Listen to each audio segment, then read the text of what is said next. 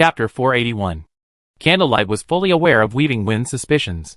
Even Chen Xiaoyu was curious whether the sudden surge of critical dungeons in the Three Realms was related to Sunset Dew. After all, from a probabilistic standpoint, a collective failure on the same day seemed incredibly strange. Sunset Dew is just personified data, a guide rooted in the Tower World mode, or in your words, code. It doesn't have biases or attributes. Candlelight shook his head. They're just unlucky to have encountered it. Floors 16 and 17 of the boundary between reality and illusion randomly appeared, a relatively easy tower defense challenge, similar in difficulty to Floor 5. With players in the Three Realms generally progressing one floor per day, the boundary between reality and illusion had a chance to reclaim first place.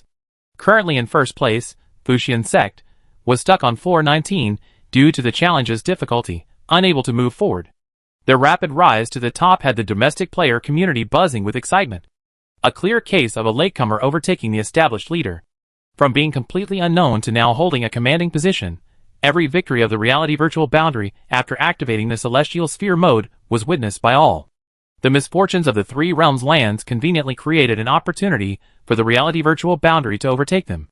Thinking that the reality virtual boundary had even extended its reach into the other side's territory, and in thinking of Jifeng's frustration at being powerless due to the rules.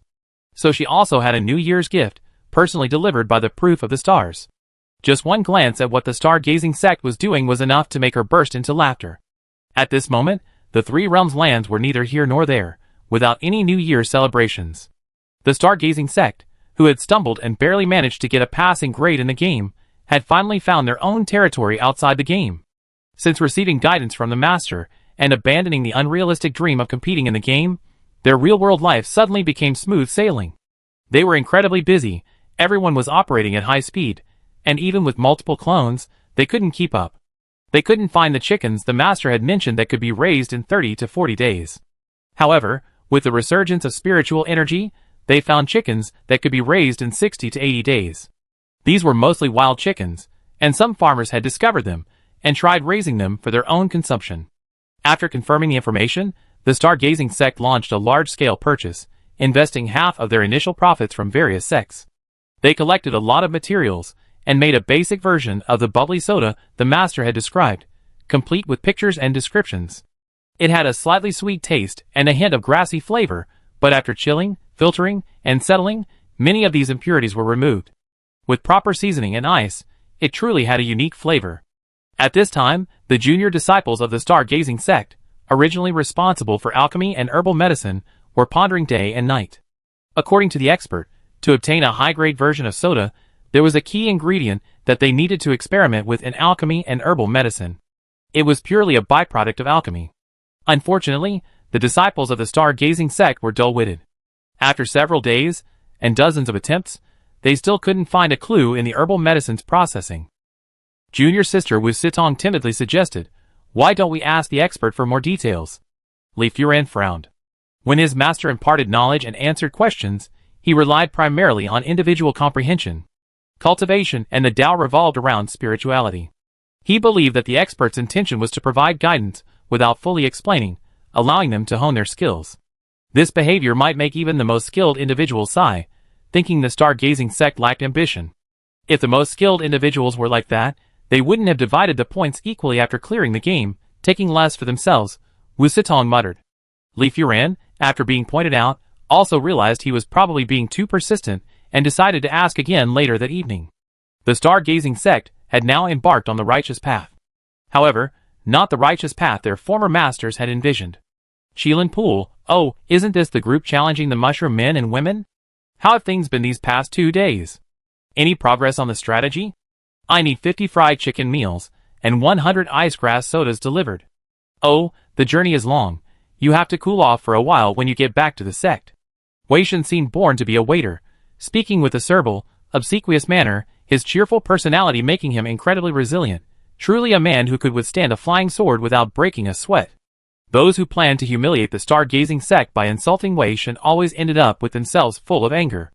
Throughout the entire Three Realms, he was considered an oddball. It was a mystery how the Stargazing sect had allowed him into their sect, nor did it seem to possess any unique talent in cultivation. This quick-witted fellow was the first to discover the greatest value of the Stargazing sect's catering business. Normally, Players would go about their own business at night, staying within their sects during the day. By opening a large canteen, the stargazing sect, riding the wave of excitement, actually attracted these cultivators who were locked up at home, single-mindedly focused on climbing the ranks. Since the experts asked us to help collect game information from various sects, why can't we do it offline? Just encourage them to exchange information here, wouldn't that be enough? Wei Shen told Li Furan his ingenious idea, and Li Furan then passed it on to the expert. The people on the virtual real border of Blue Star were shocked. So the people of the stargazing sect were this efficient?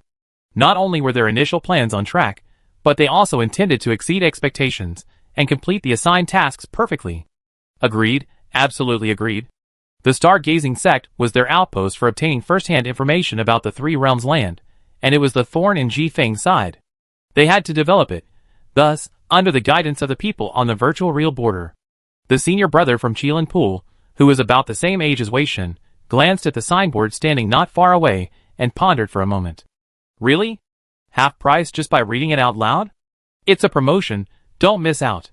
Wei Shen rubbed his hands together with a smile. We hope everyone will continue to support our stargazing sect's business while we're fighting in the tower world. We're all cultivators. We can't abandon our principles just because we switched to business. Senior brother Ge, are you going to read it or not? There's a line behind you waiting for half price. If you're hesitant, just go to the checkout next door. Wei Shen coughed and gestured towards another open-air checkout window. The young man called Senior Brother Ge, blushing under the eager gazes of his fellow disciples, pleaded. Junior Brother Wei, let's make a deal. There's no rule about saying it out loud in private. What about those who followed the rules before? Senior Brother Ge took a deep breath and walked to an open space. He raised his hands above his head. Everyone, look at me, I have an announcement to make. The various sects, who already knew what was going to happen, widened their eyes, and some even took out props such as photo scrolls. A chance encounter in another world, enjoying delicious food. The junior disciples of Qilin Pool happily stepped forward to receive their takeout. A group of people were overjoyed. One person, utterly dejected, turned away, wishing he could disappear into the ground. Senior brother, it's okay, it's half price. You're saving the sect money. That's right, you get the first bite. Senior brother gets 2 fried chickens all to himself. As it turns out, if someone is willing to go all out, their bottom line can be lowered endlessly. Senior brother Ge quickly obtained both mental and physical solace at the exorbitant price of 5 fried chickens. At first, Li Furan wondered if these high-ranking cultivators would do something so shameful for half price. As it turns out, the wise judges are very accurate. So what if they're cultivators? The sect leaders enjoy offerings, but do the lower-ranking members not need to eat? These senior disciples are the most sought after by the disciples.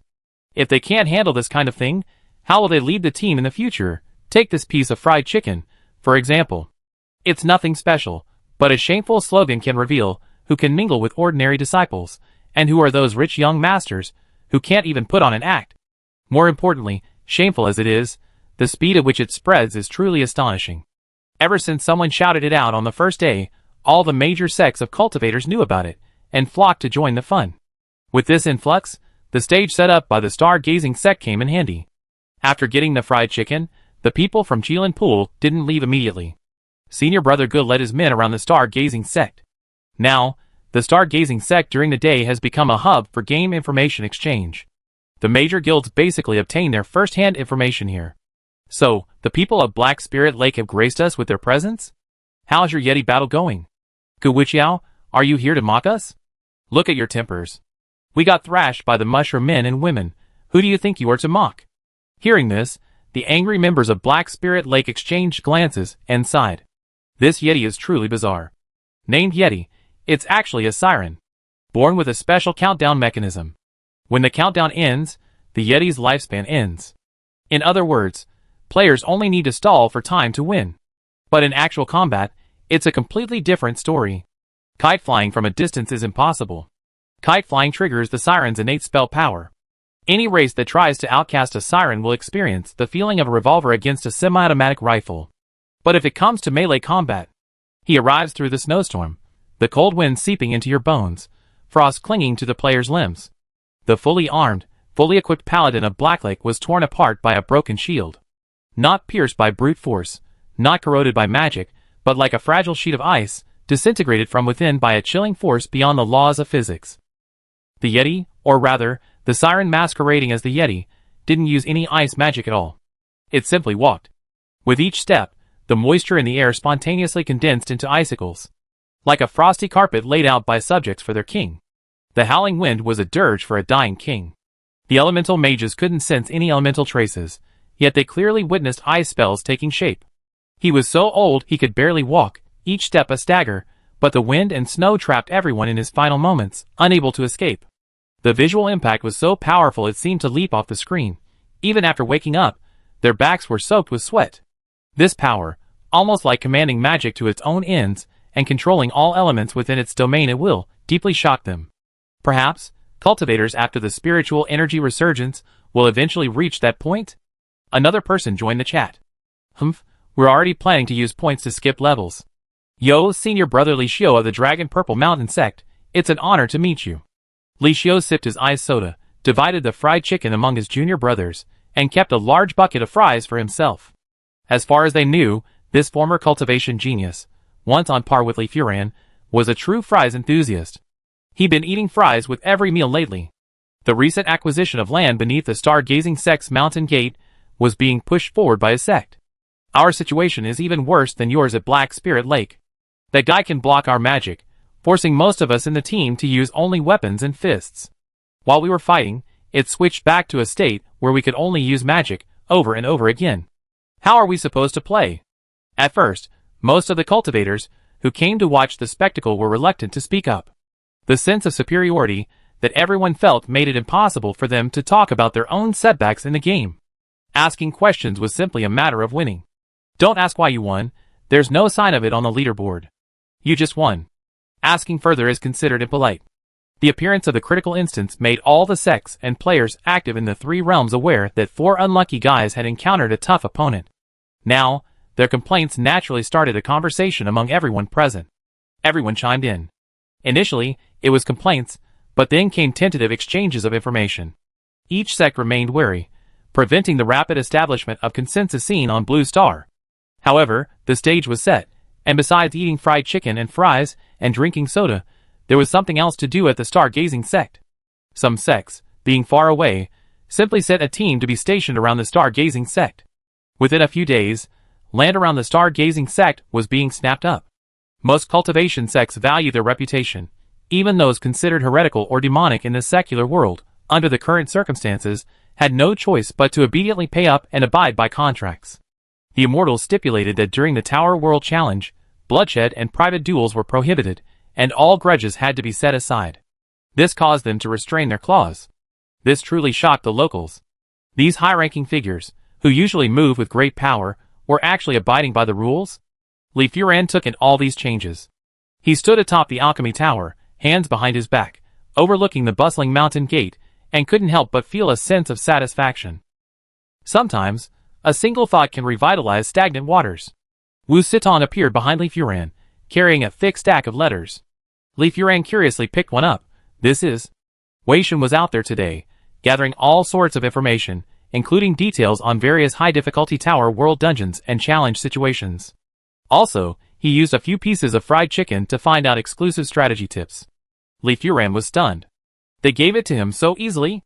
It was senior brother Wei's sharp tongue that got it. Filter and organize it, we send it to the expert tonight. We haven't given the expert a gift in a long time, this is perfect timing. The stargazing sect promised to help the expert keep an eye out for information, but their previous inquiries within the game were incredibly inefficient.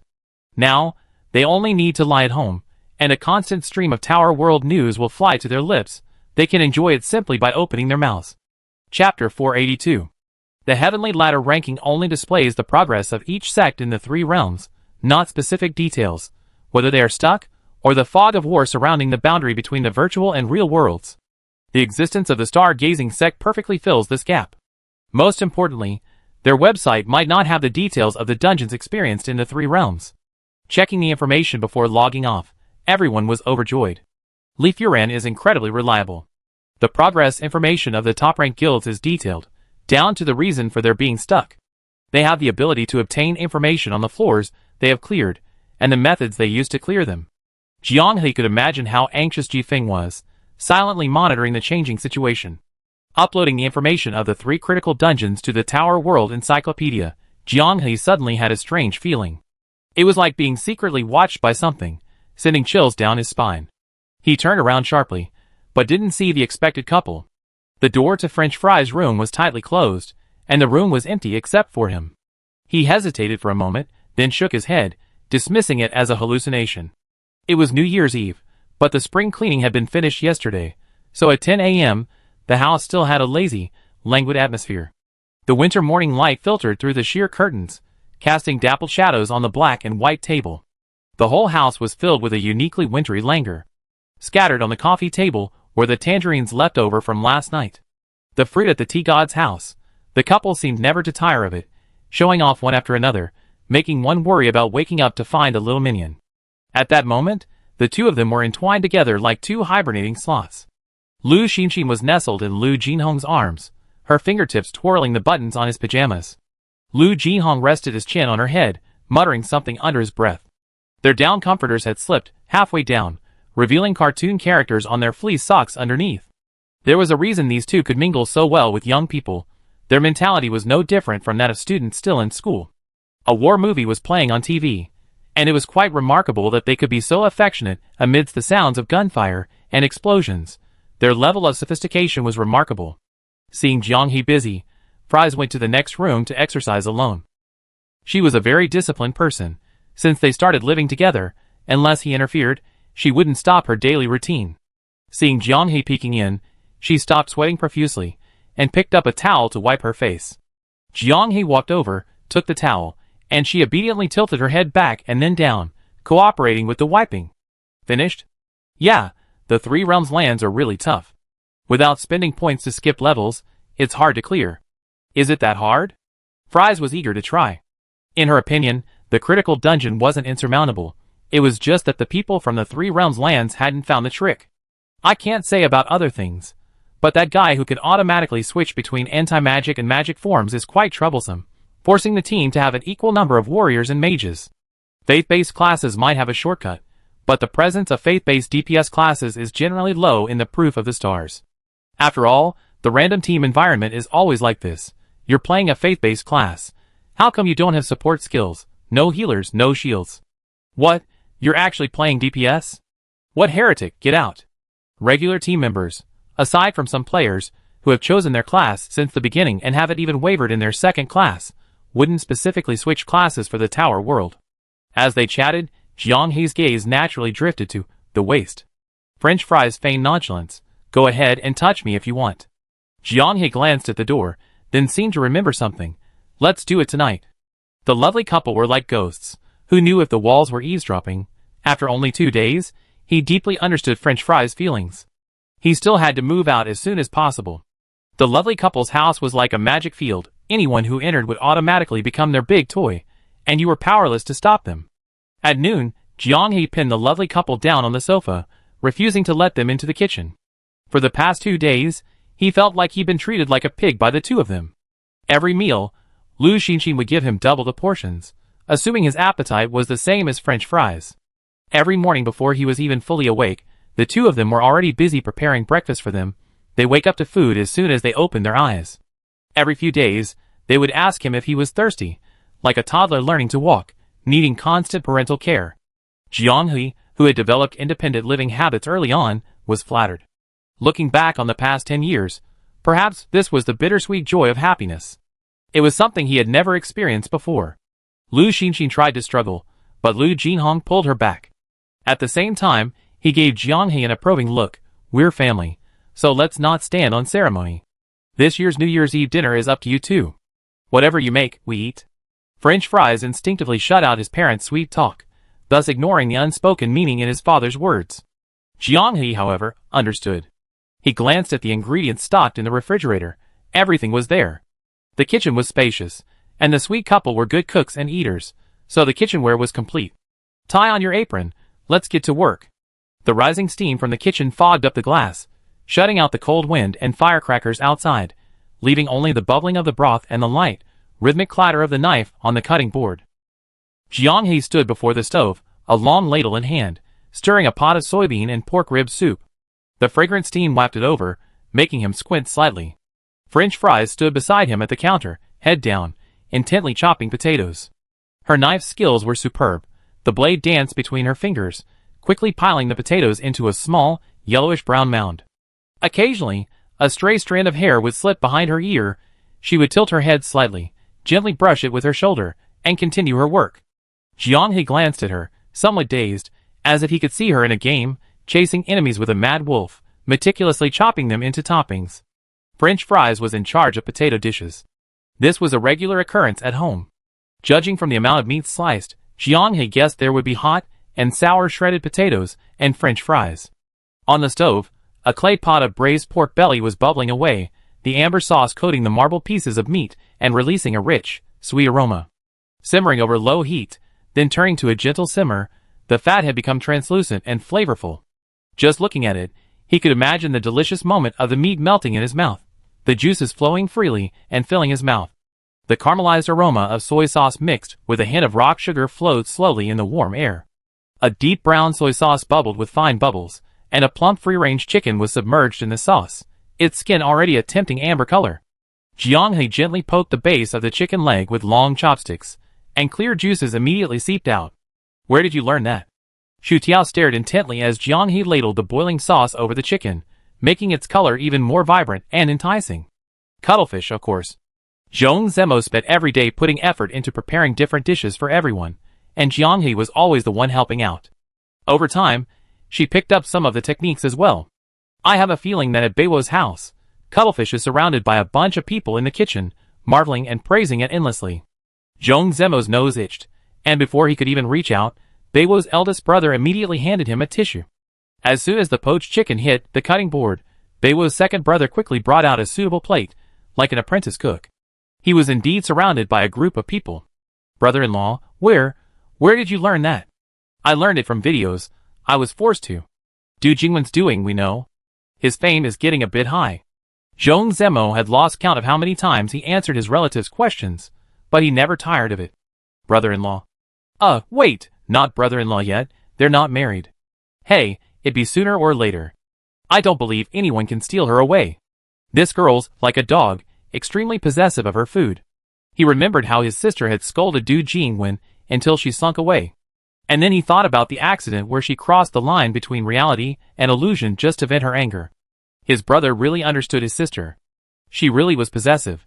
Zhong Zemo hadn't really tried to win over his relatives, but everyone here spoke highly of him. Jiang He complained in the group chat that his parents were too enthusiastic, not letting him do anything. He was pretty much the same. If it weren't for Beiwo showing off his unparalleled culinary skills with his hands on his hips, he probably would have just been playing on his phone on New Year's Eve, and no one would have called him lazy. Only after asking did he find out that it was all because of Du Jingwen again. As if he had been given an invincible reputation buff, Beiwo's dad had specifically emphasized Du Jingwen's prestige before bringing him home. We absolutely can't let Yuzi get a reputation like Du Jingwen's. Behave yourselves. Don't let others laugh at our Xia family. Outside the kitchen, Ma Yu was busy. Outside the kitchen, Beiwo was being besieged by relatives who had come to eat together. Yuzi, are there any single people in your guild? Introduce someone. Yeah, Yuzi, we don't expect you to be like Ma Yu, but if you find someone suitable, recommend one. It was impossible not to be envious, and impossible not to be anxious. Still in university, Beiwo, who wasn't short of money to begin with, had already solved most of his future financial problems. While playing games, she even snagged a legendary boyfriend, practically a prearranged fiancé. Her track record is verifiable, practically cheating. After leaving university and struggling in society for a while, they looked back and found themselves utterly outmatched, frantically seeking advice. But love is something you can't learn from. People like her are truly rare.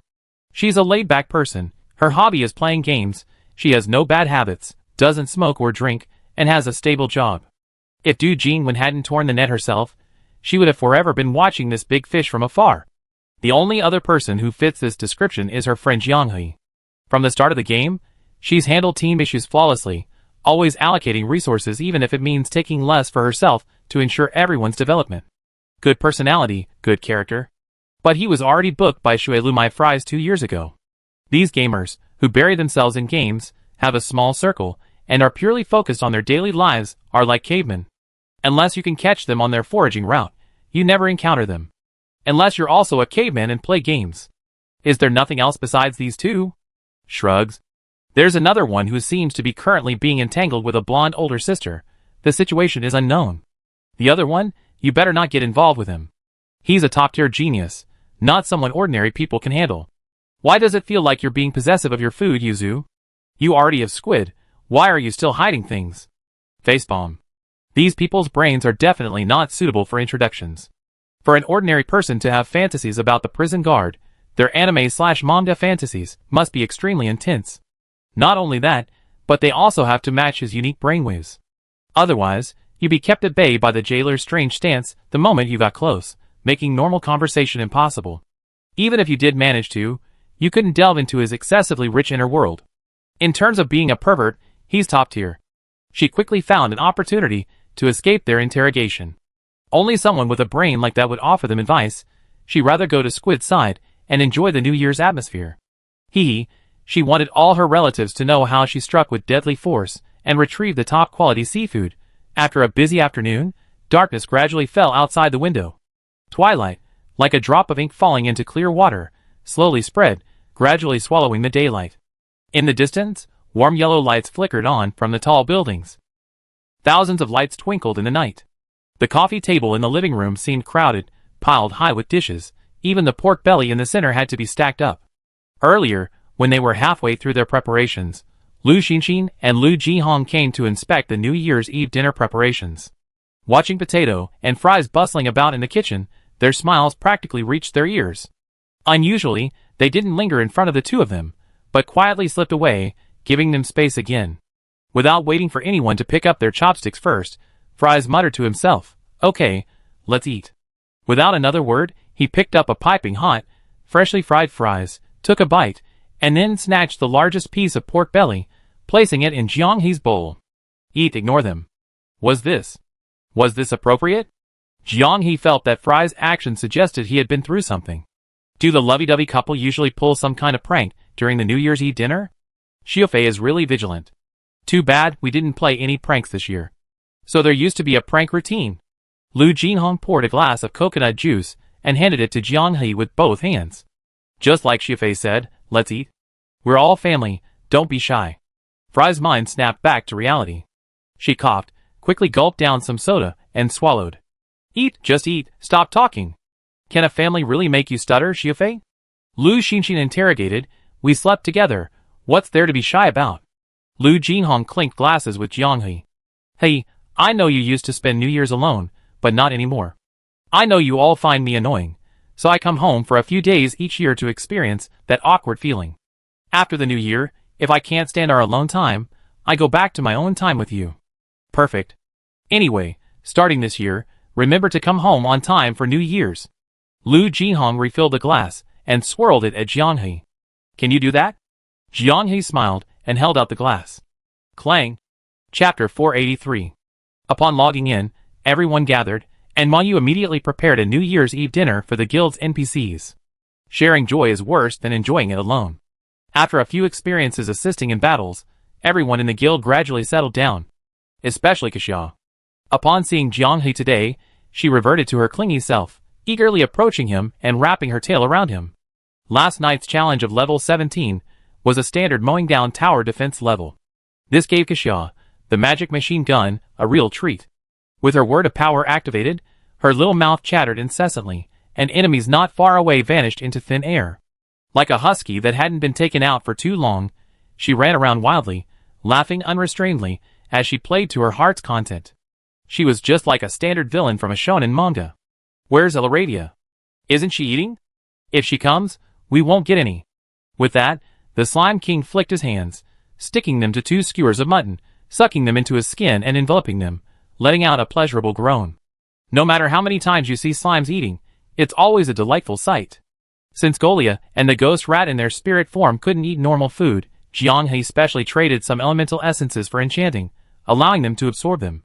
It's said that consuming elemental essences in spirit form allows one to taste many flavors undetectable in the flesh.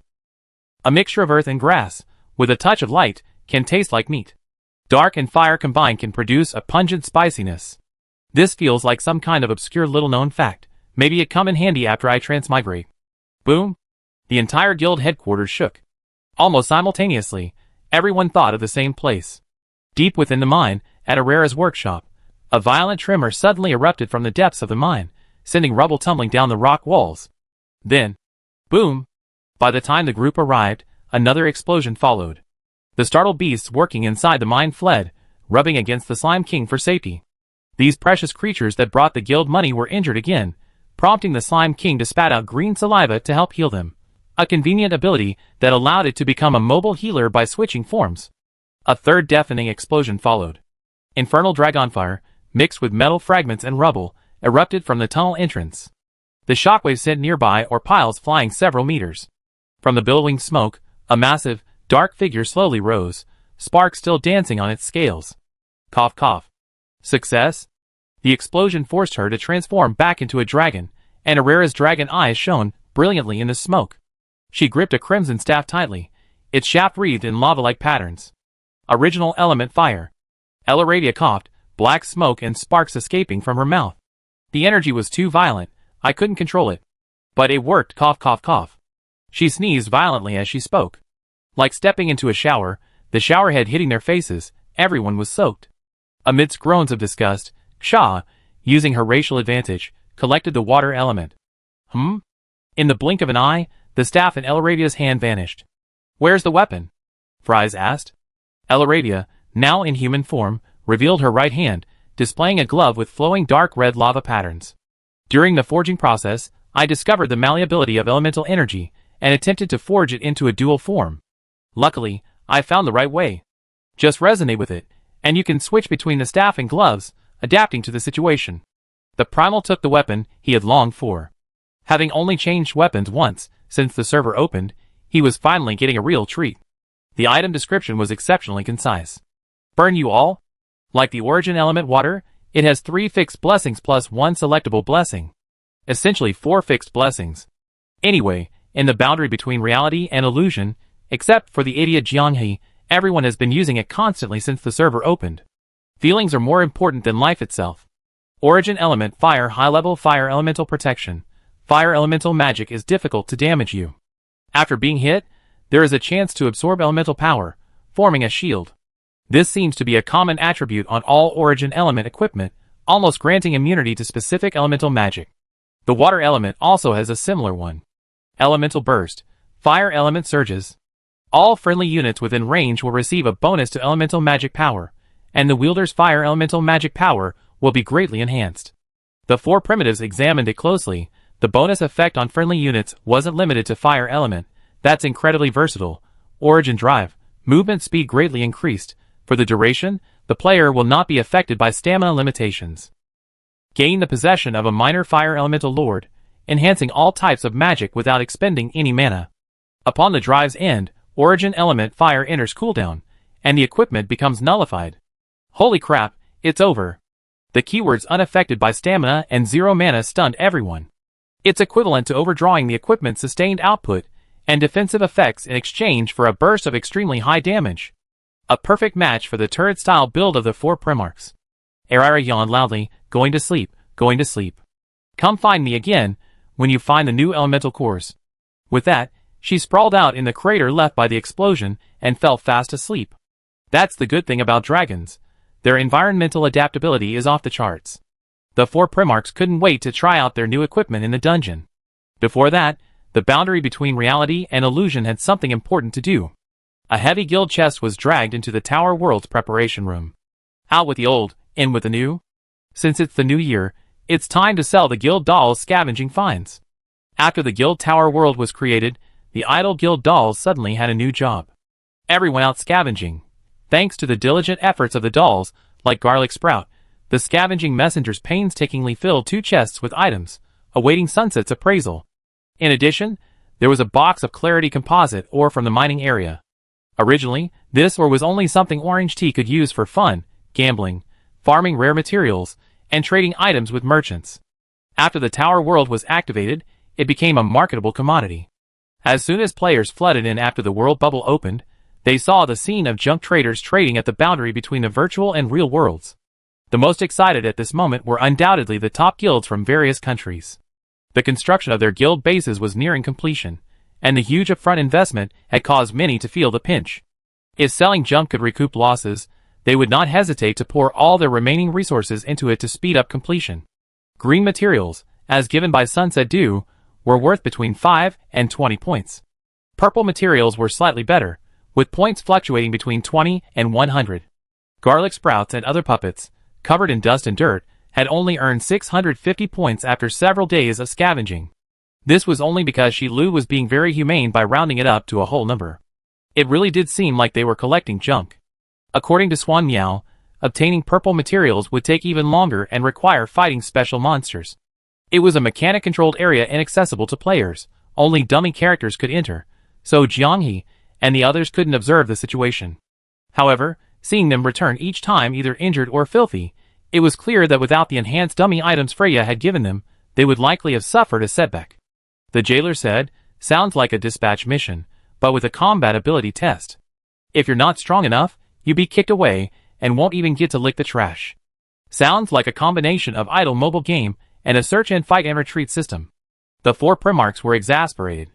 They gained 3,800 and 3,000 points respectively on the 16th and 17th floors of the virtual real boundary. Adding the original 22,400 points and the 650 points from selling small junk items, their total points reached 29,200. Now only ores remained. Shi Lu examined the clear, composite ore carefully for a while. She squinted. Not bad. There are 120 portions of ore here. I can offer 6,000 points. Huh? Shi Lu emphasized. The ore to points exchange rate is currently 150. Trade? The players were stunned. Resources produced by guild strongholds can sell for such a high price? 6,000 points is equivalent to a death's fate. The restless top guilds from various countries all left the live stream. I'm not watching anymore. Let's go all in. Produce stronghold resources in the shortest time possible. The Tower World process is already halfway through. If we hesitate any longer, we miss out. Even the first person to try this out, the virtual real boundary, was somewhat bewildered. They never expected the raw ore to be so valuable. Through the wandering merchant, they already possessed 10 pack animals. They could produce 20 portions of processed raw ore daily. So, they didn't need to do anything, just mining earned them 1,000 points effortlessly. Orange Tea hurriedly said, "We still have several hundred more raw ore, we can exchange them all." French Fries shook his head. "No, that was produced before the Tower World was created. It doesn't have the Tower World prefix, so Shi Lu won't accept it." Shi Lu nodded. "So should we sell it?" "Of course, sell it." The arduous task of clearing 2 levels, time-consuming, laborious, and with low points, was better spent selling raw materials. Capital you win. The level 6 shop items that were previously locked out can now be purchased. The moment it unlocked, the guild effects changed. As Jianghe's guild leader, he received a system notification. Tower World NPC assists increased by 1. Advanced, higher-level Tower World purchase option unlocked. The spectator's mouths watered. The more NPCs assisting in the battle, the lower the difficulty of the Tower World. Floors 16 and 17 are easy mowing levels. The Reality Boundary team has brought along Shaw and the Slime King, both formidable players capable of soloing and consistently racking up kills. Currently, the Reality Boundary team is ranked 42nd on the leaderboard. Ahead of them are over 30 top guilds from the 3 Realms lands, who have conquered floor 18.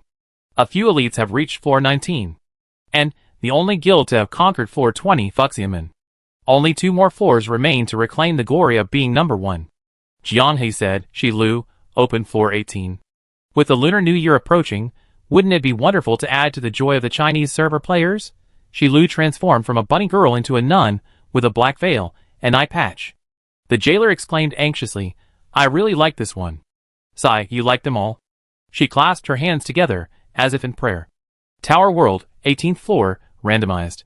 The challenge that the boundary between the real and the virtual is about to face is Critical Challenge, Echoes of the Old Era. The smiles that had been on the faces of everyone at the boundary between the real and the virtual froze instantly. Chapter 484. Although the community had discussed Jianghe's personal compilation of the Tower World Encyclopedia, most players were still completely baffled by the Critical Challenge. Until Shi Lu explained each rule in detail. Critical Challenge, Echoes of the Old Era. During the challenge, players will receive support from the Chaos Celestial Sphere.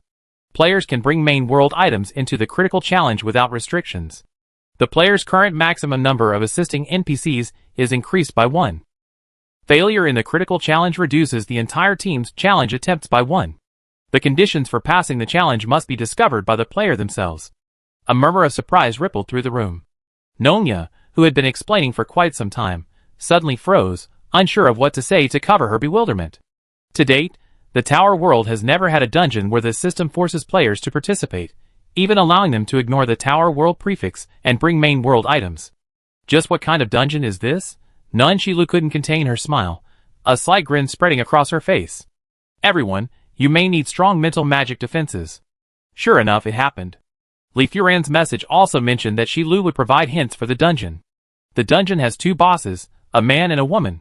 The woman controls the mushroom-generating magic, which is primarily physical, so defense isn't too difficult. The gloomy, stern-faced man is much more troublesome. His mental magic is fast, stealthy, and has a wide range, making it difficult to defend against. Jianghe immediately thought of. Mama Mint, save us! Huh? Inside the potion workshop, Mint's hands trembled as she was concocting potions, almost spilling some on Renee beside her. A group of people rushed in noisily, their eyes pleading. She only glanced at them twice, but the strong sense of validation made her naturally put her hands on her hips. Got it. A potion to prevent mental magic. I improved the recipe you left behind after defeating the Black Cat. Mass production shouldn't be a problem now. Need help too? Sigh, without me, you guys really can't do anything right. What do you mean? Why did you invite Renee and Kesha? Do you think I'm not strong enough? After much explanation, Mint finally believed that this opponent was no ordinary foe. While waiting for the potions to be brewed, everyone filled their backpacks with the various potions Mint had brewed earlier. Everyone had a Cert Heartstone, which was incredibly effective against mental magic. They felt it. It was like being back in the early stages of conquering the Temple of the Clarity, with ample potion supplies and free fire. Returning to the preparation room, Shilu glanced at the heavily armed illusory boundary, and covered her mouth with a laugh. Ready? It was clear she didn't like the sight of the male and female characters in the player challenge dungeon. She looked like a jailer, clearly there for the amusement. Jianghe was now very puzzled. Are they mass-producing the critical instance? Why are they all appearing at once lately? If Jifeng saw this, he'd probably be so happy he'd kneel on his knees in the living room. 7 people from the reality/illusion boundary, plus 3 guild NPCs, a total of 10 people, logged into the critical instance area. The air was thick and humid, a mixture of decaying soil and a fermented, sweet, fishy smell assaulting everyone's nostrils. The rock walls beside them were covered in fluorescent mycelium, like countless tiny blue veins pulsating in the darkness, illuminating the slippery fungal carpet beneath their feet. It wasn't ordinary moss, but some kind of living tissue. When stepped on, it would slightly contract, oozing an amber-colored slime. Ugh, the bed groaned in disgust. The sticky, chewy texture made her feel as if she were stepping on slippery flesh. Giant umbrella-shaped mushrooms, like distorted pillars supporting a dome, the largest exceeding 3 meters in diameter. A translucent veil drooped from the edge of the mushroom cap, trembling slightly with the group's breathing. Each time someone touched it, it released a mist of spores, forming shimmering clouds in the pale blue glow of the fungal community. Deeper in, the ground bulged with tumor-like clusters of fungal nodules, their surfaces riddled with honeycomb-like pores, revealing oval-shaped objects pulsating rhythmically within. Judging from the environment, the group seemed to be in some kind of underground city. This place was overrun by a vast amount of fungi, their hyphae entwining and encroaching, completely enveloping every corner in sight, forming a gigantic mushroom kingdom. Following the path illuminated by the fluorescent mushrooms, a vast, empty central plaza came into view. The man was ashen-faced as Wei Shen had described, seemingly as if everyone in the world owed him money, cold as ice. The woman, like a lazy, large cat, brightened with delight upon seeing the others appear at the boundary between illusion and reality. The plaza where they stood was the only area untouched by the fungal corruption. Jianghe quickly reminded them, no matter what, don't curse the woman manipulating the mushrooms. You can criticize the man. He emphasized this 3 times. Mint and the others didn't know why, but nodded seriously. This was a lesson learned from the 3 Domes Guild's Qilin pool through numerous challenges. If you speak arrogantly to a woman, the man will definitely unleash a powerful mental magic attack, its range almost covering the entire screen. Although his resistance to mental magic was excellent, Jianghe wasn't confident he was completely immune. Beneath the woman, A unique silver-gray mushroom-like figure emerged from the ground, becoming her mount. She happily swung her legs, her golden hair shimmering in the mushroom's fluorescent glow as she swayed. Beautiful and captivating. Jiang He preemptively grabbed the jailer by the neck. What are you doing? I'm afraid if you say, this is something you like too, it really will trigger the mechanism. Jiang He gritted his teeth, lowering his voice to warn, don't say anything out of line, that gloomy guy is very sensitive. While the two were whispering, the woman spoke. Wow, a bunch of cute newbies have arrived at the trial. There's a very cute summoner, with a round face. I want to rub against her. Orange Tea, who was mentioned, was taken aback, not quite understanding what want to rub against her meant. Oh, this berserker, so cool, rubbing against her, judging from her shy expression, it would be quite nice. French fries subconsciously leaned back. What's wrong with this guy? He has absolutely no professional demeanor. His opening line sounds like a perverted jailer. The man scoffed, boring? Don't rush, I rub against you too. No. The woman pounced, grabbed the man, and pressed her face against his. A flurry of rubbing. Woohoo. She rubbed against him, letting out happy laughter. The man couldn't stand it anymore and quickly retreated from the plaza, watching from afar. The intelligence was true. As long as the woman's performance wasn't interrupted, she could help the player get rid of their gloomy face from the battle. Without offending the woman, the full-screen AoE mental magic wouldn't be triggered for the time being. Li Furan's information channel was invaluable. Just this one detail saved the boundary between reality and illusion of life. She leaped off her mushroom mount, landing instantly as a bouncy, dark green pudding. My dear adventurers, ignore that unlucky fellow, let's have some fun. That was the end of the walkthrough, because Qilin Tan himself was stuck and suffering terribly. Little mushroom, come out and greet our guests. A teeth-grinding crunch came from above. Everyone looked up sharply. The so-called rocky summit was actually an interwoven network of mycelium, now contracting and expanding in a slow rhythm, the spores clinging to it swelling rhythmically like a heart. Suddenly, with a few plop sounds, 10 sticky objects sprayed out like toothpaste, groggily pupating and landing. They were mushroom-like beings covered in fluorescent slime, about the same height as a normal person, except for the mushroom caps on their heads, otherwise indistinguishable from ordinary people. They landed with a wet, sprawling sound, bouncing like flattened jelly before wobbling to their feet. My dear children, show us your best skills, and let the adventurer see what you got. The green mycelium pudding ball, the woman in disguise, rolled around on the ground like a wheel, excitedly chattering like a child. Mint, Renee, and Kesha, you deal with her. The mushroom people are ours. With Jiang He's instructions, the three acted together. Renee grabbed Mint's hand and tore through space. The joyfully rolling mycelium pudding wheel paused, seemingly startled by the sudden disappearance of the two. In the blink of an eye, Kesha's incantation arrived. Extreme cold breath.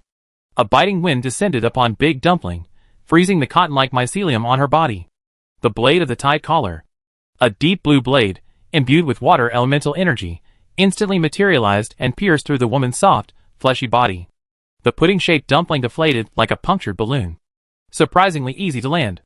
Jiang He stared intently at the man observing the battle from afar, noticing his unmoved expression.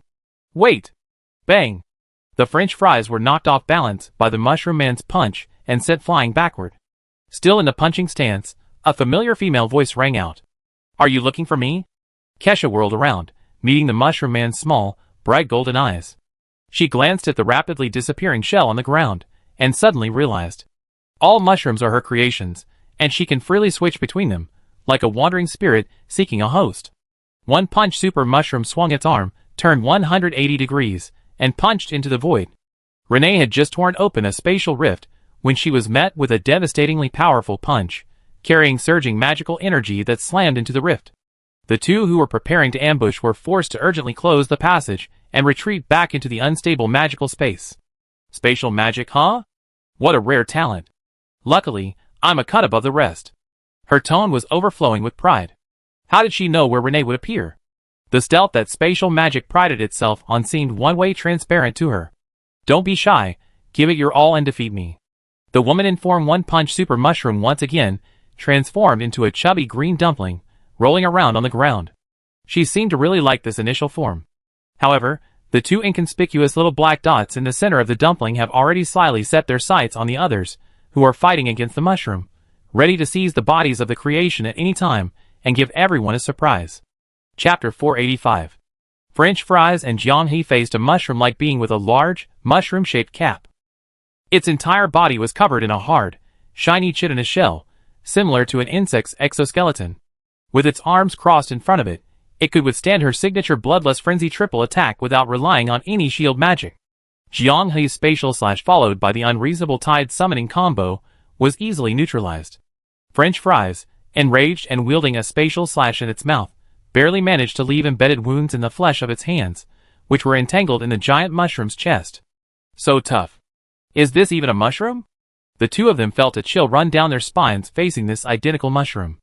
As the fight progressed, the giant mushroom shook its head, spraying out large amounts of spores. Just a slight slowdown in retreating, and inhaling some, French fries immediately felt dizzy and weak in her limbs. The powerful paralyzing toxin caused her eyelids to droop and her vision to blur. Jiang He quickly deployed elemental shields, pulling her away from the giant mushroom's heat zone. The two giant mushrooms, hand in hand, swayed and shook their heads, leaving a trail of pale yellow spore clouds in their wake. The scene was indescribably eerie. Renee hurriedly brought out mint to detoxify.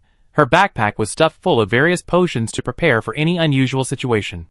The mushrooms from other directions showed no sign of approaching.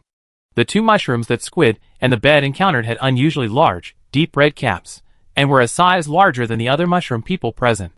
Seeing the muscles bulging on its fists, Squid knew something was wrong and raised its shield to meet them. The soul of the shield burned two shields in quick succession, gaining the strongest defensive stats. A very good instant defensive technique, but if I fight like this? The Squid was terrified. She possessed the mushroom before her. The powerful fist, poised to strike the shield, suddenly stopped, its force softening. To the spectators, it looked as if the mushroom had pushed the Squid's giant shield. But the two hiding behind the shield felt as if struck by a hammer, sent flying several meters, rolling on the ground before finally regaining their footing. The shadow clone in the blanket absorbed most of the damage, turning to dust by the time they got up. I also know a little about martial arts, someone said. An explosion came from nearby. The jailer, the blanket, and the four primal bodies were engulfed in flames before the mushroom. The spectators cheered. The jailer tried to strip the mushroom's consciousness but failed. So he resorted to the simplest and most brutal method, a corpse explosion, sending the mushroom staggering. The four primal bodies' origin element, fire, demonstrated its matching power. The elemental fusion surged like a roaring river, instantly engulfing the mushroom man. No matter how hard it struggled, it couldn't escape being turned into a delicious roasted mushroom within seconds. The first kill since the challenge began. The jailer, thinking he found the trick, quickly reminded her. Fire, fire, fire. Weakness is fire. Use an element that counters it. Mid exclaimed excitedly. I should have guessed. A tiny mushroom. Its fear of fire is only natural. She pulled 3 or 4 potions from her backpack in one go. Some were dust, some were sloshing viscous liquids, different colors, different forms, but the final effect should be the same. She bared her teeth. Burn you to death. With that, she hurled the potion bottles at the approaching, hand-in-hand giant mushroom. The instant the potion exploded, the mycelium on the mushroom men's caps curled and carbonized in the intense heat, crackling and popping. Flames engulfed them from above, making the two large mushrooms resemble two writhing fireballs. Before Mint could even rejoice for a few seconds, a sudden change occurred. Those mushroom men who should have turned to ash suddenly convulsed violently in the fire, their bodies shimmering, seemingly absorbing the surrounding flames like liquid. Layer upon layer of charred mycelium peeled away, revealing the flowing, crimson mycelium within. Small, golden flames rose from the edges of the caps. Arms, charred and twisted, even emitting a faint aroma of cooked food, suddenly burst into flames, transforming into two fiery whips that left molten grooves in the ground. Now, the weakness isn't fire anymore. In that instant, all the mushroom men transformed into molten fire mushrooms. As the burning continued, the mushroom men began to emit a whooshing sound similar to a burning campfire. The markings on the cap twisted into a smiling face. The large mushroom directly hid by the mint potion had now swelled into a burning mushroom tree, its cap blooming like a lotus, each gill dripping with liquid embers. The woman grinned wickedly. Go, show them your new abilities. Jiang He instinctively felt something was terribly wrong. The molten mushroom approaching the four of them suddenly accelerated. Heaven knows how those two legs forged from flames could run so fast.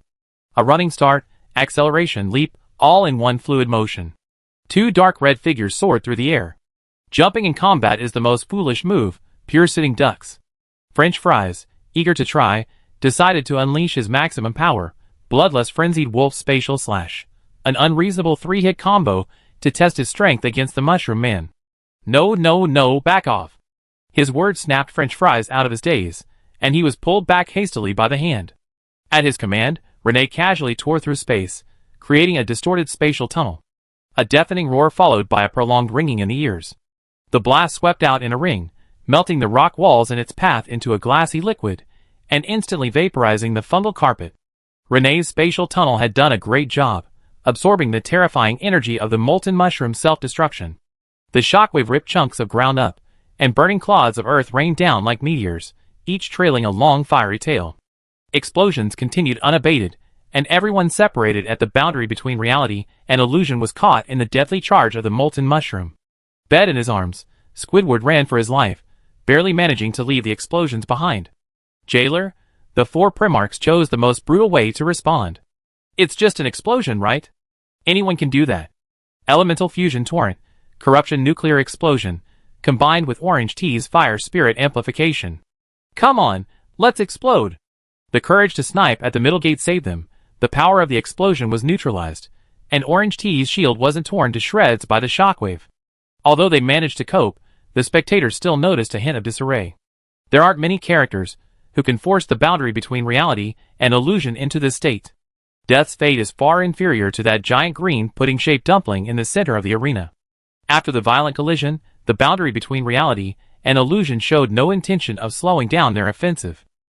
The assessment of the 2 waves of mushroom forces made everyone aware of the woman's formidable abilities. Located in a mushroom nest, the woman's mushrooms are inexhaustible and incredibly diverse. They must attack relentlessly. Passively parrying will only make them more and more vulnerable. Min Renee, as the vanguard, has already struck.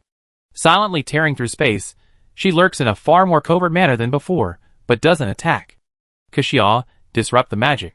Receiving Jianghe's direct order, Kaxia is bursting with power.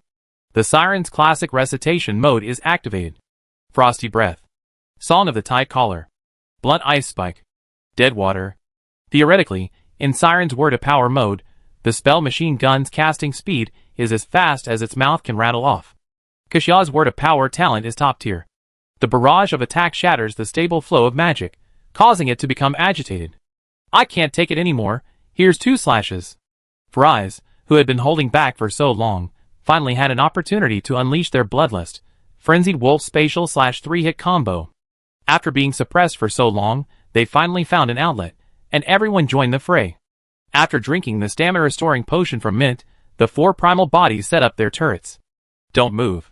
Stopped by Jianghe, the 4 primal bodies were puzzled. Why? Don't reveal your full strength too early. Conceal it. According to the descriptions of the Qilin pool players, the woman would gradually unlock various abilities as the battle progressed.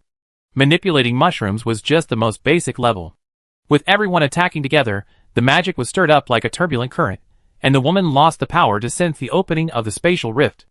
The Mint and Renee duo, who had been gathering strength for a long time, tore through space, and 2 invisible spatial slashes, like guillotines, fell to the ground one after the other, heavily slicing into the woman's round body. She instantly split into several pieces. The man watching from afar raised an eyebrow. Jianghe noticed his small movement of taking a step forward. Unlike before, this was a valid attack. The summoning of Mushroom Men acted like a selection mechanism. Only by surviving 2 waves of relentlessly violent Mushroom Men attacks would a player gain an opportunity to deal damage. The woman seemed to be toying with the players, perfectly controlling the back-and-forth battle intervals.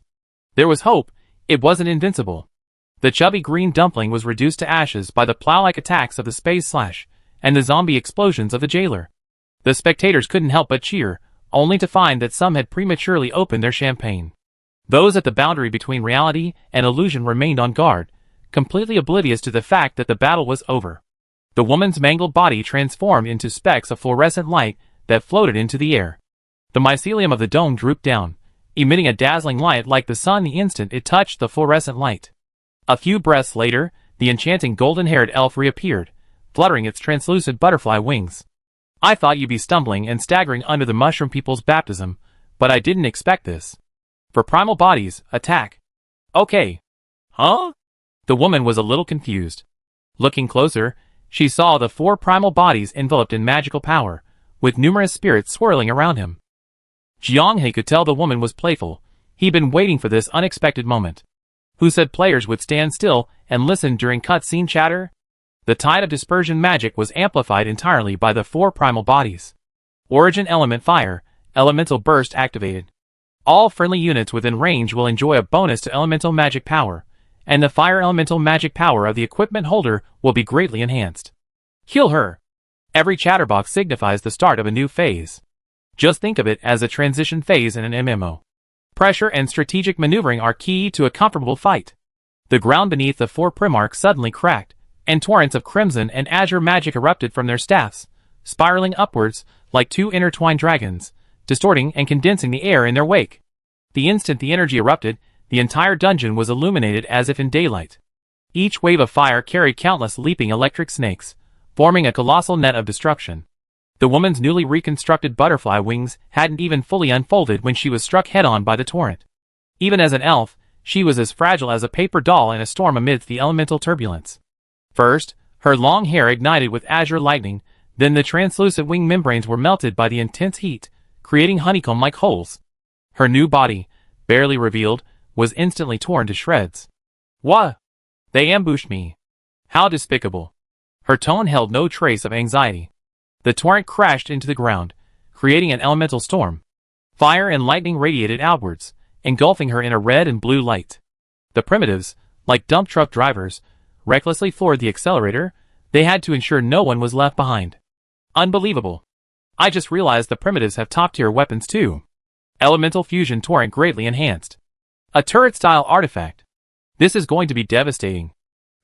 Why is the woman starting to leak air? Where is she leaking air? The spectators were the first to notice the anomaly. Thick black mist seeped from the woman's tattered body, like a turbid stream composed of countless tiny, writhing black particles. It grew increasingly dense and viscous, as if her body had connected to some forbidden place, and a cold, eerie life was descending through this medium. The man, his face grim, grumbled again, seemingly annoyed by the woman's actions. Jianghe had been observing him closely. Disdain? It doesn't seem like. More like resentment? Why resentment? He couldn't quite grasp this subtle shift in emotion. The 4 elemental entities felt a resistance.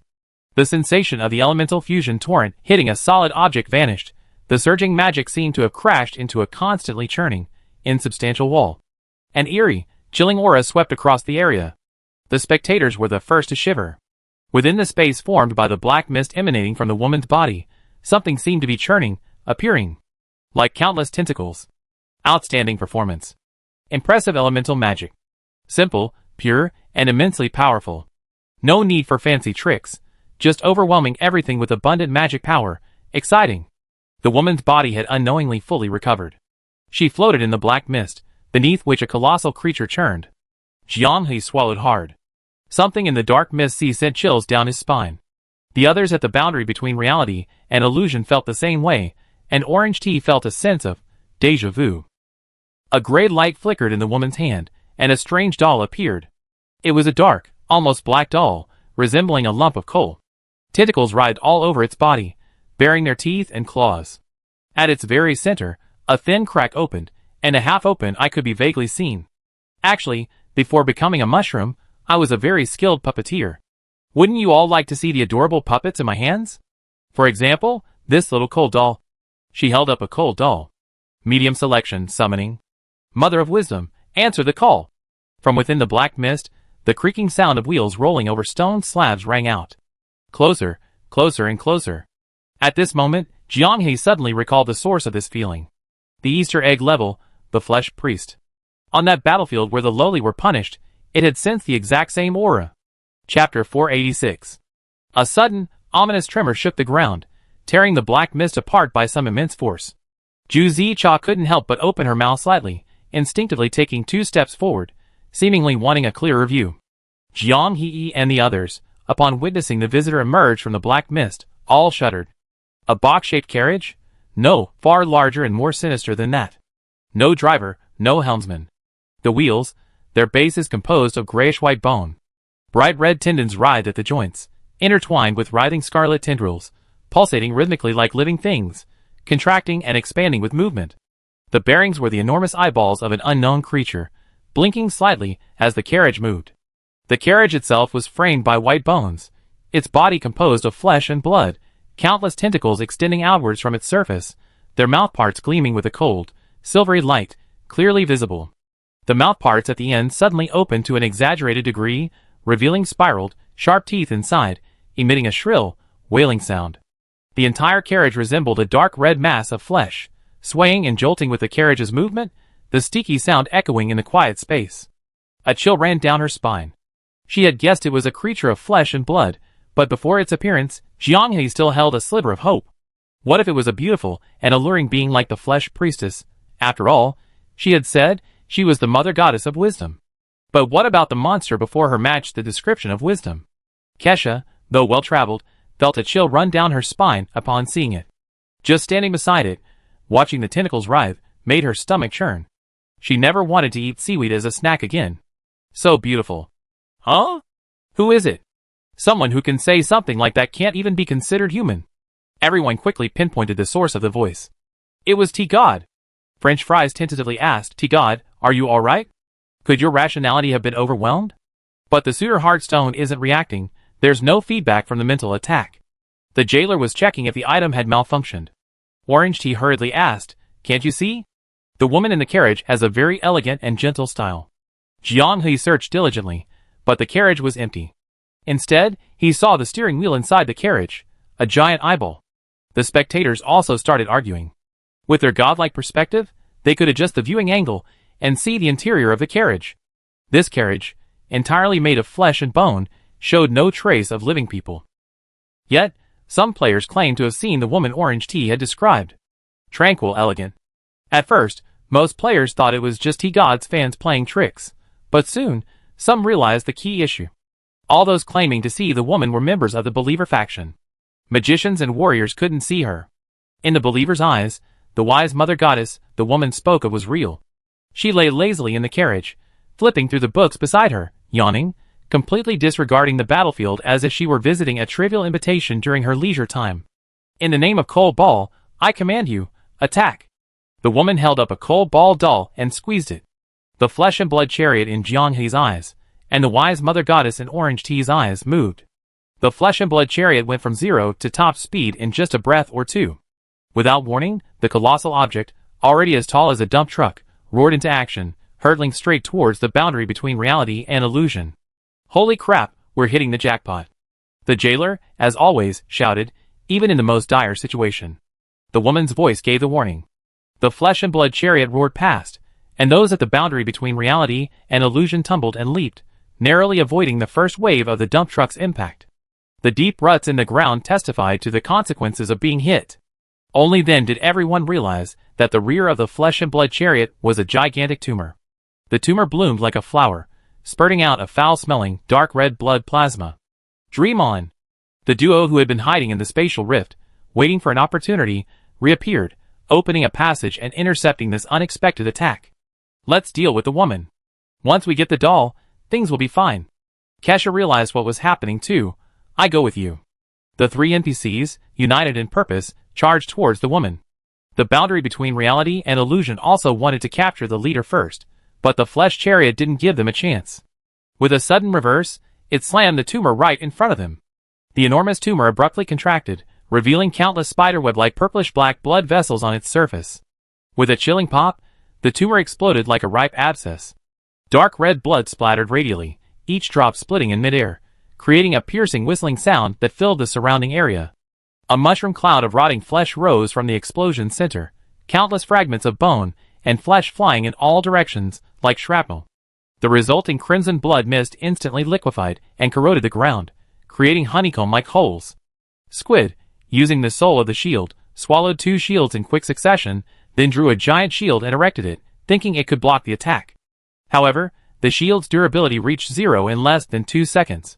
The jailer patted his body lightly, and the origin element water combined with Jianghe's tide summoning, causing a gentle, azure water curtain to rapidly expand, forming a semicircular barrier that finally kept the rain of blood out. The tentacles of the flesh chariot unleashed a barrage, swaying eerily in midair, piercing through the water curtain. French Fries and Bedside drew their knives and stepped forward, each using a spatial slash, a breaking invisibility strike, severing the tentacles. The tentacles that landed were still lively, making biting motions. The jailer quickly controlled his strength, chaining corpse explosions to dispose of the remains. Suddenly, a brilliant idea struck him. Since it's made of flesh and blood, it shouldn't be a living thing. Could my corruption nuclear explosion directly detonate it? The four primitives set up turrets and unleashed a massive burst of fire. Hearing the jailer's words, his hand almost went limp. Just before the elemental fusion torrent was about to strike the chariot, Orange Tea observed an anomaly. The woman in the chariot opened the tomes beside her, each volume emitting a faint glow. Jianghe also saw the same anomaly, but not inside the chariot. Those eerie tentacles suddenly transformed into square book shapes, spitting out dark red blood threads. The blood threads wriggled in the void like tadpoles, almost instantly piecing together some kind of writing. The elemental fusion torrent of the four primal bodies only burned off the chariot's tumor before vanishing instantly. A surge of surging magic flowed back, striking the four primal bodies like a heavy hammer, sending him flying backward. What happened? Orange Tea shook her head. I don't know, that woman seemed to have opened a book, and then, before they could continue their exchange, a book flowing with crimson blood sprouted from the tumor burned through by the four primal bodies. Although they didn't know its effect, everyone knew that letting it cast its spell would only worsen the situation. Cover me. French Fries took a deep breath. Bloodlust frenzy, then, weeping blood. Self-mutilation weakening himself by half. Ugh! French Fries' vision went black, and his body suddenly felt heavy. Jianghe noticed the anomaly. What's wrong? As he spoke, wisps of blood energy rose from the top of French Fries' head, drawn by an invisible force into the flesh chariot's body, making the crimson book even more vibrant. It can steal your blood energy to strengthen itself, be careful. Luckily, he was a berserker. A decline in condition meant an increase in combat power. French Fries launched himself like a cannonball, tentacles on the flesh chariot's surface thrashing and extending, forming an interception net. God, only you can see the woman's movements in the car. Keep a close eye on her. For primal bodies, don't be afraid. Continue merging with the torrent, I'm going in too. Jianghe only had time to give 2 orders before quickly following up. He and French Fries always fought in a one-on-one fashion. French Fries would attack first to disrupt the opponent's rhythm, and Jianghe would follow up with damage that could break through defenses. Dussel's only contribution was leaving a spatial slash at the boundary between reality and illusion. With one slash, all the tentacles in the sky were severed, clearing the air. The second slash suppressed the subsequent tentacle harassment, ensuring French Fries could engage in close combat. With a partner who understood him perfectly, French Fries felt completely at ease. The moment he landed, Mad Wolf howled. He raised his sword and made a vertical slash along the edge of the book pages. Then, a cross-shaped slash. The blade plunged into the center of the book's pages, and he roared, spatial slash. He dared not be careless. The pages were now saturated with blood, and who knew what the effect of releasing it would be? A fluid, decisive strike abruptly halted the flesh and blood chariot's preparations, and the blood-soaked book shattered. Realizing he didn't need a finishing blow, Jianghe quickly turned and moved to the front of the chariot. The flesh and blood chariot was already preparing to retreat. With its ability to warm up in 2 seconds and accelerate instantly, if he didn't take the risk, it would just be another reckless ramming. Without hesitation, Jianghe roared like a lion, his claws and sword marks plunging into the chariot door, loosening the tightly fitted areas of the flesh and blood compartment. He removed the door and jumped inside without a word. The large eyeball on the steering wheel stared intently at this uninvited guest. The driver's cabin was filled with strange, semi-transparent pipes, through which dark red blood plasma pumps were clearly visible. For no apparent reason, Jianghe suddenly felt dizzy. It seemed like Orange Tea was screaming in the distance. The spectators, all focused on Faith, were also shouting loudly. The mother goddess of wisdom in the carriage took out a strange tome and pressed it against Jianghe's face. She then rested her chin on her hand, smiling as she watched him wander aimlessly around the carriage. Players switching to Jianghe's perspective would find the carriage unusually spacious and empty, as if the space itself had been expanded. French Fries heard Orange Tea's voice, and, a split second before the flesh and blood chariot started, grabbed the edge of the driver's cab and leaped inside. She shared Jianghe's feeling. The driver's cab, which appeared cramped from the outside, was incredibly huge. Like an ant falling into the labyrinth of the Minotaur. Nonya, the narrator, was anxious, but she could only suppress her emotions, explaining that the 2 large C-shaped figures at the boundary of reality and illusion had been separated into a strange battlefield, isolated from the outside world. A large squid dragged around the ground, seemingly scurrying about. For some reason, the flesh and blood war chariot was relentlessly chasing them. Was it because the squid was the largest and looked like the easiest to hit? Hey jailer, get up. You stop the dump truck. Huh? Then you, the 4 primals? Me? The dump truck on the ground had its accelerator locked. At the boundary of reality and illusion, trying to survive, they tried to stop the dragon chariot. In the sky, the battle between the 3 NPCs and the mushroom woman had reached a fever pitch. Steal the doll. Fries and Potato are trapped by the monster in the truck. Kesha was extremely anxious, immediately unleashing the high-level spell transformation into waves.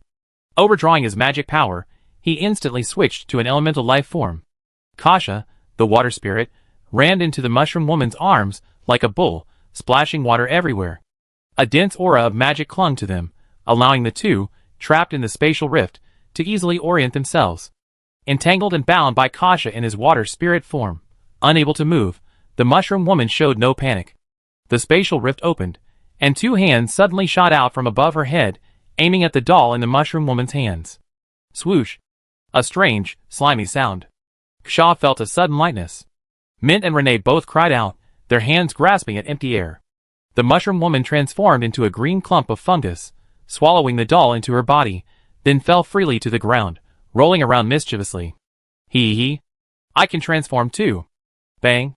The mushroom woman paused for a moment, then her eyes snapped to the side, as she saw a bottle of liquid spilling behind her. When? Mint snapped, explode? Renee used long-range spatial magic to lock onto the potion, precisely triggering it.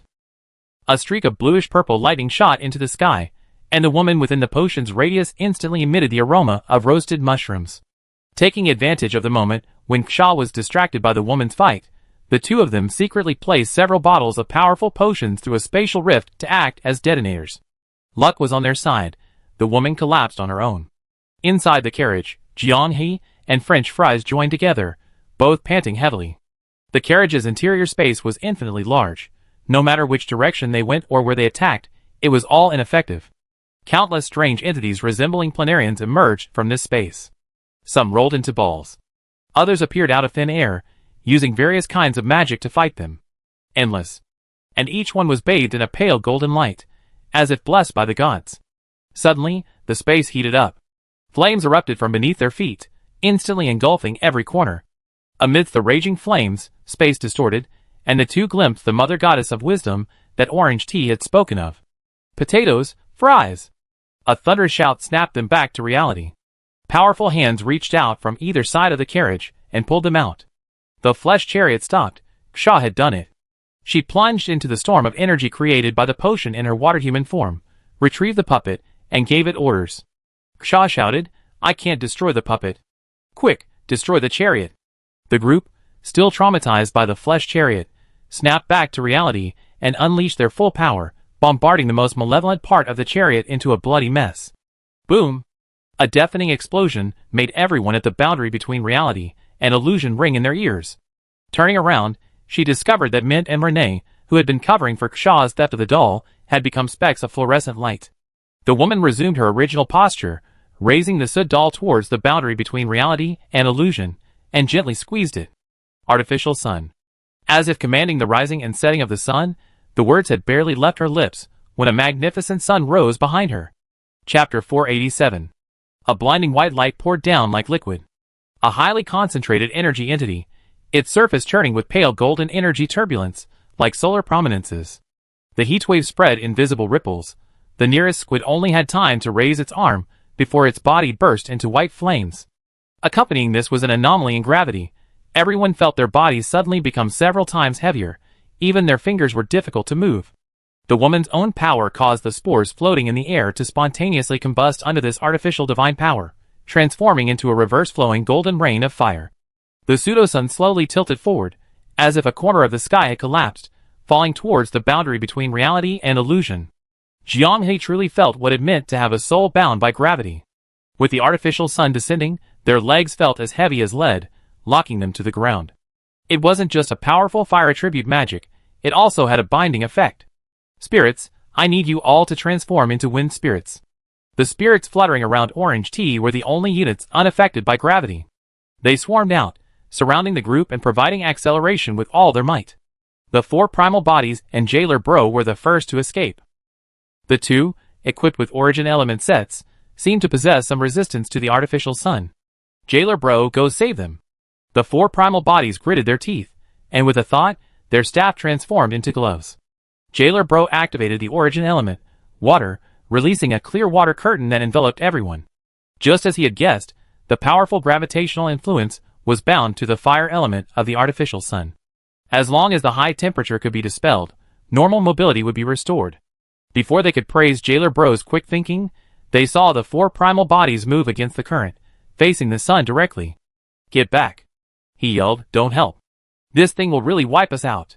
It wasn't that he was trying to be a hero, but the origin element, fire, was pulsating incessantly. This was magic that even the origin element itself found dangerous. Thud. A dull thud echoed throughout the arena. The primitive one plunged headlong into the sun. His figure transformed into a crimson meteor the instant he crashed into the artificial sun. The origin element gloves erupted with unprecedented blazing light, fire patterns appearing on his skin, binding his arms like chains. The artificial sun's interior wasn't pure fire, but some kind of viscous energy slur. The primitive one felt as if he had fallen into a sea of lava, every inch of his skin emitting a scorching wail. His hands seemed to touch a hard entity. He could vaguely sense that this was the source of the artificial sun's energy, the core of the element. Boom! The artificial sun's solar prominences attempted to detonate him from within. From the outside, the blazing sun appeared to be twisting and deforming around the 4 primal bodies, its surface bulging with irregular, tumor-like protrusions. A crack pierced through the entire sun, showering countless fragments of light like rain. The blessing of the origin element, fire, was taking effect. High-rank fire elemental protection. Fire elemental magic is unlikely to harm you. Upon being struck, you have a chance to absorb elemental power, forming a shield. Relying on this blessing of the same origin, he continuously endured injuries, generating a shield in a cycle. However, the 4 primal bodies were being slowly melted through the ground by the artificial sun, buried underground. Aren't you the elemental origin power of another world? You can't even withstand this thing. No wonder you got beaten up by Shilu. The glove trembled violently. A massive hand, composed entirely of fire element, emerged from behind the Primarch, fiercely probing into the core of the artificial sun, gripping the core formed by elemental magic. The Primarch's eyes widened. He vaguely remembered that the owner of this arm seemed to be the fire elemental lord from the 11th floor of the Temple of the Clarities, the one who had driven them to their doom. The blazing sun began to tremble violently, its scorching white halo gradually fading, revealing its dimming crimson core. Countless elemental fragments peeled off the surface of the artificial sun, transforming into streaks of fire in midair before falling to the ground like a poignant meteor shower. The core's flames gradually died down, until only a clump of ashes remained suspended in midair. The Primarch gasped for breath, staring incredulously at the glove flowing with dark red lava. It really did catch it. Holy crap, did you guys see that? I caught. It's down. The Primarch looked around, there was no one there. On the scorched platform and surrounding area, only he, the woman, and a man who had somehow floated into the air and shifted his position to watch the battle remained. Wait, where are you all? In the preparation space, the group at the boundary between reality and illusion helplessly applauded the 4 primal bodies. Catching the artificial sun was incredibly cool, but unfortunately, they were a beat too slow in deploying their shields. The fire resistance potion and the potion that boosted their abilities in desperate situations were only half drunk and hadn't taken effect yet. The first wave of the artificial sun's attack suppressed their magic power, and Fries and the others died instantly. Jianghe and the jailer fared slightly better. One had the origin element water, and the other had tie collar, barely able to withstand the high temperature. However, less than 2 seconds later, the second wave arrived, and their shields were also close to shattering. The 2 who died in the third wave of impact were already quite resilient. At this point, the primal body knew that struggling was futile. He had to try and find a way to mitigate the damage. Thinking this, the primal body took out the Surd Heart Stone and orally ingested a special potion modified from the black cats to enhance his resistance to mental magic.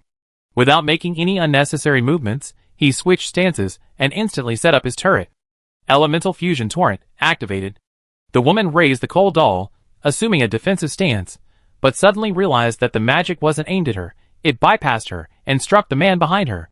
The man, who had been watching with a gloomy expression, showed emotion for the first time, inexplicably. He didn't understand why he was the one to take the hit when the two in front of him were fighting so well. He pushed forward with one hand, but the powerful energy of the fusion torrent pushed him away, forcing him to sharpen his gaze and protect his chest with both hands. The woman simply watched, offering no help whatsoever. Inexplicable. The man finally voiced the emotion written all over his face. In an instant, a ripple emanated from his body, swift as lightning, striking the four primal bodies. Buzz. A high-frequency buzzing sound resonated deep within his eardrums, as if someone had driven steel nails into his auditory nerves. The scene before him shattered into countless fragments, like a broken mirror. He was clearly standing on the ground, yet he felt himself falling endlessly. Perception was disrupted. A jumbled sensation overwhelmed him in an instant, chaos dominating his thoughts. To the onlookers, he appeared as if he had been shot in the head, his head jerking back before limply drooping back. It appeared, the invisible magic that had wiped out the top guild of the three realms, Qilin Pool, a mental magic far more advanced than the Black Cat's display. The Primal Four hadn't died, his chaotic consciousness had been dissolved by the gushing spring. The Southern Heartstone and the mint-modified Black Cat potion worked successfully, minimizing interference and damage. The most important information has been obtained. The Primal Four smiled smugly, but the torrent in his hands didn't stop. He frantically poured all his magic power into it. As long as he knew the full set of mental resistance gear could resist the man's invisible magic, he could continue stacking items. Pre-battle potions, items, and stacking tricks maximized mental magic resistance, ignoring his attacks. Now! A vortex of energy swirled around the Primal Four, transforming into a tornado that shot out. Among the potions he had just taken was one that enhanced movement speed. This unexpected change of tactics startled both the man and woman for a moment. Recovering, the Primal Four had seized the cold doll from the woman's hand. A feint, a diversionary tactic, successfully confused both opponents. Artificial Sun. The primitive one's magic was stripped away, its frantic magic consumption causing its body to become like a funnel, sucking in surrounding magic. In an instant, a bright sun formed behind it. Holy crap! The spectators exclaimed. Those at the boundary of illusion were even more astounded. The woman's puppet was defenseless. There was no need to destroy it. Once it was in hand, the correct command would be enough to use it. On the ground, a large, swaying mushroom covered in tumors had appeared out of nowhere. It leaped up and, just before the sun was about to set, self-destructed beside the weakened primitive one. In terms of the aftermath, it wasn't a complete disaster. No one expected the primitive one to be able to fight two opponents at once, and to obtain two crucial pieces of combat information was already an unprecedented achievement. Nonya chuckled smugly, knowing full well how much of tomorrow's video clip would be about this segment. She hadn't seen the entire chat room flooded with applause in a long time. No wonder it's the highest difficulty special challenge in the tower world. They've been fighting for so long, and these two haven't even fully explored all their skills. Just figuring out the man's mental magic power has taken the four primal bodies a huge toll. The woman is even more outrageous. She can unleash skills comparable to origin elements just by squeezing a puppet. The question is, how many puppets does she have? It takes the reality boundary to be truly effective. If I were in her shoes, I wouldn't be able to withstand the first wave of mushroom men. You just see me rolling on the ground like a maggot. Clearly, the visual effects, difficulty, and the combat power presented by the reality boundary in the old-era Echo Dungeon perfectly complemented each other, creating the best viewing experience. The spectators enjoyed the spectacle. Even though the reality boundary lost, they still found the experience satisfying. It had been a long time since they had such an exciting dungeon. Every pore of their bodies was throbbing with excitement. Instead of hastily continuing the challenge, they returned to the guild. What kind of monster was that? One fireball blew us both to ash. They heard Mint cursing as soon as they got back, while Renee tried to calm her down. These two not only complemented each other in their individual abilities, but their personalities were also surprisingly complementary. Originally, the boundary between reality and illusion had assumed Renee was also an impatient type. Shaw drooped her head, her tail listless. You guys didn't see what happened next. A huge sun pressed down on my head, roasting me into a dried fish. Spatial magic, potions, and words of power.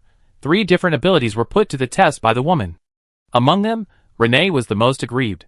She felt as if she were read from behind. Every time she tried to ambush through a spatial rift, the woman would instantly counter. Several times, before she could even tear open a spatial passage, the woman had already mobilized her magic, ready to strike head-on. The stealth that spatial magic was so proud of seemed to have vanished. It was like having X-ray vision, scanning the entire map. Jiang He also felt that the woman was somewhat omnipotent. Listing them up, the types of magic she had used included, but were not limited to, mushroom creation, alchemy, puppet creation, puppeteer, laying mycelium, elemental magic, summoning a chariot using a lump of coal, summoning spell, freely switching forms, polymorph, powerful melee abilities, physical combat, spiritual body swapping, freely possessing creations, high-level mental magic. The only difference was that the man's focus was primarily on offense, while hers was more functional. Now, even if someone said the woman really understood a little spatial magic, Jiang He would believe it. His head was starting to ache. Previously, the reality/virtual boundary had never faced such an all-around and comprehensive opponent. If it weren't for the woman's playful nature and momentary carelessness, the difficulty of seizing the doll would have been even greater. I'd take a break today. I need to review the recordings and think things through. Jiang He dared not be careless. This was definitely the most difficult dungeon he had encountered so far in the Starry Sky-proof dungeon. It likely surpassed the difficulty of Sunset Dew. The players had no complaints about the early end of the livestream. Anyone who saw this absurdly difficult challenge would not question the reality/virtual boundaries decision. The world bubble closed, and Jiang He immediately contacted Li Furan. Since connecting with the expert, Li Furan's daily life in the game had become much simpler. The points he earned last time, plus those he accumulated during the challenge, totaled a whopping 37,000. Since the tower world required climbing to the highest levels possible, Li Furan changed his strategy. He'd fight if he could win, and if not, he'd spend points to reset the floor challenge, trying to get an easy one. Purely focused on getting low scores, pure enjoyment. Upon receiving Jiang He's private message, Li Furan immediately perked up. Qilin Pool, echoes of the old era challenge, I'm very interested. Provide me with more challenge details. If it costs money, please pay for it in advance. Li Furan was somewhat apprehensive. This expert had helped the stargazing sect so much, selflessly providing the knowledge and techniques that allowed them to transform. Yet now, he was still dutifully paying for it himself. He quickly replied, "You're too kind, sir. The stargazing sect has been following your advice, providing a venue for cultivators from the three realms to exchange game information. Through this exchange, we also learn quite a bit of inside information. Gathering information is just a small favor. Please don't stand on ceremony." Jiang He considered his words carefully before sending another message. It would be best if we could get some before nightfall tomorrow. He didn't elaborate further. They had already helped the stargazing sect a great deal. Since the stargazing sect considered them experts, they should act like experts. After logging off, Li Furan immediately informed Wei Shen and Wu Sitong. Wei Shen patted his chest confidently. "Leave it to me. I guarantee I get what the expert wants before dark." Li Furan was somewhat suspicious. "You're so sure? So confident?" He pressed. "Tell me, what are you planning to do?" "3 methods, Wei Shen said. "First, we can buy it directly. Since the expert has a need, we naturally need to give them everything we have. Second, we can use the information we gathered to exchange with them at appropriate times. And the third." Wei Shen lowered his voice mysteriously. "Among the 7 people at Qilin Pool, one is an old acquaintance of mine. I happen to have a rare book he's been searching for. TSK, that's a treasure." Li Furan suddenly didn't want to ask what kind of rare book it was. Chapter 488. On the first day of the Lunar New Year, the chat group was filled with a festive atmosphere of exchanging red envelopes. The room was warm and cozy with the heating on, and Jiang He and Shutiao, unusually, lingered in bed until after 9 a.m. This was a rare indulgence for the two, who had maintained a regular schedule since the game's launch. The sweet couple didn't disturb them, but instead prepared breakfast, allowing them to eat and drink comfortably as soon as they got up. On such a festive day, no one wanted to go out, and the house was filled with a lazy atmosphere. Lu Xinxin cut up an orange platter. "Any clues?" She was asking about last night's dungeon. It wasn't a crushing defeat, but judging from the scene, the boundary between reality and illusion didn't have an advantage. The sweet couple had gotten up early, and the community was buzzing with activity. Players were discussing the epic difficulty and visual effects. The shock brought by the artificial sun was unparalleled. Pulling the camera to stand in the same direction as the boundary between reality and illusion, watching the sky collapse and the sun fall to earth, gave them goosebumps. The puppeteer must have more than one puppet. Currently, even a single lump of coal is this powerful. What about the puppets to come? Strength is always a topic the community can't avoid. Debate is human nature. In ancient times, it was Guan Yu versus Qin Qiong. Now it's a battle of heroic spirits, a favorite among anime/manga fans. Opinions vary regarding the strength of the Mushroom Girl and the Gloomy Man. The current consensus is conservatively Tier 9, placing them in the game's T0 tier, and potentially surpassing the difficulty of the Sunset Challenge dungeon. Using the current level conversion system, these two are equivalent to level 45. But they could also be max level creatures. This is truly T0 versus T0. The man hasn't even fully unleashed his power yet, and the difficulty is already this high. I don't even want to imagine how many points I get for clearing it. You're too optimistic, bro. The Realm of Illusion is probably too far off to even dream of clearing it yet. The Realm of Illusion is still in the stage where it hasn't fully satisfied Master Mushroom. Putting everything else aside, I'm already looking forward to the mixed doubles match. During the New Year holidays, I'm lazy at home during the day, and then happily watching the epic drama at night. Ah, the Realm of Illusion is so great. I studied the recording and found a detail. Shi Lu didn't actively release the Celestial Sphere. Last night's battle in the Realm of Illusion wasn't protected by the Celestial Sphere. Lu Xinxin shoved her phone in the faces of the two eating oranges. Potato Fries blinked, stunned. It seemed to be true. The Celestial Sphere, a perk of their strategy, was only given out by asking, otherwise, it was assumed it wouldn't be given. Jiang He quickly informed the others of their discovery. The four primal bodies immediately checked the recording and discovered another detail. As they entered the arena with their backs to Shi Lu, without pressing for details about the Celestial Sphere, she grinned mischievously. Holy crap, how could Shi Lu be so wicked? She's practically a living person, setting traps for players even while acting as a guide. Just after noon, Jiang He received good news. The Stargazing sect had successfully completed a trade with Qilin Pool. There wasn't much useful information. Much of it had been discovered during the first battle at the boundary between the real and the virtual. But one thing was noteworthy. After their initial rudeness led to their total annihilation, the people of Qilin Pool, having learned their lesson, repeatedly reviewed their actions and decided to adopt the respectful attitude of disciples towards their elders, bowing before the official start of the battle. They would always address each other as senior or teacher. After doing this, the woman's aggressive desire remained unchanged, but her playful nature seemed less intense than before. The men's coordinated attacks had also subsided, giving them a much-needed respite thanks to their mental magic resistance items. However, they hadn't yet reached the artificial sun or the puppeteer's form. Jiang He fell into deep thought. French Fries murmured, could it be that we're going in the wrong direction? This was exactly what Jiang He was thinking. Simply focusing on increasing combat power on the 18th floor would only make the difficulty resemble an arms race, with everyone getting stronger.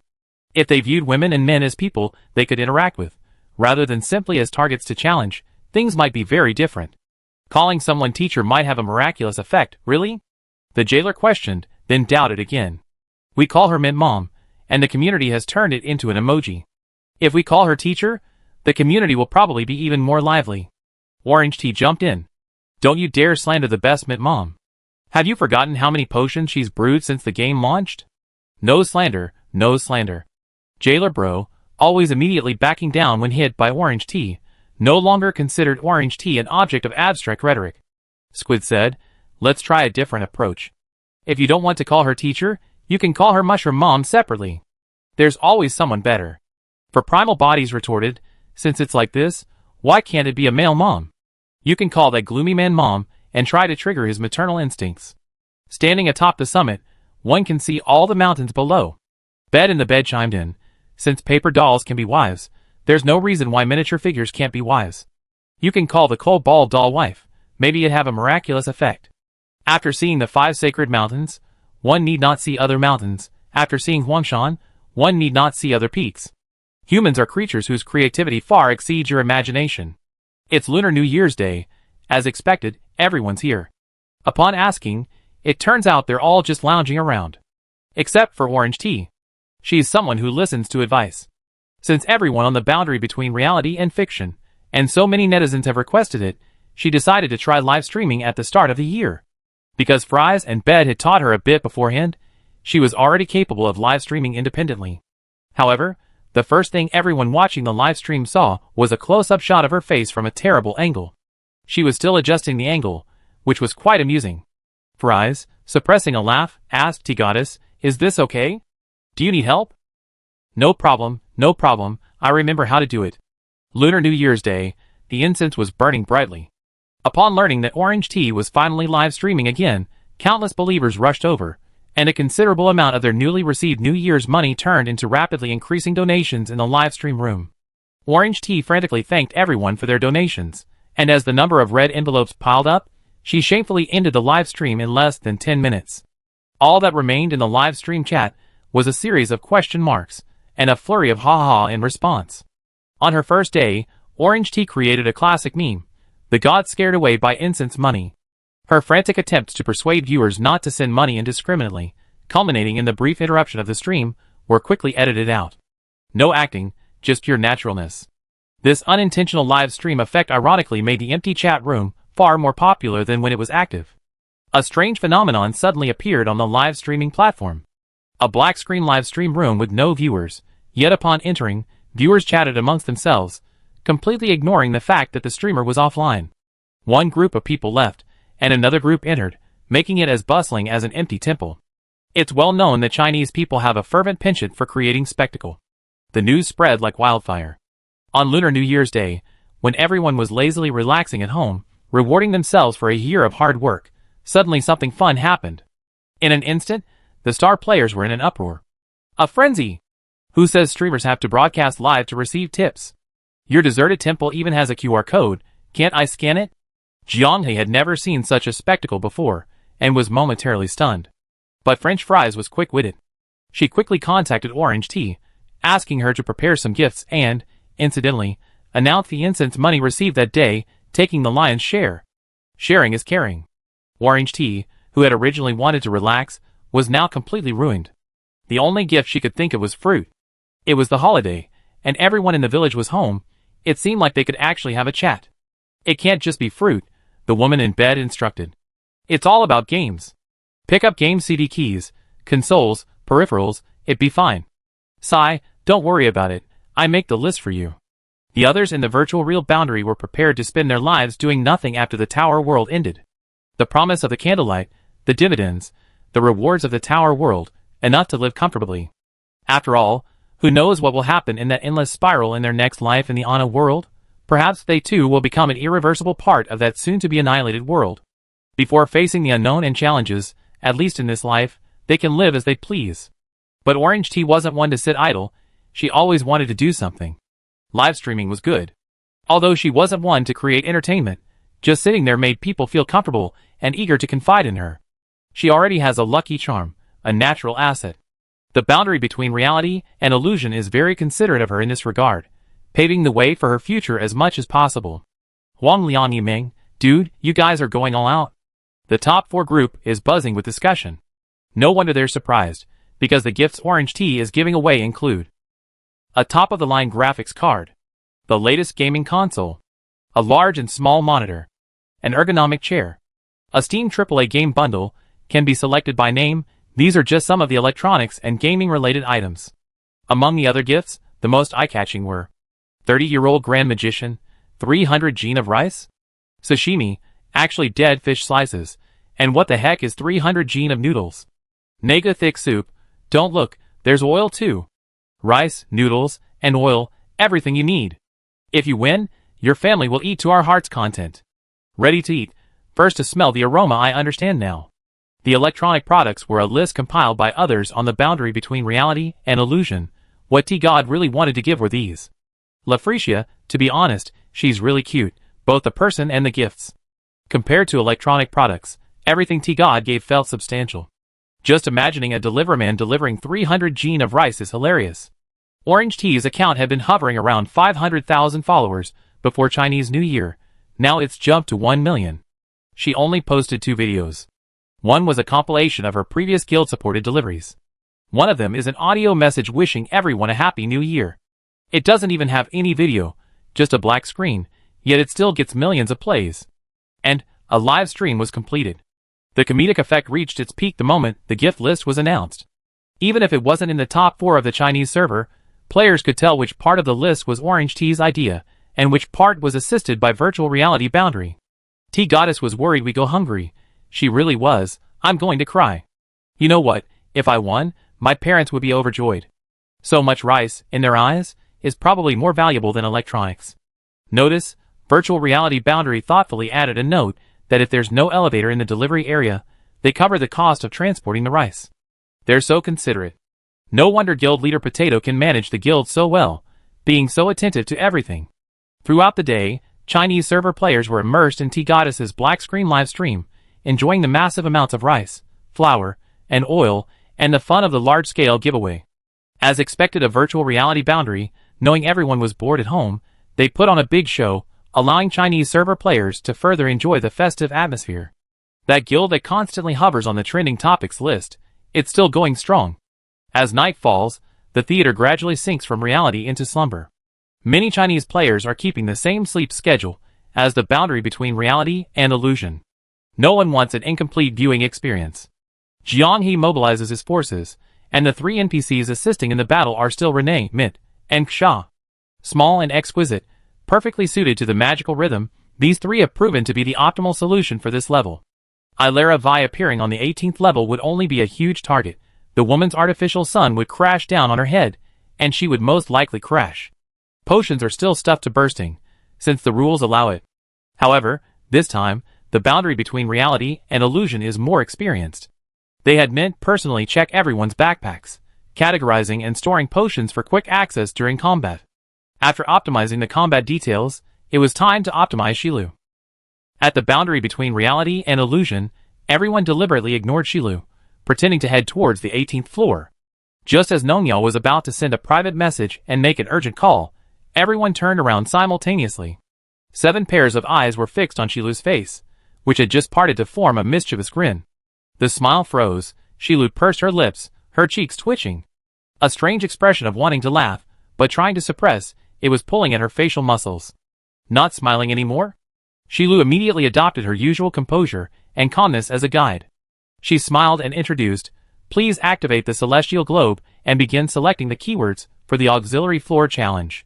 The rascal, well aware of the principle of not hitting a smiling face, forced everyone to swallow their prepared banter. The tea god, who had already made a splash during the day, made his appearance. Before he even did anything, the chat was buzzing with excitement. "Tea god, we love you," had become a classic phrase. The celestial globe spun rapidly, releasing a faint starlight. Lightning speed during this floor's challenge. The holder of this affix will receive a double boost to movement speed and casting speed. Does not conflict with the player's own blessings. Blessings provided by potions may stack. What a great affix. A woman's attacks are unpredictable, but if they miss, they're meaningless. With the affix's enhancement, their already lightning-fast movements make seizing the woman's doll even more advantageous. For Renee, Mint received an epic boost. The precast animation of tearing space was negligible. Shilu was still smiling. That's a good entry. Congratulations in advance to everyone on your successful challenge. Jiang He pondered. I have a feeling that on this level, you become a ruthless guide, eager to see us fail. Is that just my imagination? Shilu replied seriously. I'm just a guide, doing my job. Shilu doesn't know anything. Chapter 489. The woman's reaction was the same as the first time. Having learned from the previous experience, Jiang He understood, this was simply the expression of someone seeing an interesting little toy. Oh dear, it's you again, so adorable. Please enlighten me, teacher. Before the woman could finish speaking, as if rehearsed, the boundary between reality and illusion delivered the prepared lines with perfect precision. It was as if she had returned to her student days. This sudden turn of events made the spectators tense. To make the other side go easy on you, you can say teacher so naturally. I suggest calling her mom, betting on maternal love. Then I think the biggest reason for not calling her mom is that Mint is really present. The two of them need to decide a winner first. A battle for the right to raise the boundary between reality and illusion, huh? Interesting.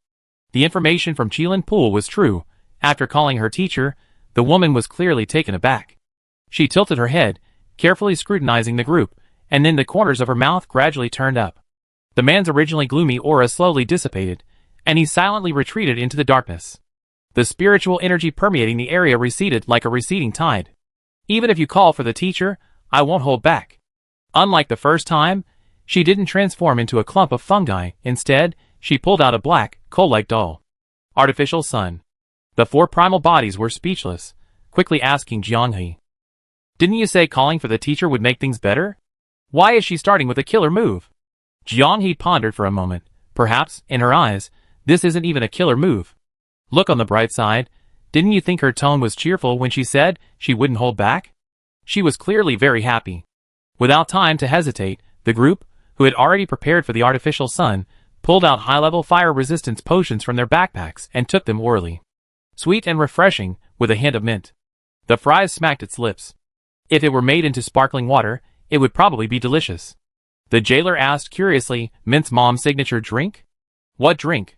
This is a potion, a potion. Who would randomly drink this? It's expensive.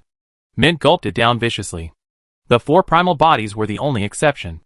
With the blessing of wind and lightning speed, they were propelled into the artificial sun like lightning. The gravity binding took effect, the downward pressure making everyone's shoulders sag. Zhong Zimo straightened his back. It doesn't feel as terrifying as the first time. I can resist it. The effect of lightning speed? A surge of elemental energy, like solar prominences, erupted. The artificial sun gave a muffled thump, as if someone had struck a large bell inside. The gravity acting on everyone began to dissipate. Mint looked relieved, like a mother seeing her child succeed. It has to be the four primitives again, another sun destroyed. Renee stretched out her hand. Ksha, get in the car. Before setting off, the three of them discussed it, and decided to travel together through the spatial rifts. Even if the woman reacted, in a clash of magical power, they could ensure they wouldn't be at a disadvantage. Only by launching elusive feints that would be effective could they find a way to break through the boundary between reality and illusion. The artificial sun shattered, and the phantom of the Lord of Fire disappeared from behind the four primitives. The origin element, fire, still had the upper hand. One-eyed, sigh. The spatial rift suddenly opened, and in her water form, Ksha transformed into a water arrow that flew past the woman's head, loosened her grip on the coal doll, and swiftly delivered the doll to Jianghe. Renee changed her rhythm. Her previous strategy of warming up in the spatial rifts had proven ineffective.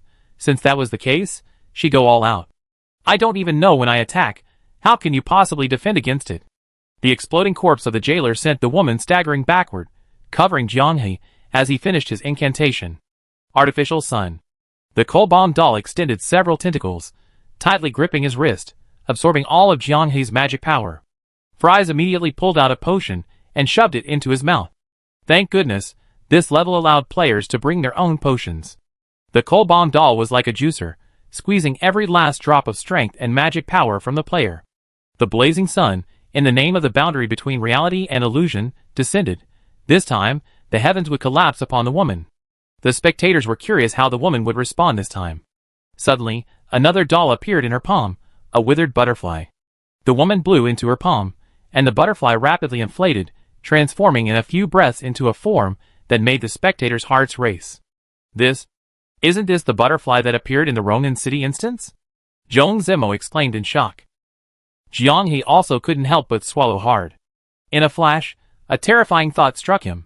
She lose hesitant handing over the celestial sphere amplification. Could it be? Demon Hunter.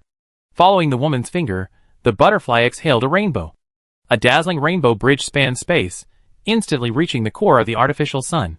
Without needing to see the collision results, everyone at the boundary between reality and illusion knew the answer. Press down. Don't give her a chance to breathe. Speed up. They had to speed up.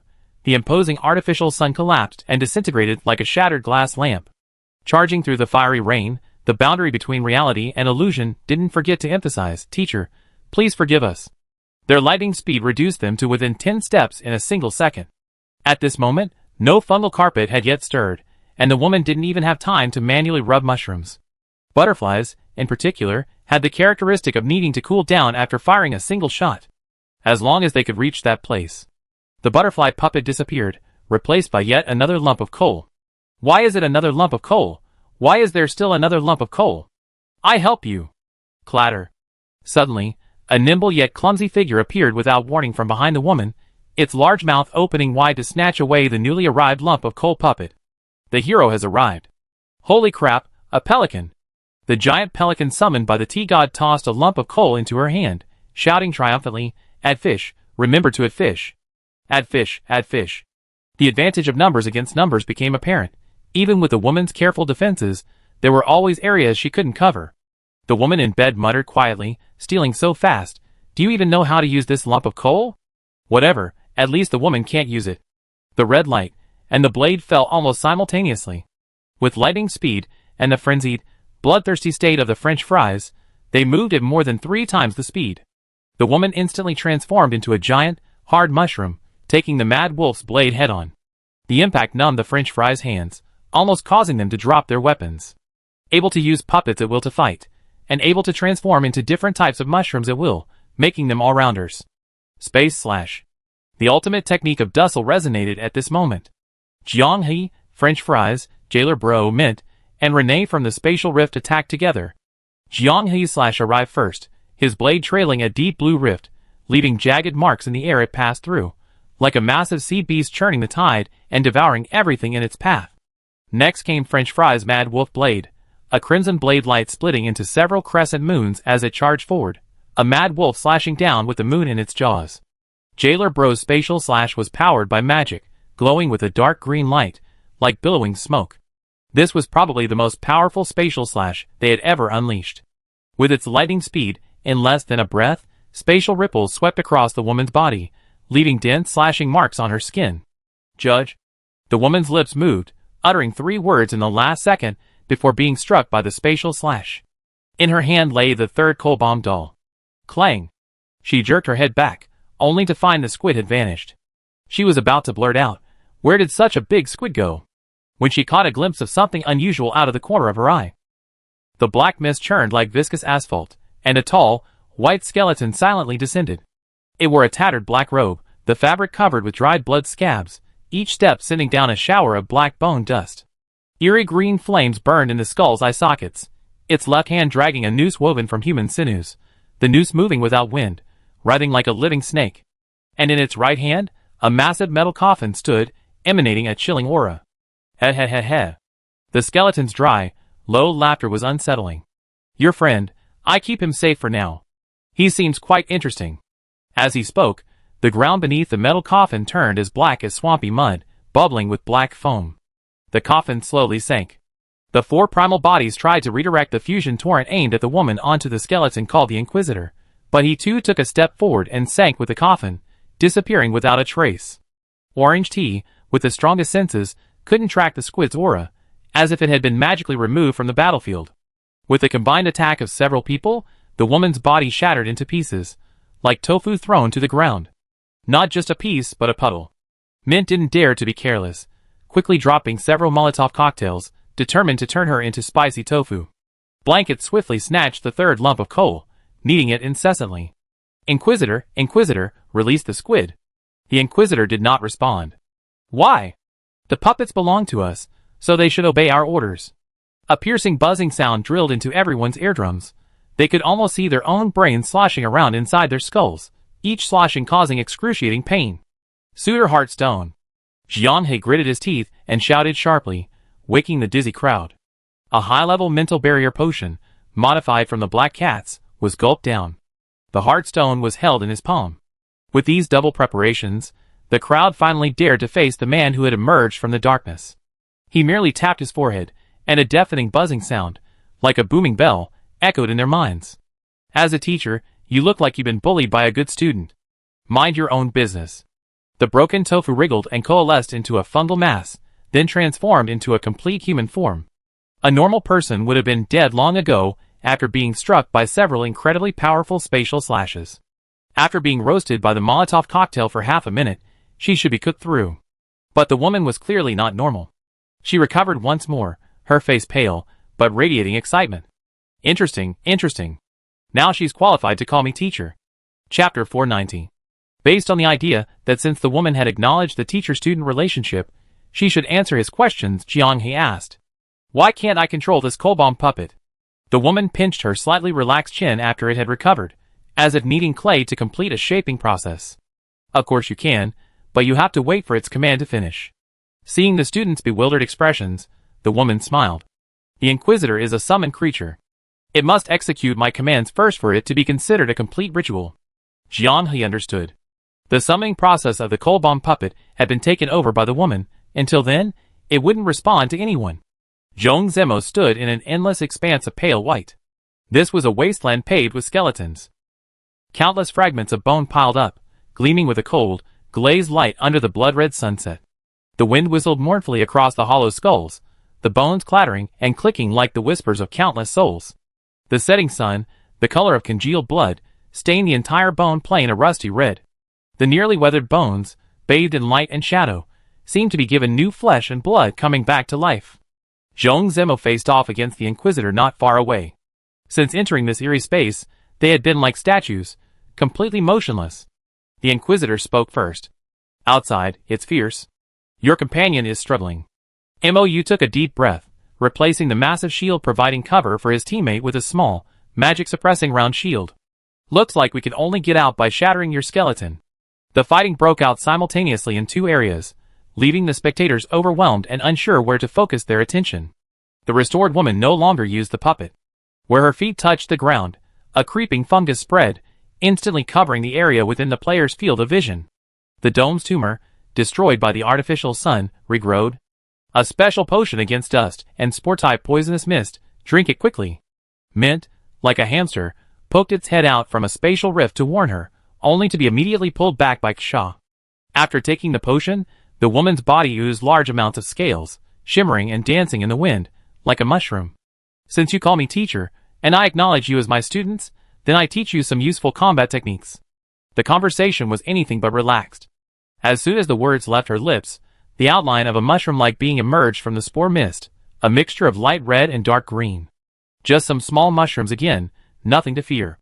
Practical experience has proven that while they are troublesome, they can only bully ordinary players. The light cone pierced the fog, its dazzling light illuminating everyone at the boundary between reality and illusion. In an instant, Jiang He felt as if he'd been hit in the face by 1,000 flashbangs while rushing down the banana path. He couldn't even open his eyes, and could only shield his face with his hands, tears streaming down his face as he gave a French salute. It was blinding, absolutely blinding. The bright spots of light were so intense that no one could open their eyes, comparable to a car constantly flashing its headlights on a busy street at night. Dimly, Jiang He could see that this mushroom-like man possessed 3 large light sources, from head to toe. With a thud, the jailer, still somewhat dazed from the flash, was knocked away and fell to the ground. The giant pelican grabbed one of his horns with its beak and dragged him away from the danger zone. Once he was on the side, dizzy and disoriented, he realized that this mushroom-like man was covered in yellow mushrooms that resembled morning glories. The mushrooms, which should have been glowing, resembled high-powered flashlights, with lumens starting at tens of thousands. The woman chuckled, no need for powerful magic, some small tricks can play a crucial role in the battle. Relying too much on powerful spells isn't good. As she spoke, another puppet appeared in her hand. The boundary between reality and illusion closed its eyes and retaliated, hitting friendly forces and eliciting complaints that echoed throughout the battlefield, creating chaos. Corrupted corpse explosion. The flower on the mushroom man's chest exploded, and it, which had been charging like a bull, slowly stopped. As if drawn by hatred, it howled recklessly and charged towards the jailer. Jiang He, whose eyes were watering from the stab, had recovered. Pulling the squinting French fries, she guided him to unleash a spatial slash together. The spatial slash cleaved the air like lightning, but just as it was about to tear the mushroom man apart, it was caught by a pair of hands radiating a chilling aura. The temperature on the entire battlefield plummeted. Go, Yeti, test these new students for me. Jiang He was full of questions. If he remembered correctly, one of the challenges in the critical realm was against a siren named Yeti. The jailer had just destroyed the mushroom light bulb, and he squinted, watching as the Yeti stepped out of the frost and mist. The city wall. The Yeti was as thick as a city wall, its towering body seemingly shielding one from the swirling snow. His face was equally somber, but unlike a man's mere indifference, the sorrow and grief in his brow seemed etched into his very being, making one feel suffocated. Mint, that shiny mushroom is yours. Jiang He dared not be careless. Even as a weakened puppet, its original combat strength was undeniable, being part of the critical realm. What is this woman's true identity? One eerie doll after another, it's endless. Coal doll, butterfly doll. The possibility of that guess is skyrocketing. The Yeti clenched its fists, creating ripples in the flying snow. It plunged its spear into the snow, barehanded, and strode towards the crowd. Abandoning defense, abandoning weapons, each step landed with a resounding thud on the soft snow. Get out of the way, I handle this. French fries standard desperate attack sequence. Bloodlust frenzy charge. A fiery crimson, aided by several spirits, hurtled towards the Yeti like an arrow. The mad wolf phantom howled, causing the swirling snowflakes to retreat. The Yeti remained calm, its fists clenched. Clang! The clash of the Mad Wolf's fists with the Yeti's produced a resounding metallic clang. The powerful impact sent French fries tumbling through the air before landing smoothly. However, his hand gripping the knife was trembling. The Yeti staggered backward, glancing down at the deep, bone-revealing wound on his fist, then nonchalantly shook his hand. Corruption bomb. The jailer, who had precisely planted a crater in the Yeti's path, jumped up with glee. Serves you right for being so arrogant, I'd blow your legs off. In the crater created by the explosion, the Yeti stood unyielding. Aside from his tattered clothes, his robust, seemingly forged body was only scratched. He showed no desire to communicate, silently turning back to his starting point and drawing his spear. The spear seemed to be a suppressor of the wind and snow. The moment it left the ground, a gale howled and a blizzard raged. The boundary between reality and illusion was completely submerged in white snow. Even the woman's figure vanished without a trace. The bone-chilling cold made the breath at the boundary between reality and illusion turn to frost. French fries exhaled a breath of stale air and swallowed hard. This guy's uncanny physical strength is ridiculous. He doesn't seem like a mage from a game world at all. Did he forge himself into a weapon? He took a direct hit from the Mad Wolf's blade with his fist, a blow that even contained the power of a spatial slash, and it was just a bare blow. Jiang He trusted Fry's judgment. They couldn't wait any longer. Once the Yeti unleashed its full power, the difficulty of the upcoming battles would be unpredictable. After gorging himself on seafood, Jiang He shouted, "Gluttonous Avatar!" The Yeti is a siren, and siren are seafood, so the gluttonous Avatar would be incredibly effective. Chapter 491. The raging blizzard concealed the Yeti's tracks and disrupted its magical perception. The glutton's passive ability Beast Ear Collector activated, a rather sinister effect that caused Orange T's rabbit ears to twitch, sensing an unusual movement hidden in the blizzard. Straight ahead. Fries raised his knife to slash, but as if sensing something, he immediately parried. The spear pierced the snow, aiming straight for Fries' heart. The moment Mad Wolf clashed with the spear, a piercing metallic clang erupted, sparks flying in the blizzard. The terrifying impact left Fries' hands numb, his feet carving deep furrows in the snow. The Yeti's figure appeared and disappeared in the blizzard. Those around wanted to help, but were blinded by the sudden blizzard. In an instant, the Yeti lunged forward, closing to within 5 meters of Jiang He. With a flick of his wrist, the spear flew out, but towards his back. The counterattacking French fries had no choice but to use a spatial slash to stop the weapon, which seemed to be one with the wind and snow. A heavy punch was thrown, sending snow flying. Before it even hit Jiang He's body, the wind from the punch exploded in the air, causing the water curtain formed by Jiang He's summoned tide to ripple violently.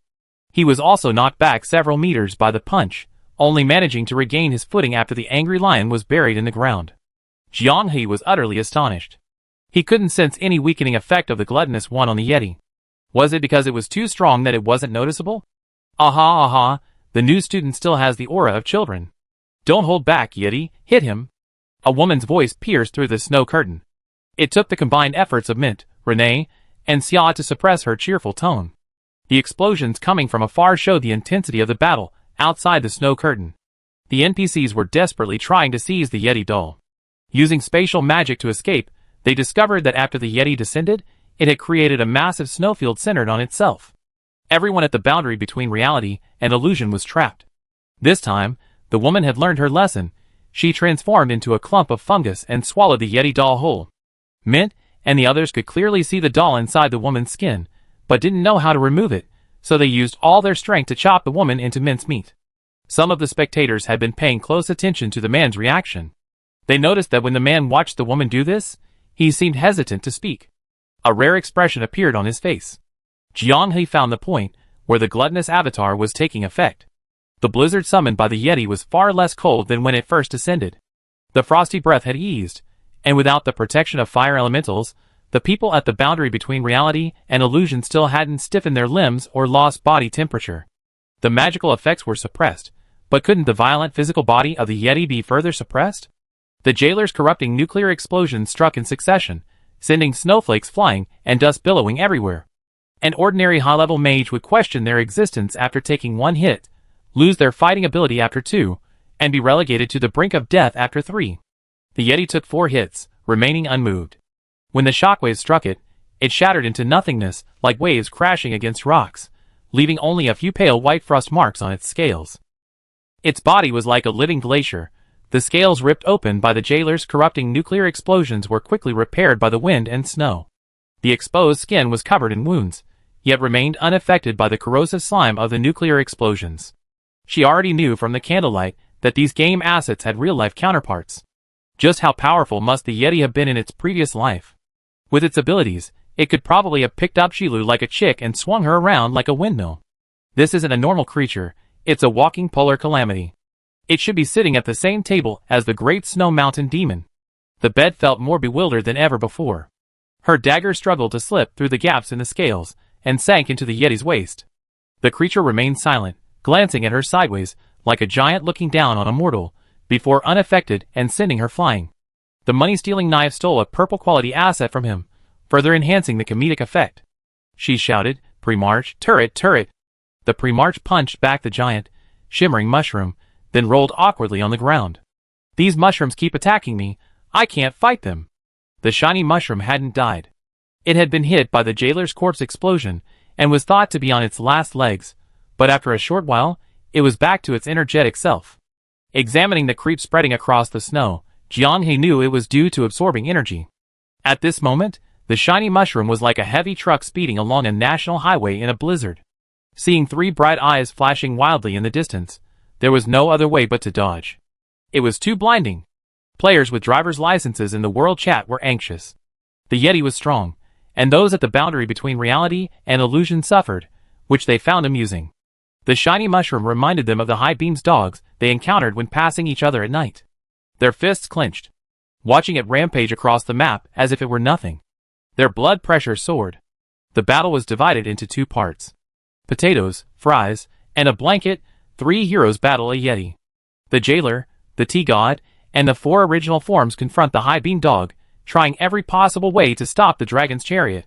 Bang! A crisp sound rang out as the Yeti swept its spear, sending the fries and blanket flying into the air. Ever since Jianghe activated his gluttonous avatar, even when there was an obvious opening in combat, it wouldn't take the opportunity to pursue the fries and the others. It only had eyes for Jianghe. It threw its spear, forcing Jianghe to use the tide barrier for defense. Taking advantage of the spellcasting gap, it closed in with its bare hands until they could land a punch, its iron fist slamming down fiercely like cast steel. Not a trace of magic, only physical skill. Jianghe took the hit twice in this combo. He could read the Yeti's moves and knew it would attack this way, but it was too hard to defend against. The entire sequence was executed flawlessly, the movements flowing smoothly, the whole process taking less than 2 seconds. He honed his combat skills to perfection, mastering both magic and physical techniques. Everything was geared towards efficiency, like a precise, error-free machine. Dussel, Metasequoia, and Ellerby, players' initial impressions of their power mostly stemmed from their devastating area of effect magic and their dazzling, effortless kills. Tearing space apart, mental shockwaves, dragon breath burning cities, every scene left players facing them trembling with awe. The Yeti wasn't like that. His power was natural. Beiwo licked his dry lips, smacked his lips with snowflakes, and a brilliant idea formed in his mind. Before he could act, the man beside him took a deep breath. Avatar, Death Hunter Hinalakai. The phantom of the demon-suppressing giant bear stood proudly.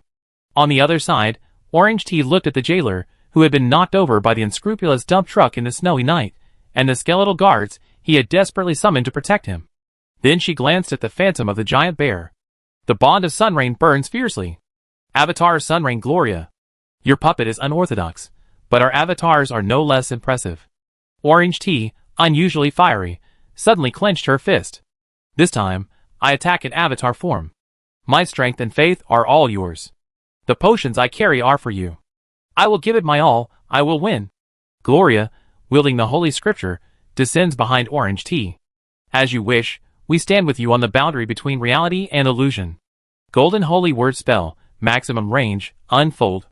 The Holy Scripture in Gloria's hand unfurls with a roar, countless gilded characters soaring into the air like birds, weaving a dazzling curtain of light in the void. In an instant, the battlefield shrouded in snow and wind is dyed a brilliant gold. The surging blood is hot and roaring. The heavily wounded jailer recovers completely in a few breaths. The dazzling light startled the woman outside the snowy region, then Mint, holding a vial of potion, recklessly shoved it into her body, causing it to explode. Though tattered and battered, her sticky body rolled around, piecing together all the scattered tissues. The battle with the Yeti continued. Jianghe was numb from being punched so hard he had to retreat. The Yeti looked around, searching for its spear embedded in the ground. Gone? Only the Yeti remained, spear in hand, far from the battlefield, adopting a defensive posture. Giant bear, grant me power. Fries raised its mad wolf blade high, and behind it, the phantom of a giant bear spread its arms towards the Yeti, roaring loudly. Jianghe cursed. Gluttonous avatar, do something decent. Eating so much, you can't even control a Yeti? You call yourself an avatar? I'd rather have the Sunrain squad than you. The woman's cheerful voice rang out again. She sounded quite happy. Jianghe wasn't truly dissatisfied with the avatar. He'd been training it for so long, weathered many crises, and provided numerous solutions. But after the four primal bodies spoke of the origin element, the Lord of Fire element actually intervened remotely, assisting in dismantling the artificial sun. Since top-tier weapons contain a portion of an existence's will, what about the avatars? Avatars are projections of external power. Did the game assign them individual information? Regardless, he cursed first. A series of thick, grumbling sounds rang in Jianghe's ears, followed by the sound of the tide rising and falling. Before he realized what was happening, he looked up and saw a serious expression in the Yeti's eyes. This was the first time he acted this way since his arrogant entrance. The Yeti suddenly froze, letting the French fry's angry slash strike its body. Even with skin as hard as metal, under the berserker's ultimate form, streaks of blood spurted from its exposed skin. The Yeti knelt on one knee in the trenches left by its strikes. Why didn't it dodge? Given the Yeti's explosive power, Fries had expected a preemptive strike. She had even communicated with the giant bear to widen the attack range, sacrificing power for a guaranteed hit. But she hit a stationary target. Still not dead? That's insane. What kind of vitality is that? The spectators clenched their fists, sweating. The Yeti slowly rose from the trenches, still standing tall like a mountain. Its scales were shattered, no longer reparable by the snow, and the flesh beneath them was riddled with wounds. But his hawk-like, bright eyes, and the lingering fighting spirit between his brows indicated that the battle was far from over. Suddenly, he vanished like a wisp of white mist. The attack was so sudden that both of them, wary of a frontal assault, were caught off guard. It was Gloria who first realized something was wrong, channeling her golden holy word spell into Beiwo. Boom! Beiwo, who had been watching the battle, was like a rag doll, struck from behind by the Yeti's fist in the neck, his head twisting at an incredible angle. The spear spun in midair before being grasped in his hand.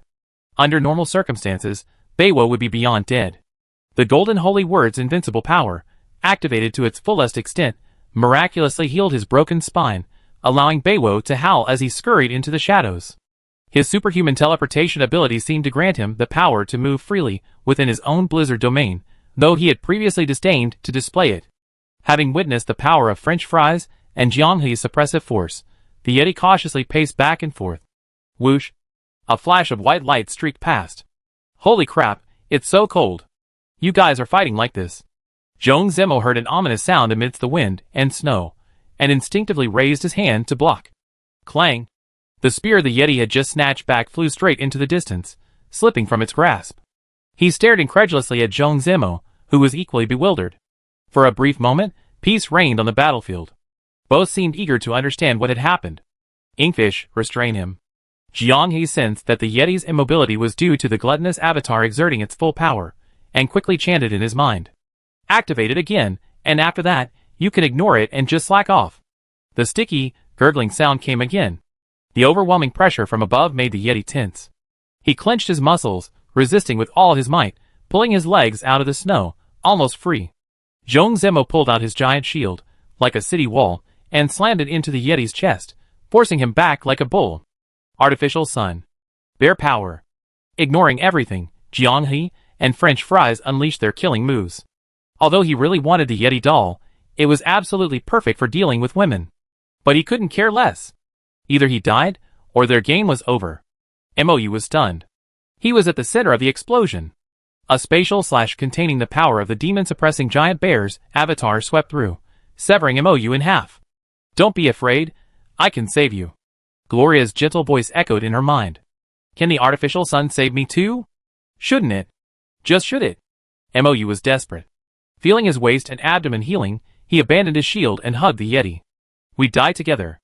The moment the main core slammed into the ground, time seemed to freeze for a second, then erupted with a deafening roar powerful enough to pierce eardrums. The shockwave spread in a golden ring, even distorting space into ripple-like folds.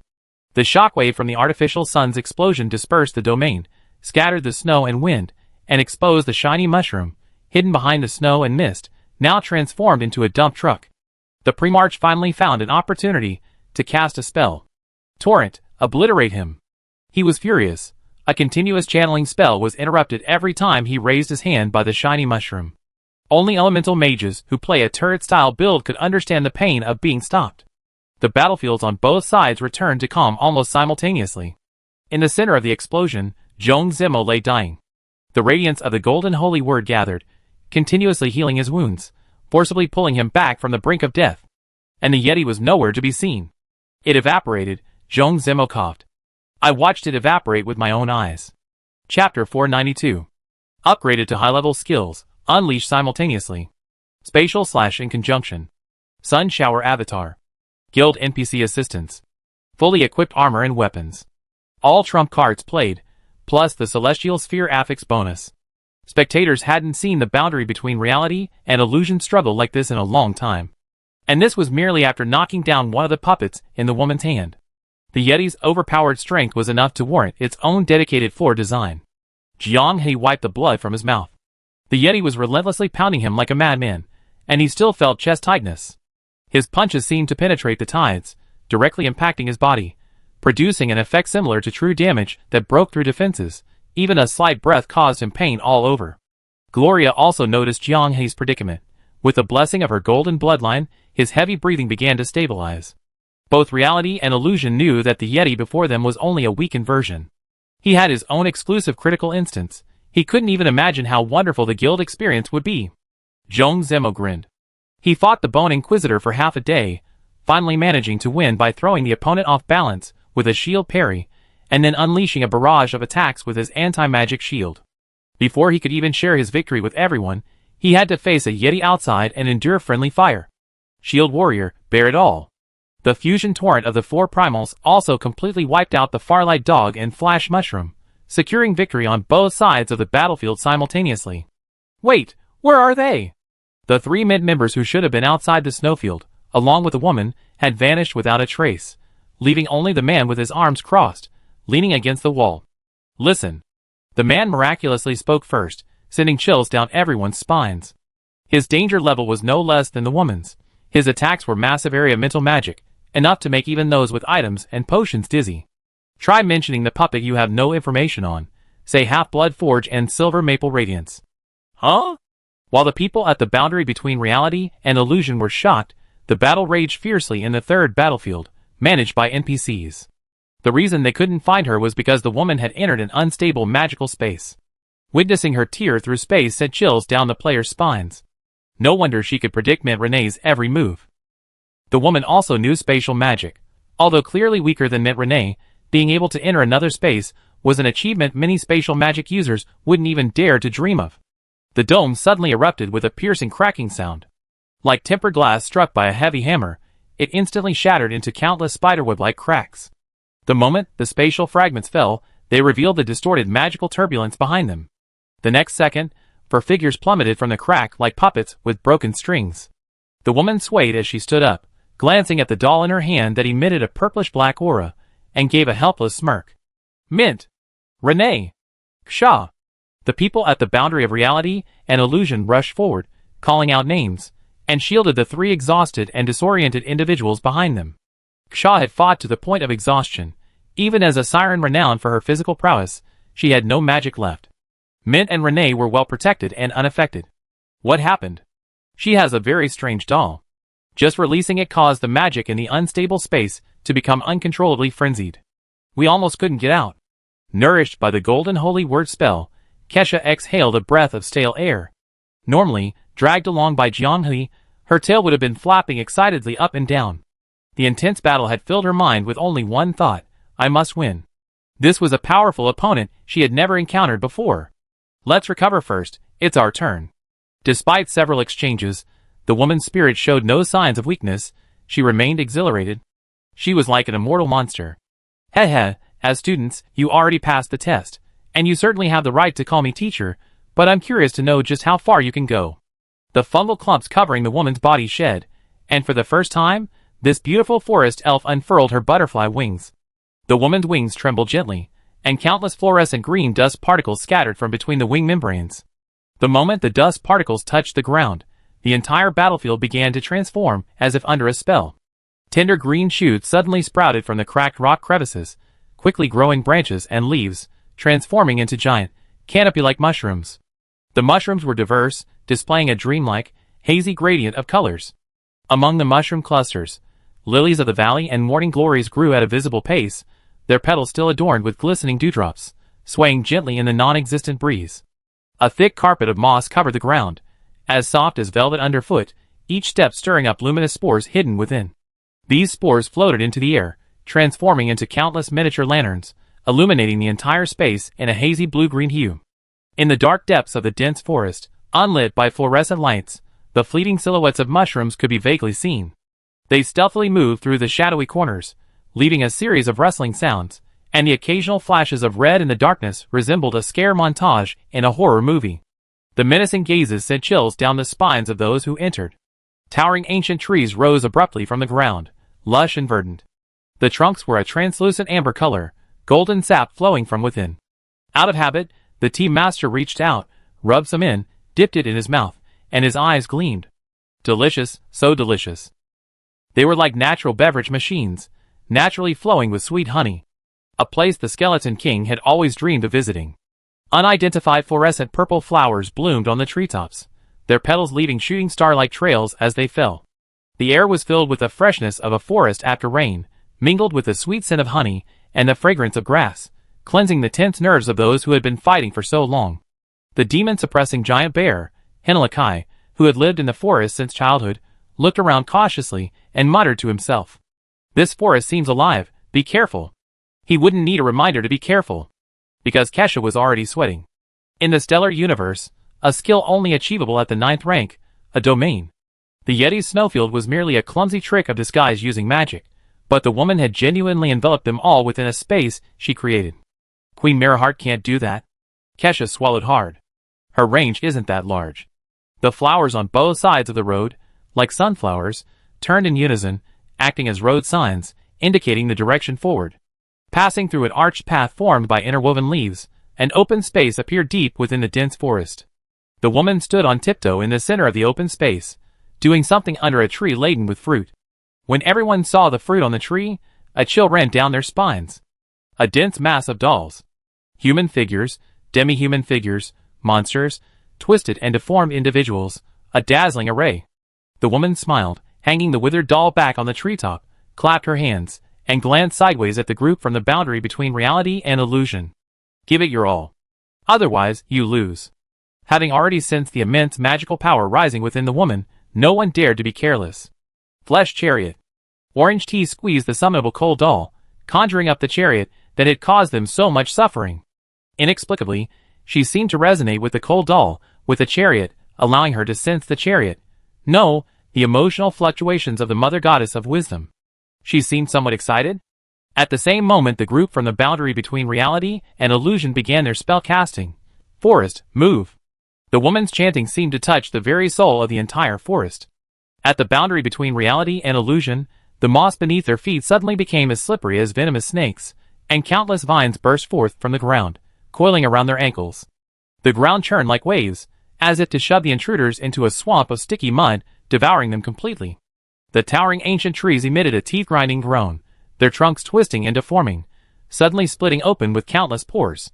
The amber-colored sap, tasted sweet by the orange tea, seeped from the cracks in the bark, dripping onto the ground and corroding, emitting wisps of bluish smoke. This sent a chill down her spine.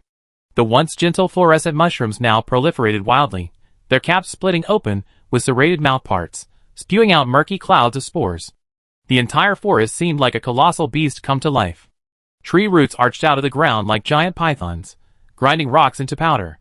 The mushroom swarm coalesced into a 5-meter-high fungal wall, pressing in from all directions like a tidal wave. Artificial sun. Jiang suddenly realized how useful the coal ball puppet was.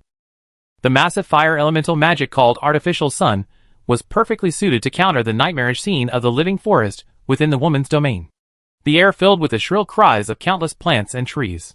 The riotous flowers spontaneously combusted in the intense light. The sphere of light expanded instantly. The surging solar prominences on the surface were like fiery whips wielded by a god. Wherever they struck, towering ancient trees were instantly carbonized into black skeletons. The still twisting vines instantly turned into flying ashes. Could it be that the key to passing the woman's test lies in seizing a suitable puppet beforehand? Both the Yeti and the cold ball could effectively suppress the riots within the woman's domain. The flesh and blood chariot led the way, traversing the land scorched white by the artificial sun, leaving 2 fiery ruts in its wake. Charge! Charge! Charge! Orange Tea excitedly pumped her fists. By Mother Goddess, smash her away! A recent discovery, calling out Mother Goddess to the flesh chariot makes her happy, even increasing its speed. The vine-woven barrier couldn't stop the flesh chariot. From its chassis, several enormous skeletal hands braced themselves on the ground. With a sudden flip, the flesh chariot, in a gymnastic spin, leaped over the vine barrier and landed heavily. With their vision obscured, the crowd was temporarily unaware of what was happening on the other side, but a series of explosions could be heard. The flesh chariots were locked in fierce combat. Orange Tea noticed a very interesting detail. After summoning the flesh chariot, she could no longer summon its spirit. It seemed her own deity was somewhat uncomfortable with her sudden conversion to his, unwilling to offer support on a spiritual level. Seriously? Orange Tea didn't care about any of that. She trusted anyone who could help her defeat the woman. The 4 primal bodies relentlessly searched for suitable locations to set up their turrets. The chance to defeat the woman was only once, a sudden influx of excessive damage. The tree the woman displayed, laden with dolls, was the end result of a prolonged battle. A few more Yeti-level toys, and they all be dead. Renee and Mint, who had only recently recovered some magic, became his little followers. They held their last bottle of high-level magic recovery potion. They were reluctant to drink it, deciding whether to take it themselves or have the 4 primal bodies feed it to them. Influenced by the giant bear's soaring fighting spirit, Fries, along with Blanket and Joan Zemo, charged towards the area where the mushroom people were swarming. The artificial sun had scorched a batch, but this forest was alive. The mushroom people were reborn, and even the tree spirits were. Smelling the mushroom aroma permeating the air, the 3 protected each other, hacking and slashing, carving a path through the chaos. The celestial sphere's lightning speed proved invaluable. Without it, they would likely have been surrounded and annihilated by countless giant mushroom crosses, rendered immobile. Fighting within the woman's domain required every second counting. They were fighting against the entire forest. The jailer couldn't find a good opportunity to cast spells. The mushroom corpses weren't even capable of chain exploding. They were immediately digested and devoured by the moss and fungal carpet, giving birth to new mushrooms, creating a cycle. So, he simply held his coal-shaped doll, waiting for an opening. "The other coal lumps are pretty powerful. You won't be a liability, will you?" he muttered. Passing through the fungal wall, French Fries witnessed a bizarre sight. The tentacles of the flesh and blood chariot, and the vine summoned by the woman clashed violently. The earth ripped and churned, the chariot flung into the air by the waves, yet it used its tentacles to penetrate the ground like grappling hooks, nimbly returning to the surface. Upon landing, it drifted due to inertia, accelerated, and with one wheel touching the ground at a 45-degree angle, sped off. It lurched, grinding through the potholes, stumbling towards the woman. Vaguely visible were pairs of large, grayish-white skeletal hands slapping the ground in unison, like rowing boats, accelerating the chariot. Even the powerful woman was caught off guard by the crazed chariot. French Fries had just witnessed the scene. When the shiny shroom transformed into a high-beamed dog and charged, the Primarchs had suffered the same fate. Now, the woman was experiencing the same pain. Former enemy, now ally. French Fries unleashed a battle cry. "Chariot, I'm here to help you." With that, as the chariot passed by, he leaped, landing on its hood like a red lightning bolt. The moment she boarded the chariot, its speed increased dramatically. The lightning-fast acceleration provided by the celestial sphere, due to the fact that the woman was positioned above the chariot, was directly applied to it. This was no longer a dump truck. A godlike player had appeared on the highway, a high-speed train. There was still some room for maneuvering and blocking, but after the instant acceleration, all that remained in the woman's vision was the instantly magnified, flesh and blood chariot. Bang! The chariot roared, pinning the woman firmly to the front, and slammed into a towering tree behind it at breakneck speed. The powerful impact snapped the ancient tree, which required several people to encircle, in half, causing it to creak and groan as it fell. The man's mouth opened slightly, and after a long while, he pursed his lips, trying hard to suppress the laughter that was about to spill out. But how could he possibly hold back something so funny? Soon, the spectators all saw the man, who had initially looked grim, as if everyone in the world owed him money, cover his face with his hands, his shoulders shaking. Chapter 493. French Fries didn't expect the tank to kill the woman instantly. After the collision, she immediately jumped off and launched a series of attacks on the fundalized body. The flesh tank, on the other hand, was constantly using its tentacles to pluck at the fundal hyphae on the woman's body, making sucking sounds. French Fries was somewhat surprised. Isn't it the flesh tank? It can actually eat vegetables? So this is what it feels like to be hit by you. The woman seemed to possess infinite vitality. An ordinary person hit by her would have long since entered the reincarnation channel. But she, nourished by the endless fundal hyphae, had gained a new body, reborn 10 meters away from them. Butterfly. 100 meters directly above the forest, a butterfly appeared, dazzlingly bright. Jailer, protect me. The 4 primal bodies set up their cannons on the spot. The resurrected forest was attacking all the intruders. Everyone at the boundary between reality and illusion was facing monsters several times their size. Around him were only Jailer and T-God. Mushroom-like beings, like tree spirits, surged forth from the darkness of the dense forest like madmen, roaring and howling, surging like a tidal wave. But he ignored them all. Trust first. The Jailer was reliable in a pinch. Since he couldn't chain the corpse explosions, couldn't control the spirits, and couldn't make anyone's spirit release its final spell after death, repeatedly one more drink. The mimic flesh burrowed into the staff. 30 zombies circled the 4 archetypes, each advancing outwards. The instant they touched the mushroom, they exploded. Creating a chain of corpse explosions artificially consumed a lot of magic power. The Jailer kept pulling out his backpack, chugging down bottles of potions, his head practically smoking as he cast the spell. He tossed the doll to Orange Tea. Use it as you see fit. I can't afford to be distracted. The 4 primitives whispered, Origin Drive. The Fire Elemental Lord, who had once caused the boundary between reality and illusion to falter at the 11th level of the Clarity Realm, slowly emerged from the Origin element. Fire. Origin Drive. Movement speed greatly increased. For the duration, players will not be affected by stamina limitations. Gain the possession of a lesser Fire Elemental Lord, enhancing all types of magic without paying any mana. The butterfly's wings fully unfurled, countless light patterns flowing between the wing membranes, finally converging into a pure white pillar of light over 10 meters in diameter before it. No matter how many times spectators watched, they would get goosebumps. The map-wide cannon that destroyed the decisive weapon of Rongan City, as it soared through the sky, the shadow of destruction followed like a shadow. Elemental Fusion Torrent. The 4 primitives roared and fired towards the trajectory of the falling pillar of light. The moment the 2 destructive energies collided, the world fell silent. A muffled boom rippled outwards a few seconds later, a gust of wind swept through, and the rampaging mushroom men and tree spirits on the ground stumbled and fell. The impact didn't directly cause an explosion. The 2 forces clashed in midair, their opposing power colliding, canceling each other out, resulting in a stalemate. Like the finest gladiators in an arena, neither would yield, locked in a fierce struggle. The area of effect attack that had once brought despair to Rongan City, the butterfly that told the death knell, was temporarily held back by the 4 primal bodies. The woman was first surprised and speechless, then revealed an approving expression. Teacher, I'm sorry. Jiang He's words of advice, like the first sentence of a crucial passage repeatedly recited before exam week, still echoed in her ears under the covers. Taking advantage of the woman's distraction, she stealthily approached her side, the money-stealing knife not aimed at her kidneys, but at her neck. A single slash set a torrent of fundal hyphae gushing from the woman's throat. Before she could retaliate, the creaking, eerie sound of wheels grinding against the fundal carpet made her recoil.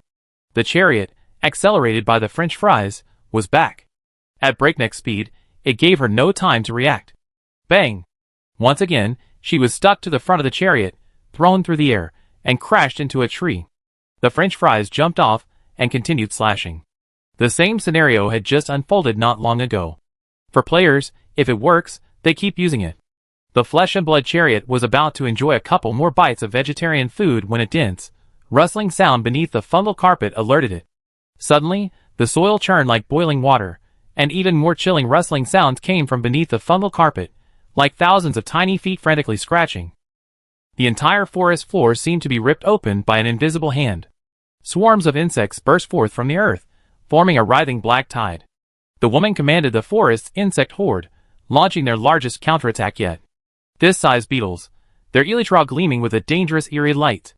A mutated species, resembling a fusion of centipede and vine, had mouthparts like those of carnivorous species sprouting from its limbs. A flying species, half insect, half fungus, possessed the transparent wings of a dragonfly, but its abdomen was a swollen mushroom-like vesicle, indiscriminately spraying corrosive spores during flight, forming vast, dark green mists. The beetle swarm devoured the flesh-and-blood chariot with its steel-like teeth. Its tentacles coiled up, crushed, and sucked them up, each meal restoring it slightly. A bizarre balance of power, a stalemate of mutual consumption, had formed. Suddenly, several steel-like vines pierced the flesh-and-blood chariot from below. The woman swung her hand forcefully, the vines tearing back and forth, triggering the chariot's largest fleshy tumor. The container, storing immense corrosive magic, was absorbed by the creep before it could even activate. Feeding seemed to become the dominant theme of the battlefield. The plants and insects here greedily devoured the nutrients. French fries wielded spatial slashes. With each strike, thousands of insects were annihilated into blood and gore. Yet, the sounds of feeding never ceased. The insects scavenged the flesh of their companions, chewed on the delicious mycelium, and heeded the woman's divine command, advancing wave after wave. They formed layers upon layers of tidal waves, the dark surf trampling against each other.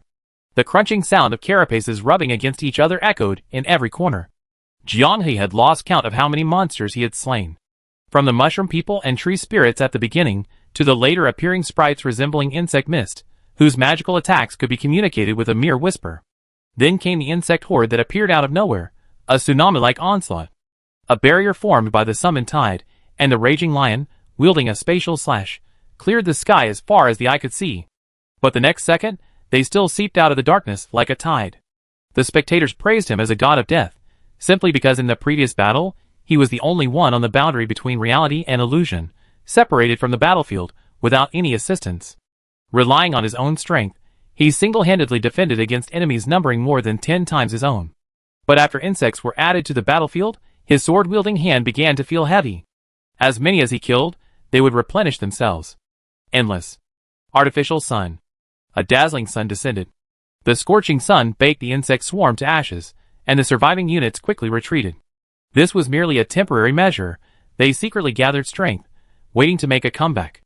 Jianghe releasing the artificial sun was also equivalent to sending a beacon, informing others that he was there.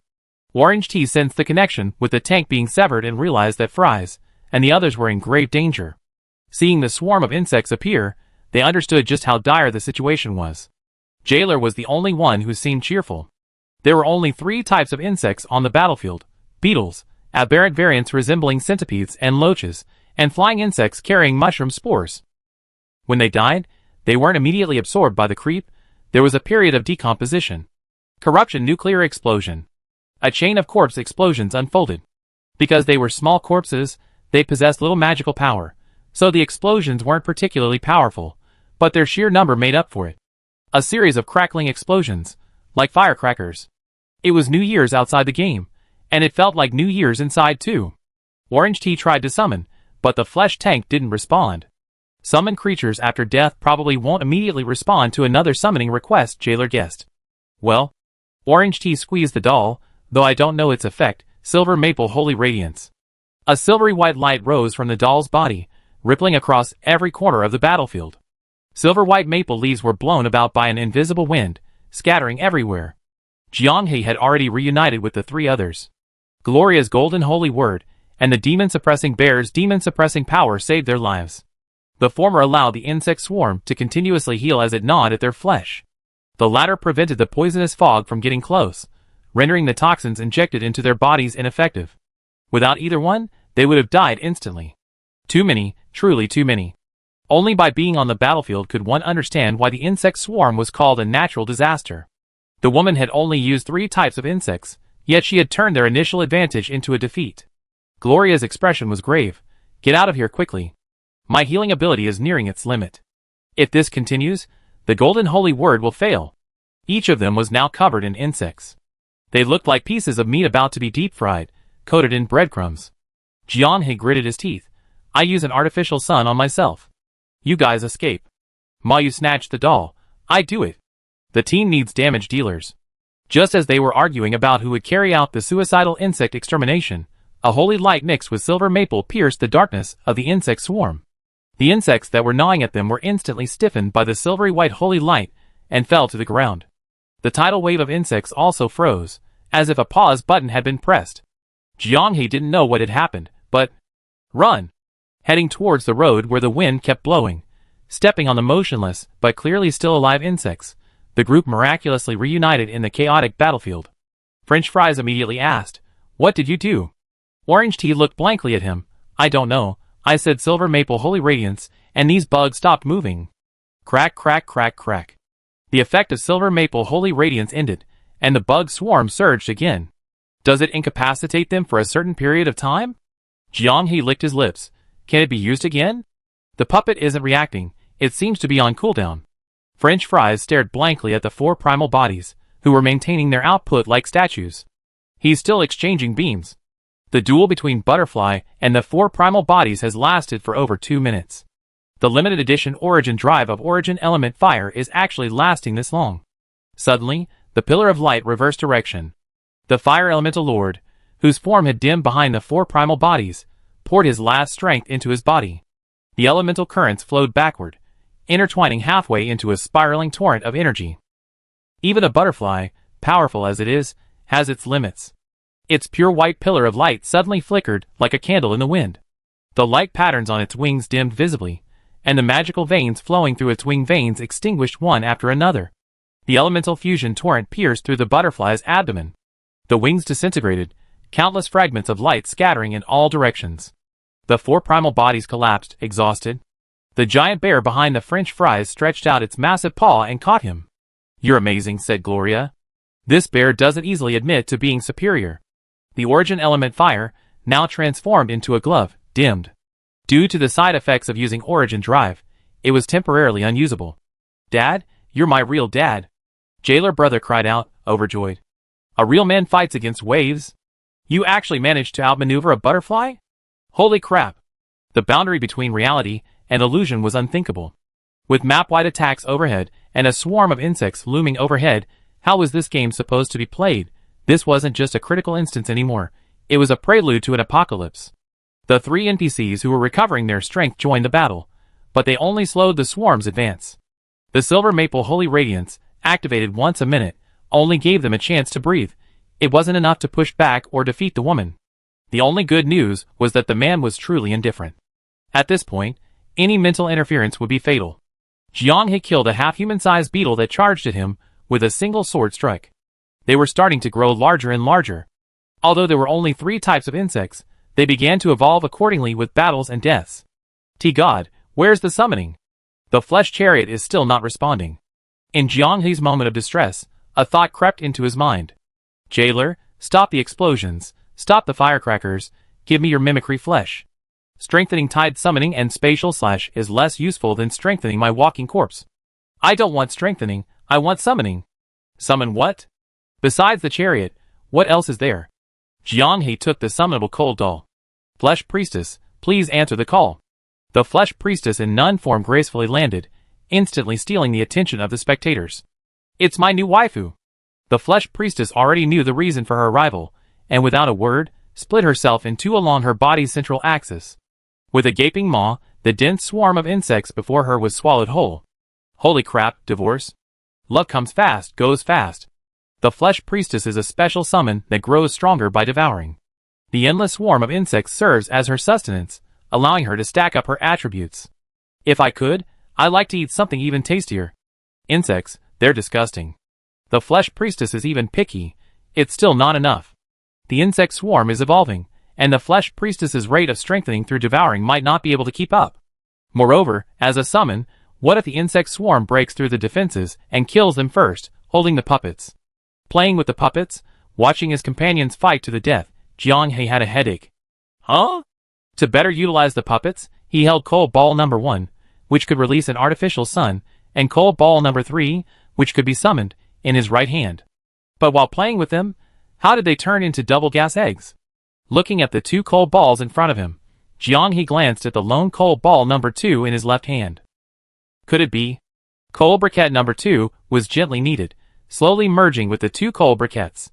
Black mist filled the air, and Jiang felt as if he had grasped a huge fireball, or perhaps the sun. A black sun. Chapter 494. A black sun, over 10 meters in diameter, rose into the sky, hovering in the center of the battlefield.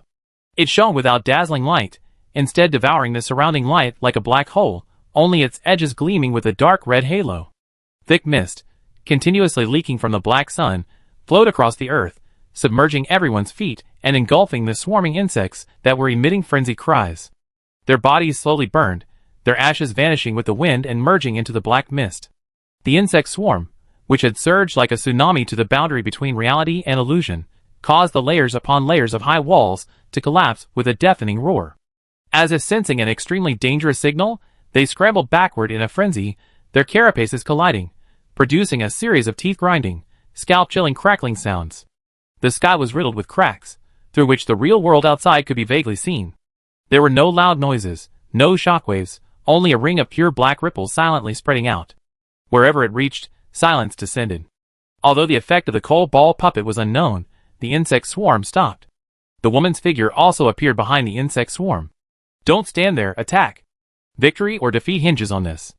Having played all their cards, everyone's brains were overloaded, there was no room for delay. The coal ball puppet was the woman's creation. If she could seize control, they would undoubtedly lose. Jianghe and French fries gripped the angry lion and mad wolf tightly. Spatial slash. With Jianghe's spatial slash as the primary attack, French fries simultaneously combined the spatial slash, enhanced by the demon-suppressing giant bear and bloodlust frenzy, with the phantom of mad wolf. This tacit understanding seemed to be shared by the team. Without needing to be said, almost everyone had thought of it, even the jailer. This skill was usable by both magic and martial arts. The only difference was individual strength. In an instant, 6 spatial slashes were unleashed. Mint and Renee sensed their intentions. Then together, their spatial slashes converged at the same time. Since the woman could easily block a single spatial slash, they would use the simplest method. Their skill power had reached its limit, they would stack it up for an instant burst. Powerful bricks fly, a coordinated attack. Jianghe's raging lion phantom and French fries mad wolf phantom roared simultaneously, the 2 beastly figures intertwining and howling the moment they leaped out. The howls were joyful. Jianghe then remembered that when Kurian first gave them the weapons, he seemed to have said that these 2 weapons could resonate. The battlefield was plowed with deep trenches by the energy dissipated from the spatial slashes. The entire space, like a mirror struck by a heavy hammer, instantly exploded with countless spiderweb-like cracks. A torrent of dark magical energy erupted from the crack, distorting everything in its path. The woman, who had seemed to be preparing a large-scale ritual spell, suddenly withdrew her magic. She stared at the intertwined phantoms of a lion and a wolf, her aggressive magic transforming into a barrier. Sizzle! The magical shield in front of her shattered like an eggshell, the tangled vines couldn't withstand the spatial slash in the slightest. A thin black line suddenly appeared across the entire forest behind her, piercing the heavens and earth. The moment the spatial slash struck her body, the world seemed to shrink to only black and white. At the same time, the flesh priest, having enjoyed devouring the insect corpses, teleported, following closely behind the spatial slash, to the woman's side, and took a large bite, a mycelium. Ugh! This tastes awful. First place at clearing out mobs, good at slacking off during assaults, and even fights for food first. A disgrace to flesh and blood summons. Even flesh and blood chariots are more useful than you. Meanwhile, under the scorching sun, the barrier the woman created, and herself, shattered into pieces. Just before the spatial slash struck, her body froze, mycelium bursting from within, lifeless. The man straightened up, moved, savoring the attack of that instant. Break through individual limits. The entire group at the boundary of illusion and reality was exhausted, supporting themselves on their knees, heads held high, heavy breathing echoing. The swarm of insects, mushroom men, rolling clouds of spores, towering ancient trees, all vanished. They returned once more to the platform deep underground, covered in mycelium. It was as if everything they had just experienced was merely a hallucination after eating poisonous mushrooms. Suspended above the boundary between reality and illusion, a black sun composed of 3 Kobom figures, along with the ever-spreading murky mist, silently testified to the truth. Rustle, rustle. Jianghe raised her head in despair. The woman, who had disintegrated into dust, and should have been dead beyond any doubt, suddenly glowed faintly and instantly returned to normal. Are you done playing? She turned to the man. You told him the skill. The man crossed his arms, non-committal. Without fully triggering the magic of the 3 coal lumps, they can't fuse. The man finally reacted. They are your new students. The test can be a game, but don't treat them like your new toys. I'm very careful. They have the ability to pass the highest level test. You've seen that potential, haven't you? So did they pass? The woman paused, taken aback. Even without my help, they managed to hold out in your territory for so long, and they still don't deserve your praise? They did their utmost to break through your defenses, and even killed you once. Isn't that enough? Don't be so harsh. You said to be gentle with children. The woman's lips curled into a smile. That's not like something you say. The man fell silent for a second. It seemed that for him, saying so much in one breath was already a rare occurrence. She blushed slightly, scratching her cheek. She seemed to realize she had really gotten carried away. The woman smiled and turned her head, waving at the giant black coal-shaped sun. It immediately swayed like an obedient dog, sinking and shrinking as it fell, gradually becoming 3 small coal balls of different sizes in the woman's palm. She then waved to the people at the boundary between reality and illusion. Seeing everyone's wary expressions, and the 4 original entities still muttering dangerous thoughts, like I'm going to blow her up, she clapped her hands lightly. A soft, pure white light enveloped the group. Their breathing became smooth, their strength returned to normal, and even their injuries healed instantly. Even their 2 nearly collapsing avatars solidified again. She stepped forward to face them. Not bad, not bad, you passed the entrance exam. Entrance? Jiang He's mind had been racing, as if this was the last battle of his life. They were the heroes standing before the Demon King's castle, gathered with their companions, fighting with all their might, on the verge of exhaustion and defeat. Now, the woman's words seemed to say, congratulations on defeating the Demon King, but there are actually 5 Demon Kings, so you can't rest yet. Please rest and cultivate, and strive to conquer the remaining 4. You certainly deserve to call me teacher. You're very excellent, so excellent that it makes one want to tease you. It was hard to tell if she was praising them or teasing them like toys, but there was no malice in it. During the battle, they sensed that the person before them was quite playful. This had dragged them all into an atmosphere of fighting to the death, completely forgetting that the woman had said this was an assessment. The assessment teacher forgot it was an exam, and was about to get serious. The students taking the exam also forgot it was an exam, and were about to kill their teacher. Who made this game? Praised by the woman, the tea goddess finally couldn't hold back anymore. She collapsed to the ground, letting out a long, satisfying sigh. Mint, Renee, and Kesha did the same. 2 fought the entire battle, 1 had a burst of power in the first half, and then went offline in the second. Now that they knew the battle was over, their tension completely released, and they rolled around on the ground, unconcerned about their image, expressing their post-battle joy. Sensing that the 2 bosses in the floor design were both talkative, and clearly wanted more interaction with the players, Jianghe had an idea. He licked his lips. Teacher, I have a question I'd like to ask. The woman was in a good mood. Ask away.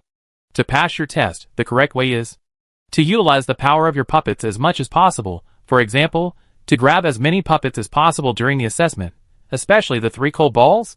The woman nodded. Doing so can reduce the difficulty. Using the enemy's power against him is part of the battle. Severing the connection between the puppeteer and the puppets for personal use is also an art. Fries was suppressing a laugh. She really knows how to get information out of people. She also asked, is it possible to challenge both you and him? Fries pointed to the man, who was sneaking glances at them. Actually, it's best to challenge him. He's a serious and old-fashioned guy, he grade you honestly. If you pass, he won't add any extra difficulty. Jianghe understood. Both were exams. The man's exam was consistent, but the woman's was unpredictable, occasionally adding bonus questions to the mandatory section. The jailer, who had been lying on the ground, suddenly stood up. Hey, wait a minute. So, actually, it's not about defeating both of you at the same time? The woman tilted her head. If you want to do that, that's fine too. He and I will prepare, and give you another trial? The jailer was stunned. The 3 realms land, the Qilin pool, you're really lucky. No wonder you were double-teamed by the man and woman, they must have called for a teacher, but they also did some unnecessary things, causing the man to constantly use mental magic to cover the entire area, slapping them across the face every now and then. During the battle just now, the man watched the whole thing, even providing information to Orange Tea, helping the Black Sun appear and reducing the difficulty of the battle. The floor plan was incredibly misleading. From the moment they entered the instance, Shilu kept emphasizing the importance of mental magic resistance. But the man, skilled in mental magic, showed little interest in combat. Only the woman was strolling around with great enthusiasm. This feedback guaranteed that players would fall into the trap, crashing headfirst into the woman and dying, simultaneously triggering a double attack from the boss. What malice! Where's Shilu? Why hasn't she arrived yet? Jianghe looked around, seeing that the challenge was already over, and they had become the first in the server to defeat the critical instance. Where had that damn guy gone? To congratulate you on passing the highest level of the assessment, I decided to give you some gifts. Huh? Shouldn't it be Shilu distributing the rewards? The woman hesitated, tapping her chin with her index finger, lost in thought. Since you all performed so brilliantly, then She summoned the strange fruit tree the players had seen in the realm. She paced around the fruit tree laden with dolls, pondered for a moment, and then, with a mischievous grin, plucked one of the fruits. Here. Feeling the woman's smiling hand, as she patted the object into his hand, Jianghe's heart pounded. Looking down, his heart raced even faster. Holy crap, what a huge mosquito. A mosquito doll, here you go. You can use it to conquer the tower world. As the woman spoke, the mosquito doll actually poked Jianghe's hand with its proboscis. Don't worry, it won't suck your master's blood. If you want to help suck some, it's willing to do so. Fry's trembled, she hated mosquitoes, and the thought of a gigantic mosquito sent chills down her spine. Teacher, can we get another one? This is really good. You understand once you use it. I'm the best teacher to my students. Seeing the tense faces of everyone at the boundary between reality and illusion, as they looked at the demonic mosquito, the woman blinked. She went to the man's side. Aren't you going to give them something? I didn't test them. It's none of my business. If you don't give them anything, then I have to ask you. The man lightly touched his brow, and a familiar mental magic shockwave swept across the area. However, this time, it wasn't aggressive. The transparent ripples precisely affected the cert heartstones that everyone was wearing. A blinding flash of light appeared, and the description and attributes of the cert heartstone changed. Active skill. Specialized heartstone after activation, grants immunity to mental magic attacks for 20 seconds. The jailer rubbed his eyes, confirming he wasn't mistaken. Immunity to attacks. Directly untargetable. 20 seconds of mental invincibility, even against a demonized Metasequoia. They were confident they could fight. Orange Tea was somewhat bewildered. She timidly raised her hand. I don't have a heartstone. What should I do? Orange Tea was a faith-based player, so her resistance to mental magic was naturally stronger than other builds. Lacking a cert heartstone, she chose not to accept it. The man seemed surprised that the reward he was giving away would include a strainer. He narrowed his eyes, and lightly tapped his brow again. Orange Tea's head was struck by a bullet, falling straight back with a crisp thud. Huh? If you can't give a suitable gift, is eliminating the recipient the only way to achieve absolute fairness? Jianghe's mind raced with these thoughts. Ju Zika sat up, rubbing her head. Mental ripple. I think I gained a new skill. The effect is that it creates a mental shockwave within a certain area, capable of stunning, and slowing opponents. It has a suppressive effect on spirit units, and can detect enemy tracks within the area based on the ripple's movement. It can be used for support, defense, and inflicting abnormal statuses. Any support-oriented player knows how amazing it is. Is Ju Zika's incredible luck still echoing? Did the moment she refused the cert heartstone, she decided on this reward? God, this is the reward for the critical dungeon. So satisfying. Wait, the points haven't been calculated yet. The 4 primal bodies remembered. Regarding the points, let Shilu handle it. For some reason, Jianghe felt that this sentence was strange. Chapter 495. The scene on the 18th floor was blurry and dim. Shilu changes outfits so frequently. How come she's back to the look from the Temple of the Clarity storyline, wearing a black veil and eye patch? So did you clear it? Jianghe asked wearily. Shilu pursed her lips and smiled. Everyone has successfully completed the 18th floor of the Tower World, the critical challenge echoes of the old era. Furthermore, you passed the highest difficulty test during the challenge. The Tower World assessment will award you a special completion reward. Everyone at the boundary between reality and illusion was completely numb. The combat intensity was too high, everyone's brains were shut down. In the later stages, cooperative attacks relied entirely on instinct and tacit understanding. They were truly exhausted. The reward could only slightly stimulate their not-so-sensitive nerves. But hearing the word special, Jianghe still raised an eyelid. It's just points, at most another 10 or 20,000. Level 18 critical dungeon cleared, 60,000 points. Due to clearing the highest difficulty, an additional 60,000 points are awarded. 3 free floor challenge customization services. 1 floor challenge reset. 1 chaos celestial sphere betrayal service. Jianghe and the others felt less tired. French fries stammered, 120,000 points, this so many? This, even after protecting Green Embroidery City and repelling the pariahs, we only got 65,600 points, this is double. The blanket shivered for a while, then screamed. So many? The points gained from fighting Tooth and Nail on the first floor of the reality virtual boundary should be around this number. The critical instance could overwhelm them in one fell swoop. The careful planning of points, purchasing level 6 shops, buying high-tier Tower World features, and even considering relying on T-God's luck to refresh the instance, all of that was now a thing of the past. 120,000 points were enough for the current virtual real boundary to turn the Tower World into a hacked version in one go. They were speechless. The happiness came too suddenly. Even after figuring out what had happened, Jianghe's mind was still a mess. The spectators were even more confused. Most of the players in the world bubble were casual players, with a small number being observers left behind by top guilds from various servers. The moment they heard the points being calculated, they almost thought there was a problem with the built-in translation. Nonya had a similar misunderstanding when she was joking during her commentary, maybe she Lu's words had been mistranslated. But when they remembered that she was an NPC from the Tower World, they were all stunned into numbness. Since defeating the Tarot Knight and the Grim Reaper in the virtual real boundary, she had become the gatekeeper of the Tower World's difficulty, the unit of measurement for strength, and the benchmark for Jade feat. Those stronger than her are T0.5 and T0. Those weaker than her are below T1. 6,000 points also symbolize the points awarded in a typical, purely PvP challenge level. A 20x reward from the Grim Reaper means the woman's strength is at least 20 times that of the Grim Reaper. Damn it, the reality/virtual boundary is about to surge ahead. Currently, the only ones still above them on the Tower World ladder are 2 AIs currently conquering level 20. For the reality/virtual boundary, isn't it just a matter of time? 120000 plus 35200. Jianghe, suddenly possessing 150,000 points, waved his hand dismissively. T-God, bye. He used to be stingy, but now things are different. Points galore. Need points to refresh? Give them to him. Guild Tower Worldization Advancement, 20,000 points. Bye. Guild Tower Worldization Advanced, 35,000 points. Take it. After spending, he still has 88,600 points available at the boundary between the virtual and real worlds. During the refresh of the Orange Tea Shop, he saw many functional items, but options like Advance with Technology were no longer visible.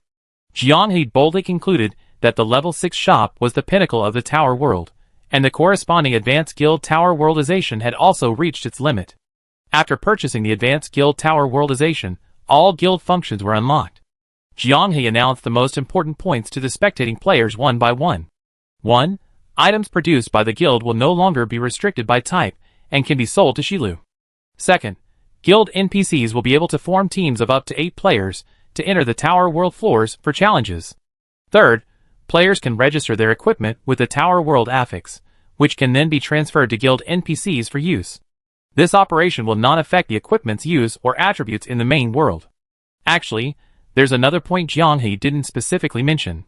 That is, the level 6 shop will sell the highest level 4 challenge customizations.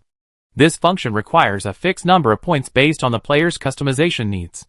Now that they can rely on guild NPCs to generate income while AFK, they can work day and night.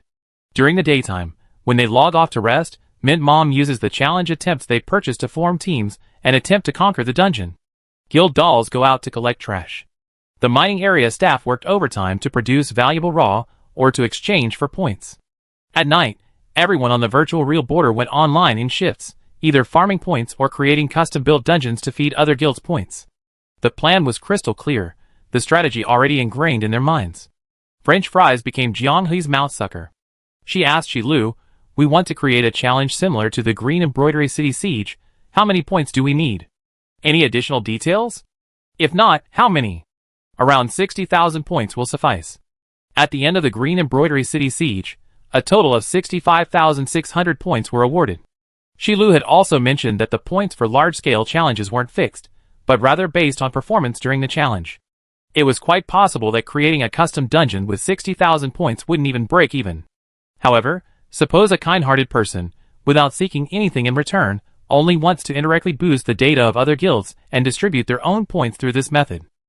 Their guild's rankings improve, other guilds earn points by working for them, and can then use those points to advance their technology. A win-win situation. The core difficulty of this plan lies in the fact that the first guild to take the plunge must have an extraordinary scoring speed, otherwise, they won't be able to sustain the enormous expenses. After all, 60,000 points is unattainable for many guilds. Jiang He bowed slightly, apologizing to the players in the world chat bubble. This battle has truly exhausted us. Although we still have some time, we need to rest early. Please understand. The players expressed their understanding. Not only was the battle at the boundary between the virtual and real worlds tiring, but watching it was also exhausting. The male and female guilds were far too overpowered. Their unreasonable strength was heartbreaking. After the world bubble closed, Jiang He rubbed his chin. The others were similar, wearing knowing smiles. Korn's Chosen received the private message while riding a flesh and blood wart boar. They were both unlucky and lucky to encounter the chain reaction doll again. Having experienced fighting the flesh and blood wart boar before, they guided it to appear again during the chain reaction. These 5,000 points weren't easy to get. Now we have enough points to buy a level 4 shop, Nurgle Soup remarked. We're really efficient at scoring now. Level 16, we be in the top 150 soon. Yee sure, a break? If we're resting, I'm going to watch Potato and the others live stream. They got completely thrashed by that woman yesterday. She's ruthless. Coincidentally, Potato sent me a private message. Maybe he's stuck and needs our help. Kai Guanzai laughed, telling his teammates to buy a level 4 shop, while he grabbed the seagull and made it spit out the private message. Finding his own prisoner silently reading private messages, he was dumbfounded and then grumbled. Is it really that beautiful writing that you've been savoring it for so long? It is indeed beautiful, said Instant Food. He invited us to distribute points tomorrow. The top 4 will all get a share, and he's also inviting those low-key cultivation masters from the stargazing sect. Sure, aren't they living a good life? Aren't they saving up points to buy into the level 6 shop? Afterlife Battlefront, I asked a few players in the crafting class, and they just cleared level 18 and got 120,000 points. Instant Food glanced at the fleshy wart pig at his feet. Wow, 5,000 points. Sharing the same sentiment were Crimson Music Box and the Orange Sky team. They were currently hacking through a dungeon overrun by cultists. The rules stipulated that upon their final victory, they would be elected by the entire city, and their approval rating must reach at least 50%. However, this city-state had been brainwashed and invaded by cultists. More than half the population were cult followers. Their respective clergy faction was utterly incapable of persuading these fanatical and devoted madmen. They had to simultaneously protect the city's inhabitants from the cult's indoctrination and act as clergy, spreading their doctrines, and striving to gain more followers to achieve the almost impossibly high 50% approval rating stipulated in the rules. In one night, they failed twice in a row, each time being voted out by the cult and burned at the stake. Sashimi, a dead fish, had been turned into pickled fish for hot pot for several days, and suddenly became a hot commodity. If that's the case, then kill. Kill until only those who support us remain, then we be 100%. At first, Crimson Music Box thought it was a hellish joke, but at the start of the third playthrough, they accidentally killed someone and discovered that those who had previously feared them and refused to listen to their doctrine suddenly became obedient. In an instant, their minds cleared. Then kill. Heads rolled, blood flowed like rivers. From a city of nearly 1,000 people, only 100 or so remained. This time, the vote passed unanimously. Orange Sky successfully completed the game and earned points. Playing the good guy honestly was useless. Playing the bad guy, they instantly grasped the essence of the rules. Orange Sky's players were truly hard to control. Indeed, getting too involved wasn't a good thing. They had to remember, they were players. It was at this moment that they received a private message from the boundary between the virtual and real worlds. We played all night. How many points did we get for clearing the level? 3,500, that's quite a lot. Someone told Music Box. Wow, 3,500. That's a lot. Crimson Music Box gritted her teeth. Only the funny tree remained unfazed. They were currently reversing their progress to the 11th floor of the Temple of the Clarity, planning to obtain an avatar before returning to the tower world. The moment they logged off, the top 4 group collectively denounced the boundary between the virtual and real worlds for their inhumanity. Wang Yang Yameng, we've been playing in the tower world for so long, and we might not even have 120,000 points yet. Are you guys even human? You really are human. Crimson Music Box. It's 8:30 this morning. Many people have the same schedule as you, just woke up, haven't even started their intense online surfing yet, and the community and game forums are already full of your news. Sigh. 30-year-old professional grand magician. Sometimes, I feel like the top 4 in the national server are undeserving of their titles. What have we done to deserve being in your group and sharing this honor? Jianghe, after all that talk, I carry you guys to victory. Wanna join? Dad. Instantly, only this one word remained in the chat group. The essence of humanity is being a repeating machine. Easy points, delicious. Let me make this clear first, I carry you guys. Once you've filled up the shop and reached the high-level global tower, help out by giving the others a hand. Nurgle Soup suddenly asked, do you want more of our flags on the leaderboard? Jianghe was still pondering how to explain this generosity, but Nurgle Soup's question left him speechless. As for how other countries should launch similar activities, he felt he could definitely discuss it with Nonya. As the music box had said, after waking up and having breakfast, the entire gaming community was in an uproar. The title Crack Tower World was incredibly appealing. Given that virtual reality boundary was the first guild to achieve technological dominance, their lead would be immense. The spectacle of virtual reality boundary standing alone in a tier while others vied for second place was practically a replica of the unranked, unofficial competition at the Temple of the Clarity. At this moment, aside from a few top guilds from various countries still harboring illusions, most people had probably already forgotten about surpassing virtual reality boundary. Lu Xinxin brought the two, who were intensely browsing forums and searching online, her freshly squeezed orange juice and a freshly prepared breakfast. Spending the new year at home, the two had entered lazy mode. They weren't exactly weighted on hand and foot, but they were definitely weighted on hand and foot. Lu Jinhong also came over. Facing the two guys slurping noodles in front of their computer screens, he paused for a moment. Actually, sometimes, I also want to tell my teammates. Potato and Fries immediately understood. Their daughter was a well-known guild leader, academically excellent, and incredibly popular in the game. As parents, they occasionally wanted to show off in front of their close, regular teammates. Showing off is a spice of life, everyone wants to have some.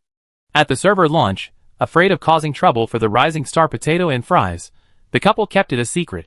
Even the items and equipment they received from Jianghe were said to have been dropped by a slime they accidentally killed in the wild. Although their teammates were quite puzzled, how could a level 3 slime drop items that clearly didn't belong in this area?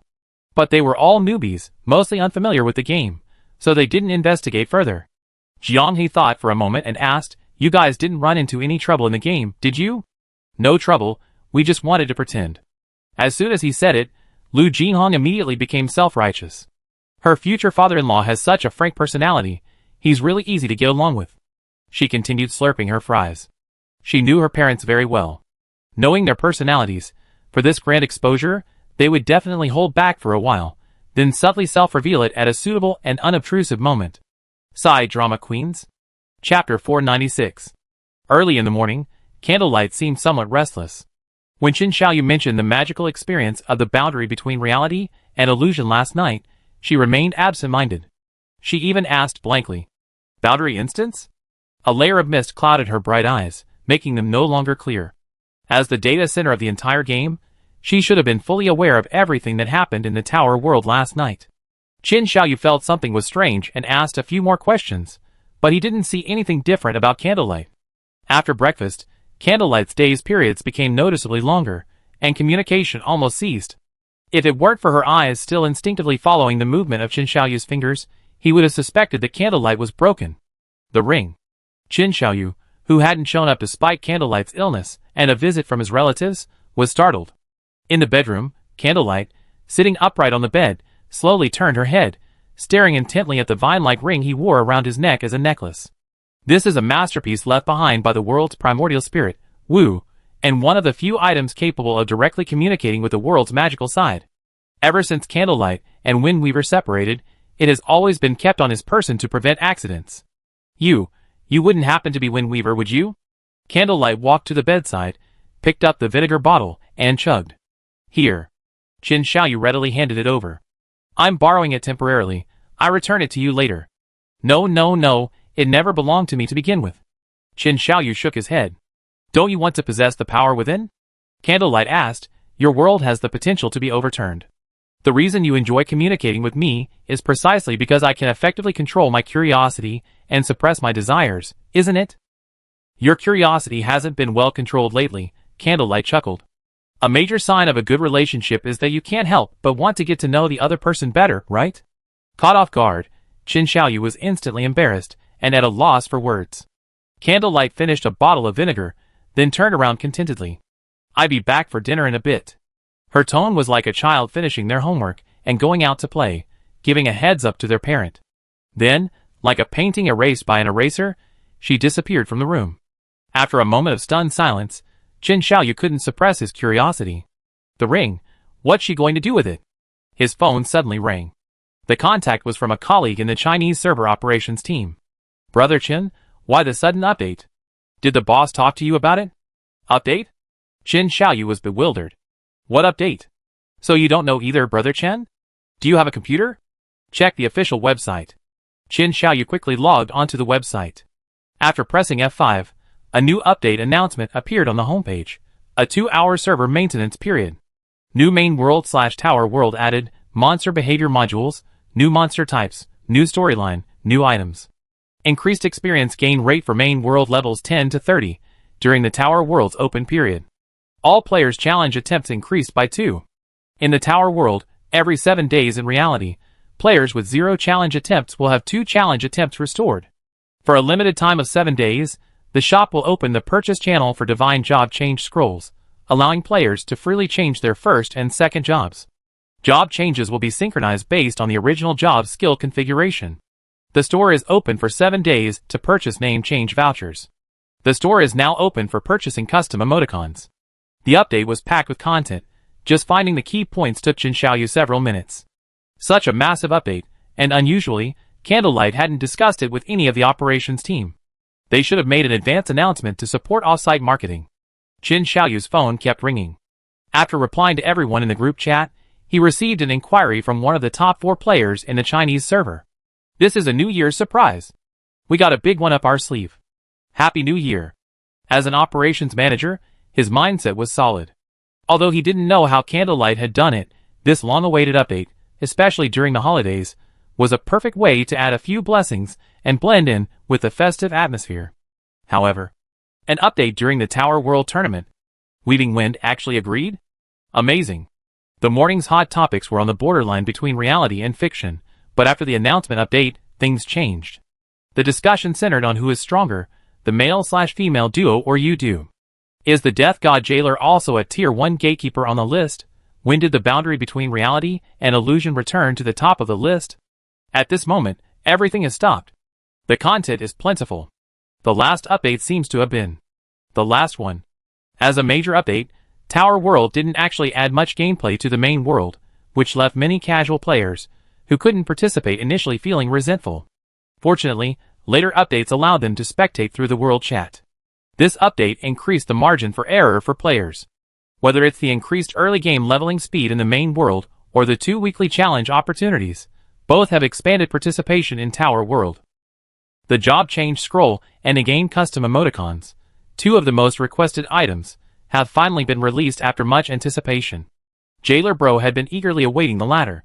Being able to send emoticons in a game would be fantastic, especially for interactive and competitive events.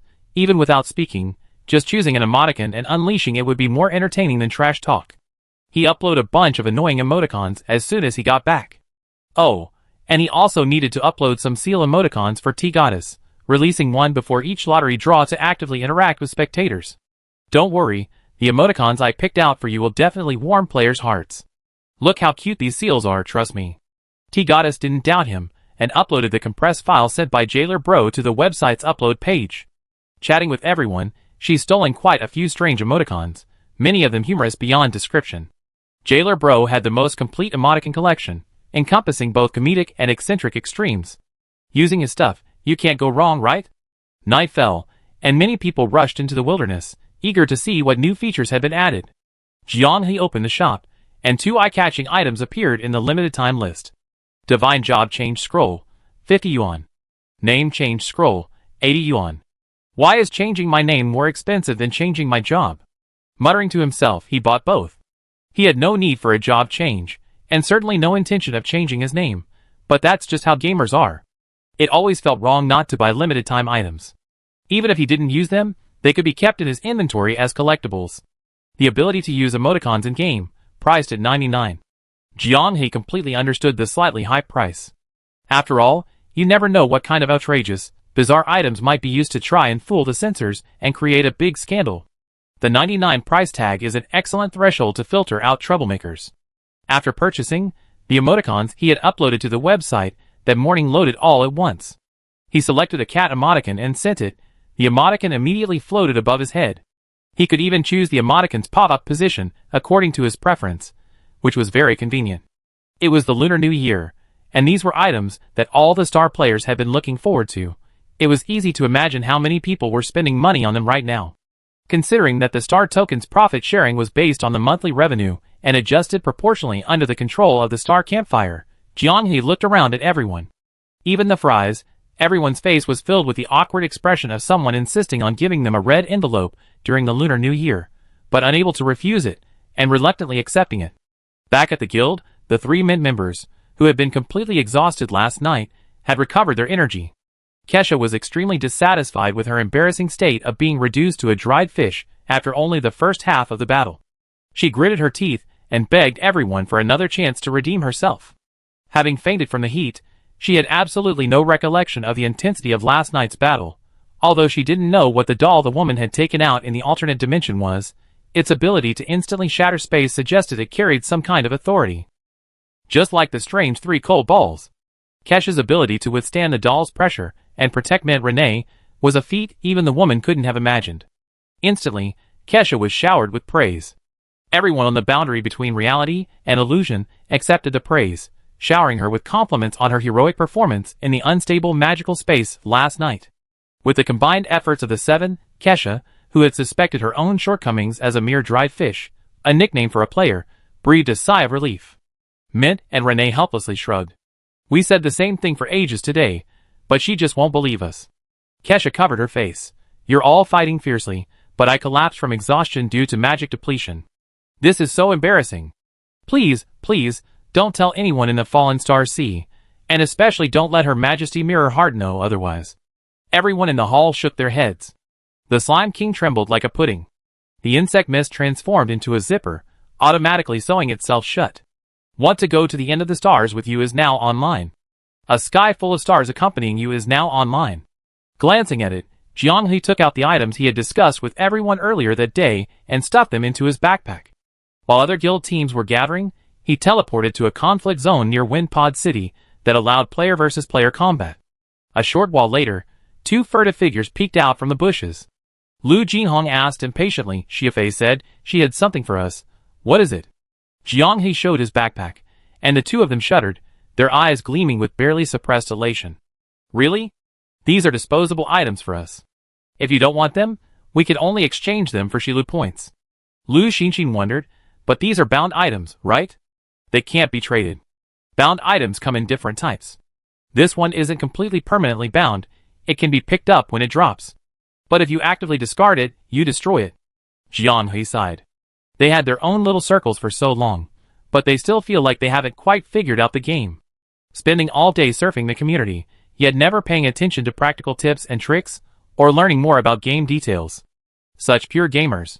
Being teammates with an Wei couple and never breaking up, they're probably all pretty similar people, seem like a cute bunch. I can't actively discard them, you guys can do it for me. How? I'm not even wearing my tie colors gear. 2 minutes later, the Wei couple left, leaving Jiang He, in a wandering state, back in the guild. He lost some experience, but as long as his parents and his friends are happy, it's worth it. Speaking of which, last night's battle was so intense, but in the end, the women didn't give them any experience. Jiang He was still fantasizing about everyone gaining 5 levels at once. Level 45 is basically equivalent to Tier 9 in the game's world. Women and men, that should correspond to level 50, Tier 10, right? Fries asked with concern. All done? 1 backpack should be enough. We add more if needed, Jiang He said. If it really doesn't work, we go out and help out when we have time. Never mind then, let them handle it themselves. Mom and Dad have made new friends. We shouldn't steal their thunder. Jiang He smiled. While verbally complaining about their cloying parents, in reality. At the same time that the 5 teams that had banded together during the Green Embroidery City Siege reunited, Fry's cloying parents, carrying a heavy haul, returned to their guild. Their guild was named Lemonade Hut. No special meaning. It was just a spur-of-the-moment decision. They didn't want to agonize over the guild name, so they just filled in whatever came to mind. There were no special guild decorations, no money or items for repairs. The guild's internal structure was dilapidated, and even the dolls were all from players' own accounts, with no extras. There was no workshop. Zero output, guild construction at a standstill. If the guild on the boundary between reality and virtuality was a luxurious palace complex, then the Lemonade Hut was undoubtedly an open-air coffin, a tiny matchbox, hastily built by Minecraft players. The guild consisted of only 8 people, including his parents. Lu Jinhong was the guild leader. Having won over many players during the early dungeon runs, he was readily awarded the title of guild leader by applause. The troll hibernating orange cat slowly stood up and stretched. The guild leader slipped out the moment he logged on. Where did he go? The demon fox withered realm clicked its tongue. He's probably off somewhere being all lovey-dovey again. No need to wonder, let's get to work. We need to continue exploring the foggy area today. The orange cat couldn't help but ask, what if those guys come to steal it again? The withered realm clenched its fist, then fight. We're just expendable lives, who's afraid of who? The surrounding space is so vast, and we just happen to be assigned to the same world bubble. They don't even separate to explore, they just linger around. Aren't they just deliberately trying to annoy us? Seeing the withered realm getting more and more agitated, the orange cat quickly stopped her, telling her to calm down. Lu Jinhong chuckled. It's alright, just watch me today. Once everyone's online, we gather and head out. No matter who comes today, I handle it. Guild leader, you're unusually confident today. Orange cat frowned. Last time there was a conflict, weren't you the peacemaker, trying your best to keep everyone out of it? Wait, there's a murderous aura about you. How could the guild leader have a murderous aura? You're completely overthinking it. Withered Realm waved his hand. Just watch me today. I secretly had a good weapon forged at the craftsman's. Watch me test it on those pig coins today. Lu Xinxin poked Lu Jinhong's cheek. What an unimpressive guild leader. Everyone's talking their own thing, all eager to try. Chapter 497. While the exhausted realm member went to the craftsman to retrieve his weapon, everyone in the Lemon Soda Hut Guild entered the world bubble of the Realm of Illusion. Their routine consisted of running dungeons in the first half of the night, and watching the pros play in the second half. Occasionally, this schedule would be reversed depending on the difficulty of the dungeon. Unburnable steel plate.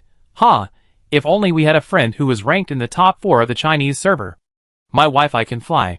Wake up. Even if we did, you wouldn't be able to participate in such a high-intensity battle. The Green Embroidery City Siege, customized by the Realm of Illusion, had begun. Unlike last time, they spent an extra 10,000 points to slightly increase the difficulty, ensuring a greater reward at the final settlement. Many spectators in the world bubble made similar comments. The Realm of Illusion was known for its generosity towards friends. Early information on the Clarity Temple was prioritized for the top 4 players in the Chinese server. In the competitive world of Tower World, after accumulating their own points, they actively feed points to the other 4 guilds, helping them advance their technology faster. In terms of personal morality and character, it's hard to find fault with them. Even the most criticized member, Jailer Bro, is a cyber godfather who shares any erotic images he can find and commissions numerous submissions for his group members. His behavior is second only to Ready to Eat in terms of nobility. The world of the boundary between reality and illusion is very, very far away for these small guilds. Clearing the Temple of the Clarities, challenging the higher floors of the Tower World. The Lemonade Guild only reached the 10th floor of the temple before being routed by the legendary, incredibly resilient Gorkalin. There's no room for error. Dying once means starting from scratch again. Insufficient damage output, Gorkalin's endless resurrection, repeatedly tormenting them. In the Tower of Trials, they only reached level 7, having exhausted their challenge attempts. 9 out of 10 players in the Stars of Proof game felt the same way. Those levels and floors where the boundary between reality and illusion was easily crossed were insurmountable mountains in their eyes. But they still loved the game.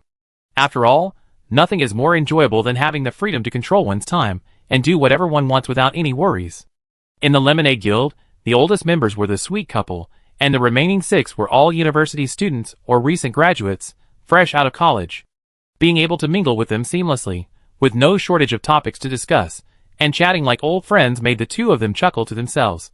In the eyes of the other members, they were also newbies, who had just entered university. They had shared cafeteria dungeon strategy information at least 3 times. It seemed the lovey-dovey couple, who had gotten into the same school, were so busy being inseparable that they neglected their own enjoyment of food.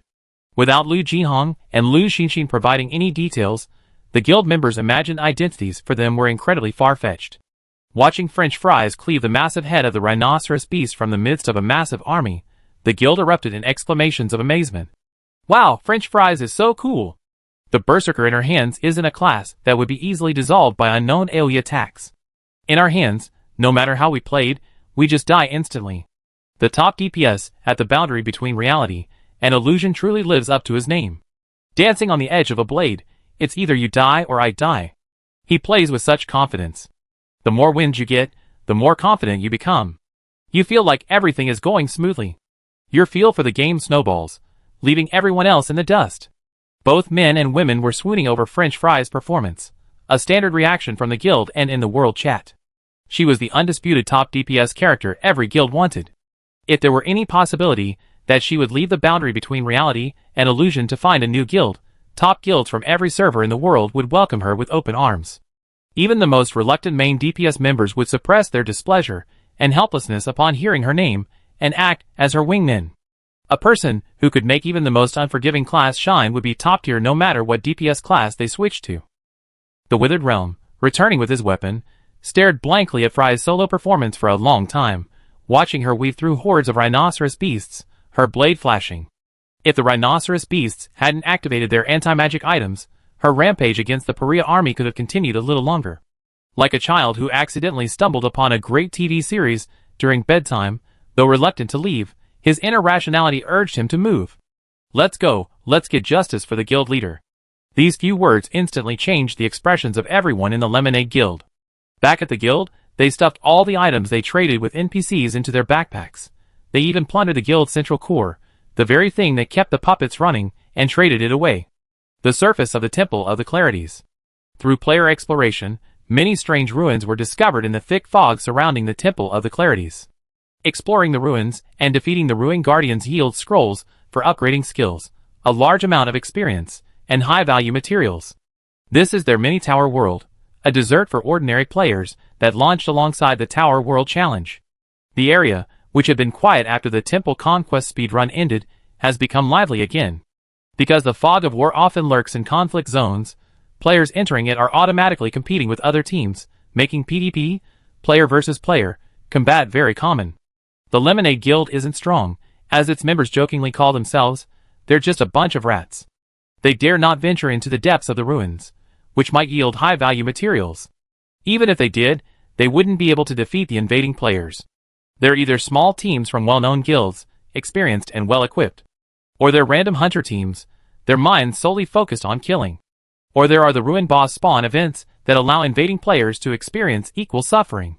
Knowing their limitations, they only wander the outer layers of the ruins, hoping for special events that allow them to collect some useful materials to exchange for money. Most of the time, they're playing a low-level scavenging simulator. It's very friendly to players who lack strength, unable to complete the main storyline, progress through the temples, or climb the tower world. Most likely, 10 days to half a month in the dense fog would yield nothing, but there's also a chance of finding high-level equipment crafting materials, happily adding bricks to their equipment upgrade plans. Where there are people, there is conflict.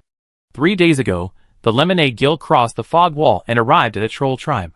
On the troll's altar, 2 statues glowing red were prominently displayed. Red rarity materials, in the eyes of those on the edge of reality, would probably only be worth a that's it. But for ordinary players, especially those inexperienced players unable to explore ruins, it was like a windfall. While they were fiercely battling the trolls, another team accidentally wandered into this area. Considering the mutual constraints, no one could easily obtain the materials. Failure and death meant nothing. They reached an agreement, one for each person. Then, they betrayed the entire Lemonade group. Originally, the story had only progressed to this point because of naive trust. Lemonade members were just ordinary players. They would have sulked, complained a bit, and swallowed their anger. However, after the betrayal, the other side even gave Lu Jihong, who had initiated the agreement, a friendly gesture.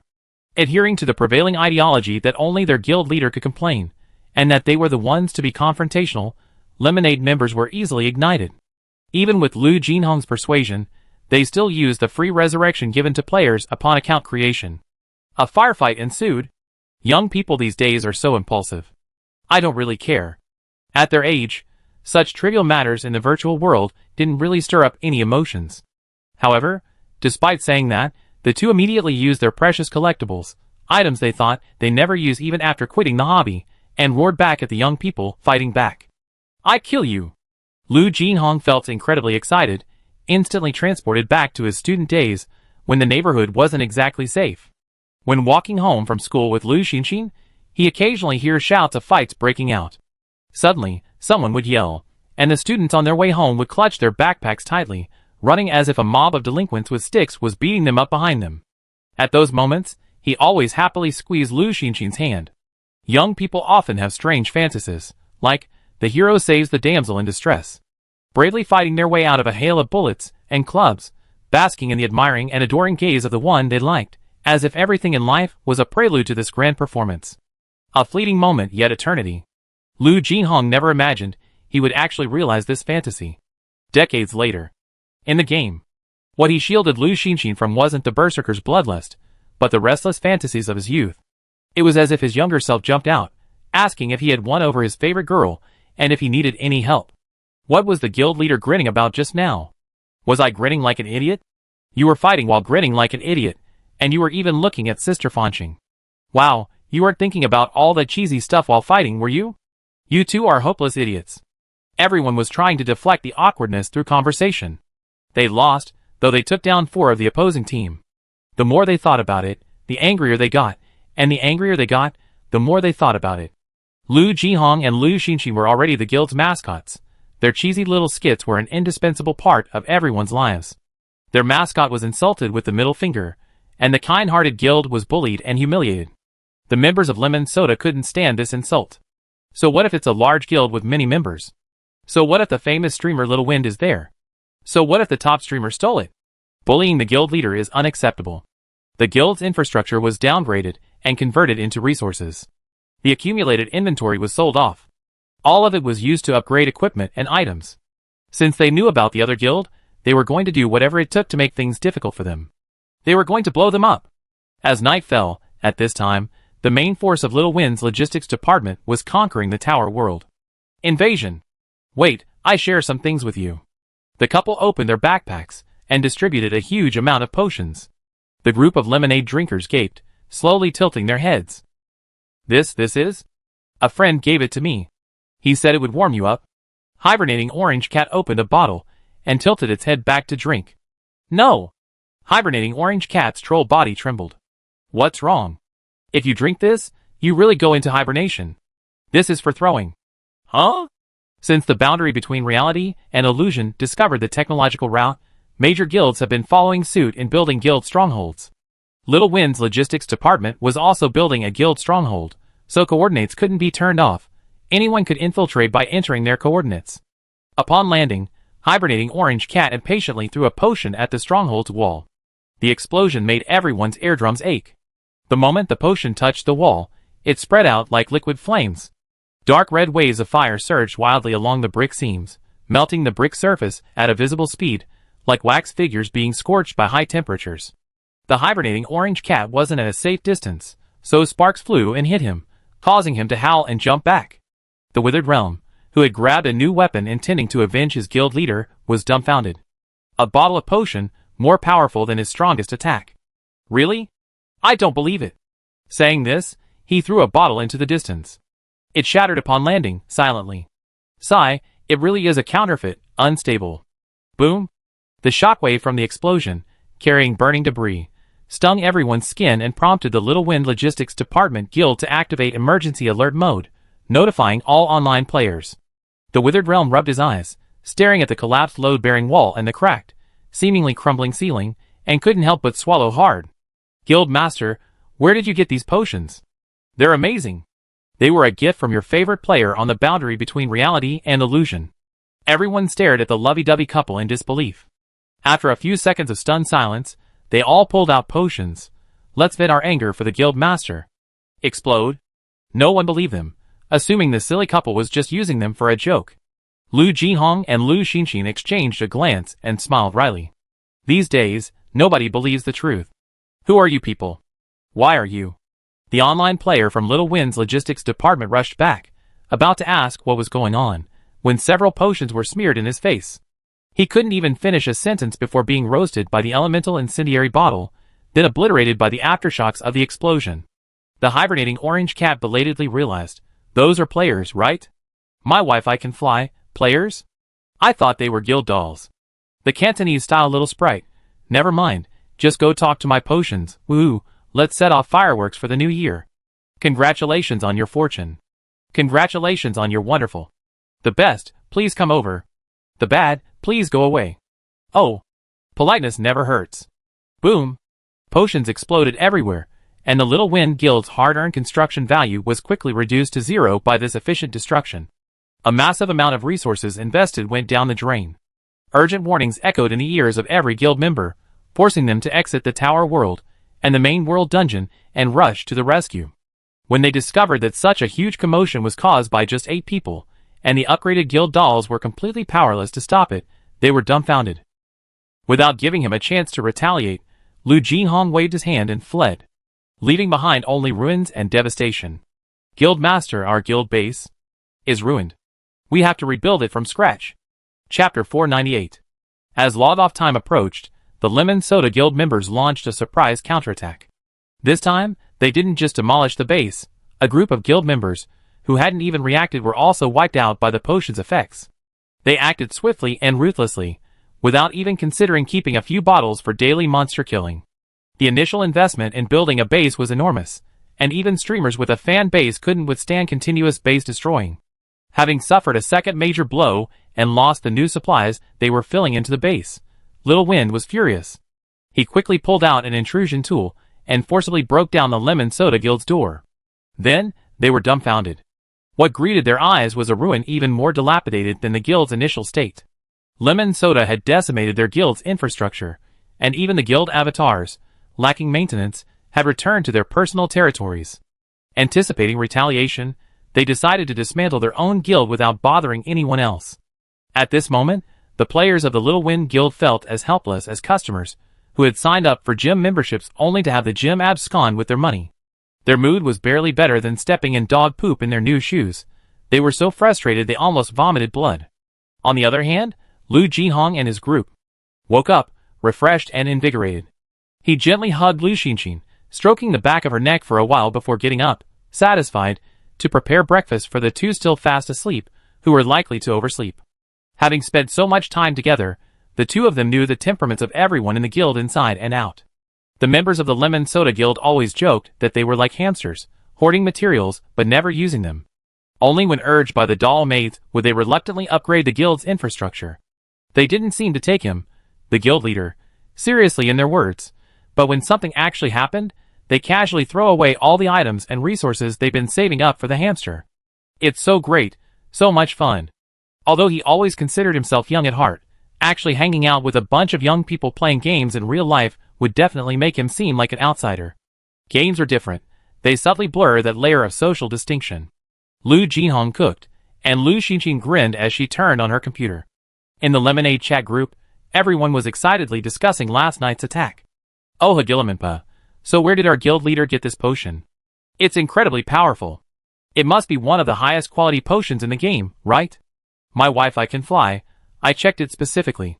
There's no item description, and the potion itself doesn't have any obvious rarity color distinctions.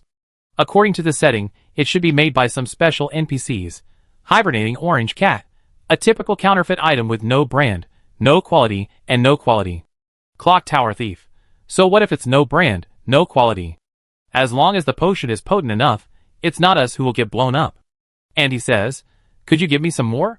I threw it away too quickly last night, so I didn't get a chance to properly appreciate it. Withered Realm. So where did this potion actually come from? Sure enough, this question is unavoidable.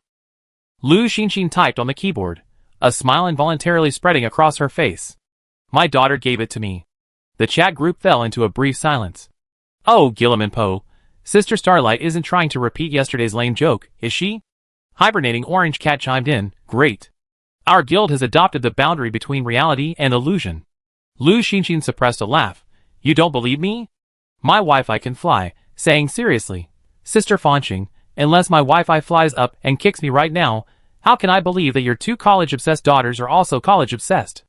Wi-Fi is indeed a chemistry major. Science and engineering majors have absolutely no sense of humor.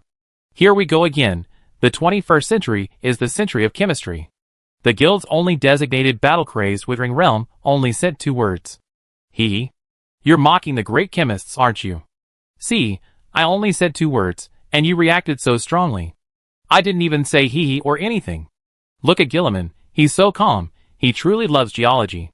Oh, Gilliman, understanding prehistoric humans, being a loyal citizen of the Empire, studying geology is actually for archaeology.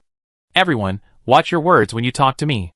Once I stabilize the subspace passage and return to the correct world, I will surely repay everyone with the power of the Second Empire. Lu Xinxin didn't know what the chat style was like at the boundary between the virtual and real worlds. For them, verbal sparring was a daily occurrence. Whether it's the grumbling during exam week or the relatable complaints about daily life, a glance is enough to feel the atmosphere of university. The comments at the beginning and end of each month are a classic part that cannot be ignored. Due to a lack of self-control, the Withered Realm meticulously planned his finances, posted his schedule in the group chat, and asked everyone to keep him on track, successfully surviving the month on the 1,500 yuan living allowance sent from home. And the great leader of the Second Empire, Lord Gilliman, who claimed he would repay everyone in the guild on graduation day. He always inexplicably loses several 68s at the beginning of the month, and then at the end of the month, he frantically posts about his difficult survival situation, eating only steamed buns and pickled vegetables. At times like these, all he received was the word serves him right. Despite this, the clock tower thief, who seemed to come from a well-off family, would earnestly help him out, occasionally subsidizing his breakfast and dinner at the end of the month. Truly impressive. However, once the economic crisis was over, Gilliman would immediately repay the favor. Having long been chatting in a group chat full of university students, everyone shared photos and daily life updates, and Lu Xinxin couldn't resist joining in. However, having been away from university for many years, they didn't have much to share, so they could only steal some photos from French fries that didn't show their faces and lacked detail to fill the gaps.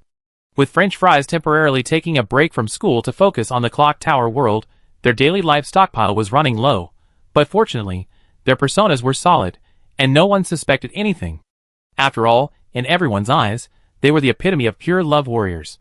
When they recounted their childhood friendship, the entire group remained silent until Lu Jihong finished speaking, at which point everyone erupted in a series of excited chatter. Ah, I can't accept this, Guild Master. You're telling me this is fake? We came here to surf the internet. We have no grudges against each other. Why are you hurting me like this? Ah, I'm going to kill you. No, wait, we're a perfect match. I should be the one leaving. Wah. Please, take it back. One of my brothers heard this and his hands and feet went cold. He was trembling all over, couldn't breathe, and he was even shedding tears under the covers. It's okay to fool your buddies, but don't fool yourself. Did you write a script to amuse everyone? I don't believe it, Wah. Their voices were hoarse and desperate, like a vampire being pierced through the body by a silver weapon, about to be reduced to ashes. Despite saying this, in the game, everyone was very protective of the two of them. Like a warrior who has discovered the true existence of pure love, wielding a sharp blade to slaughter any who dare approach and defile the beauty of the world, a Minotaur warrior. The little rich guy clock tower thief, who used to regularly feed the lively Gilliman and the obviously impoverished orange cat, changed his routine to sending small red envelopes at the end of the month after hearing the story. Combined with her probing questions in the game about whether Lu Jihong could afford his daily expenses for picking up girls, she was clearly worried that he was neglecting her in real life due to financial constraints. I earned it myself through part-time jobs. It has nothing to do with my family. Don't call me rich guy, the family business isn't doing well. I might have to work in a factory in a few years. Who's so superior to whom? Fine, if you don't want your childhood sweetheart and prefer someone who falls from the sky, I kill you. That's how Lu Jinhong's friend threatened him back then. So many years have passed, but the flavor hasn't changed, only the rhetoric has taken on a cute, anime-like tone. Sensing something amiss, She looked towards the door. Wearing pajamas, French Fries yawned, squinting and staring intently at herself. Xiaofei, what's wrong? Mom, I can hear your silly grin from the kitchen. It's practically a smirk. Lu Xinxin put her hands on her hips. Kids shouldn't bother adults. How old do you think I am? Then, Potato, control her. Jiang He helped close the door and push French Fries towards the kitchen. Come on, let's eat first. You become a summoned creature, so obedient. They move out sooner or later. Don't activate their clinging nature. You don't want them dancing and singing around us, do you? You're right. French Fries nodded. Lu Jinhong returned to the room, holding Lu Xinxin as he continued browsing community news. Successfully cleared level 19 of the virtual real boundary, only one level away from top 1. Only getting the minimum points, losing money working in the virtual real boundary, tears welling up. A rational discussion. Is the virtual real boundary the only guild capable of feeding points? The daughter and future son-in-law displayed their prowess last night. Nothing is more refreshing than waking up to everyone's praise. Thinking of their usually stern-faced son, Fries, who is always obedient to Jianghe, their smiles widened. Too many hot posts to read. Lu Jihong clicked the filter button, deciding to look at the most recent posts from the past hour. A post in the casual chat area with over 300 replies, and the number was steadily increasing, caught his attention. Black market for the proof of the stars? Clicking on it, the post described a link. Is this the beggar strategy everyone's been talking about lately, indiscriminately attacking guild outposts and extorting protection money? I heard of it. Large guilds need to weather the initial construction phase to establish outposts, and defense is very difficult. So some players team up to invade, destroying things if they don't pay. That's something only guilds with outposts encounter. A happy problem, we never seen it. In the global server, if you call for a team, a whole bunch of them will come rushing in. If they don't get money, they destroy things. It's impossible to defend against. Is Little Wind buying clicks to target people? Looks furious. Lu Jinhong blinked and quickly clicked the link. The title was incredibly sensational. Stellaris, Evidence Point Beggar Strategy. Cyber Underworld really knows how to play the game. The video content was clearly the lively scene of the Lemonade Guild members recklessly using potions to celebrate the Lunar New Year in Little Wind's guild last night. The video was posted at 8:32 p.m. It's 10:50 a.m., and the video already has nearly 400,000 views, with the number of viewers increasing as its reach expands. Lu Jinhong was dumbfounded. Neither of them were outdated. They knew perfectly well that this was what people in the group often referred to as being hacked, or banned. Chapter 499. The Proof of the Stars is like a melon patch. With a massive player base, it's practically a mini-online society, always rife with gossip. A major incident explodes, and the severity is evident just from the community's discussion volume. In just half an hour, the video's views surpassed 1 million. And this was only on a single platform. Little Wind, a well-known lifestyle streamer, boasts over 3 million followers across multiple platforms, wielding astonishing influence. Before getting involved, Lemon Soda had considered what kind of behemoth they were facing. However, they hadn't expected it to be an outsider. After all, Little Wind's guild was in the wrong. They allocated resources, made agreements, and then suddenly betrayed and killed them all, leaving with a middle finger. It was undeniably low class. Why should they expose this to the community? Expose it then, we expose it too. Withered Realm, quick-tempered, wasn't one to tolerate such behavior. They have a recording, but don't we? The beggar stream was a huge scapegoat. They weren't going to take it. After successfully navigating the boundary between the virtual and real worlds, establishing guild strongholds, and navigating the Tower World's technological pathways, numerous medium and large guilds engaged in a massive war for territory and strongholds. To maximize resource production through the uniqueness of their strongholds, the struggle continues to this day. A small number of more stable guilds, however, are subjected to a begging tactic using cybernetic sticks, threatening to blast you if you don't pay. Many guilds deeply resent this. Those with the strength utilize enhanced NPCs and puppets, strategically deploying guild members to guard the area around the clock to prevent violent begging. Those with less strength can only grit their teeth and reluctantly pay. After all, it's the last month in the Tower World, and everyone wants to seize the opportunity to climb higher. Players focused on managing their guilds were already fed up with the constant requests for access, and now, with a large streamer stepping in and igniting the flames, they joined the chorus of condemnation. The outcry against the Lemon Soda Guild poured in.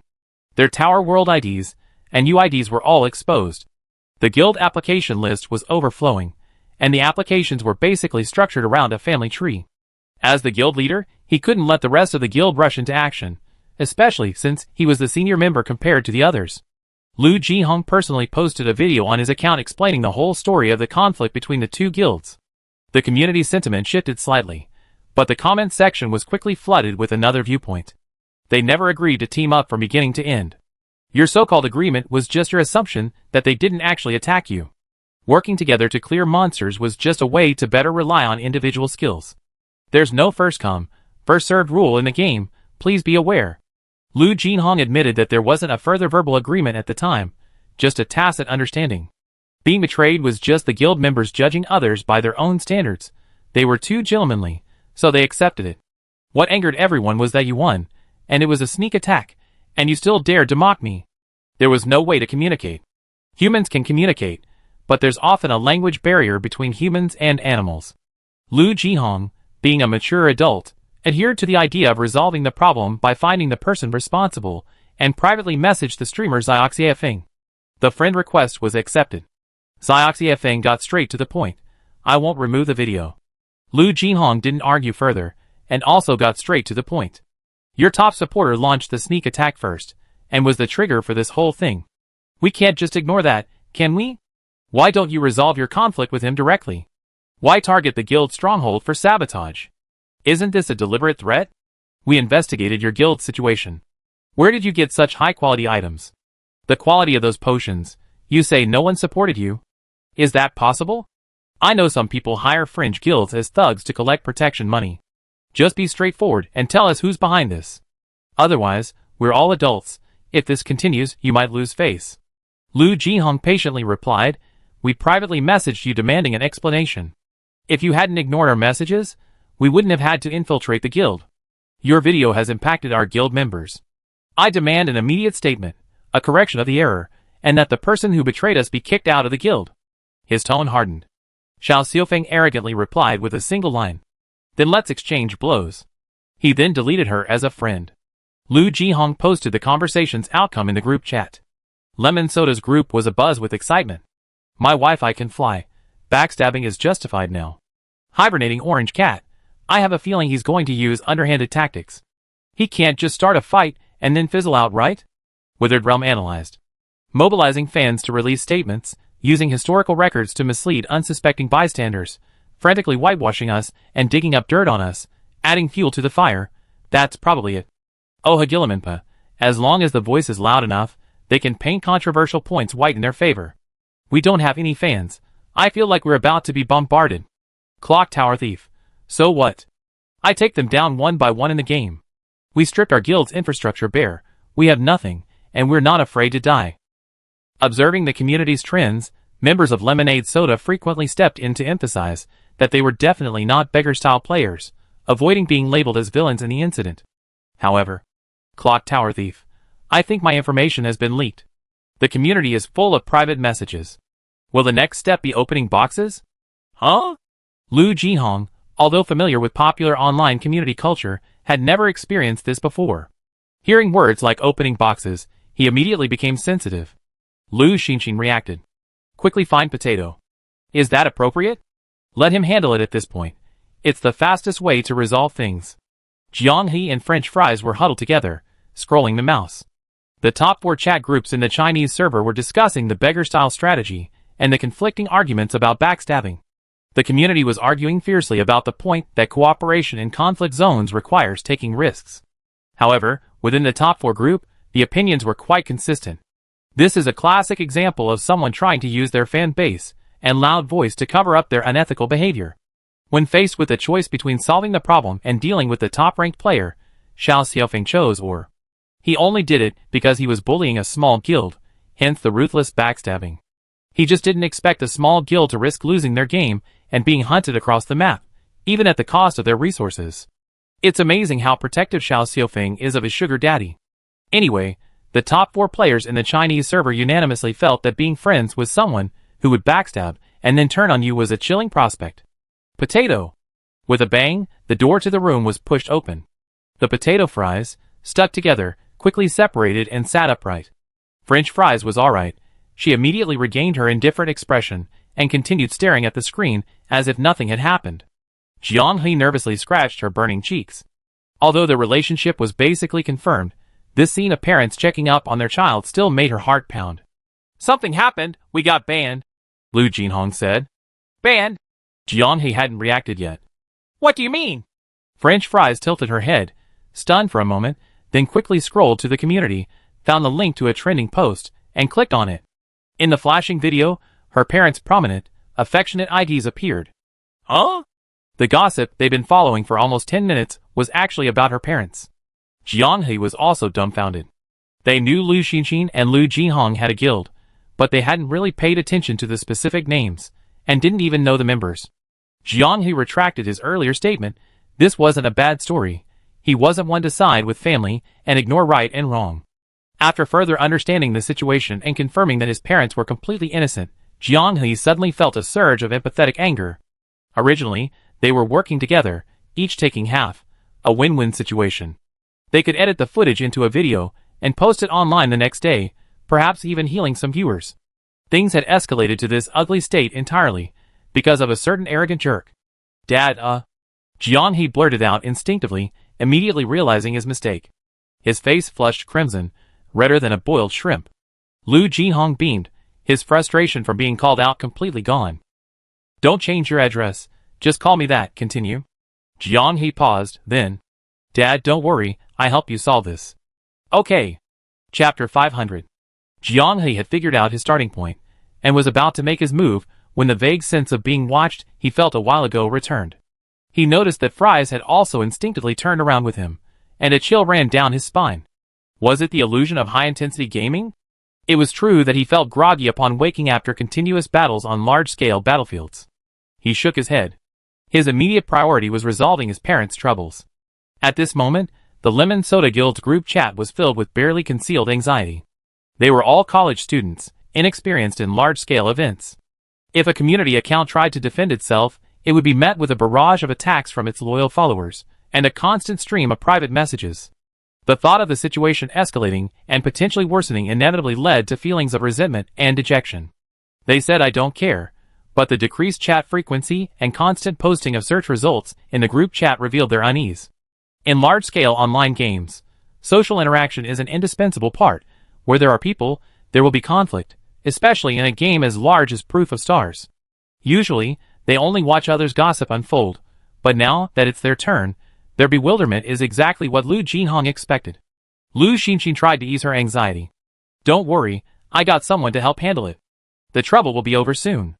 Oh, Hagiliman Po was puzzled. "Who?" "My daughter." Seeing Lu Xinxin teasing everyone with this joke again, everyone sent speechless emojis. "My wife I can fly. Hee hee, my favorite T-God is streaming. I'm going to record it." Wi-Fi Bro is a loyal fan of T-God, having watched every episode since the show started airing independently, and even created a special account to help with video clips. With the recording software ready, and a novel in hand, he enjoyed a carefree, daydreaming time. If it weren't for that little gust of wind incident, his mood would be much better today. Hey, are you there?" "Oh, I can hear you." A classic microphone test. T-God was still as adorable as ever, a bit rustic, but so cute. A smile involuntarily crept onto his face. He felt like an old man strolling through the park with a radio. "Oh, I suddenly started streaming because I wanted to tell everyone something. Yeah, I don't want to use the guild's official account." Wi-Fi Bro glanced at the chat. Everyone was asking what was going on, and hoping T-God would give them a New Year's greeting. T-God readily complied, wishing everyone a healthy New Year. Let's get down to business. A member of our virtual reality boundary has recently encountered some trouble with their family. Wi-Fi Bro frowned. Given virtual reality boundaries' current influence and their near financial freedom from continuous dividends, surely they wouldn't need to ask for help on a live stream if they encounter trouble, right? He astutely sent the message to the group chat, urging everyone to watch the stream. It's not as complicated as you think. They were just exploring the fog wall area outside the Temple of the Clarities when they got betrayed. The Lemon Soda group, who had just entered the live stream, were stunned for a moment. Then they laughed in relief. So they weren't the only unlucky ones caught in similar conflicts. This game is never short of drama. There's always something funny to be had. We tried to communicate, but the other party had no intention of admitting their mistake or resolving the issue, so their family came to us for help. How similar to their situation. The players in the live stream, while indignant, were all curiously asking whose family it was. French Fries' T-God said, French Fries' parents, they're veteran players since the game's launch. The noise in the live stream vanished from their minds. Wi-Fi Bro's head was buzzing. He couldn't help but scratch his head, grabbing an apple beside him and taking a big bite. His gaze swept over his chat group, then over the bullet comments, feeling that the world was magical and unreal. Hibernating Orange Cat. Why do I feel like the events are like ours, and what T-God said sounds like ours too? Clock Tower Thief. Just a coincidence. This happens all the time. Lu Xinxin chimed in, all my hard work finding connections to help was for nothing, and you guys just ignored my contribution like this. The only girl in the group, and usually the least vocal, Auntie says nervously typed a line. Are you really an auntie? Okay, auntie it is. Actually, it's fine if you guys call me sister. Lu Xinxin accepted it readily. Wi-Fi Bro, don't you really like orange tea? Huh? Oh. Wi-Fi had a vague feeling that something was about to happen. Almost a minute passed. Orange Tea, who was replying to the live stream chat, suddenly stared at a corner of the screen and stopped. Yeah, my Wi-Fi from Lemonade House can fly. Auntie told me to say hello to you, she wasn't lying. The potion you used to bomb, the guild used was handmade by Mint, so it doesn't have a tag or rarity. The guild group chat fell silent for half a minute. Only Wi-Fi Bro squirmed happily in his gaming chair like a maggot. Recently, a meme has been circulating in the guild group chat. The group member who tirelessly feeds poop to the chat is actually a beautiful girl.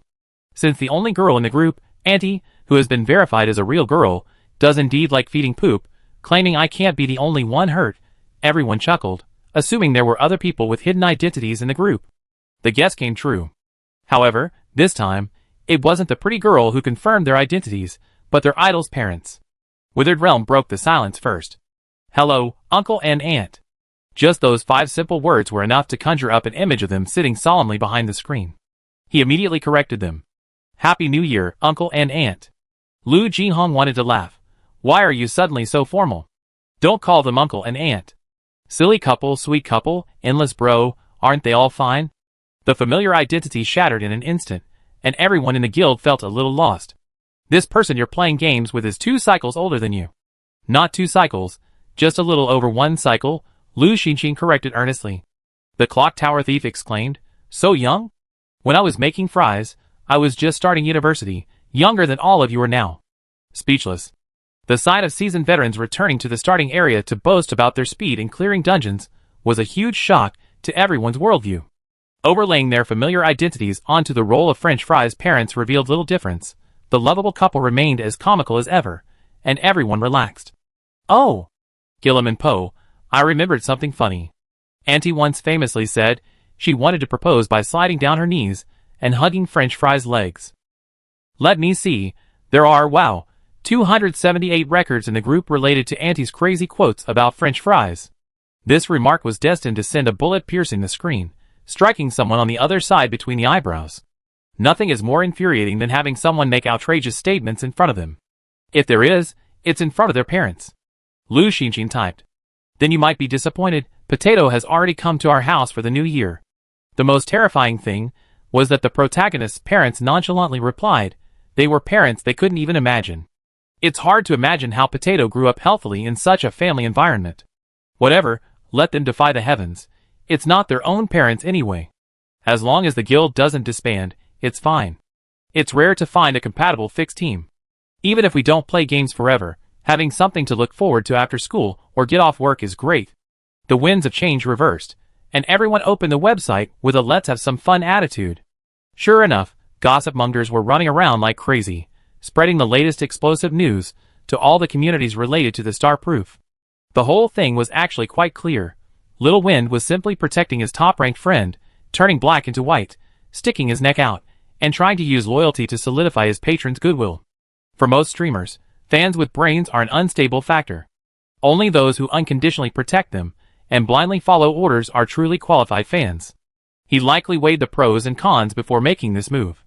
With his sheer number of fans, and the sheer volume of history he's accumulated, he could easily overwhelm a small guild. If nothing unexpected happens, the bigwigs in the fan community will likely shower him with gold coins after this incident, allowing him to enjoy a comfortable life. However, As expected, something unexpected happened. It's unclear how Xiao Xiaofeng obtained Jiang He's contact information and requested a friend request. The request message read, Xiao Xiaofeng, I want to explain something. He was clearly in a hurry. Jiang He invited his parents into the room, and only then did he very considerately accept their friend request. Brother, it's a misunderstanding. There really is some misunderstanding. I don't have any major conflicts with your guild. People in the guild are just using your names and causing trouble. I can't possibly manage them all. You probably haven't managed a large guild and don't understand. More people, more trouble. I kicked them out right now. Can you help clarify this? It really has nothing to do with the other members of the guild. He understood. This was about to be the one cutting off the big spender. Lu Jinhong laughed. He wasn't this humble when he was chatting with me. He was arrogant. He straightened the keyboard and typed. There's no misunderstanding. You just realized you bullied the wrong person. If my parents weren't in this guild, your fans could twist the truth and arbitrarily stir up trouble to bully honest people. You don't know you're wrong. You're just afraid you won't be able to make money in the Proof of Stars track anymore. Fries wasn't going to tolerate Little Wind. People have to be responsible for their choices. He could have settled things peacefully, but he chose to escalate, and now the situation is beyond his control. If you choose to fight to the bitter end, don't call for peace when you're pushed back to Berlin. If the bullied player is just an ordinary player, who can they complain to? Does this small group of people who quietly play games deserve to be crushed by streamers with much larger audiences? It's clear Little Wind believes in the theory of I have more fans, I have a greater advantage, so when he encounters someone with an even greater advantage, he has to accept it. One should practice what one preaches. Xiao Xiaofeng sat in front of the screen, his hands and feet ice cold. The Proof of the Stars was currently the undisputed king of traffic. No streamer, regardless of channel, could avoid it. And in the domestic arena, the top 4 streamers in the Chinese server were undoubtedly the elite. The boundary between reality and illusion boasted the highest kill rate to date. Anyone who initiated a raid suffered a crushing defeat. They were virtually flawless, without a single fault. Their friends spanned the top Proof of the Stars player community. Due to their generous act of giving points to other guilds, even top international players were praising them in their communities. Not to mention the Chinese server community, countless guilds and players wanted them to profit. Their popularity was frightening. Looking at the skyrocketing number of replies and comments in his comments section, his scalp tingled. He didn't even have the courage to click and look. No one complained about not having enough money, but the path to Proof of the Stars was completely blocked.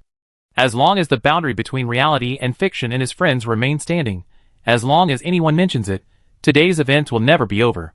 Not to mention, can he really still peacefully make money in his comfort zone? A flash of inspiration struck him, and he grasped at a lifeline. French fries' parents are, after all, getting on in years. Perhaps they soften their hearts. Just write a tearful, heartfelt essay. He did it without hesitation. But when he was about to send it, he couldn't find their contact information. Little Wind suddenly remembered. It seemed he was the one who had blocked them. A visible wave of fan loss had already begun. Qin Xiaoyu witnessed the entire dramatic turn of events in less than half a day. By nightfall, Little Wind had lost nearly 100,000 fans. These are genuine, active fans, mostly willing to contribute data and spend money for him. For any streamer, this is a core group that needs careful maintenance. Another one, Qin Xiaoyu remarked with a smile. The boundary between reality and fiction is practically the nemesis of these streamers, who become arrogant after achieving fame. Even the community is listing their kill records. The list of victims is practically overflowing. Xiaoyu, dinner's ready. Qin Xiaoyu had just come downstairs when he remembered the candlelight. He turned back to his room, only to find it empty. He initially thought she might have teleported somewhere else, and planned to go downstairs to say something to his mother. Suddenly, a strange impulse compelled him to look out the window into the distance. Behind Qin Xiaoyu's old home was a forest. Even in winter, some greenery still dotted the desolation. His heart pounded, an indescribable tension filling the air, making his limbs stiff and numb. The further he walked, the heavier his legs felt, as if they were lead, a warning to stay away from something ahead. Qin Xiaoyu suddenly turned around. The rugged mountain path was deserted. The intense feeling of being watched made him sweat profusely. That gaze seemed fixed on him. No matter how he turned his head, he couldn't keep up with the other person's pace. Qin Xiaoyu forced himself to continue, following his inner impulse.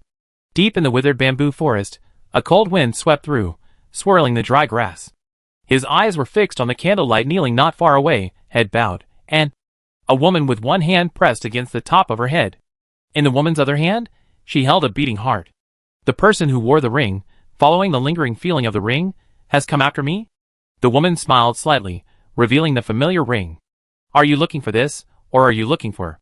She pointed to the candle flame where the heart had vanished. Her? With that, the woman gently unscrewed the candle flame's head as if turning a screw. Chapter 501. The woman's skin was a deep, dark brown. It looked as if it had been scorched by the desert sun, or like a rays from the shadowy depths of a fantasy novel, gleaming with a cold, eerie light.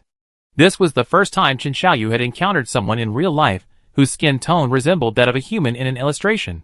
Her black hair cascaded down like a waterfall, with pointed ears peeking out from it. This appearance immediately reminded Chen Xiaoyu of the race in the game Proof of the Stars, the elves. Faced with a woman's hand tightly gripping Candlelight's head, he should have screamed, he should have been terrified, the normal human reaction to danger. Strangely, Chen Xiaoyu's fear seemed to be suppressed by another emotion. He took a deep breath. What did you do to her? What do you think? Chen Xiaoyu had never heard Candlelight mention enemies in that distant homeland. The only worrying surprise was Weaver Wind's approach to the madness in the Three Domes lands. Whoever you are, she comes from a powerful civilization. Your attack will not end well. Have you considered that your civilization has no right to say these things to us? The woman smiled. I may not be able to deal with the person behind the candlelight, but I can deal with you. Chen Xiaoyu's heart nearly stopped. I give you one more chance. Choose your words carefully. Chen Xiaoyu was silent for a moment, then raised his head and looked directly at the dark elf. Put down the candlelight. He paused, then added weakly. She can still fix it. The dark elf stared intently at Chen Xiaoyu for a while, then burst into laughter. You can't even speak tough words properly, yet you dare to order me around out of fear. You're quite an interesting child. Although they looked to be around the same age, Chen Xiaoyu dared not bring up the topic of age. If the other person was truly a dark elf, she was probably an old monster old enough to be his great-grandmother. The dark elf walked up to Chen Xiaoyu, her amber eyes showing not a trace of hostility, but rather admiration. Hold out your hand. Seeing his indifference, she said again. The head of the candle flame. You don't want it anymore? Chen Xiaoyu quickly held out his hand. Perhaps because the candle flame had been playing the dismemberment act in front of him for so long, Chen Xiaoyu didn't feel anything was wrong with holding the candle flame's head. The dark elf stroked the ring on her hand, and lightly snapped her fingers. Chen Xiaoyu was startled, and hugged the candle flame's head to his chest. The crisp snap echoed through the silent bamboo forest. The silver light on the ring flowed like ripples, quietly blending into the night. The stagnant air was stirred, and a gentle breeze was born from her fingertips. Like a gentle breath, it instantly transformed into a swirling current, the still fresh blades of grass being manipulated by invisible fingertips, rubbing against each other and making a soft rustling sound. The evening breeze blew through the bamboo groves, swirling the scattered grass fluff at Chen Xiaoyu's feet. The dry leaves collided, producing a rustling sound like whispers, as if the entire bamboo forest was awakening under the dark elf's ring, becoming the harmony of the melody at her fingertips. Is this the little trick she used to bind you? Quite gentle indeed. The woman glanced at Chen Xiaoyu, who was clutching Candlelight's head, a half-smile playing on her lips. Chen Xiaoyu's heart pounded. Candlelight had said that even after descending to this world, communicating with magic was extremely difficult. She had only managed to stabilize herself by relying on the legacy of the primordial fairy. The ring was part of the inheritance, if he could take it back.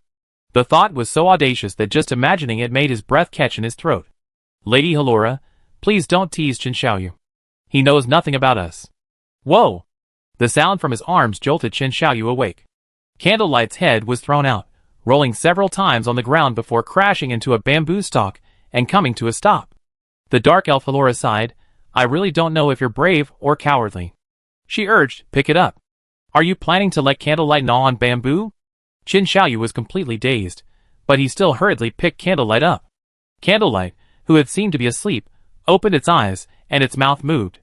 Don't be afraid. Lady Halora is here to solve my problem. Solve? Like being suddenly awakened from a deep sleep, Chen Xiaoyu's muddled mind gradually cleared. He stared intently at the beautiful dark elf, Halora, trembling with excitement. So that's it. No wonder Candlelight suddenly took the ring. Only a ring crafted by a primordial fairy could connect with the dormant magical side of this world, granting the freedom to use magic. Candlelight was welcoming a distinguished envoy from his homeland. You, from Candlelight's homeland? Halora put her hands on her hips, about to nod, when Qin Xiaoyu's next words made her tilt her head immediately. "You're the one who clung to the Lord's leg, refusing to give up the head maid." No, although we're both dark elves, I'm not that shameful." Halora quickly waved her hands. "Candlelight, it seems that after your memories were shattered, even the ironclad rules became unstable. You actually told outsiders about this kind of thing." Qin Xiaoyu quickly shut his mouth. Candlelight immediately apologized. "I'm willing to take full responsibility." Halora pouted. "Let's talk about that later. You found the Anna miracle the Overlord needed, and I verified it. I will report this to the Overlord soon. Given your physical condition, which doesn't allow you to stably operate the proof of the stars, I brought a suitable replacement puppet with me this time. It was made by the alchemy puppet team using their latest quota. It's stable and reliable. After handing over all valid information, you can return." Candlelight's body, pulling her heart and head back to her original form, slowly healed. She knelt on one knee before Halora.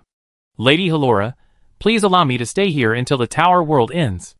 This is my duel with Windweaver, sworn in the name of ironclad laws, with rules set in the name of a game. I must witness the outcome." Halora sighed. "All right, then let's wait another month." Qin Xiaoyu raised his hand tremblingly. "Can't the competition be interrupted? This bet was forced upon us by Jifeng. Do you really want to accept the result? The scales of victory and defeat already weighed down, with the future of everyone on the boundary between reality and illusion, and the fate of Blue Star." He had to muster the courage to interject. "Let's continue," Halora stretched. "You're still behind. I'm also curious to see if they can turn the tide in the end. After all, even the teacher's teacher finds this little guy interesting." "Huh?" Qin Xiaoyu became increasingly confused. He didn't understand why Halora, as an envoy from the Candlelight homeland, seemed to enjoy watching the drama unfold. Now that we eliminated the Windweaver, all problems will be solved. Halora seemed to deeply respect the primordial fairies of this world. Seeing that everything was alright and Candlelight had returned to normal, she teleported to offer her respects. Qin Xiaoyu felt a strange sense of emotion, a subtle pride, as if his culture had been recognized by another nation. "Don't worry, they're all very friendly people," Candlelight explained, noticing Qin Xiaoyu's somewhat dazed expression. "How did she get here?" "Because I lost contact for too long," Candlelight explained further. "After traversing numerous desolate, lifeless world bubbles, she finally found the 4 civilizations now connected by the proof of the stars. She immediately reported this information, and set up a server on the spot, beginning her search for the miracles of the Anna world. Her companions, however, found nothing. As the sole survivor, having been out of contact for so long, and out of concern for unexpected events in the proof of the stars game, the Lord would surely take action to prevent any serious incidents. She just hadn't expected it to happen so quickly." After her arrival, Halora had already inspected Fissa, a world of swords and magic, the fungus world ruled by mushroom people, and the 3 realms, a world of cultivation. While inspecting the 3 realms, Jifeng was completely unaware of it. She also stopped by the star-gazing sect in the 3 realms, disguised herself, bought some soda, and left a review. "Not bad, a retro taste. It tastes just like the one I drank almost 2,000 years ago. So nostalgic." Because she was laughing while drinking, Wei Shen of the star-gazing sect couldn't tell if she was being sarcastic or genuinely praising it. Qin Xiaoyu breathed a sigh of relief. From an operational perspective, this lord was undoubtedly exceptionally concerned about the security of the civilization running the game. Knowing that a civilization on a floating island, not adhering to the dark forest but spreading light like a beacon, existed in this starry sky was reassuring. "So what should we do now?" Qin Xiaoyu asked. Candlelight replied, "Same as before, except this time, with Lady Halora, no matter what happens, she can handle it properly. I forgot to tell you, she's one of the Overlord's disciples, possessing wisdom and power far beyond our imagination. As long as it's not a worldwide catastrophe like the Anna world, she should be able to cover for us." They returned home at 9 p.m. Seeing the two return from outside, their family didn't ask many questions, only jokingly scolding them for being out of touch with time and playing around. The last time Qin Xiaoyu heard such comments was when he was a child and missed dinner. Their food was being kept warm in an iron pot with hot water added. Although the reset of her body didn't solve the problem of her shattered core memories, the replacement of her affected heart center made her even stronger. Candlelight smiled, a rare occurrence. She touched her chest and said, "This is a special reward approved by the Lord. It's a masterpiece created by several master alchemists, originally intended for another puppet." Qin Xiaoyu shoveled food into his mouth like a starving dog, The courage he mustered during his confrontation with Halora now needed to be compensated and rewarded with food. Thinking of that stingy lord, whom Candlelight always described as wielding the economic stick to punish various academic departments, Qin Xiaoyu suddenly felt that this new heart was incredibly valuable. A month from now, are you leaving? Candlelight silently chuckled, probably.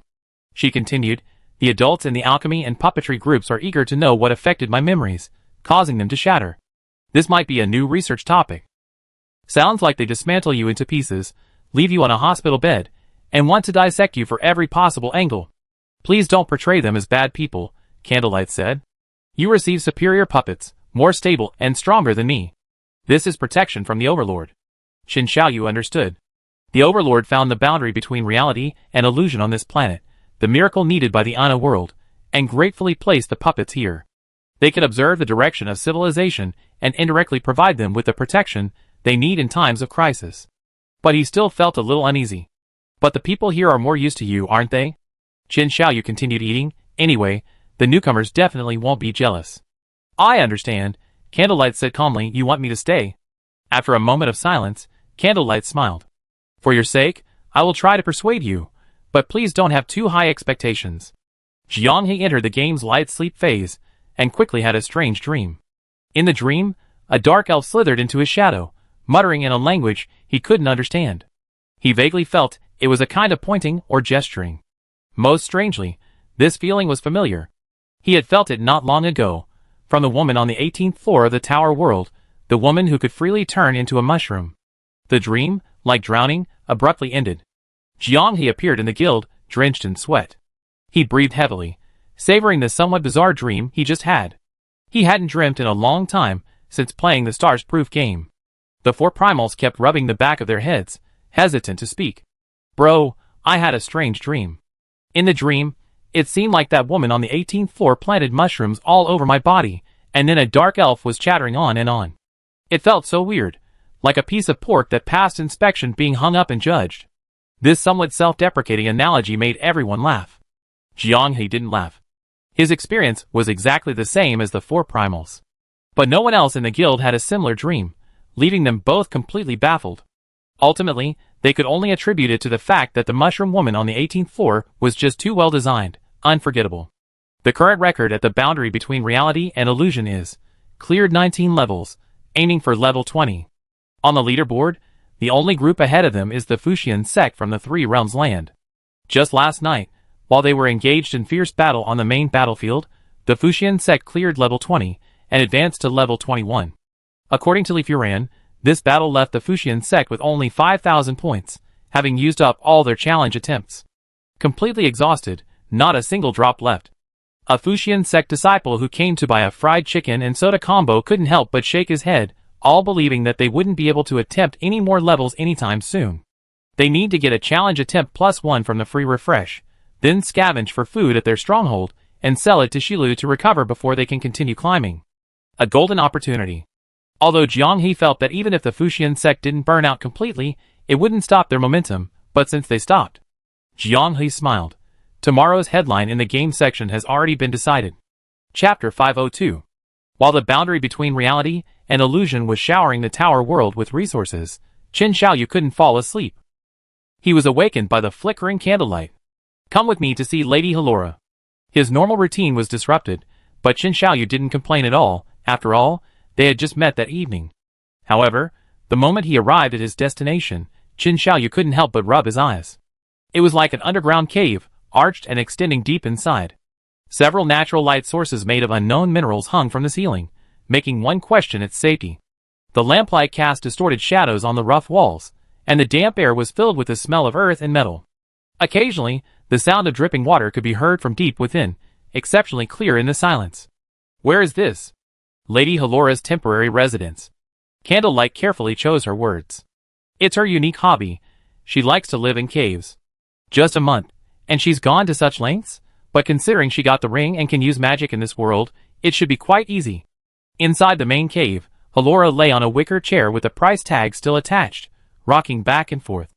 On the massive, smooth, vertical stone wall ahead, the battle at the boundary between reality and illusion was projected. The battlefield was still green embroidery. After 2 attempts, They had basically figured out the patterns of this large battlefield. With the help of the guild NPCs, they could basically drag 3 guilds that did nothing to clear the level. Seeking the optimal solution would facilitate a spectacular conquest of points later, and the praise within the world chat was endless. Everyone's getting what they need. The boundary between the virtual and real worlds is easily cleared through customized floors, allowing competing guilds to easily gain points.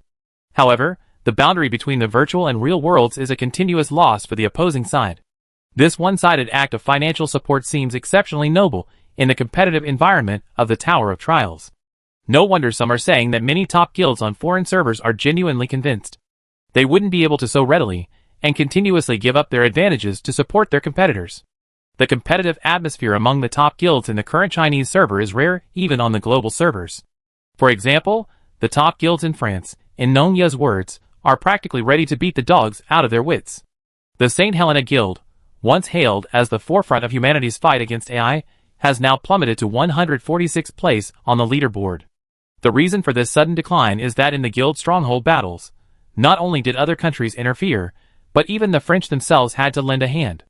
Based on their old industrial district, favorite sports teams, and ancestral noble fiefdoms, this group managed to resolve real-world conflicts alongside guild battles, adhering to the principle that whoever loses in the game will be trampled on in real life as well. Like the top 4 guilds in the Chinese server, their strongholds are generally respected by other Chinese players who refrain from harassing them. However, when foreign guilds attack, they mobilize players in the community to help repel the enemy, a truly remarkable sight. Recently, a Chinese server guild recounted being invaded by Koreans, posting a detailed account of the incident and requesting a divine intervention from community leaders. The divine intervention was very successful. Wang Liang saw it in a dream. So, the guy from Wawawashu sacrificed his evening time exploring the Tower of Trials, repeatedly raiding that unknown Korean guild with familiar faces. Chinese players were completely unaware of this when it happened. It was only when Korean players, unable to contain their anger, released the video that everyone realized the true value of the mysterious person. In the Chinese server, divine intervention rituals occasionally actually result in gods descending to solve problems, a topic of much discussion. Hrala carried a case of drinks, casually using the magic provided by her ring to chill a bottle whenever she wanted, completely relaxed. The shrewdness and efficiency that Chen Xiaoyu, the powerful envoy, had impressed her upon their first meeting vanished in less than 6 hours. At this moment, she was no different from herself enjoying her alone time after get off work, except that she drank sugar-free soda while she indulged in sugary drinks. Help yourself to drink whatever you want. Compared to Candlelight, who knew Halola's temperament, Chen Xiaoyu was very reserved. The title of the Dominator's disciple was too intimidating. Candlelight chilled a bottle of apple-flavored soda for Chen Xiaoyu. Treat her normally. Lady Halora was once a famously low-energy dark elf. What do you mean? She likes to live in caves, prefers solitude. Aside from facing the Overlord, she spends most of her time enjoying her own world, occasionally dedicating some time to socializing, and regularly inviting friends to her cave. Candlelight emphasized, her inviting you into the cave she created means she acknowledges you. Halora waved the chilled soda in her hand at him, and Chen Xiaoyu nodded slightly in gratitude. From Candlelight's memories, I've seen a lot about you. Thank you, Halora, lady. If you find it inappropriate, you don't need to use honorifics. I understand that in your language and customs, it makes one seem lowly. Unexpectedly understanding. Then I use Lady Halora instead. Chen Xiaoyu readily agreed. Then I get straight to the point. Halora's gaze remained fixed on the figure at the boundary between reality and illusion in the projection, but her eyes glanced at Chen Xiaoyu out of the corner of her eye. Candlelight requested permission to guard this place until the 7 people at the boundary between reality and illusion die of old age. She avoids talking to you, but I saw something interesting while inspecting Candlelight. Chen Xiaoyu was drenched in sweat. She's a child my friend rescued from the abandoned doll sequence. Even when she's at her limit of damage, they try to repair and restore her. So, in order to deliver this message as quickly as possible, we lost. Strange white noise filled Chen Xiaoyu's mind. It was as if some force was forcibly erasing those characters and sounds from his brain. My friend only replied with one sentence. Had enough fun? Remember to go home. Chen Xiaoyu's eyes lit up. In the next 100 years, I may not remain here permanently. Different people will take over my work. During the gap, you will all work together. Halora smiled. After all, you are also the owner of this ring, and this is the power of your world. We are merely outsiders, borrowing it opportunistically. She stood up and gently patted Qin Xiaoyu's shoulder. Life is short. 100 years in the blink of an eye, cherish it. Thank you very much. It is your character that has passed the test. Compared to powerful talent, my teacher has always valued character more. Halora paused, then continued, all the materials for proof of the stars are taken from historical events we know. Dussel's talent is not bad, but that doesn't stop him from being an utterly wicked scoundrel. A talented demon possesses destructive power far beyond your imagination, especially in a world where magic exists. Using Dussel as an example, Qin Xiaoyu felt he gained a deeper understanding of this character's stature in the realm of evil. The projected image suddenly shifted to a strange perspective. Looking down from above, a figure remarkably similar to Candlelight floated in midair, observing the green embroidered city battlefield, effortlessly slicing through the boundary between reality and illusion, leading the others through the level. It was Weaver Wind. Her brows furrowed, her hands clenching tighter with each glance. After a while, she teleported to Shilu's side, scrutinizing her closely, her face filled with apprehension. Hrala disdainfully tapped the drink bottle against Candlelight's. She can sense something's wrong, but that's about it. Halora told Qin Xiaoyu that she had actually been there for several days. Using the remaining power within her, she had traversed the 4 worlds connected by the proof of the stars. In Fiza, a fantasy world most similar to their living environment, Candlelight's clones, though not actively managing it, still managed it all with remarkable order. In the Mushroom world, Candlelight's clones didn't cause much trouble either, simply guiding these giant fungi to learn how to play online games. After Halora arrived, she watched them play a few rounds in the Tower world before leaving. Incidentally, the giant mushrooms grown by the fungi were delicious. She considered taking some home. Only the 3 Domes land left her very dissatisfied. They exploited loopholes before the competition, engaging in excessive private contact with participating players. To counter Candlelight, they didn't hesitate to lure local high-end native forces to their deaths on the eve of the Tower world's launch. There was also a clear malice directed at the boundary between the virtual and real worlds, the miracle upon which the ruler explicitly placed his hopes. Her actions severely violated the Overlord's original intentions.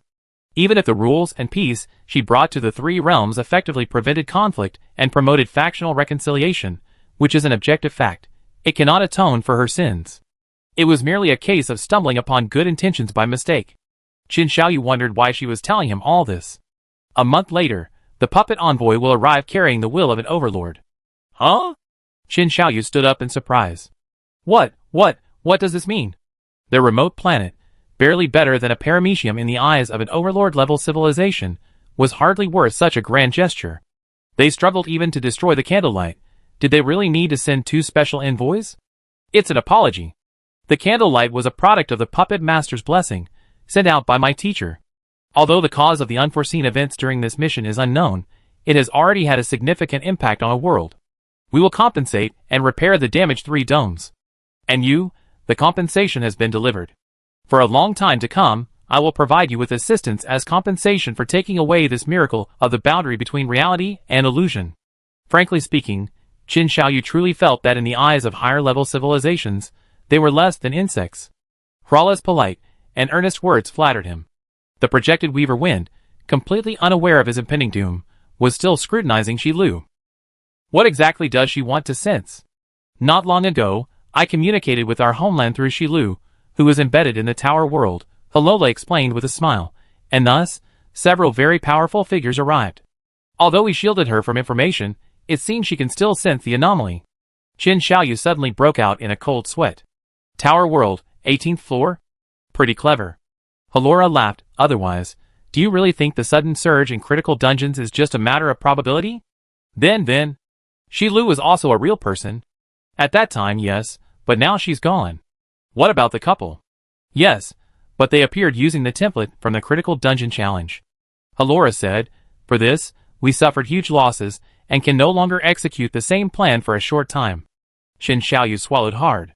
For these monsters to say they suffered huge losses, what did they have to pay? However, it was worth it. They had a lot of fun, and would love to play with them again.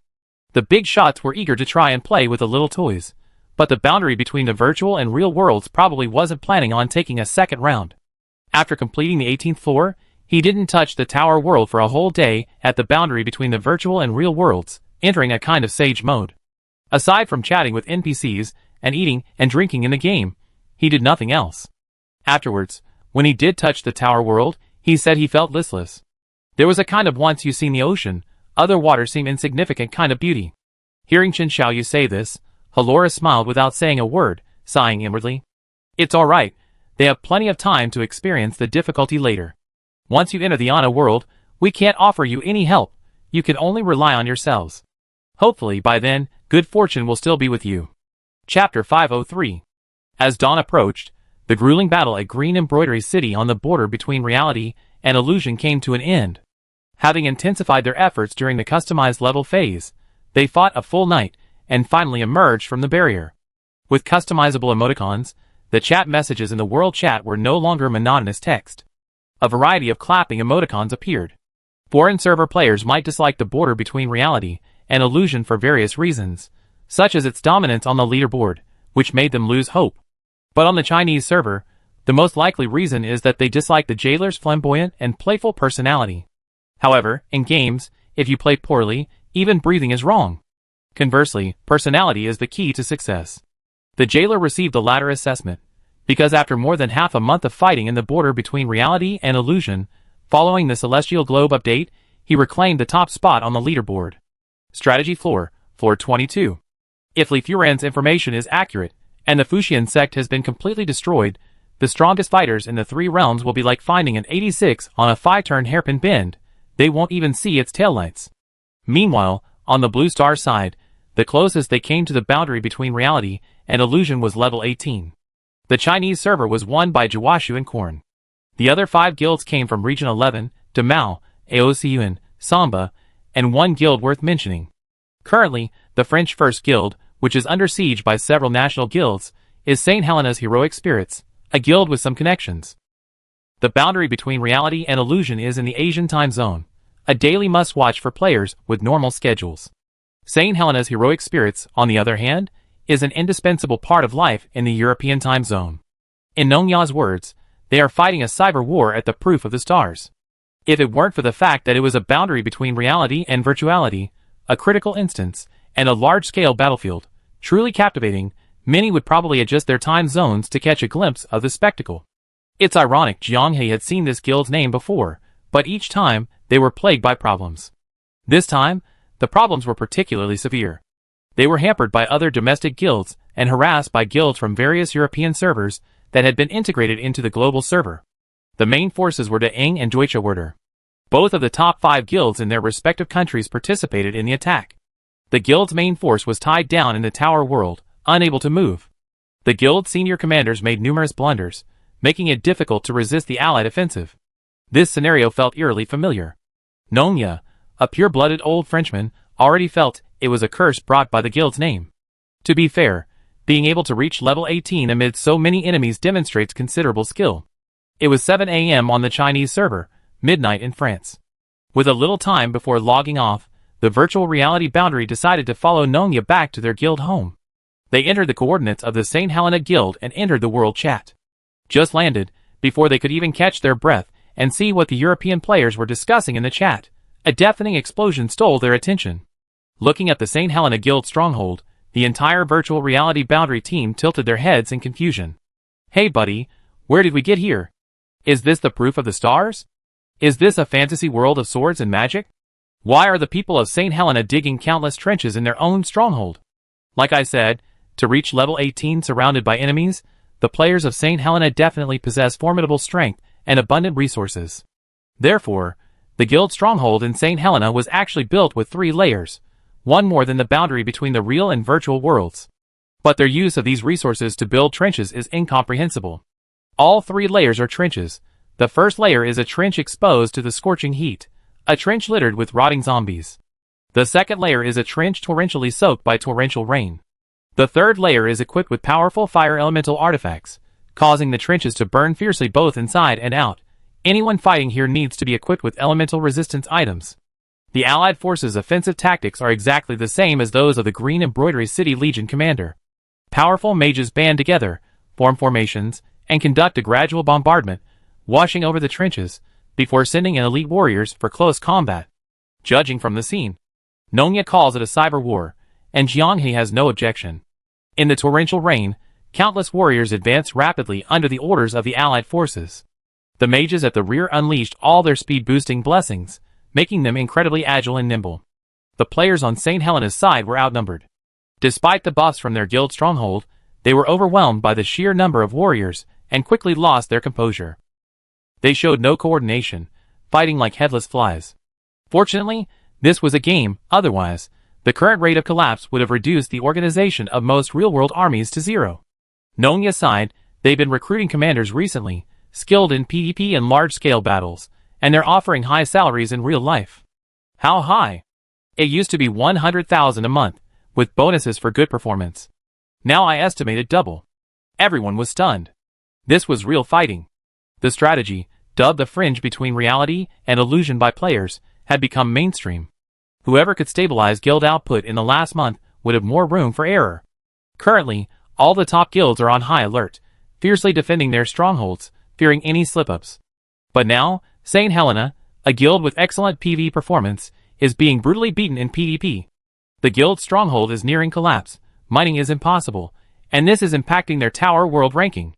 Leaving aside the fact that Tower World ranking affects profit sharing, it involves tangible rewards. Being bullied like this, the entire guild will probably feel internally injured from holding it in all day. It's lucky they haven't fallen yet. After being beaten like this, the jailer couldn't help but send in the chat. European server players, who had been watching the cyber war for a long time, were all making sarcastic remarks. First time seeing this? It's not good luck, it's just that St. Helena has plenty of resources. LOL, it's the same old trick again, here we go. As the second layer of trenches crumbled, and the main allied force advanced towards the third layer, a strange white mist descended from the sky, enveloping the entire area like a thin veil. The allied forces seemed prepared for this. Except for a few hot-headed fools, who couldn't retreat in time and died instantly, the main allied force successfully avoided the deathly mist, and withdrew from the stronghold. The four primals asked curiously, what happened? Nongya explained with a smile, the guild's collection rotten jade. There were strange flesh and blood boxes at the boundary between reality and illusion, and St. Helena had also obtained the strange rotten jade from a wandering merchant. Similarly, it requires flesh and blood for nourishment. Once the number of deaths reaches a certain threshold, depending on the value of the materials fed to it by players, a poisonous mist will be released throughout the stronghold. A poison resistance potion, Divine Blessing, has its effect halved while the rotten jade is active. Having withstood the attack once and realized its power, the allied forces now retreat immediately whenever they see the death fog descending. Orange Tea lightly scratched her cheek, activating the collection and exchanging it for an offensive retreat, very profitable. Nongya chuckled dryly, very expensive. The corrupted jade eats indiscriminately, requiring resistance to accumulate flesh and blood. Dead St. Helena members need to be healed to immediately rejoin the battlefield, and healing requires money. Feeding the corrupted jade to unleash its full power means we can't be stingy. This is burning money. Burning resources once only guarantees 12 hours of safety in the game, barely enough to replenish the corrupted jade's flesh and blood threshold. To defend all day, it must be fed 4 times per round. A vicious cycle. The St. Helena Guild members not participating in the Tower World are all held hostage by the corrupted jade. This tool that eats the dead also consumes the essence of the living. Players not participating in trench warfare must obtain as many expensive materials as possible to feed its greedy nature. He clicked his tongue in disapproval. Getting ashore early has its advantages. If we only started building our strongholds now. The current competition in the Tower World is fierce. The prevailing view is that destroying someone else's stronghold is paving the way for one's own victory. Zhong Zemo watched the trench warfare with bated breath, feeling increasingly frustrated and resigned to Jiang He's decision to pick on the Koreans and crush them. Since then, no one has dared to cause trouble at the virtual real border stronghold. The top players from various countries are unwilling to fight to the death at the virtual real border. Everyone is worried about one thing. What if Jiang He goes berserk, charging in with the belief that he can give up the Tower World, but you must die, and self-destructs? Who dares to gamble? Indeed, the Korean guilds, working together, lost the gamble and were thoroughly crushed. To this day, in the Korean gaming community, the name virtual reality boundary is taboo. Mentioning it always triggers a reaction. But virtual reality boundary is either winning or on its way to winning, with frequent reports of victories making it impossible for them to avoid it. As a group of stars, they tried every means to circumvent reports about virtual reality boundary, but always failed. Posting news would draw criticism from their own country's players. Not posting would draw criticism from another group. Selective posting resulted in a mixed double attack. They were caught in the middle. Nongya also admired Jiang He's courage and vision. When the guild's stronghold was filled with risky information, he dared to go all in with virtual reality boundaries early stage accumulation, without hesitation, unwavering. He deserved to enjoy the benefits of being a pioneer. Feeling the slightly admiring gazes around him, Jiang He was thinking about something else. St. Helena's main PvE skills were excellent. They could easily go further, solidify their ranking, and become one of the top contenders to defeat Weaving Wind. Nongya, are you familiar with the guild leader of St. Helena? Nongya replied, I know him in real life. His family is very wealthy, and his personality is a bit, in your words, old-fashioned aristocratic, a bit awkward. However, he's impeccable with his subordinates. Everyone in the guild likes him. He's considered a very competent leader. He rewards good performances and encourages poor ones. He doesn't have a bottom-ranking elimination system. He only assigns people to different groups based on their abilities. He believes that if capable people are misplaced, it's the manager's responsibility, not the subordinates. He manages the 1,000-strong St. Helena Guild exceptionally well. The cyber war has dragged on for so long, and he only punished the commander because their fighting was truly ugly. He sounds like a man of character. Before we log off, tell us about him, maybe we can help him. Chapter 504.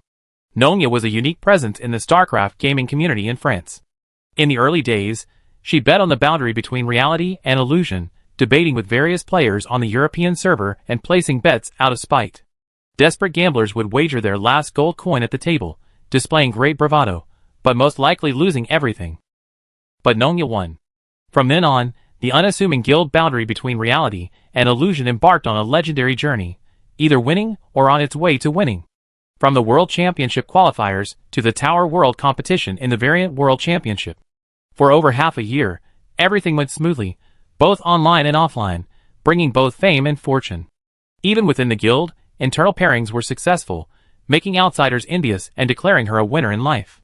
Especially in the gaming community, when they learned that Zhong Zimo had been rescued, many players on the foreign servers were heartbroken.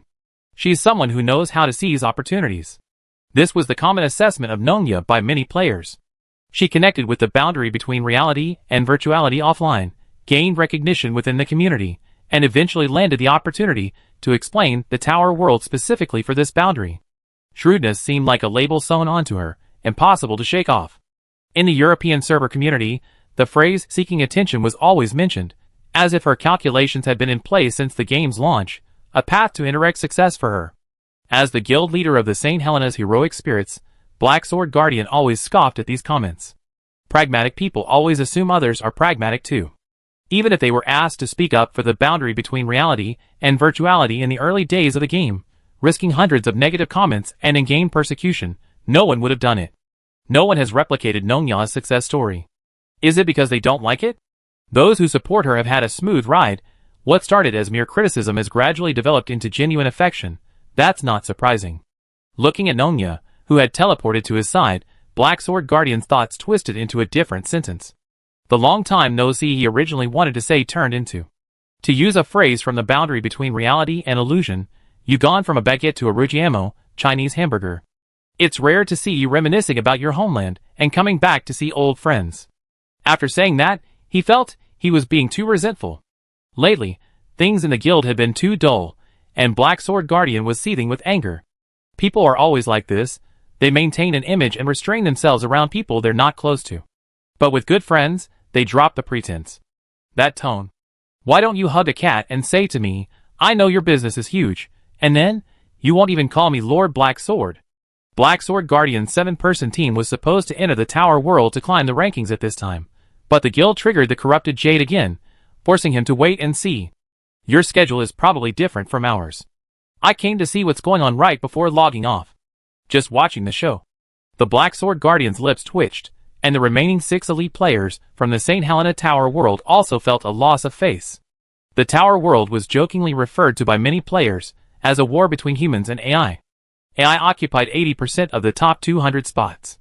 During the period of the boundary between reality and illusion, they were undoubtedly the light of humanity, fighting with the glory of being the top human player. Now, the boundary between reality and illusion has returned in triumph with its Chinese teammates. St. Helena, however, has sunk into the mire. In just over half a month, its glory has vanished. Let's talk again sometime. Don't be so cold to your old friend just because you're embarrassed. Maybe I can help you. Help? Black Sword Guard turned around, arms crossed, puzzled. How do you want to help? Your PvP team battles are, well, to use my recently learned Chinese, a complete mess. Thanks to the built-in translator in Starfire, even these new internet slang terms and obscure slang are translated accurately. Black Sword Guard's face flushed red. He gritted his teeth. Get to the point. I find you a good commander. Black Sword Guard scoffed dismissively. He had tried, but among the top players in France, powerful commanders were few and far between. The few well-known ones had already been snapped up by other guilds. Now, the guild hindering them included France's top guild. To be fair, Black Sword Guard hadn't done anything unethical. Under strict management, members who made mistakes were warned or kicked out, so discipline was high. In this situation where everyone is an enemy, the only plausible explanation is, if they can't beat the boundary between reality and illusion, they can't beat you, right?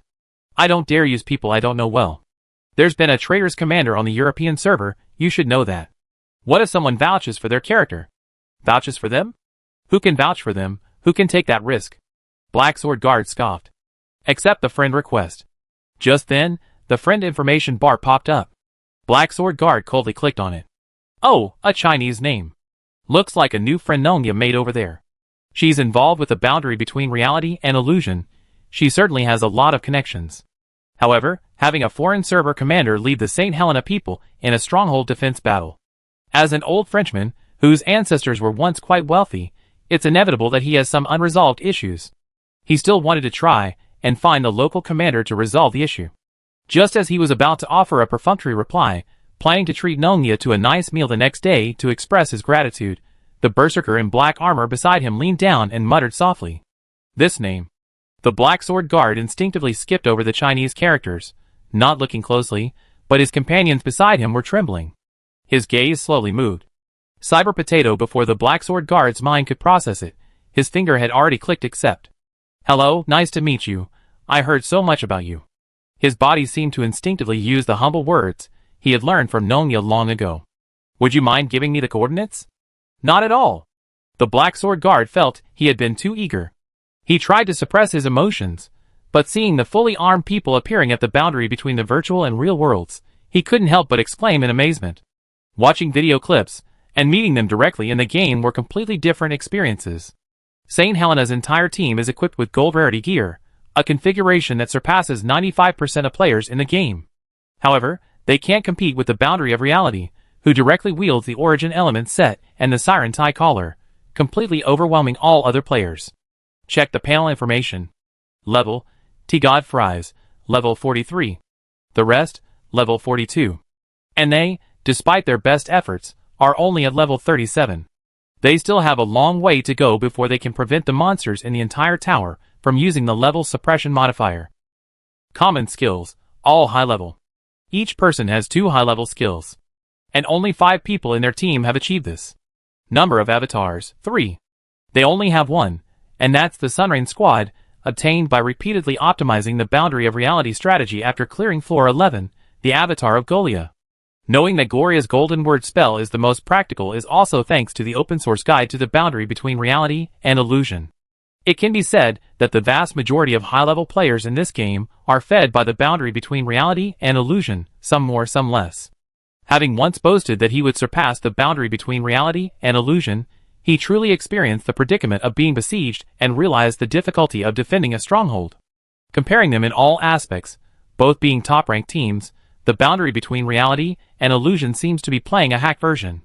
Black Sword Guardian is a proud man, but in front of the boundary between reality and illusion, he restrained his usual demeanor and greeted them humbly. He could even feel his own unease as he spoke and the subtle adjustments he made to his posture. Like an employee facing an inspection from their boss on their first day of work. I heard from Nongya that you might mind letting players from other servers command the elite of St. Helena. Black Sword Guardian was solemn, but also frank. If it were someone else, I would answer yes. But if Guild Leader Potato asks, I think it's not necessarily impossible. However, he changed the subject. I'm curious, why help us? Have you seen the discussions about the human-machine battle in the community? Jianghe had already prepared his reason. I don't want the human-machine battle to end with human players hindering each other and stagnating, and I certainly don't want to see it end with players failing to even reclaim half of the leaderboard. That would be too disgraceful. If news from the gaming community were presented in the form of sociological research, I would want to leave behind something praiseworthy and positive, so that we, as the players involved, can also share in the glory. Don't you agree? Based on observation, your strength is commendable, and you are fully capable of going even further. The righteous words stirred the blood of the St. Helena players. Compared to the Tower World being a global tournament, the human side currently has a less than 30% chance of making the top 200. Internal strife and sabotage of each other's strongholds have resulted in a massive waste of game resources unseen. The virtual frontier, which has already firmly established itself at the top, is currently implementing a points-based assistance program, a fact that has garnered considerable attention. Combined with this recognized strength, even the Black Sword Guardians can only sigh. If our major guilds had the same awareness and conviction as guild leader Potato, the game experience would be much better. Ultimately, the cyber war is nothing but a cesspool. The major guilds participating in this grand event are torturing each other, repeatedly creating chaos, hoping to profit by harming the leader. Torturing whoever is in the lead has become the mainstream strategy in the Tower World. Looking at the assistance program implemented by the virtual frontier in the Chinese server, and then at themselves, mired in the mire. Black Sword Guardian was extremely frustrated while reviewing the footage during the day. He also wanted to be a leader in the virtual real boundary, but the environment wouldn't allow it. The more he thought about it, the angrier he became, and suddenly finding a foreign server commander didn't seem so awkward anymore. Then please ask President Potato to find us a suitable commander. As many in the community say, our commander is like someone dug out from the battlefield of World War I, but he's already the best we can find. At least he can fight a slow battle well. Before, we couldn't even hold our ground. After learning about the details of the cyber war, Jiang He logged off and began assisting in finding a suitable candidate. Now it's the final month of the Tower World sprint. Many excellent commanders have already taken up their posts, or are fighting within the Tower World and unable to leave. To find a suitable commander, they needed to choose from the casual players. Simply stating they were looking for a commander for St. Helena would prepare those besieging them. Jiang He decided to have Jailer Brothers send a message in the group first to test the waters, without revealing their intentions yet. As expected, many in the group were puzzled as to why they were looking for a commander at this time. Hearing it was for a friend, and considering the recent controversy surrounding Potato's parents being exposed, they assumed it was for protecting a small guild, and many volunteered. What I need is a veteran who can command a 1,000-player PvP team. Jailer Brothers' additional explanation shocked the group once again. No, Jailer Bro, don't scare us. Who upset you guys? The EU server next door is having Cyber War 1, and you guys are planning Cyber War 2? Who are you going to fight, the Koreans? Didn't we agree that after Tower World ends, we launch a massive invasion to teach them a lesson? Tower World isn't over yet, so stay calm at the reality/virtual boundary, don't act rashly. But, I haven't heard of anyone raiding the outposts recently. Who's so bold as to challenge Arila and the others? Knowing Jailer Bro wasn't joking, the group was full of discussion, but no one dared to volunteer. Getting a piece of the reality/virtual boundary, and the stars approves top-tier traffic would be a huge boost. But if the commander gets exposed, the backlash would be unbearable for most. Jailer Bro waited for ages. The topic of finding a commander had disappeared from countless game groups, and some had even made quick report videos, but still no one volunteered. Just as he was preparing to go out for dinner with his blind date that evening, the chat window popped up. Snowwater fried noodles. I have some experience, but it might not be applicable. However, I can give it a try. I just want to know, what do you need to command? After reviewing the game information, confirming he was a veteran player since the server launch, level 20 or higher, and hadn't entered the Tower World, everyone unanimously concluded he was indeed a casual gamer. The jailer then replied, similar to our battle against the Paria in Green Embroidery City, you need to command players in battles against other players. Snowwater fried noodles. Like commanding soldiers? Like when you fight invaders in the stronghold? Yes. Then I have no problem, but I still want to ask, what does the virtual real boundary want to do? You shouldn't lack commanders. Is there something wrong with the potatoes growing? Snowwater fried noodles was a little anxious, taking advantage of the gap in the jailer's relay to the others to add. I know Chen Xiaoyu, you can trust me. Chen Xiaoyu's name made Jiang He instantly sensitive. The identity of the Chinese server operator was shrouded in mystery. Chen Xiaoyu was the closest person to Candlelight, able to pronounce his name accurately. He immediately dialed the number. Snowwater Fried Noodles. Qin Xiaoyu paused, then became serious. Yes, this person. I can only say that you can absolutely trust him. I really can't say more. And I can't say anything more. No matter, his identity had been verified. Since he was reliable, Jiang He didn't hide anything and told him everything. Snowwater Fried Noodles had also been following the interesting events of the cyber war, and immediately became interested. In that case, I can be there anytime, but I need you to answer one last question. What's the benefit of helping your competitor? Jiang He repeated what he had said to the Black Sword Guardian to Snowwater Fried Noodles. For some reason, Snowwater Fried Noodles suddenly stopped replying. Could it be that he felt his answer was too clumsy? I adjust my schedule. Please tell your friend in France that he will definitely win. Chapter 505. We will definitely win, was the promise the first two commanders made to the Black Sword Guardians. Their performance nearly resulted in a complete collapse, forcing the Black Sword Guardians to abandon the Tower World Challenge and return to reinforce. The current World War I commander, upon taking over, only dared to say I try my best. The Black Sword Guardians didn't check the player information for Snowwater Fried Noodles, and unhesitatingly took him to hand over the reins to the current commander. He was willing to give a try to anyone brought from the boundary between the virtual and real worlds, even if they were only level 1. Midnight Aperitif, the commander ridiculed as an old-fashioned World War I figure. He was widely mocked for guiding the French First Guild, once hailed as the light of humanity, in the cyber trench warfare during the Proof of the Stars. Even his game ID was jokingly referred to as World War I Aperitif by players. He was also one of the few who knew he was about to step down to the second line, passing the torch to a foreign commander. This secret wouldn't stay hidden for long. Tomorrow the entire server would probably know about St. Helena's request for foreign aid. In a game, winning is fine. But if they lose? I can't even imagine what kind of vicious comments those who have always mocked them will make on the community platforms. They can't afford to lose tonight's confrontation. In St. Helena, aside from the 100 people who must gather resources, 19 people with strict shift requirements in reality are absent, the rest are all present. Witnessed by the Black Sword Guard, the two commanders shook hands. He sat to the side, deciding to observe for a while before entering the Tower World. Snowwater Fried Noodles didn't speak immediately, his mind filled with his old friend's advice. They're children, inexperienced. Have the patience you would show your grandson, don't scold them like they're unfit subordinates. This isn't real war, just a game. Being too harsh will backfire. Sigh. Well, I've been up all night too. I go with you. Following the prearranged teleportation coordinates, Enamel Cup arrived. The Black Sword Guardian knew about this beforehand and didn't say anything, just politely nodded and gave a simple greeting.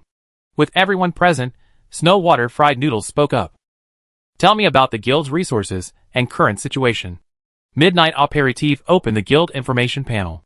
The guild stronghold currently has 3,120 green resources, 812 purple resources, and 29 red resources.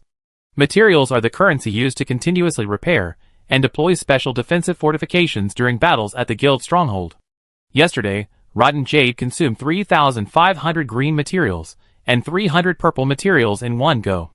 And the materials we players hunting outside can harvest each round are far less than that. St. Helena has been using its reserves to wear us down, just hoping to drag things out until the Tower World ends. The offensive is fierce, and the losses are increasing.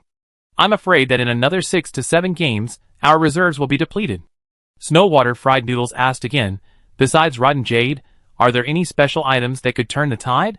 Midnight Aperitif shook his head, only introducing some items that could modify the guild's stronghold. Seeing Snowwater Fried Noodles looking like a country bumpkin visiting a grand garden, completely clueless, he couldn't help but sigh. Snowwater Fried Noodles didn't care. One last question, how are the guild members feeling? This time, Black Sword Guard answered for him. A bit anxious. We couldn't hold our ground, we were mocked. Everyone's holding back a lot of anger, with nowhere to vent. The community's opinions have influenced them. Some think the failure to hold out was due to the appetizer's poor command, while others believe that with their current numbers, defeating an enemy several times their size is impossible except at the boundary between reality and illusion. After glancing at the guild class composition of St. Helena, and combining the information he gathered after staying up all night, Snowwater Fried Noodles had a preliminary plan. Now, set it up as I say. The St. Helena Guild barrier was about to deploy. The instant the invasion timer expired, spectators from all the major guilds gathered in their world chat bubbles. Place your bets. Place your bets. How long will it take to get the corrupted jade tonight? I bet 6 hours. 2 hours faster than last night. 6 hours. Be bold. 3-hour speed run. St. Helena's resources are almost running out of resources. If the corrupted jade's duration doesn't coincide with the guild barrier's effect and the main player's online time, the stronghold will immediately collapse. The maximum number of invaders for the St. Helena stronghold is 6,000. The St. Helena outpost has 827 defenders.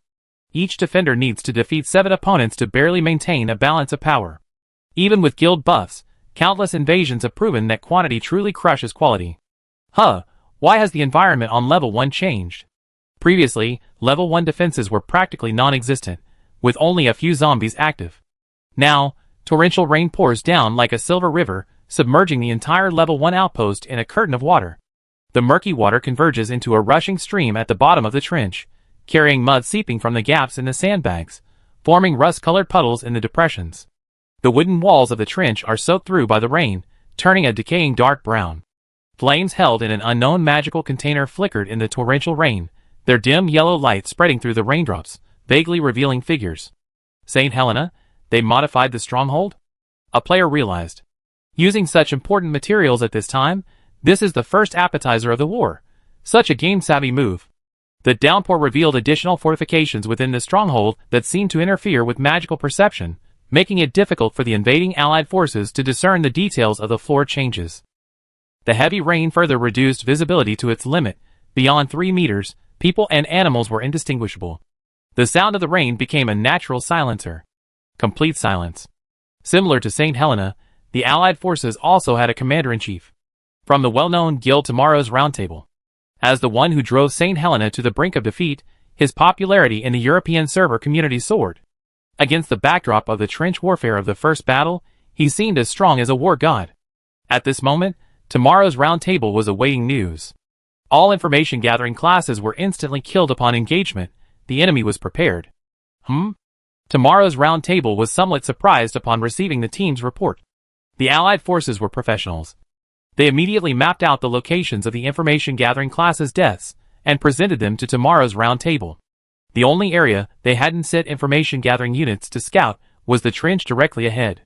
To instantly kill highly mobile and well-concealed information-gathering classes, preventing them from observing any useful information, they would need at least several times his numbers. Instantly, Tomorrow's Roundtable snorted coldly. Playing coy. In that case, he relayed the order, assemble the elemental mage formation and concentrate bombardment on the front line, gradually covering it with barrages.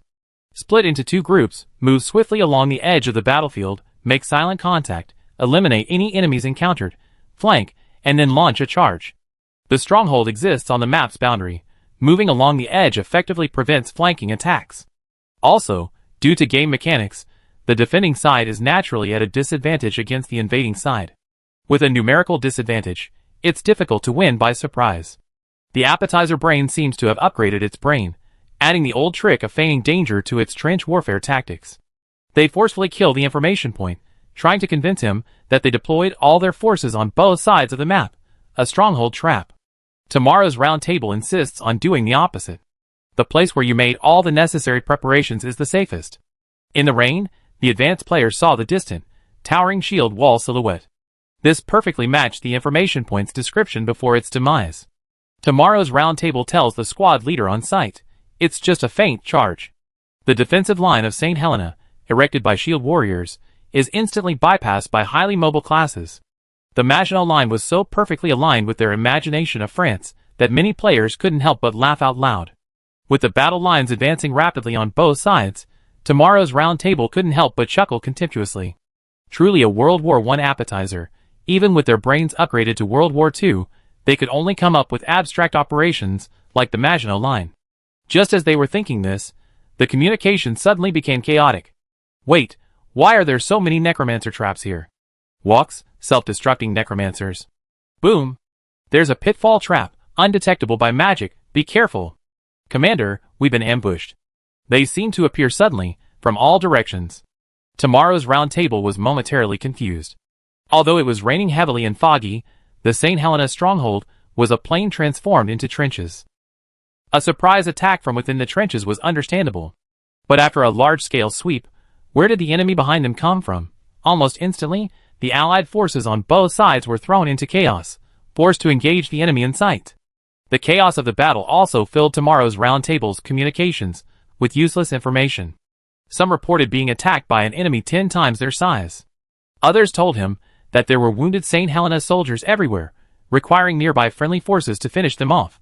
It felt like a game where you're almost dead upon first sight, and a single shot is all it takes. Tomorrow's roundtable wasn't stupid. By now, he realized he'd been outmaneuvered. Could a World War I aperitif really have this kind of brain?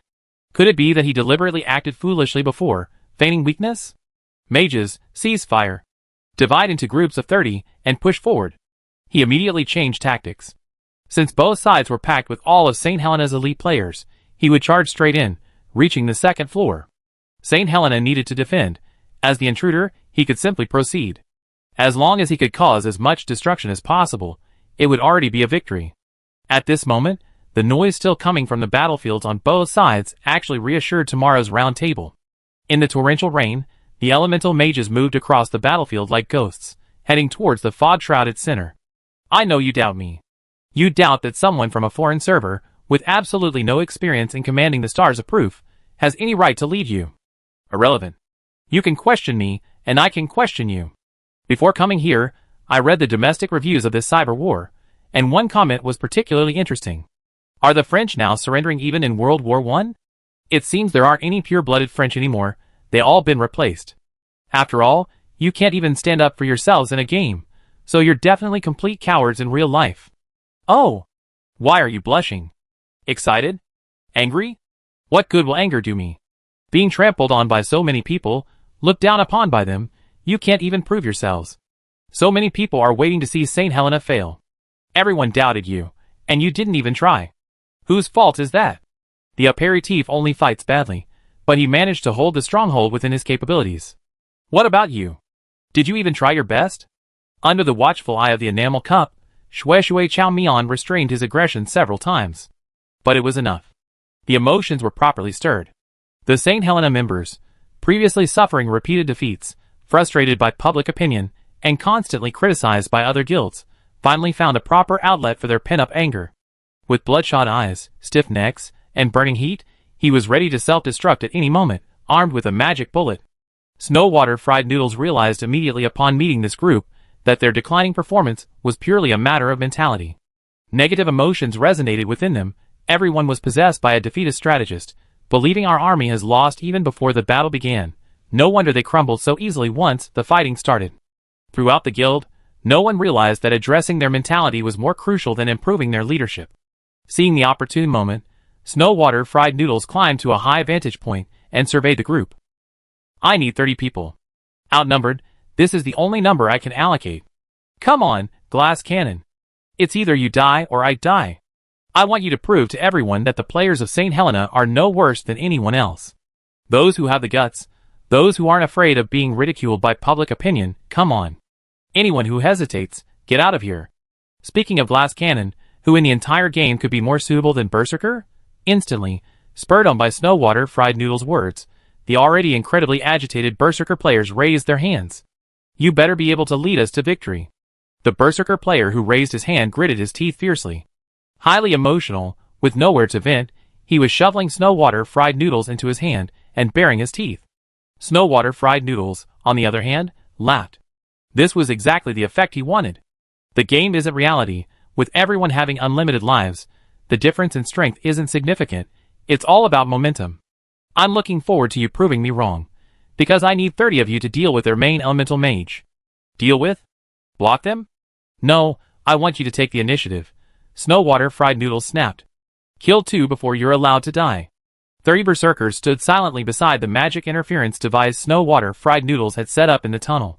Hearing a slight magical disturbance, they all came to the surface. Like lions surveying their territory, their eyes were cold, and their killing intent palpable. To achieve a one-hit kill, they had to lower their strength to the minimum. To this end, they removed all their equipment, bare-chested, gripped their weapons tightly, and stared straight ahead. The elemental mages also noticed the anomaly ahead and braked sharply. Bloodlust. 30 shouts pierced the rain, striking the elemental mages' eardrums. At the same time, A flash of blood-red light, as fast as lightning, pierced through. Damn it! The sudden curse made the spectators blink repeatedly. Did they just hear something? A classic national performance from some country? The rising and falling shouts of battle gradually made them realize that they really hadn't misheard. Chapter 506. After the Tower World opened, St. Helena once held a prominent position at the boundary between the real and virtual worlds, enjoying immense popularity. The sudden fall from grace, besieged by various factions, was a stark contrast. With the open world now active, every player's performance in St. Helena was repeatedly scrutinized and analyzed. Some questionable plays would even be featured in highlight reels the next day, subjected to public ridicule and mockery. The more afraid they were of fame, the less they dared to play. The less they dared to play, the faster they lost. Thus, St. Helena's vicious cycle was formed. Shui Chao Mian put himself in their shoes, and felt that if he were in their shoes, he would also be furious. Shouting it out was something he forced upon them.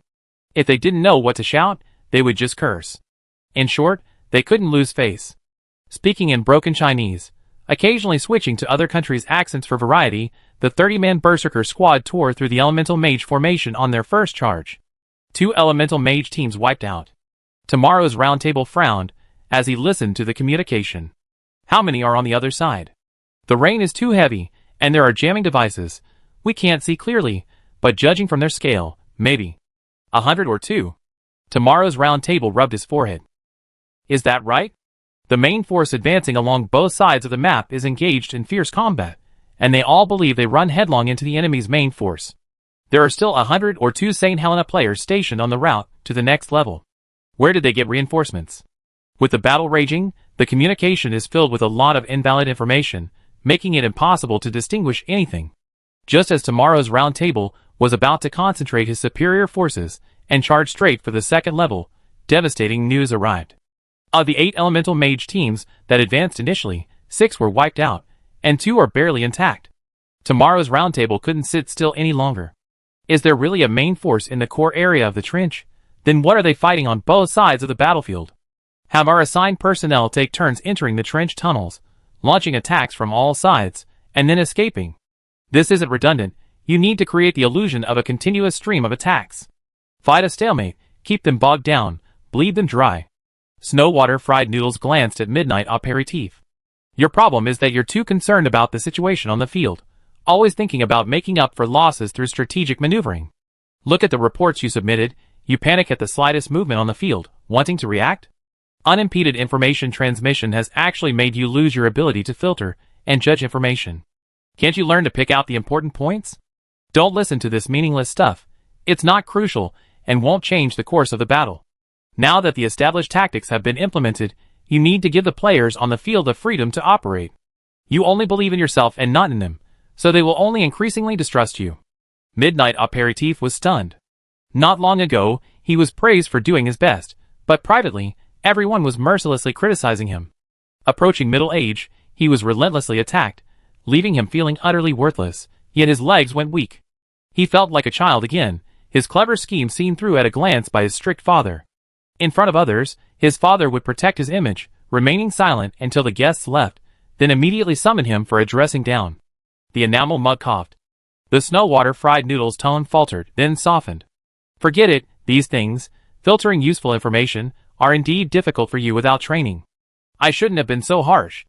Have your squad leaders focus. Tell them, the enemy is showing signs of defeat, and their first wave of attack is about to crumble. In the Midnight Aperitif communications, the battle on both sides remained fierce, showing no signs of ending.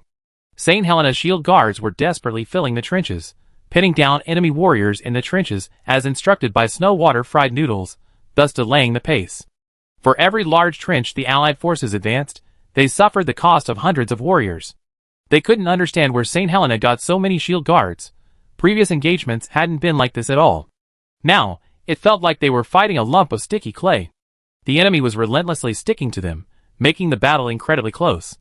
Midnight Aperitif overheard some of the Allied soldiers' mutterings during the battle. He couldn't help but laugh. St. Helena hadn't increased their shield guard class. Instead, as requested by Snowwater Fried Noodles, they had purchased various types of shields and distributed them to support and melee classes. The Snowwater Fried Noodles didn't need them to contribute damage or blessings. They only needed to transform into walls, cooperating and standing tall within every trench. This initially planned operation was improved upon by a renowned shield user from the boundary between reality and illusion. Illumination crystals aren't expensive, buy some and embed them. The roughly crafted flash shields instantly took shape. In the torrential rain, they shone like lighthouses on the coast. No allied force entering the trenches could ignore their presence. At first, the allied forces mistook them for walls with suspended lighting equipment. But when this silent, heavy wall awoke, slowly advancing, while the illumination crystals flashed. My eyes! The blinded allied forces yelled and retreated. The players watching the battle also couldn't help but cover their eyes. The moving, shimmering walls acted like wedges, driven into every trench area. A surprise attack on their rear was foolish. No one could guarantee they wouldn't be caught in a pincer movement. But how to clear them out? In an instant, the various classes wielding shields activated their support skills, protecting each other, tightening their defenses, and resisting the attack. Like a turtle poking its head out, taking a bite, and immediately retreating into its shell.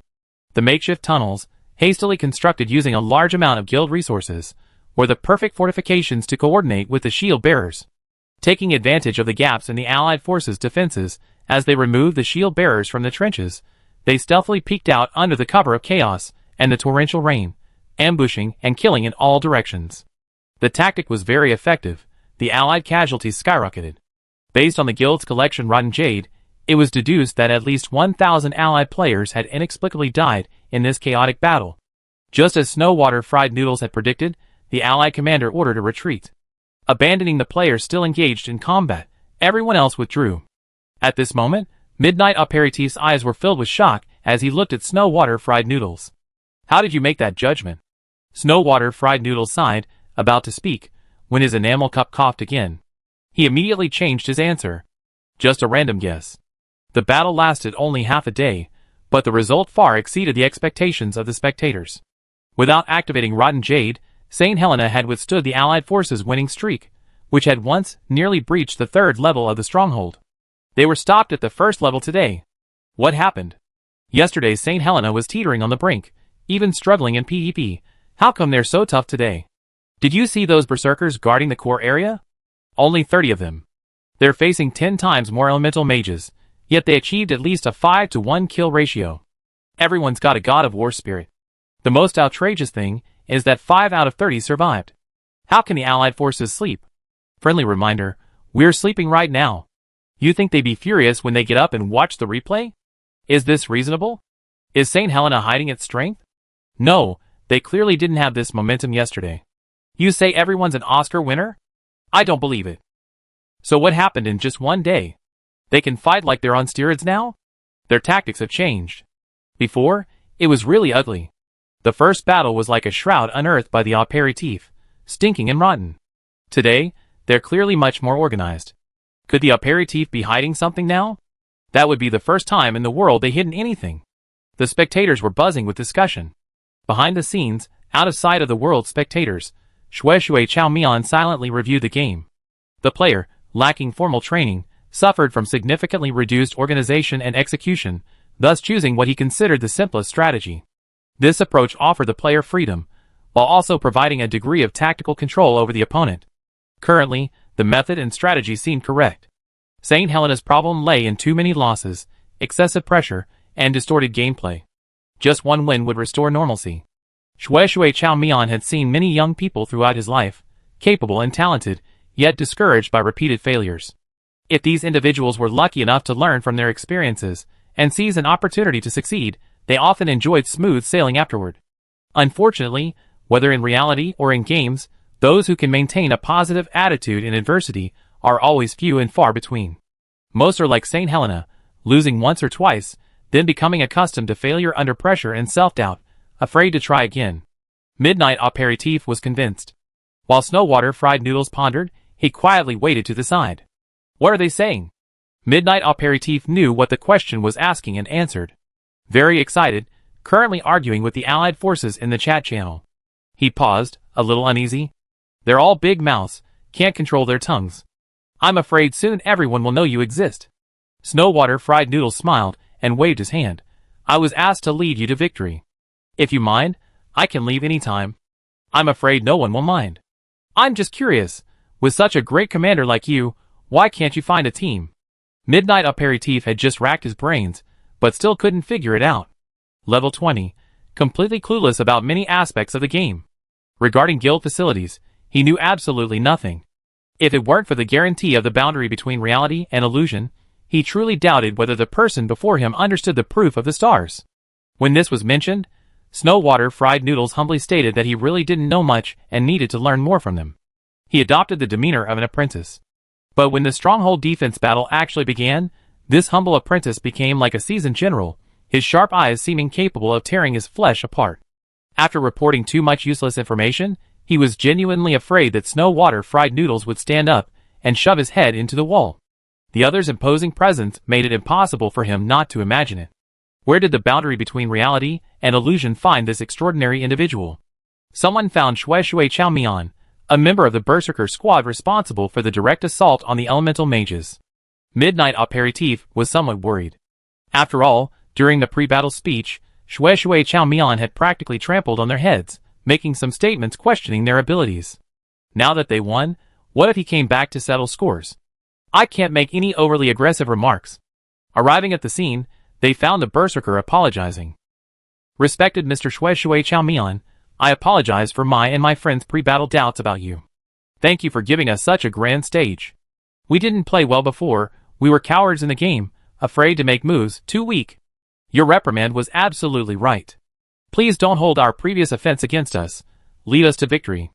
Shui Chaomian's lips curled into a smile. He never thought that in his old age, he could experience leading a younger generation. A nostalgic feeling. At this very moment, the Allied forces, through the lively chat, also learned crucial information. The person they were facing was no longer the appetizer from World War I, but a commander from a foreign land, specifically adjusting to the time difference. His nationality was currently a subject of much speculation. With too little useful information, they decided to temporarily halt their offensive and better understand their new opponent. The Black Sword Guard, emerging from the Tower World, saw the intact guild stronghold and learned of the successful ambush on the first floor that night. Excitedly, he found Snowwater Fried Noodles, who was instructing the guild members on new tactics. Sir, please name your price. I was too hasty and neglected you before. Name your price? Snowwater Fried Noodles glanced at him sideways, remaining silent. The real-world subsidies, I publicly recruited before, are equally suitable for you. We can't treat you poorly just because you were introduced by the reality/virtuality boundary. Black Sword Guardian's sincerity was evident.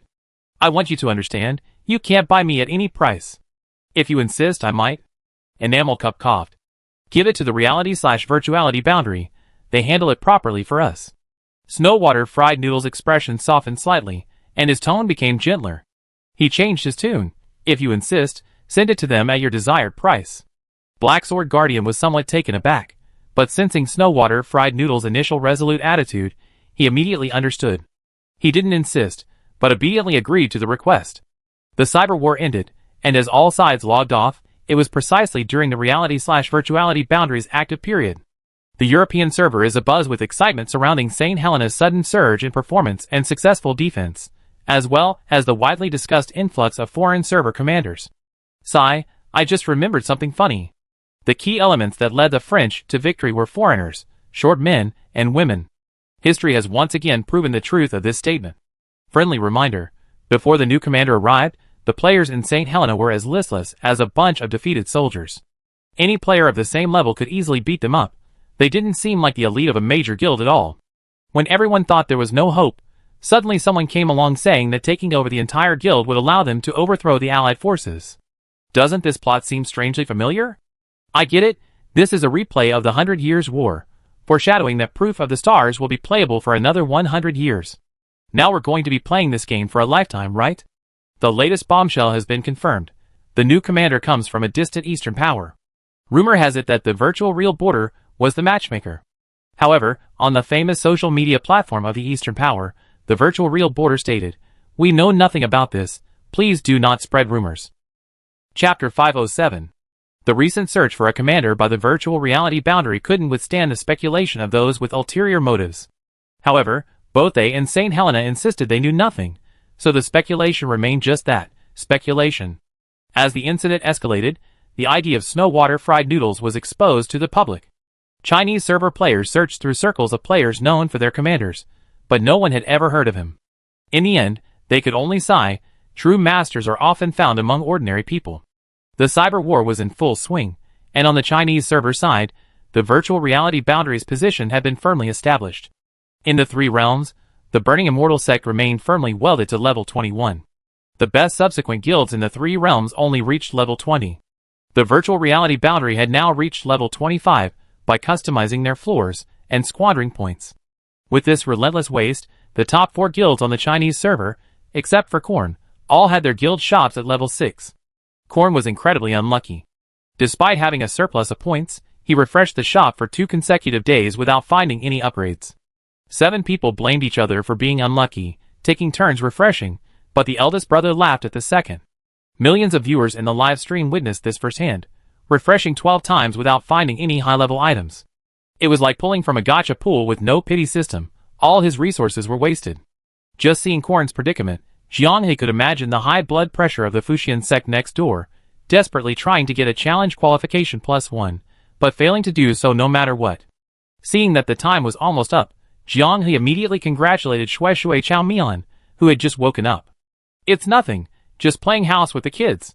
The biggest difficulty was just communication breakdowns, command failures, and low morale. This is really easy. Of course, I'm also part of the problem. I don't understand most of the game's content, and need to familiarize myself with it on site. How to transform effective experience into usable combat power and knowledge in a simple and direct way is also a challenge. After all, reality and the game are quite different. If we can become more familiar with the item information of the guild stronghold, winning should be easier. Speaking of which, actively learning these new things and interacting with you guys is quite interesting. Jianghe just wanted to offer a casual congratulation, but what Shui Chao Mian said made him sit up straight in front of the screen. It was as if these words had a magical power to correct his posture. French Fries, as an amateur writer, was more sensitive to words than Jianghe. She said, "It feels like you're trying to make the conversation read easily, deliberately using an unfamiliar tone to write the reply. It looks a little strange. Is it because you're afraid we say his results weren't perfect, and you're nervous?"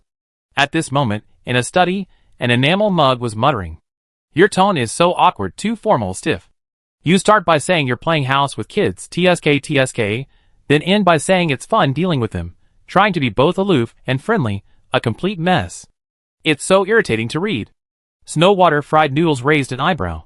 "Should I pay you a salary, let you live here, and I write a reply, and you can revise it accordingly?" "See, here we go again, your bad temper. Fine, I shut up." At dawn, Snowwater Fried Noodles, having switched to a different schedule, re-entered the game. With the previous night's results, everyone in St. Helena no longer had any doubts about the new commander. Having tasted victory, the players were refreshed and invigorated. Black Sword Guardian had specially created an account on a domestic chat platform, allowing the squad leader to log in beforehand.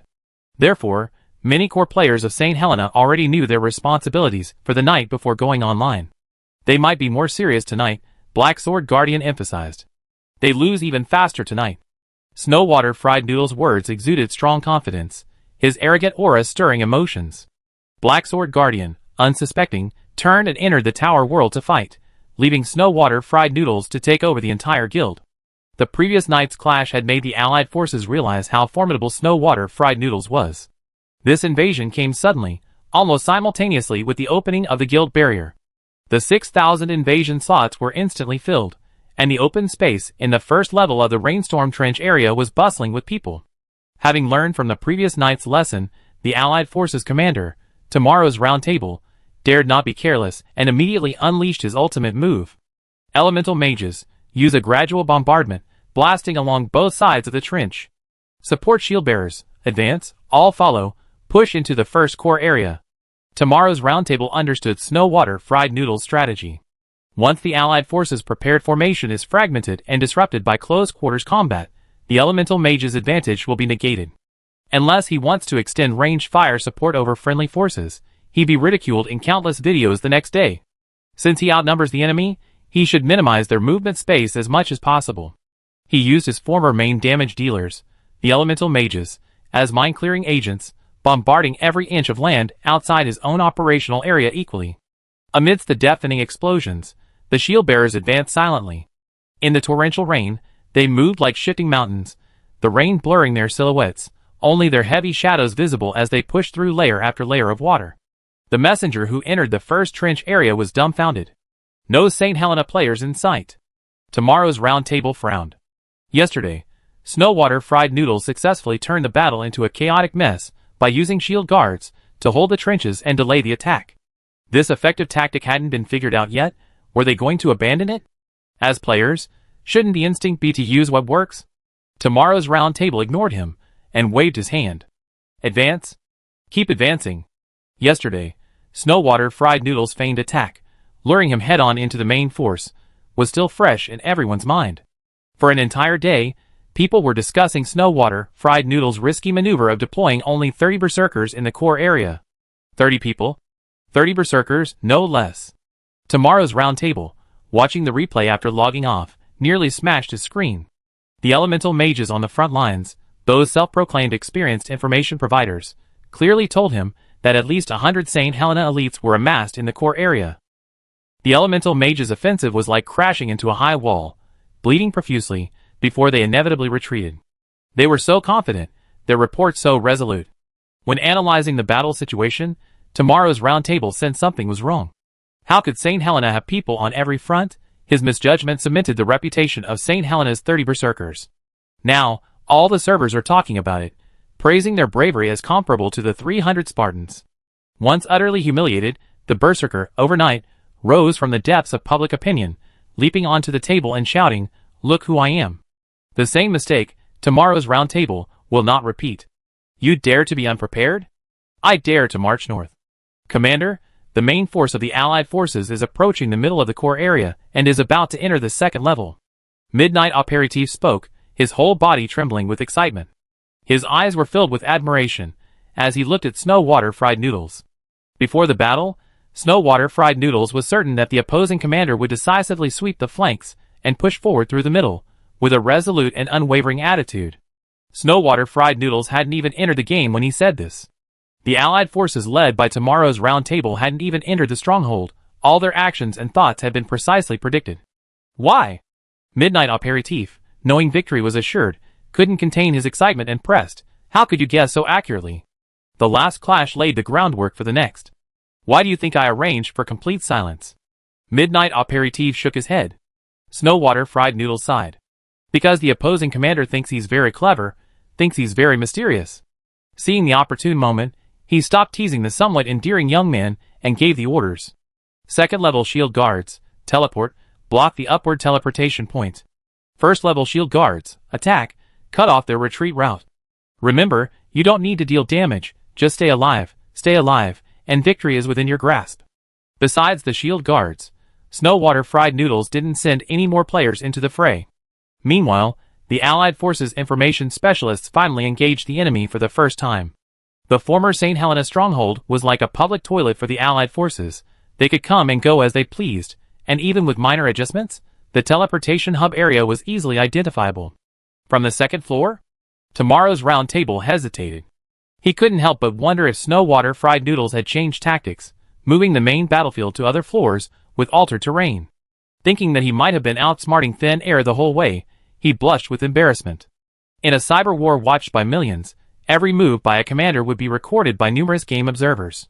This embarrassing blunder would likely result in repeated dissent and torture. Occupy the teleportation stronghold. The order had barely been issued when another information came through the professional teleporter. A large number of St. Helena players have appeared in our rear. What's their composition? All shields. Huh? Tomorrow's round table was confused. In the presence of intruders, the owners of a guild stronghold cannot arbitrarily use the teleportation function to land at any point within the stronghold. The teleportation hubs on each floor are where they should be. For large-scale, widespread personnel relocation, they would need to access guild collections or one-time use items provided by wandering merchants. It seems St. Helena is using the latter. But these expensive one-time use surprise attack items, delivered by Snowwater Fried Noodles, are sending a group of shield-wielding warriors? Why? If they were mages, or at the very least, berserkers, charging into the crowd, wouldn't they instantly shatter their formation and cause chaos? There are shield guards both in front and behind, similar to yesterday's battle. They're stuck like mud, unable to fight or retreat. He was covered in filth, disgusting. Tomorrow's round table was utterly baffled. What was the key to this tactic's success? A gasp startled him, and he looked up. Instantly, his forehead was covered in sweat. Not good. Quickly, break out and return to the level 1 teleportation point. A thick white mist, thick with deathly intent, descended from the sky, an aura of annihilation enveloping the torrential rain-soaked level 1. It's rotten jade. Tomorrow's round table finally understood. Snowwater Fried Noodles had activated the guild's collection without relying on flesh and blood, simply by inputting materials. Snowwater Fried Noodles' announcement reached the ears of every shield guard. Gentlemen, the rotten jade is with you. Do your utmost to stop the allied forces from deserting.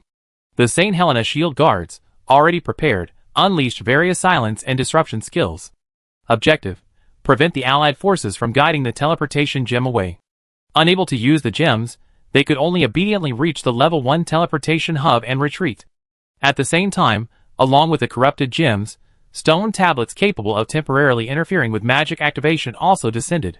They fell from the sky, disappearing into the battlefield, causing the teleportation gems in the hands of countless panicked allied players to lose their luster.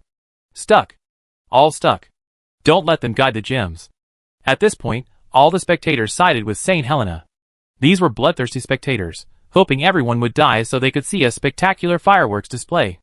Amidst applause and gasps, the allied invasion, ending in less than 2 hours, was declared a failure.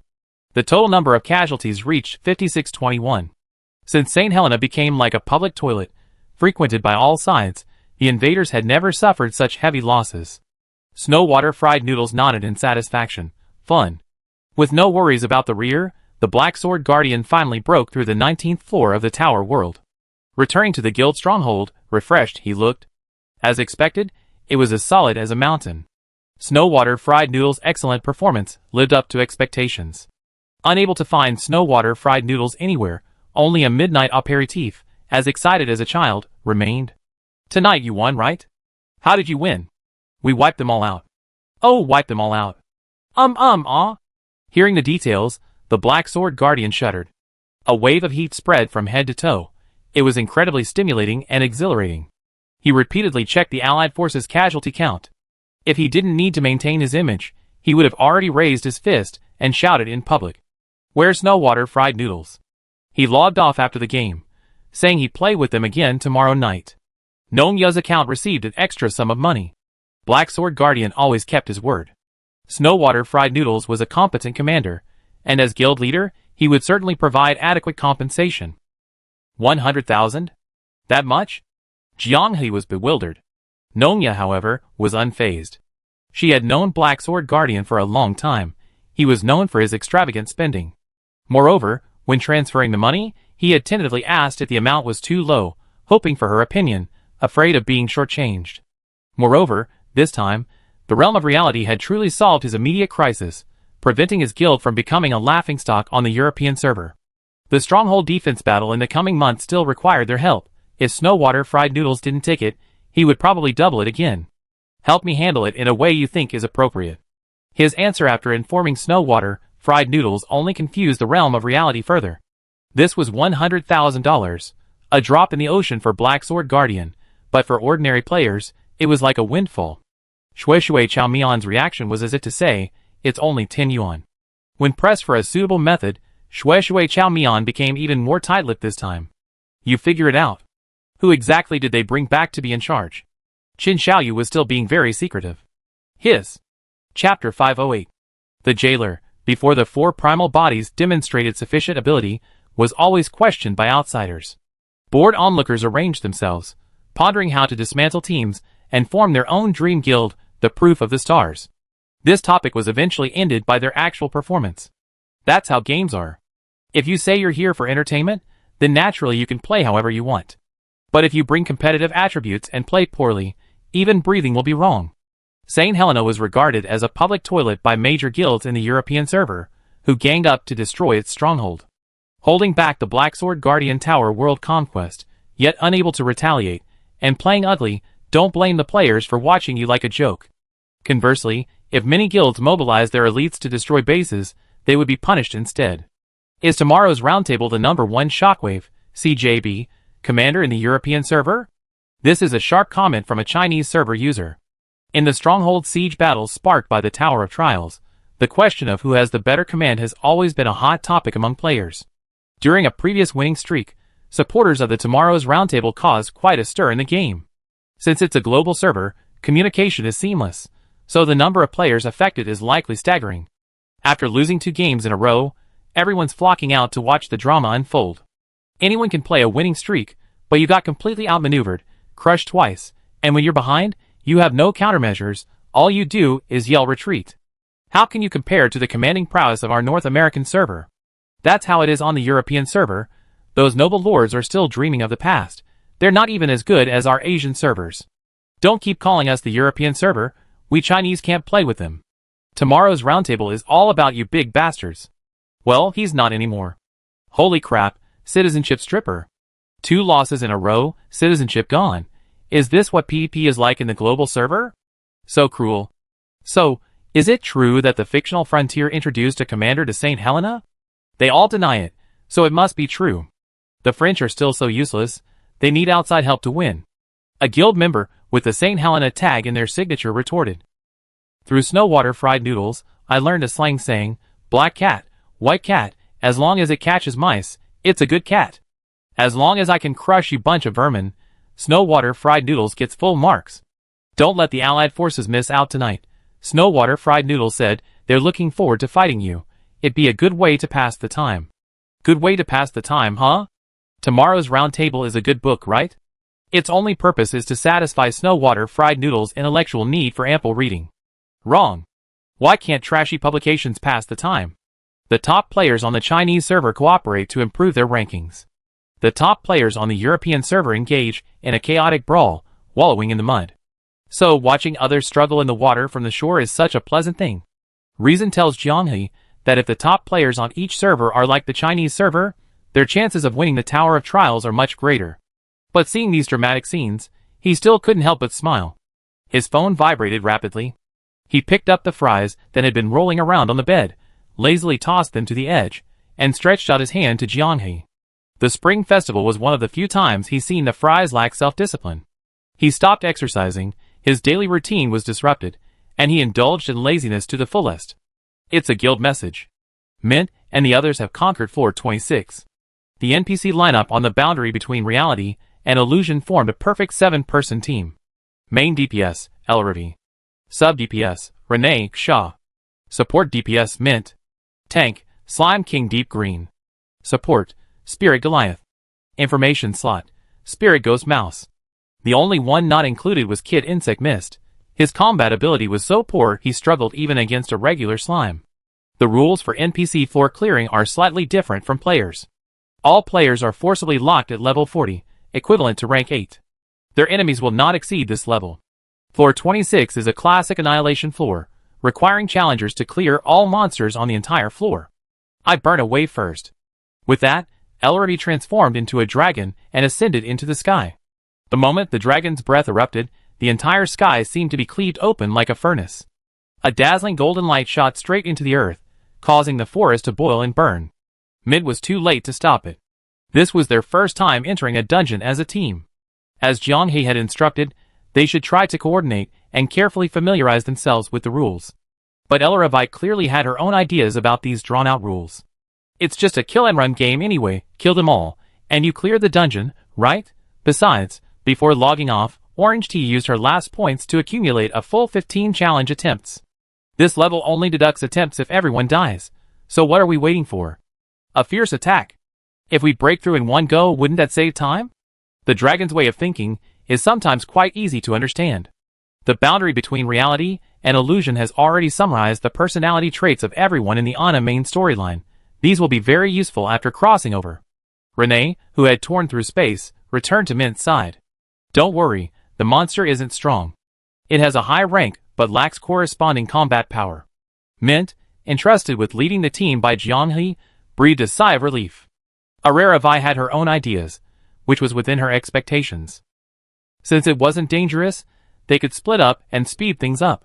She took out a special item Jianghe had given her before leaving, a mosquito the size of a thumb, contained in a semi-transparent crystal container. Mint, who had participated in the fierce battle on the 18th floor, remembered it vividly. The woman said she wanted to give Jianghe a treasure, so she pulled out this, muttering, "You know how amazing it is once you use it." Renee hated insects, and especially detested mosquitoes. If she could choose to exterminate a race, she would choose mosquitoes without hesitation. Therefore, as soon as Mint took it out, Renee, who was clinging to her, immediately took several steps back, her pretty face showing only disgust. "How do you use it?" "You unscrew the crystal bottle." It's very sturdy."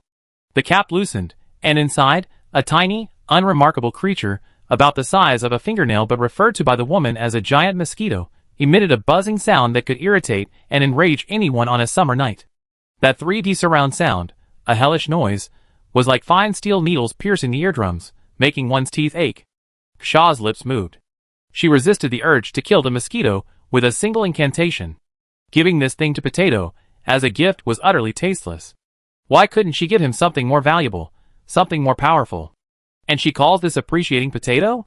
Shaw! The mosquito, detached from the crystal bottle, swelled up like a sponge, its limbs extending. The once slender mosquito legs became as sharp as steel needles, their surface covered with a dark red metallic sheen. Its abdomen rapidly swelled, turning a translucent dark red, with faintly visible writhing scarlet flesh. Its thin, cicada wing-like membranous wings were also covered with fine, blood-red patterns. With each flap, the air seemed to be sliced into tiny, scarlet ripples. The enormous mosquito, at least 2 people tall, had huge compound eyes reflecting the disgusted looks of the crowd. Since the woman hadn't left instructions, Jianghe, remembering he still had this treasure, simply handed it to them for testing. "Looks like a summoned creature." The Slime King, having already swallowed a powerful Minotaur leader, spoke. Through its translucent body, the process of flesh dissolving in its gelatinous form was clearly visible. Rennie was at least 5 meters away from the group, her lips trembling. "I never seen anyone summon creature, a contracted monster, look like this." Gloria also floated back to watch the spectacle. She said, "I seen them. That big, clumsy bear in our group used to keep maggots as pets." "Huh?" Renee's hands were already tearing through space as she listened, wanting to disappear into it. How can there be so many strange people in this world? Keeping mosquitoes as pets is strange enough, but what are maggots? There's a kind of giant maggot that lives in swamps, growing up to a third the height of a person. After feeding on carrion, it can spit out a fluid that quickly heals wounds. The big, clumsy bear kidnapped one, using it as a mobile blood bank. They later became good friends, and the big, clumsy bear couldn't bear to see the giant maggot leave its homeland, so he sent it back. Renee covered her head. She simply couldn't accept a story of affection and loyalty to a maggot, though it was genuinely touching. Was it because she'd been pampered since childhood? Why was everyone so accepting of it? The giant mosquito left behind by the woman couldn't speak human language, only buzzed. Mint wondered, no, it can't understand human language, can it? The giant mosquito landed, its sharp proboscis digging into the ground, writhing. It can understand. Holy crap! The simultaneous shouts of the group even startled the arsonist, Ellerby, who was some distance away. She thought a troublesome monster had appeared, launching a surprise attack. "Why are you making such a fuss?" "Holy crap, this mosquito can write Anna's script."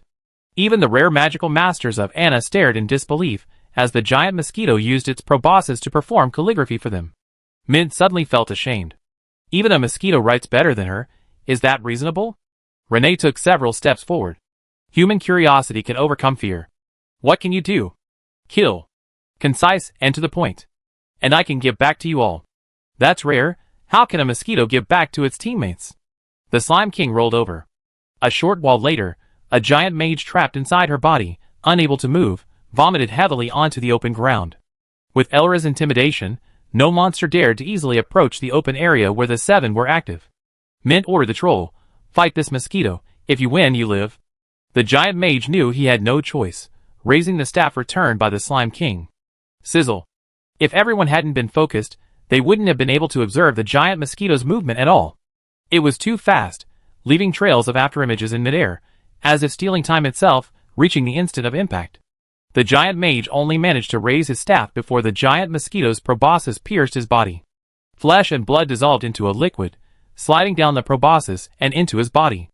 In an instant, the giant mosquito's membranous wings turned a bewitching crimson. It flew into the air and hovered. Blood overflowed from its body, turning into a wisp of red smoke that spread to everyone. Sha shifted her body, feeling her steps become lighter. Not only that, but the small cut the monster had just made on her skin healed rapidly. Her eyes lit up. She was converting the energy gained from sucking blood into a blessing effect, benefiting the entire team. Arira's expression was grave, her massive head rested on the ground, and she couldn't help but reach out a claw and poke at the giant mosquito. The moment the giant mosquito attacked, she felt an immense sense of danger. This guy can threaten dragons. Jianghe was also greatly shocked after reviewing the in-game messages. The woman really gave him a treasure. A combatant of Elira's level suddenly appeared in the realm of illusion. It doesn't occupy an NPC slot. It's not restricted by the Tower World tag. As an item, it's readily available and usable. With it, the Mint NPC rating team success rate skyrocketed after the realm of illusion went offline. The others who were reminded to check the online battle situation were also amused. Jailer bro, now, we're really gaining points even while eating and drinking. For primal bodies, maybe when we log on tonight, the points we used up will be enough for guild aid. Inkfish bubbling. How did Jailer bro's blind date go? These are friends who would team up again in their next life. Everyone's paying close attention to their best brother's lifelong happiness. It's alright, brothers. I really like this one. We're kind of on the same wavelength, said the jailer. She treat me to dinner, and she reciprocate with gifts. Orange Tea asked suspiciously, isn't that basic? Really basic? Then I mention a community celebrity, someone who makes foreign players weep, irresistibly drawn in, and ultimately becomes a fan. Jianghe could guess that the four primal bodies was suppressing a laugh while typing this. He joined in the teasing. There's a famous Chinese server player, with the stars of proof, married for 2 years, taking care of someone else's daily life, and still being criticized for being useless and not ambitious enough. He only gives gifts, never receives any. Who is this person? It's so hard to guess. The bed couldn't resist anymore. You're not allowed to badmouth the world's best squid. I made up for the one dude Jinwen didn't send. Sigh, the squid really nailed the bitter before sweet part. And the bed has it all figured out in terms of protecting her. I bet the squid's gaze at the bed is practically dripping with envy right now. Let's not talk about blind dates, potato. Any new news from the stargazing sect? Every time the topic of blind dates comes up, he wants to interrupt as soon as Orange Tea appears. Sigh, the jailer seems a bit clueless, but sometimes, he's surprisingly insightful. Speaking of the stargazing sect, after these good brothers from another world benefited continuously, Li Furan, who originally had no desire for the Tower World, started looking for suitable NPCs to woo, thanks to Jianghe's guidance. Regardless of whether Jifeng ultimately intends to fulfill his promise to the people of the Three Domes, improving the rankings and establishing some in-game influence would be good for the stargazing sect's development. Having continuously received the blessings of the boundary between the illusory and the real, the Guanxing sect's reputation for being highly skilled had become deeply ingrained and unshakable. Now, aside from absurd orders, like sending them to their pointless deaths or suicides, Jianghe believed Li Furan would be willing to try anything for them. Recently, the Guanxing sect did indeed receive some good news, and also, an interesting incident occurred. Chapter 509. Under Li Furan's leadership, the stargazing sect's transformation was remarkably successful. Guidance from a master paved the way for fruitful results at every step. In less than a month, fried food became inextricably linked to the stargazing sect's name. When introducing themselves, the stargazing sect emphasized that frying was not the traditional cooking method. This was also the master's suggestion. It had to be distinct from the common, already mastered food categories.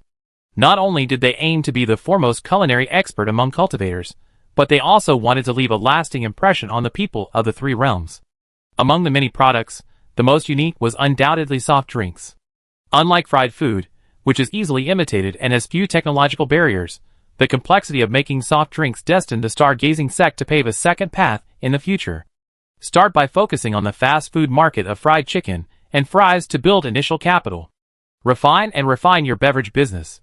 While the cultivation system is still incomplete and ordinary sensory pleasures are still cherished, seize enough wealth to stand out in this chaotic world. Starting here is the safest approach. Li Furan dared not neglect the master's instructions. Junior sister Wu Sitong was in charge of the kitchen, ensuring a stable production of fried chicken and fries.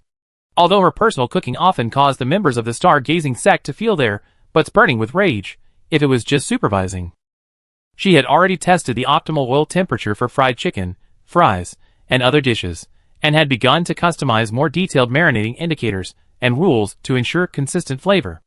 Upon learning of this standardized process, the master praised it highly, stating that she was cut out for it. Wei Shen, a sly fellow, was responsible for attracting customers and dealing with those with ill intentions. He did a good job. The only trouble he caused so far came from the Fuxian sect. After Wei Shen swindled them out of the money for 100 fried chickens, with a few words, the visiting cultivators were all very self-disciplined. Li Furan was in charge of the soda-making project, but until yesterday, there had been no progress. The first version of the materials the expert had given to the Guanxing sect, while clearly outlining the process for obtaining the key ingredients, was somewhat vague in its wording and descriptions. Some of the terms were completely unfamiliar to them. After Li Furan's feedback, the second version of the manual arrived as scheduled, but it was equally obscure. Considering the expert's generous attitude, Li Furan immediately became respectful. If we can't learn it, can't understand it, or can't do it well, it's because we lack talent. We can't blame anyone else. The key ingredients for making soda in the second version of the reference manual were closely related to alchemy and pill refining. Most of them were byproducts of the alchemy process. This was indeed a familiar area for the Guanxing sect. Since the emergence of spiritual energy in the world, medicines imbued with this energy have undergone mutations. The combination of medicinal herbs has become a key focus for many cultivation sects. Each sect possesses its own secret formulas, and their alchemy techniques vary greatly. The Stargazing sect, as a sect of pure water, does not associate with worldly merchants. Its largest source of income was once the sale of elixirs. Unfortunately, with the passing of their master and predecessors, the sect suddenly found itself without a single person capable of refining high-grade elixirs. This forced Li Furan to become the senior disciple, starting from scratch. The 3 junior disciples in the pill hall, along with Li Furan, diligently studied the classic texts of masters, and used the money they earned from fried chicken and fries to buy a batch of minerals and medicinal herbs, then secluded themselves to experiment. Several alchemy furnaces were running continuously for over 10 days, and finally, their hard work paid off. The alchemy furnace exploded. The explosion blew off the furnace's lid, sending heavy metal blocks hurtling through the air currents, crashing through a thick wooden door, and embedding themselves in a pillar. Fortunately, the 3 junior disciples from the alchemy hall possessed some martial arts skills. They nimbly dodged and lay prone in the instant of the explosion, narrowly escaping death. Li Furan rushed over. How did it explode? The 3 members of the alchemy hall were completely bewildered. The smoke and dust from the explosion had blackened their faces, leaving only 2 shiny little holes. They blinked, their souls seemingly blown away with the blast. Of the dozen or so alchemy furnaces, only 1 exploded. Li Furan quickly ordered the 3 to recall the furnace's materials. Upon checking, they found nothing unusual. The same combination of materials appeared in the furnace currently being used for alchemy, showing no signs of explosion. After a full day of investigation, a piece of yellowish-brown insect repellent ointment brought by Wu Sitong caught Li Furan's attention. The 3 members of the alchemy team recalled a seemingly minor detail. They had been bothered by the abundance of mosquitoes, so they had thrown some insect repellent into the furnace. That can't be the reason, can it? But after we threw it in, nothing happened for quite a while. Practice makes perfect. Using the same materials and the same type of furnace, they moved it to an open, deserted area to replicate the refining process. They added the insect repellent, and after a long time, boom! The furnace separated from the base of the furnace, much like a rocket launching into space. For a moment, the people present were speechless. Li Furan was the first to understand the situation, unable to hide his excitement. After half a day of repeated furnace explosion experiments, he was now certain that they had discovered a completely new formula with a certain degree of destructive power. It couldn't be taken internally or applied externally, but it could explode. Given that the expert had always been so open and honest, Li Furan immediately sent out the good news.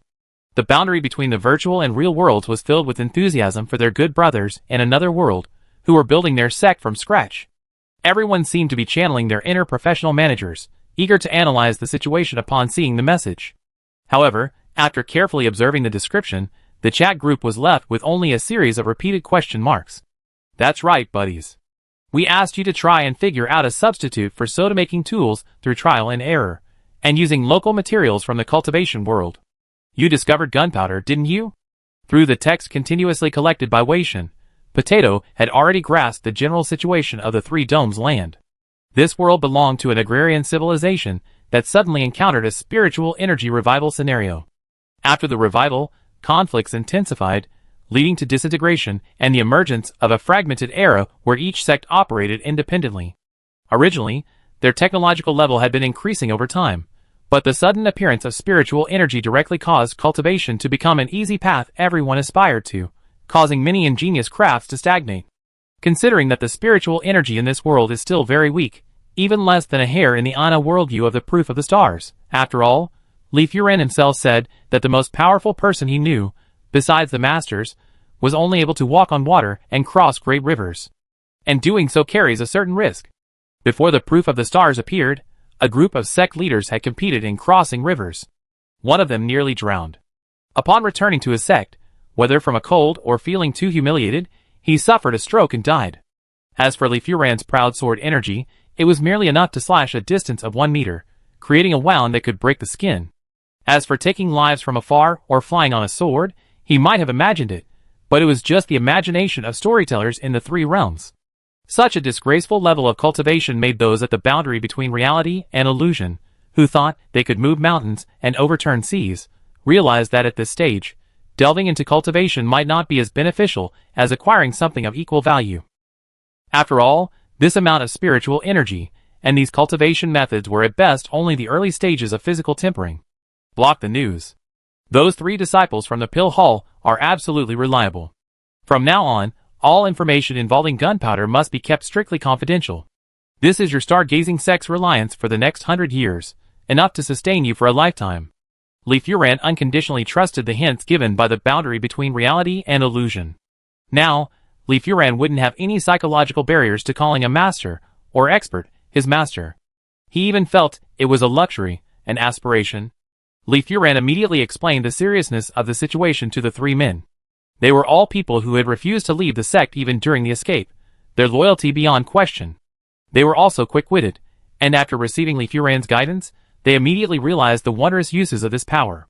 If even a sturdy alchemy furnace can be shattered, its thick metal parts disintegrating, what about flesh and blood? The 2 explosions differed significantly in power, perhaps due to the varying degrees of sealing in the environment. The second internal explosion was noticeably more violent, directly dismantling the stable, tower-like structure of the alchemy furnace. Does this mean they could design a miniaturized device that could concentrate the power, envelop it in a small amount of spiritual energy, ignite it, and stuff it into the victim's pocket? The internal metal structure would then use the force of the explosion to turn the person into a pincushion. If a little bit of a wound-rotting agent were added, TSK, or, given the immense power of the explosion, could this power be converted into the power of another driving mechanism? After all, the side of the furnace lid being blown off in the instant of the explosion was strikingly similar to boiling water making a loud bang sound, causing the lid to crack and pop. The 2 are very similar in nature, the difference being that one is violent, and the other is gradual. Li Furan summarized the 3 people's thoughts and informed the expert again. Do you know anything about pills? A little. Can you understand what they're saying? A little. I can't keep up. Then you just need to pay them. Give them whatever they want. Jiang He instructed, make sure they guarantee the safety of the experiment.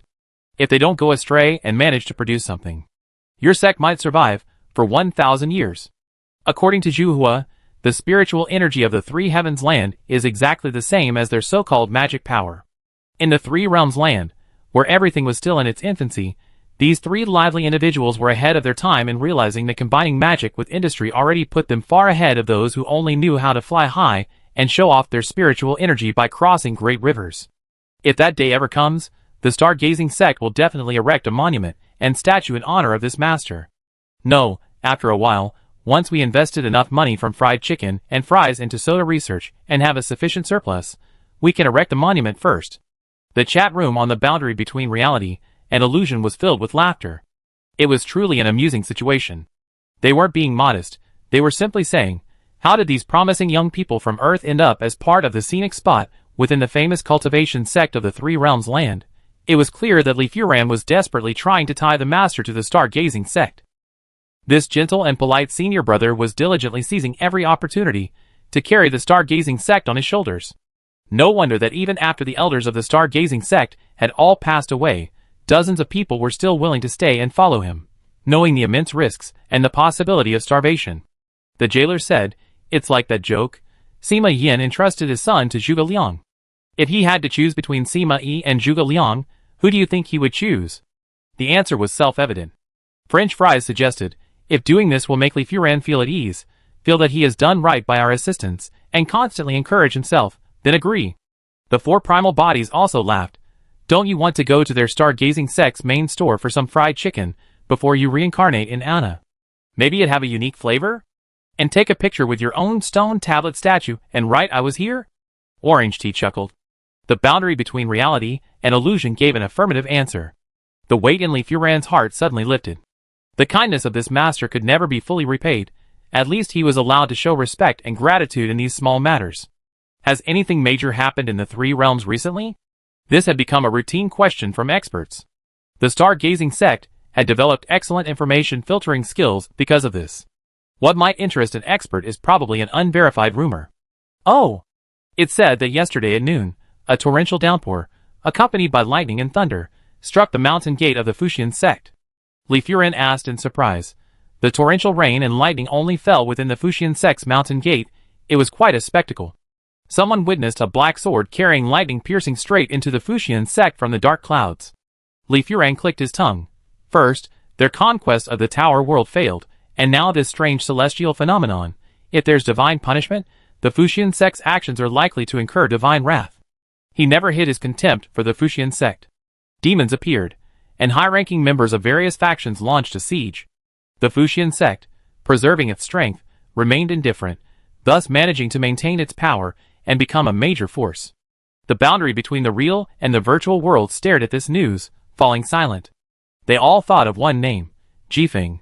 A black sword pierced the dome, embedding itself deep into the main seat of the Fuxian sect's main hall, pinning the sect leader's throne firmly to the ground. For an entire day, no one in the Fuxian sect dared to enter the main hall. The chilling pressure forced everyone who witnessed the black sword to tremble. After the Tower World began, the two sides in the competition could not directly contact the players. Even with Halora's visit, the Candlelight sect steadfastly adhered to the rules. Jifeng was no exception. She did not break the rules, and thus employed the same method she had used at the start of the Tower World to bypass them. She descended the treasure she had previously shown to the Fuxian sect. She made no contact with anyone, nor did she transmit any information. But everyone in the Fuxian sect understood the wrath of the immortals. Candlelight couldn't set foot in the three realms, but by secretly observing the current situation at the boundary between reality and illusion, she realized the gravity of the problem. After reporting to Halora, the dark elf, who had been lounging in a chair, lazily sipping soda and watching the live broadcast of the match, frowned deeply. She switched the projection screen and located the main hall of the Immortal Ascension sect.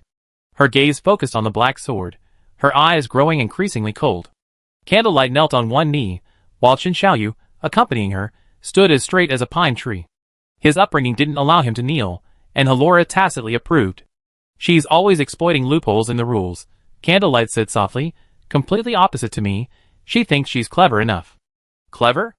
Halora sneered. Her? She's digging her own grave for her ironclad crimes. The reckoning isn't far off. Chapter 510.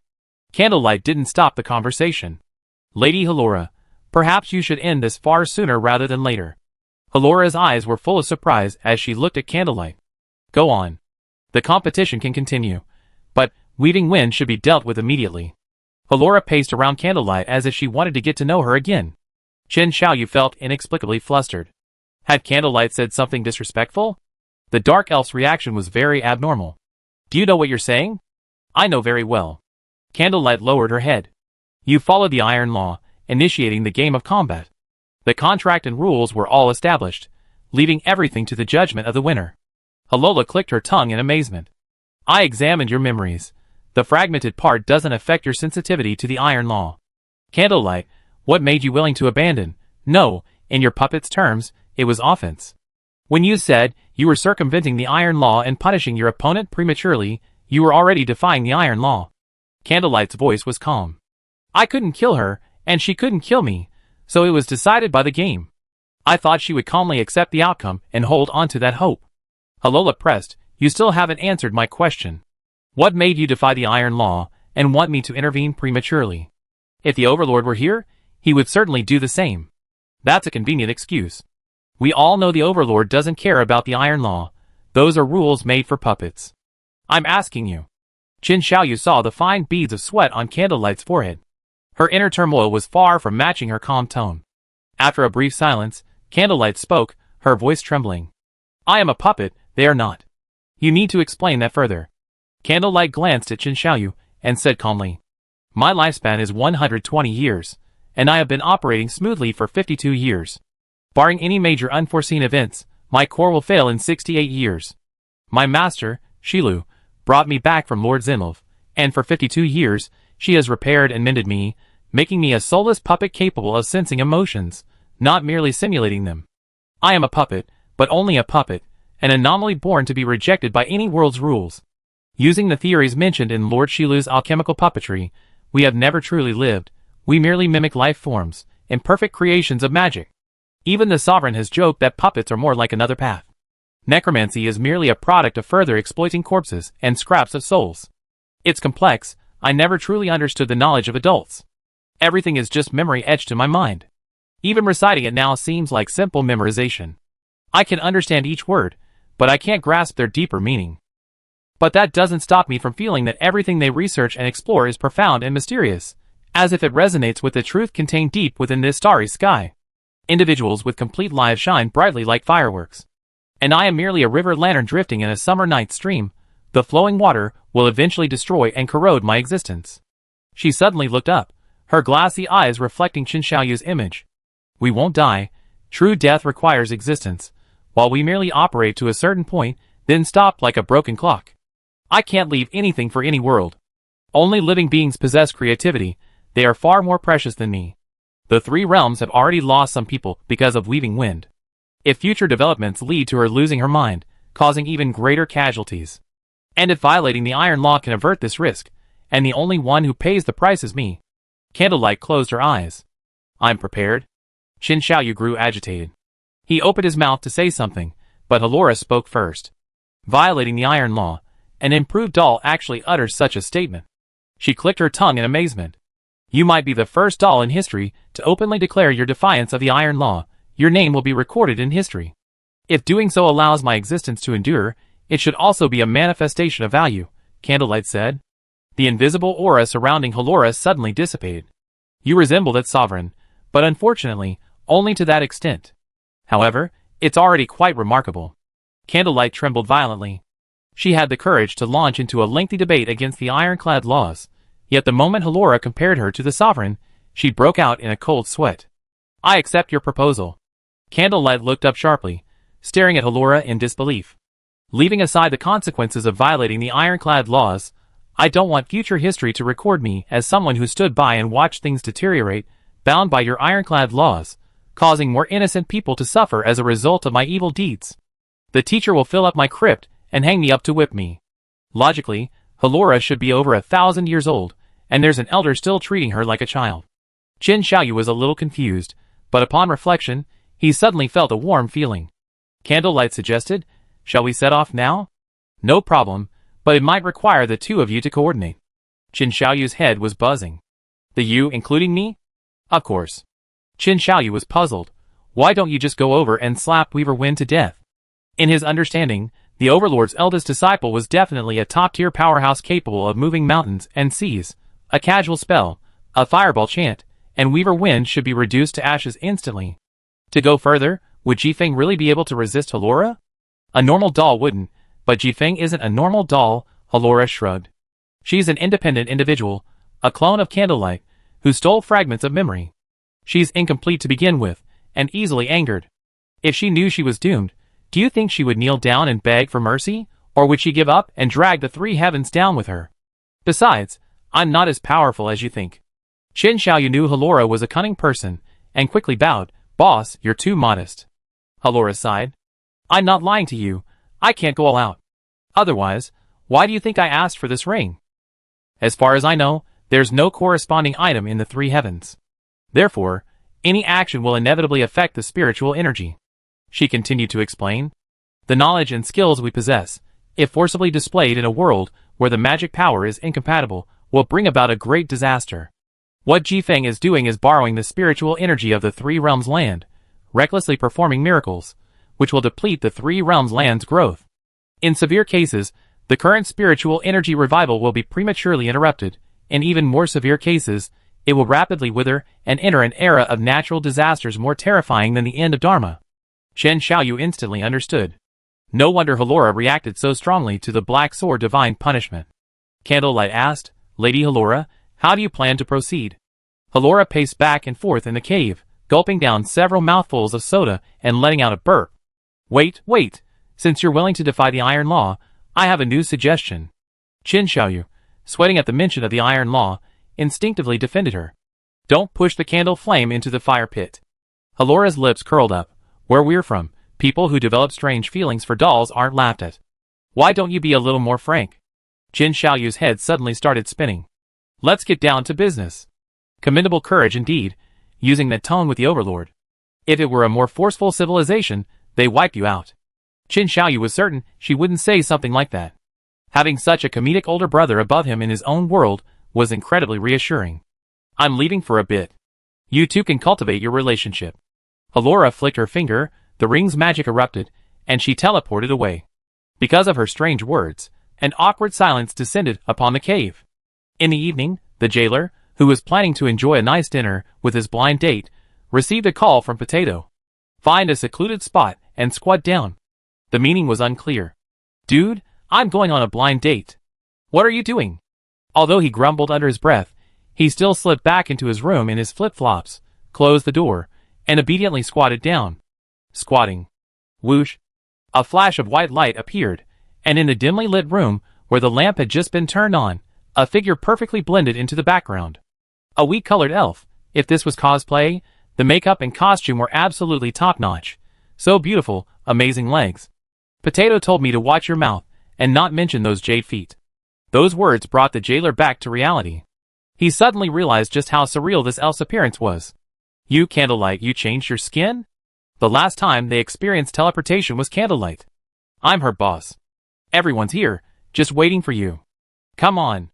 A hand draped over the jailer's shoulder, and with a flash of light, the people from the virtual and real borders, scattered across various locations due to the new year, instantly gathered at their shared villa. Wait, Candlelight, what are you doing here? The jailer was genuinely shocked. According to the competition rules, contacting contestants privately would result in a loss. Forget all the rules and regulations. I already blocked the sunset projection within the tower world, she can't control you. Halora waved her hand casually, giving a brief self-introduction. Even this simplified version sent chills down everyone's spine from the virtual and real borders. Halora cut to the chase. I invited you all here today because I need your help. The group exchanged bewildered glances. Jianghe swallowed hard. Please speak. Don't be so reserved, you are our most precious miracles. Halora's smile vanished instantly. The situation has changed. Because you have overtaken the three realms, Weaving Wind's emotions are spiraling out of control. To prevent any more innocent deaths, I need to deal with Weaving Wind ahead of time. She snapped her fingers. A screen of light descended from the sky, landing in front of everyone. Reflected on the screen was the secluded garden where Candlelight and Weaving Wind had met after the competition began. Candlelight, Chen Xiaoyu will meet Weaving Wind here as usual. This space belongs to the connection point between the three realms and your world in the game. I need you to trap Weaving Wind's consciousness here, preventing her from returning to her body in the three realms. Jianghe was stunned. I'm going to fight Weaving Wind? Really? Weaving Wind possesses administrator-level privileges in the three realms, and the proof of the stars. Although she couldn't delete their accounts or save files, she could instantly create hundreds or even thousands of max-level monsters, filling the screen if she wanted. The boundary between reality and illusion was strong, but facing a monster that could farm monsters and give itself a godlike mode. He has an administrator, and so do you. Jianghe suddenly looked at Zhuhua. I try my best to suppress her use of privileges. The rest is up to you. Chen Xiaoyu looked left and right. Seems like I'm not involved. Halora shook her index finger. No, you're extremely important. You must be there. Chen Xiaoyu was confused. And then? Don't ask, just show up.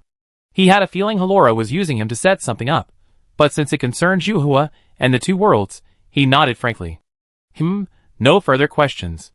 My impression of you is getting better and better. Be frank, I already said. Liking dolls isn't a bad thing. We have plenty around here. Halora chuckled. Some people even like slimes, constantly hugging and sucking on them. Becoming a slime girl would be unpleasant. The jailer exclaimed, truly a role model for us all. After finishing the setup, Halora finally adopted a serious expression. Doing this carries certain risks. If your consciousness is severely damaged by the Windweaver in the game, you will also fall into a coma in reality. Although the Overlord will descend in a month, under the current magical environment, it's questionable how much effect they can have to save you. In the worst-case scenario, some of you might be preparing for the Ana world in advance. I'm not forcing any of you to cooperate. You can still choose to withdraw now. Jianghe finally understood why Halora had chosen them to assist. Even if they died, their consciousness could be preserved for use in the Ana world. To be honest, this is already overstepping our bounds. Candlelight might be reprimanded by their ruler, and we're all taking a risk. For you, doing this is saving another world. If you feel it's not worth it, I completely understand. Halora confirmed one last time. So is anyone backing out? The people at the boundary between reality and illusion exchanged glances and smiled. French Fries raised his hand. Excuse me, if we resolve the Windweaver's problem, can we go to the Three Domes land? We run a sect there. Halora replied instantly. If the problem is resolved, with my permission, you can even visit the remaining two worlds. Jianghe replied instantly. I have no objection, but please give us some preparation time. The operation is scheduled for tomorrow night. You have 1 day to prepare mentally and practically. Halora added, I swear on my own life, and in the name of my teacher, if anything unexpected happens, I will do everything in my power to ensure your survival. Chapter 511. After posting a 1-day update announcing the pause of the Tower World Strategy Guide, Jianghe left her computer and accompanied Lu Jinhong for a walk in the neighborhood to digest their food. The Spring Festival holiday was over, but the hanging lanterns, New Year decorations, and the occasional sound of firecrackers delayed the departure of the festive atmosphere. Since you have a boyfriend, why don't you go somewhere else to be all lovey-dovey after the new year? You hate mom and dad anyway, right? Thanks for understanding. As they left, Lu Xinxian's conversation with Frozen Fries left them speechless, yet they couldn't help but laugh. When she first came back, it was Xiufei, my Xiufei. A few days later, it was, why are you still here? Frozen Fries teased, feeling like an outsider in this family. After Jianghe arrived, her doting parents seemed to have changed, circling around her, even serving tea and cooking. She wasn't unfamiliar with such treatment, but she always felt Jianghe's was on a higher level. How is it? Does it feel like home? Jianghe was somewhat taken aback by Lu Jinhong's sudden question.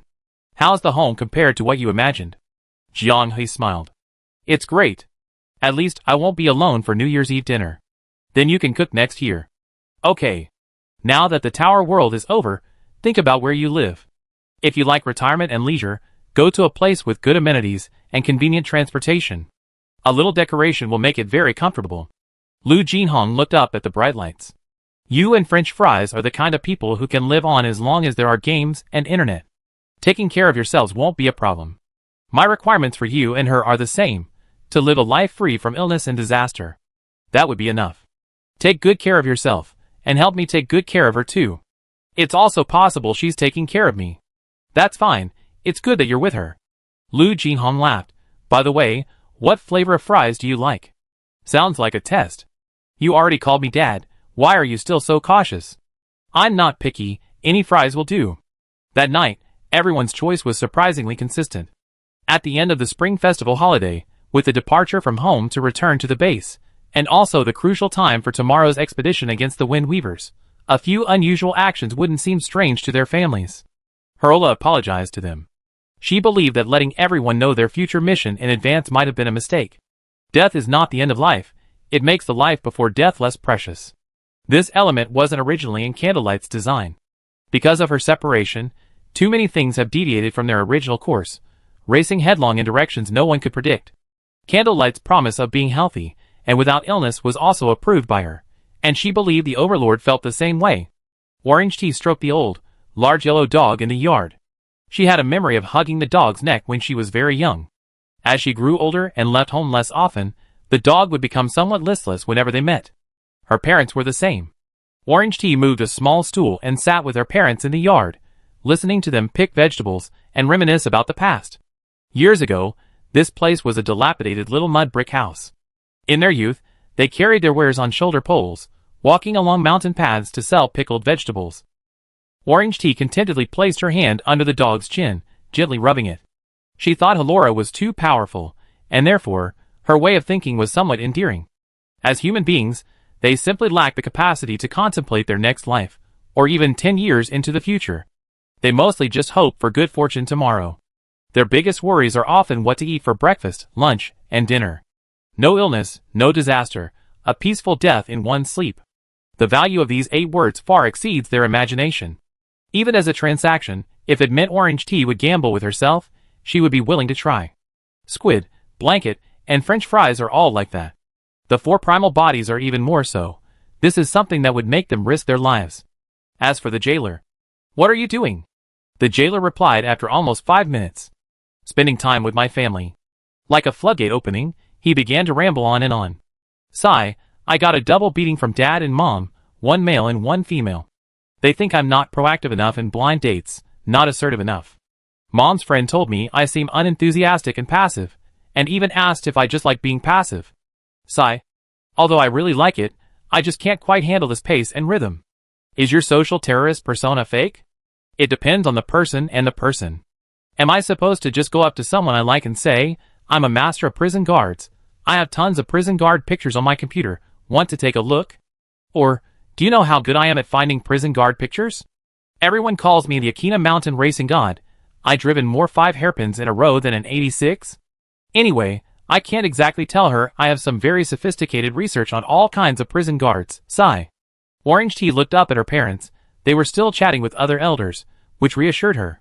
She wanted to flee her hometown the moment she caught a glimpse of this conversation. "I really hope you realize you're a pervert through these conversations. Wow, being a pervert in private isn't illegal, so why are you all uncomfortable being friends with a pervert like me? If you really want to put it that way, there's some truth to it. The jailer is definitely the best friend of me. He'd definitely be there to back you up if something happened. As for how much he could actually contribute, let's just say he didn't even show up. Why don't you talk about blind dates and getting double-teamed by your dad? Then maybe we shouldn't talk about it."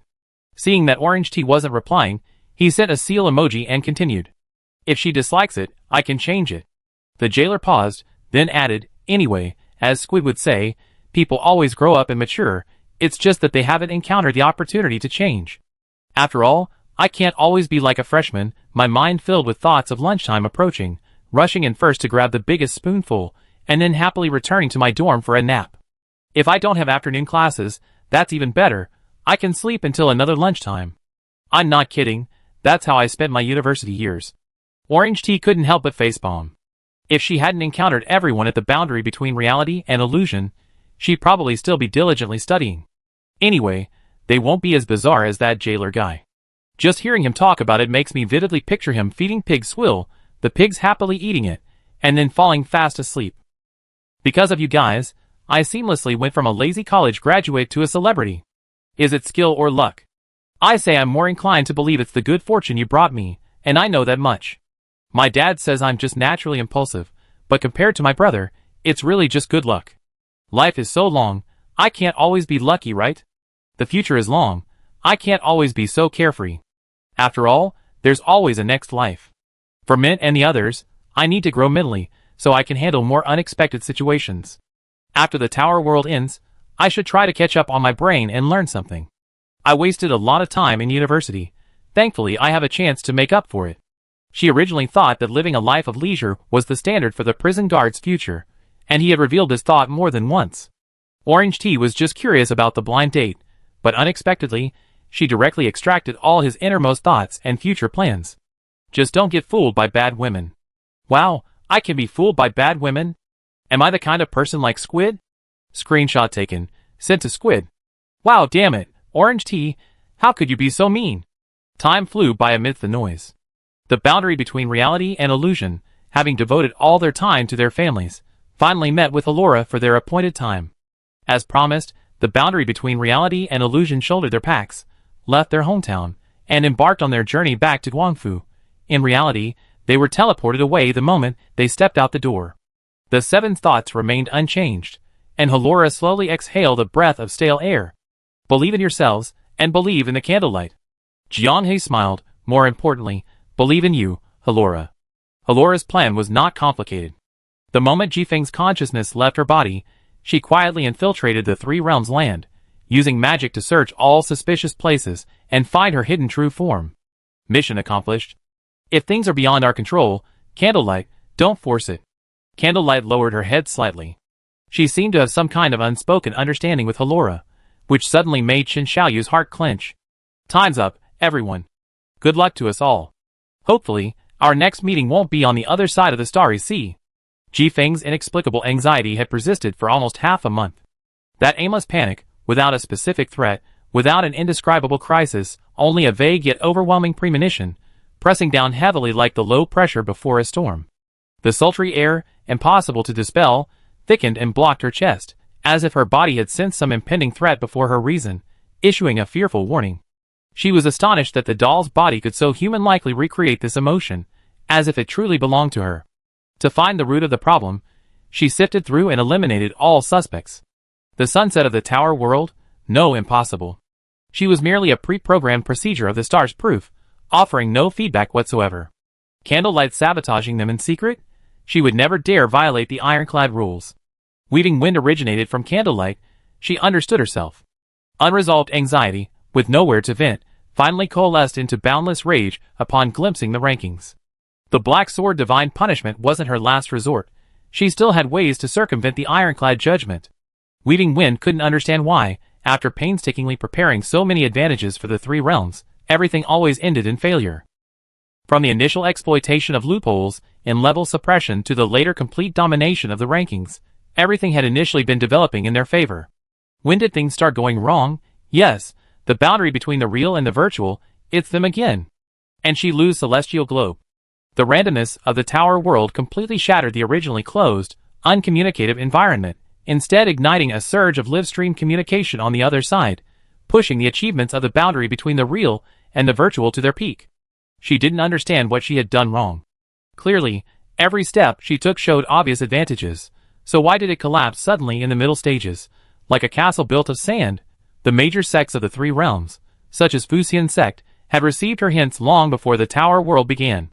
These local natives, knowing that the tower world was a competition between two worlds, should have feared the consequences of failure and rushed to climb to the top for the Immortal's wonderful method. But why, apart from a few major sects like Fuxian sect, were the other sects that knew the truth less enthusiastic than the unknown, insignificant sects? Among the top 50, these small sects, relying solely on hobbies and interests and completely unaware of the truth, showed astonishing enthusiasm. They formed small cliques, traversing mountains and rivers daily to meet offline and share information. Online, they even established mutual aid societies, distributing valuable knowledge that the major sects discarded but refused to share to players across the galaxy. What frustrated her most was that these cliques, without exception, rejected major sects like the Fuxian sect. On this opposition to the major sects, they achieved a tacit understanding and unity without needing to unite. This was particularly evident within the Guanqing sect, and the tentacles extending from the boundary between the virtual and real realms into the three realms. The smaller sects, previously struggling to find suitable occasions for communication, were now clearly distinct from the major sects. They all ate the same fried chicken and fries, but upon sitting down, they would first glance at each other's clothing, then state their background. Anyone with a name or surname would be politely offered a seat by players from smaller sects. In less than a week, this had become an unspoken rule. The black stone table at the star-gazing sect was reserved for members of major sects. The white stone table was reserved for members of minor sects. Even if the exchange took a long time, and there were no empty seats, members of minor sects would never touch the seats of members of major sects. She pondered for a long time, unable to understand why things had evolved to this point. It didn't make sense. These weaker individuals should be pleading with the Immortal supporting sect for more information. In her design, this process benefited the thugs of the Immortal supporting sect, consolidating their position. Where exactly did things go wrong? Filled with confusion, and with a stern expression, she arrived at the viewing garden where she had arranged to meet Candlelight. Candlelight hadn't visited this place for almost 10 days, seemingly indifferent to the outcome of the Tower World's battle.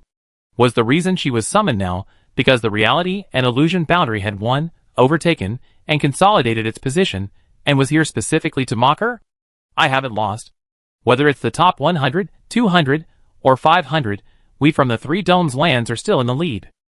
In terms of the settlement coefficient, we're still ahead. Having prepared her retort, Weaving Wind took her seat before Candlelight, who had teleported there, as if she were the master of the place. Weaving Wind. There's still almost a month left. Isn't it a bit too early to be showing off? You're still lagging behind. I didn't say anything. Weaving Wind glared at the smile in Candlelight's eyes, her inner anger growing stronger. That inexplicable unease rose again, giving her a strong sense of crisis. A voice kept echoing in her mind. Get out of here, quick! She frowned, her gaze on the candlelight growing colder, magic gathering as she prepared to turn back. She trusted her intuition. Whoosh! The sudden turn of events almost made Ji risk leaving, but upon seeing that figure, her heart immediately calmed down. It was Qin Xiaoyu. This guy had been stuffed with a bucket of popcorn by the candlelight, and was happily munching on it, clearly there to watch the show. That's alright then. The candlelight wouldn't let this person get into danger. Chapter 512. Before entering the Three Realms, Halora arrived deep within the primeval rainforest. The place where the primordial fairy Wu of this world was born. Towering ancient trees reached into the clouds, their leaves dotted with pale green fireflies. The leaves moved without wind, soft as gauze. If scholars of the world could witness this magnificent spectacle, they would probably flock here in a frenzy to study its growth and ecology. Unfortunately, they could not. This miracle, connected to the vast sea of magic and originating from another possibility of this world, slumbered quietly. The primordial fairy Wu was the only life that could awaken it. And then, there were them, the visitors. Halora placed her hands on the ancient tree, her mind swirling with thoughts, time flowing, the records left in the sea of magic flooding her mind. Day after day, year after year, Wu sat there, listening to the wind rise and the rain fall. As the only miracle born in the magical world, she possessed the power to change it, yet she chose to relinquish it. Rather than undergoing earth-shattering changes, she chose to sacrifice herself for the sake of all living beings in this world. I need the power of this miracle. It might consume a large amount of my remaining magic. Weaving Wind is difficult to deal with. If it goes berserk, it might invade this side regardless of the cost. I don't want to lie. There's another point. I need you to reduce the dependence on the spiritual energy of the Three Realms. That's essential for them, but for you, it's basically useless. After all, this world has already made its first choice, and billions of living beings are thriving. Ugh, if only you still existed in the sea of magic. The leaves rustled gently, creating a light and cheerful sound. Yes. The only remaining trace of information in the sea of magic, the only fairy whose soul had returned to solitude, gave her first response in thousands of years. Hrala's ring glowed with a brilliant green light. I will bring my teacher to see you. I belong here. I'm not going anywhere. Seemingly understanding Halola's thoughts, it refused with a wry laugh. She didn't continue the conversation, turning to manipulate the ring, opening a passage to the Three Realms. Before officially crossing over, she closed her eyes, and sensed what was happening within the proof of the stars. As expected, seeing Qin Xiaoyu here, Jifeng won't have any doubts. Without further hesitation, she pierced through the barrier of the Three Realms. The reason Jifeng was so agitated and suspicious was precisely because of the anomaly she left behind during her visit. Hrala, through the large fungus of the mushroom world, knew that the candlelight's clone had acted strangely. But they only knew of it, the specific details remained unknown. During her first visit, though she tried to conceal it, the lack of local magic meant traces were still left behind. Then came the twilight anomaly. She manually altered the probability of the critical instance appearing, reopened communication channels, and transmitted information, thus destroying her homeland's laboratory and paying a heavy price. The commotion she created was considerable. If it were the fully fledged candlelight, it would surely have knelt to welcome her arrival. Unfortunately, Jifeng lacked the ability to perceive the truth. Being so close to the truth, seemingly within reach, fueled her rage. Finally, at the moment of piercing the world barrier, a strange feeling spread through her heart like ripples. Jifeng abruptly turned her head, instinctively looking behind her. She felt an immense fear, yet she didn't know where it came from. Suddenly, looking at Candlelight before her, who remained composed, rambling on about enjoying the grand spectacle of today's boundary between reality and illusion, her face darkened. Candlelight, you dared to break the ironclad rules. You dared to invade the Three Realms during the competition. The ecstatic joy of winning directly through the rules. The astonishment that Candlelight had actually broken the ironclad rules. The bewilderment at knowing her personality, knowing she wouldn't dare to do such a thing, instantly transformed into a distorted expression on Jifeng's face. This instantaneous change, more dramatic than a Sichuan opera face-changing act, made Qin Xiaoyu shovel down 2 large mouthfuls of popcorn. Why did he have to come himself? Eating and drinking would probably suffice. Yes, I broke the ironclad rules. Curiosity overwhelmed Jifeng's urge to leave the connection point between the two worlds proof of the stars. Why? Violating the iron law means certain death.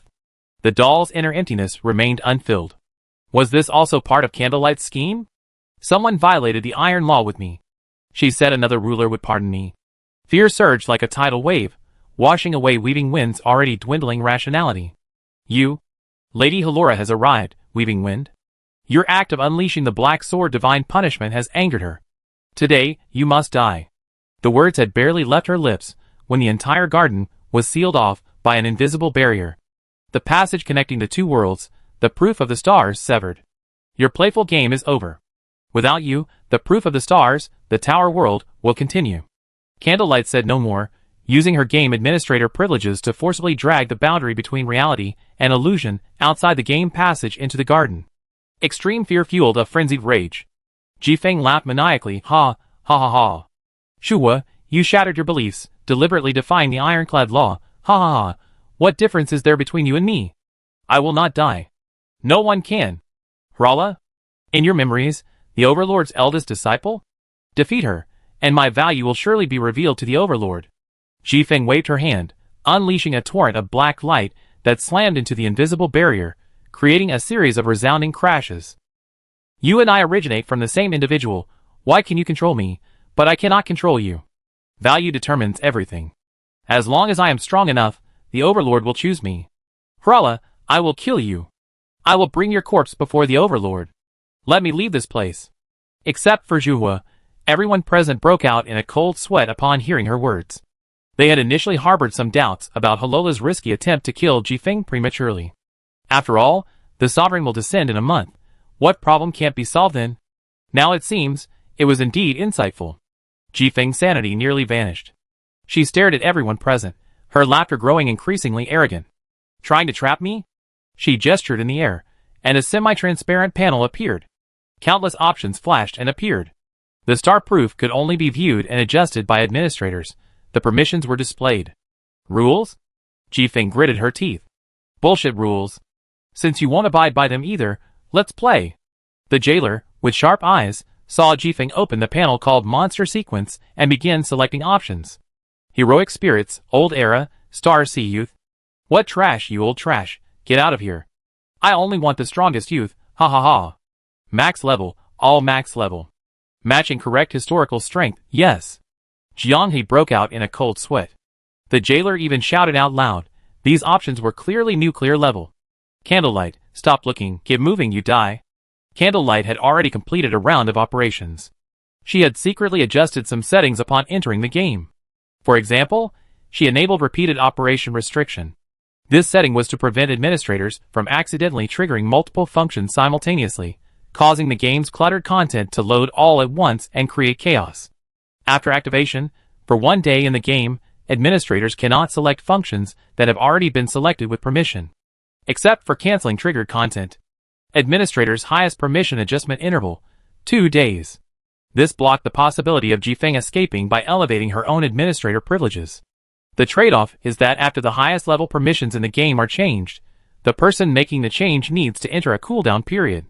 Essentially, this is to prevent someone who likes to watch the spectacle from taking over administrator privileges and messing up everyone's hard-earned save files.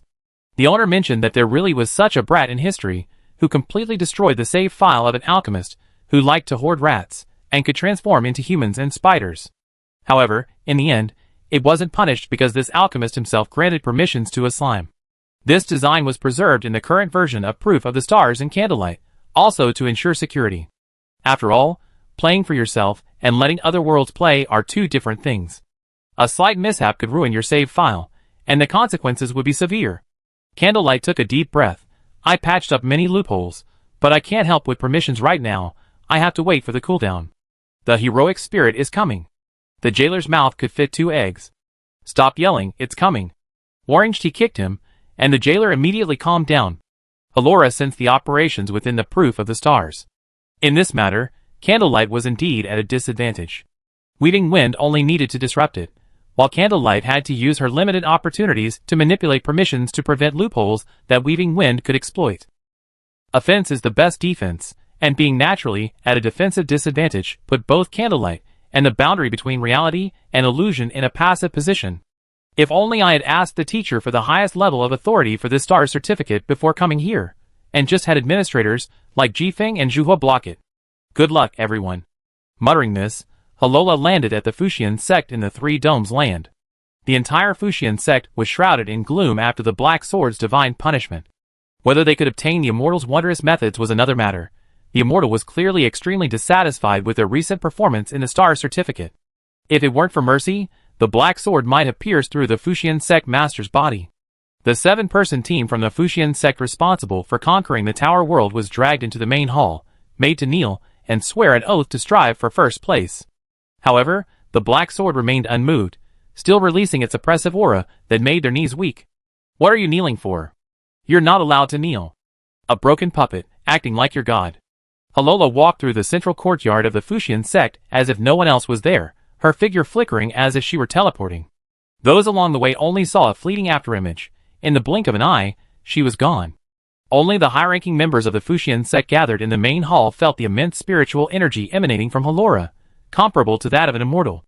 Who are you, daring to trespass upon our Fuxian sect's mountain gate and even desecrate an immortal? Smack! Before the elder, who had stood up, could finish speaking, he was already spinning like a top, twirling 180 degrees in midair before crashing to the ground. His cheek received a solid slap. With such technique and force, the elder's head should have been severed from his body, but instead, it performed a comical dive. If you say Jifeng is an immortal again, I make you turn to the right. The Fuxian sect fell silent immediately. They were all adults. No one wanted to be spun around like a top in public. Moreover, the person before them seemed to possess strength no less than that of an immortal. Could it be a battle between immortals? Thinking this, the members of the Fuxian sect in the main hall trembled, feeling as if they couldn't even speak coherently. Hrala was pressed for time, and had a heavy task, so she could only establish her authority in the simplest and most direct way. Seeing the Fuxian sect members nodding like chickens pecking at rice, she was satisfied and drew the head disciple's black sword, throwing it to the ground. With a clang, the entire Fuxian sect was so frightened that they all knelt down. Still kneeling? Everyone jolted awake and stood up abruptly. We're not kneeling to immortal Jifeng, we're kneeling to you. These words were almost obsequious. Hrala sighed. This must be the kind of subordinates that some world leaders liked the most, as her teacher had said. I'm in a hurry. I need to see Jifeng. Do you know where he is? Jifeng had been operating the Three Realms for a long time. He must have his own arrangements. To pinpoint her exact location, ordinary perception wouldn't suffice. Using powerful tracking techniques, the spiritual energy of the three heavens would likely burn fiercely. She could only find a vague location first, then use Aguess magic to conduct a thorough, sweeping search. The entire Fuxian sect swallowed hard. Having already decided this was a contest between immortals, how could they dare to easily interfere? The Fuxian sect master even hid in the crowd, fearing being called upon to answer. It was truly bizarre. Why did Jifeng and this newly arrived immortal both choose their Fuxian sect as the leader, doing this and that? Was their feng shui really that good? Indeed, excellent sects are gold wherever they are, shining brightly. If you don't answer, then I have no choice but to kill you all. An immortal? The crowd cried out in alarm. My immortal, this is your battle with Jifeng. Battles between immortals have always been like this, Halora emphasized. You have no choice. If you don't help me, you die. Trying to please both sides? Forget it. Faced with the choice of dying sooner or later, the Fuxian sect resigned themselves to their fate, revealing a valley they frequently sent elders to negotiate with. Secretly, they prayed that the two damned immortals would fight to the death. Halora had mastered many spells, but she had no talent for mental magic. Even with her teacher's patient instruction, she had only learned the basics. However, she had her own way of dealing with these people. Come on, come with me. The Fuxian sect elders stared at each other in disbelief. Where are we going? To the place you mentioned, Halora laughed. I'm expected to believe you the moment you open your mouth. What if you're wrong? How could we dare deceive a fairy? That's hard to say. Maybe you're thinking of killing us both, or perhaps you're trying to trick me into coming here and summon Weaver Wind. Don't worry, as long as you're telling the truth, I can guarantee your safety, Halora promised with a smile. Chapter 513. Jianghe felt an unexpected lightness in his body. His movement speed, spellcasting speed, and perception were all enhanced. Holding his breath and concentrating, every move of Jifeng seemed to be in slow motion. Even with his eyes closed, he could still visualize his surroundings. The movements of everyone at the boundary between reality and illusion were clearly visible. French Fry's perception was particularly peculiar. Her fingers clenched and relaxed, her joints making subtle popping sounds. She could feel the flow of blood in her veins. Each heartbeat was like a war drum, pushing surging energy through her limbs. The blade in her hand felt as light as a feather, as if it had completely lost its weight. An unprecedented surge of power burned fiercely within her. Candlelight emphasized, matching the correct historical strength will also affect you. This setting requires changes to game realism. You're currently playing the actual combat version. Huh? It means that everything you possess in the game is what you see. Candlelight said, right now, you are at the level of someone below tier 9. The starry proof you've been playing has always been a weakened version. This is the version my masters have been exposed to. Weaving Wind roared. Candlelight, do you think freezing high-level permissions will stop me? I can't stop anything else, but you want to use the rules to suppress me? You can't do that today. Weaving Wind and Candlelight are essentially one. They share the same starry proof administrator identity. After Candlelight modified the high-level permissions, itself froze, causing both of them to only be able to use their most recently used administrator permissions to farm monsters. The monster materials in the Proof of the Stars are incredibly diverse. There are over 300 records for heroic spirits alone. Some individuals even possess both youth and old age forms. Candlelight could roughly guess Weaver's thoughts. Heroic spirits are all the elites of their respective worlds, many being overlords, who dominated an era, top-tier specialists unmatched in their unique fields. In their time, genius was merely the minimum requirement to encounter them. Their power is undeniable. They can be seen as markers of an era. Weaver was quick enough to complete the deployment of the first heroic spirit, Demon Lord Edry Marin. Among the fragments of Candlelight's lost memories was the monster material library of the stars. The backstories of many units cannot be directly learned in the game. They exist only in the administrator's mind, allowing them to adjust the game's pace and add or remove side quests at will. Therefore, faced with the question about the boundary between reality and illusion, she could only shake her head, indicating she knew nothing. The good news is, most likely, Jifeng is also completely unaware of this. Her method of choosing heroic spirits is probably simply based on who has the most impressive name. As long as it's powerful enough, choosing it is the right choice. After all, her immediate priority is to find a sufficiently powerful heroic spirit to delay the onslaught from the boundary between reality and illusion, and thus escape the dam blockade. Zhong Zimo took the lead, charging forward with his shield. As a shield bearer, without knowing the opponent's true strength, he had to step forward. This was a battle that couldn't be lost, so Orange Tea called out every elemental spirit she could name, deploying them all at once. The jailer even added 2 skeletal guards, clinging to the shield.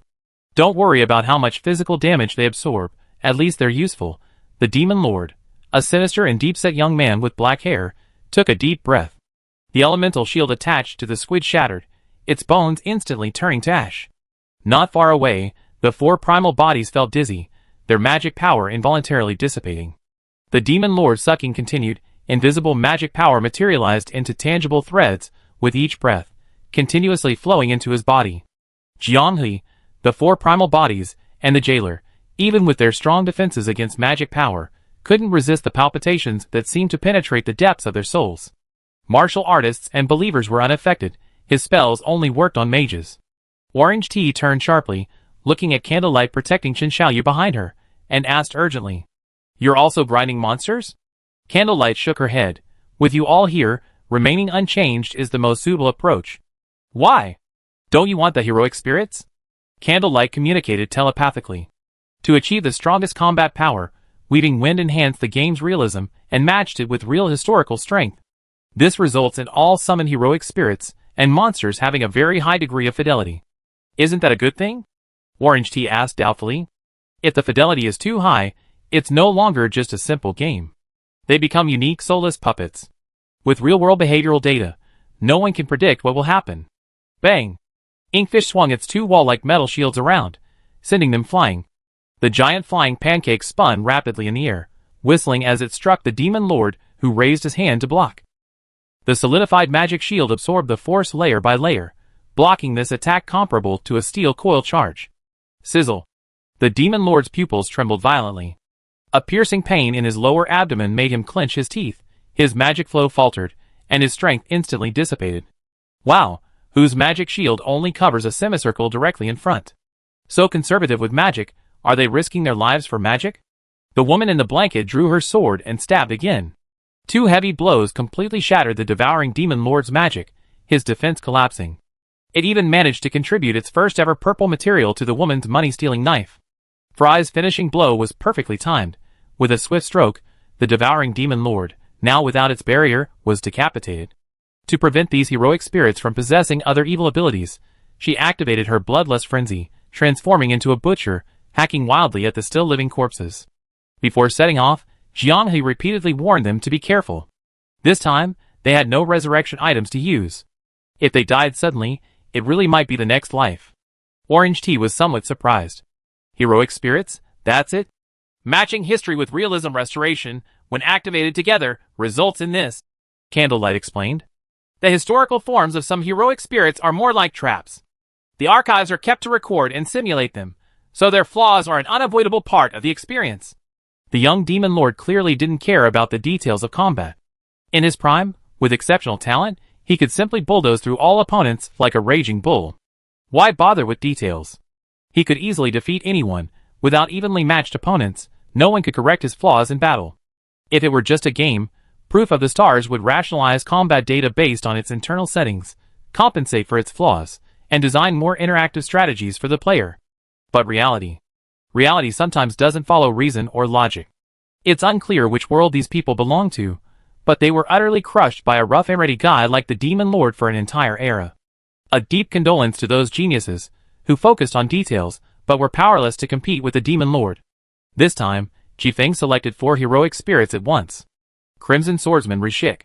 A woman seemingly named after her own vibrant red hair, bright and beautiful like the most dazzling star in the night sky. The moment she descended, having just received Jifeng's command to cover me, she smiled radiantly. Yes, my master. Then, with 3 swift sword strikes, she instantly killed the other 3 heroic spirits, who had just landed. To be included in the Stars-proof heroic spirit resource library, she must possess unique abilities, but no one expected that before even engaging the enemy, an ally's encirclement would already be unfolding. Not to mention the group at the boundary between reality and illusion, even Jifeng, whose mind was focused on destroying the barrier to escape this cage, was stunned. Lady Jifeng, are you summoning so many heroic spirits because you don't trust me? Jifeng's expression changed, speechless. She, who had been driven mad, now wore a look of bewildered amusement, instantly understanding why Candlelight hadn't summoned a single heroic spirit. If you want the authentic heroic spirits, you can't just accept their powerful combat abilities and exquisite magic. You have to accept their twisted personalities as well. Jifeng had undoubtedly gotten herself into a deep mess. The Crimson Swordsman, Rishik, was extremely possessive. Master, please promise me you won't summon anyone else, okay? You should belong only to me. Let me protect you. If you don't promise, I join them. Promise me. Promise me now. Are you thinking about summoning someone else? Are you thinking about other servants? What's wrong with me? Why are you ignoring me? Say something. Say something. Say something. Say something. In this tense situation where both sides are risking their lives, Ayandra steps onto the table, declares her ownership to the administrator, and confesses her love on the spot. Squid, who has tabletop role-playing experience, says, "Fun, I love watching." But the remaining people at the boundary between reality and illusion hiss. A collective shiver runs through them. Okay, Rishik, please protect me and buy me time to escape. From now on, your summons can only be used on me, okay? Okay, I promise you.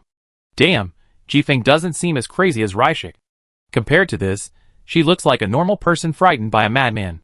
Orange Tea's mouth slightly agape. Are there any normal people in this pool of heroic spirits? It depends on how you define normal, Candlelight said helplessly. Morality can't restrain the strong, or the best in any field. You should know this all too well, like Dussel. Most heroic spirits rise and fall because of their personalities. The reason they're talked about, widely known, and ultimately have the capital to become heroic spirits is precisely because of those memorable shining points. As for whether those shining points are good or bad, sometimes it's hard to say. Like the Overlord, who can imprison violence in the cage of his heart, with companions helping to confine the darkness. In their words, it's more like a fairy tale fantasy. Having received Weaver's promise, the Crimson Swordsman Lysik licked his lips, blood surging in his hand, solidifying into a long sword. Come, my master, let me use my blood to pave a path for you. I stab you all to death. Chapter 514. Before setting off, Halola gave a sharp assessment of the current overall strength of the reality/illusion boundary. Without equipment, your skill proficiency and ability to integrate skills, under the subconscious imprint of the star's proof, have already reached the level of rank 8. With equipment, even rank 9 within the game's worldview can be dealt with. The abridged version of the star's proof in the reality/illusion boundary game only reaches rank 10 in the game. They are essentially special individuals that combine primordial power. For example, the origin elements enjoying the world consciousness's blessing under the wrong strategy. Or, for example, the bad ending of the Anna demons, as Halola spoiled. The mutually attracted Metasequoia and Great Snow Mountain demons separated from their respective bodies and merged into one. And the heroic spirits restored by Jifeng through her authority mostly happened to meet the rank 9 standard. The candlelight flickered, entangled with Jifeng into a blurry ball of light and shadow, colliding fiercely in midair. The boundary between reality and illusion also launched an attack on Lessig. French Fries held her opponent in utmost respect, so much so that even Windweaver dared not summon too many heroic spirits, forced to submit. Weeping Blood, Mad Wolf slashed his skin, letting blood seep from his arm. Starting with self-mutilation, her power level was at its peak. The tacit understanding between the boundary between reality and illusion was ingrained in their bones. No communication was needed. A single action was enough for them to understand each other. Orange Tea's spiritual blessing was fully in place the instant she raised her hand. Without waiting, the aftershock of Weeping Blood disappeared, and French Fry shot out like an arrow. The wound on French Fry's arm, which had split open while in the Weeping Blood state, had not healed and was still gushing blood. She looked up in astonishment, meeting Lessig's chilling smile, which stretched almost to his ears. The blood droplet didn't fall to the ground. Instead, it was drawn by an invisible force the instant it detached from her skin. Fine lines of blood drifted towards Lysik, tracing eerie arcs in the air, hovering around her body, and condensing into scarlet crystals. French Fries, utterly exhausted, collapsed to the ground. Her blood drained rapidly. Her body seemed to have become Lysik's blood bag, readily available for his consumption. Is this blood magic? Jianghe recalled Mint's mother's lessons. In the Ana world, there exists a group of vampires with special talents. They are born with a powerful ability to resonate with blood. Powerful individuals can even resonate with the blood of others for their own use.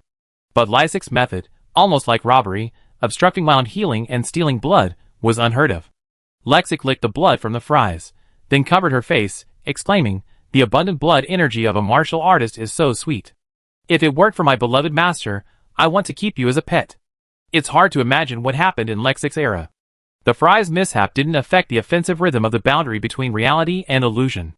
However, Orange Tea, who was originally under the blessing spell, could only fight with all her might to keep the fries alive. Lexik's blood-sucking ability was too exaggerated. Orange Tea had just finished replenishing the fries' blood with the life force created by her faith, and Lexik was sucking it up along with the faith power. It was as if being stained with the scarlet mark made her possession. Seeing that the blanket and the jailer had already attacked, Jianghe quickly comforted Orange Tea. "Don't be afraid. In their youth, they didn't possess the top-tier combat power of a 9th-tier warrior. At most, they had just broken through to the 8th tier and mastered the level of a domain. They're geniuses, but we're not bad either. It's just that their magic is evil. Stay calm, stay calm." Jianghe had no choice but to do this. The pressure on Orange Tea would be the greatest in her confrontation with Weaving Wind. If she died here, everything in reality would become uncertain. As a doctor, the fear of not being able to save her companion, with whom she spent every day, could very well distort her actions. French Fry's face was ashen. Orange Tea gripped her hand tightly. "I can do it." Jianghe didn't suspect a thing, and immediately turned around. "Ha ha ha, it hurts so much. When the dagger pierced the bone and twisted, my flesh trembled with excitement."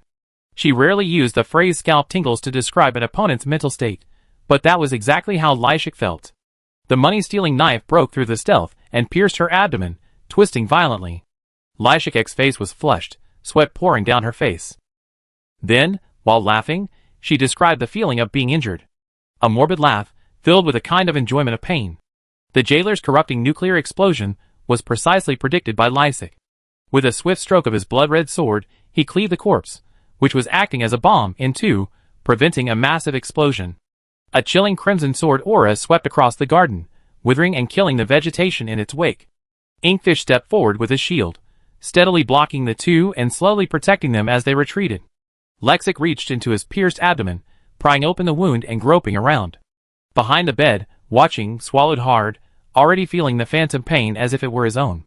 But Lexic seemed oblivious to the pain, stirring and rummaging until his hands were covered in blood, then licking his fingers contentedly, like a child sucking on a stray drop of honey. Lord Jifeng, do you see? This is the blood I shed for you, the wounds I sustained. Wow, she's like a simp.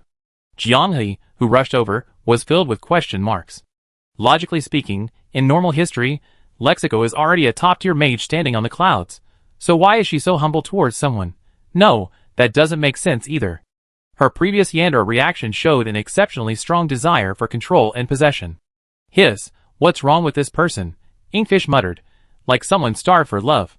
There was no time to do a psychological profile of Lexico. Anyway, she's definitely a pervert. No wonder Halora said that many powerful mages are paranoid. Either they're the most physically and mentally driven young madmen, or the most learned madmen in their later years. Thinking about having to deal with madmen trainees after reincarnating in the Anna world, dealing with the elite madmen now is like preparing myself mentally in advance. Visible ripples of crimson blood swirled around Lexic within a 5-meter radius. This observable anomaly was a technique comprehension achieved through advanced magical understanding, a domain. Normally, a piercing wound through the chest and abdomen would cause massive bleeding. Lexic, aside from excruciating pain and difficulty breathing, would lose the ability to move due to the blood loss. However, the blood overflowing from her body merged into this 5-meter radius domain. Like ink dripping into a bucket of water, it slowly spread, forming a scarlet mist. Exposing a wound meant losing combat ability. The situation of French fries was still vivid in everyone's minds. The domain forced everyone to retreat hastily. Jianghe countered with a tide-summoning spatial slash, tearing through the scarlet mist. In a flash, Lexic couldn't dodge in time, and one of her arms flew through the air. Lexic remained unfazed, still laughing maniacally. It hurts, it hurts. Come on again. Ha ha ha. Jianghe couldn't take it anymore. For primal bodies. The pent-up elemental fusion torrent roared in. The laughing Lexic tried to dodge with a quick movement, but the 4 primal bodies' attack followed like a ship-slaying blade. She was still laughing, but her voice had become hoarse. Blood crystals coalesced into a barrier, but it was as fragile as paper. The jailer exclaimed in surprise, "This girl is a glass cannon." Intimidated by her aura, the jailer, who had just seen her blood sword sweep through the corrupted nuclear explosion, assumed Lexic was a highly skilled fighter and dared not repeat her moves for a while, fearing her weakness would be discovered and she would be counterattacked. Under the onslaught, her true form was revealed. Lexic's defensive methods were hardly sophisticated. She simply relied on her blood crystals to withstand the elemental magic attacks. Faced with the relentless torrent of elements, the blood crystal shattered layer by layer.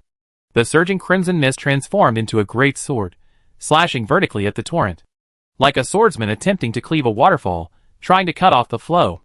The violent magical explosion sent Lexic flying, rolling several times on the ground before she finally managed to stand up, looking disheveled. The power she had been continuously absorbing from Fry's blood instantly dissipated, and orange tea's surging faith power poured into her body, restoring the rosy complexion of Fry's, who had been as pale as paper. Despite being directly struck by the elemental torrent, Lexic showed no signs of weakness upon rising again.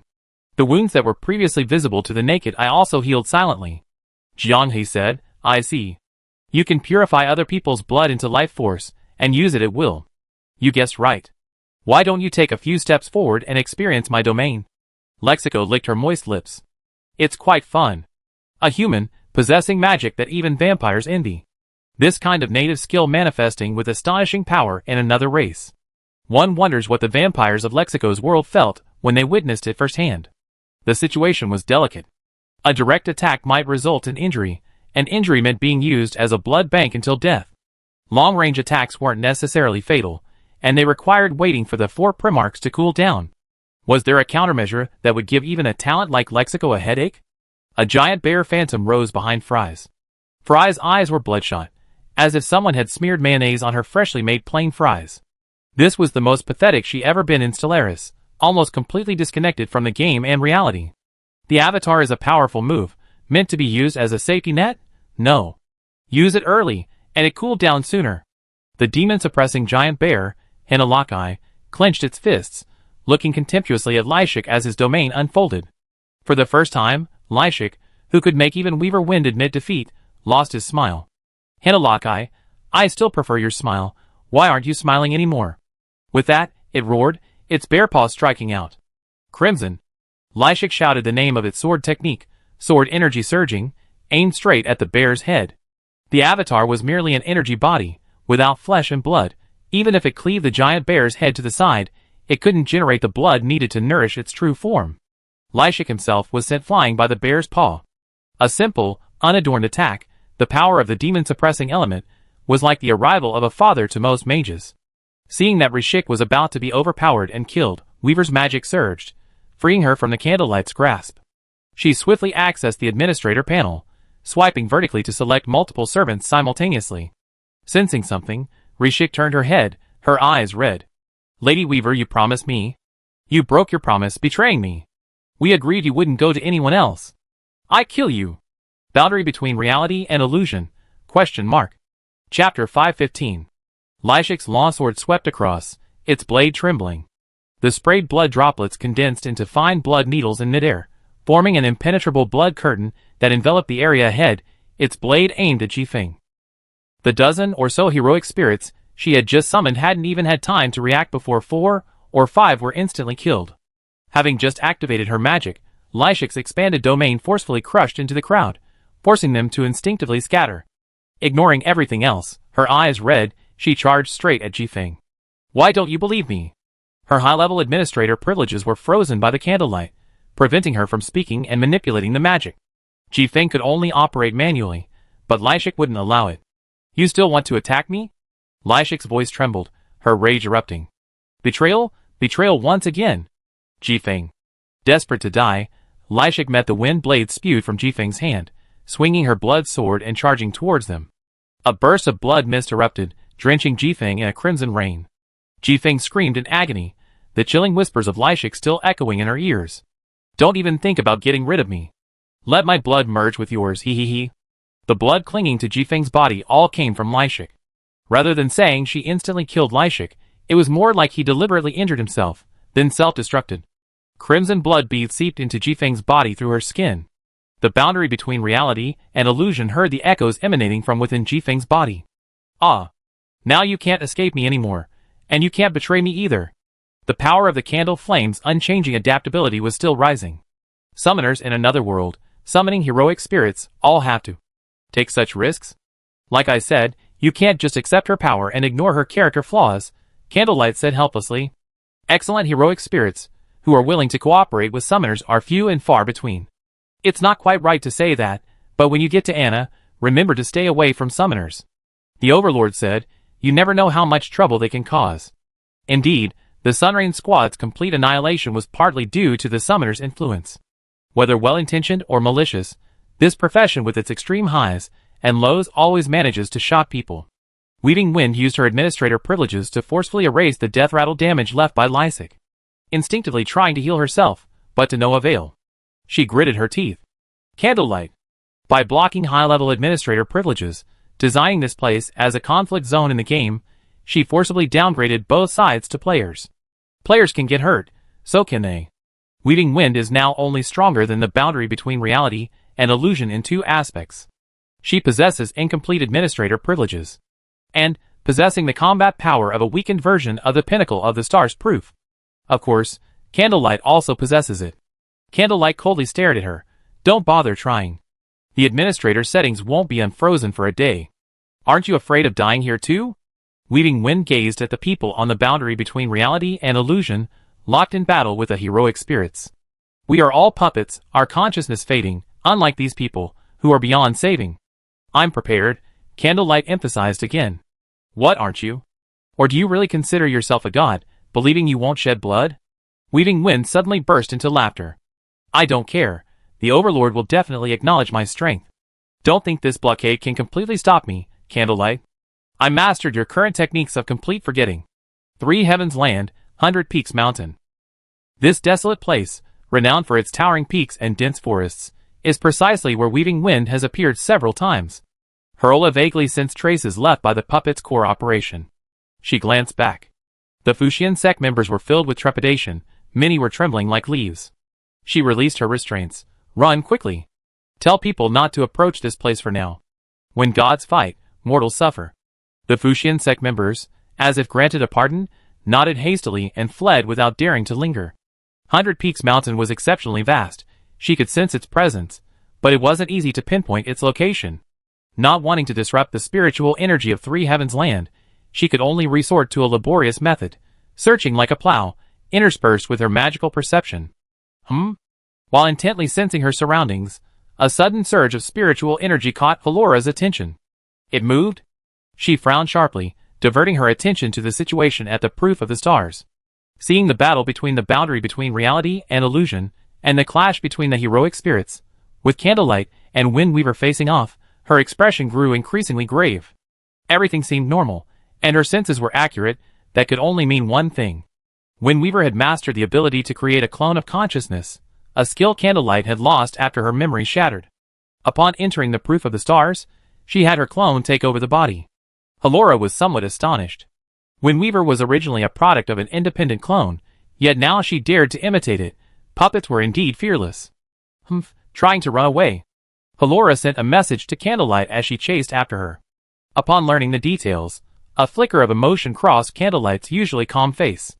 Ha, judging from your expression, you already know what happened, right? Candlelight, you're very concerned about that guy behind you, aren't you? Release the seal on this space, or do nothing and wait a day. Don't argue with me about administrator settings. I won't make things difficult for you. Otherwise, I can't guarantee what your clone will do when it goes to your world. Candlelight said calmly, you won't grant your clone the power to descend to this side following the Proof of the Stars. Are you gambling with his life?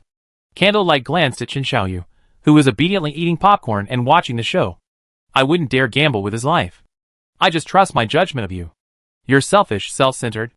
Knowing clearly how you were born, how could you possibly be willing to share everything with an individual born from the same magic? Willing to give half of your knowledge is probably the limit. Jifeng blushed, stung by what was said. It really was half, no more, no less. Even with a clone as a backup plan to protect her physical body in reality, she couldn't completely trust it.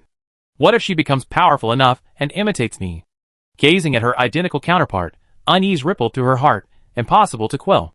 Enraged, Jifeng shot towards Zhuhua like lightning. Zhuhua casually waved his hand, sending Qinshaoyu to the edge of the garden.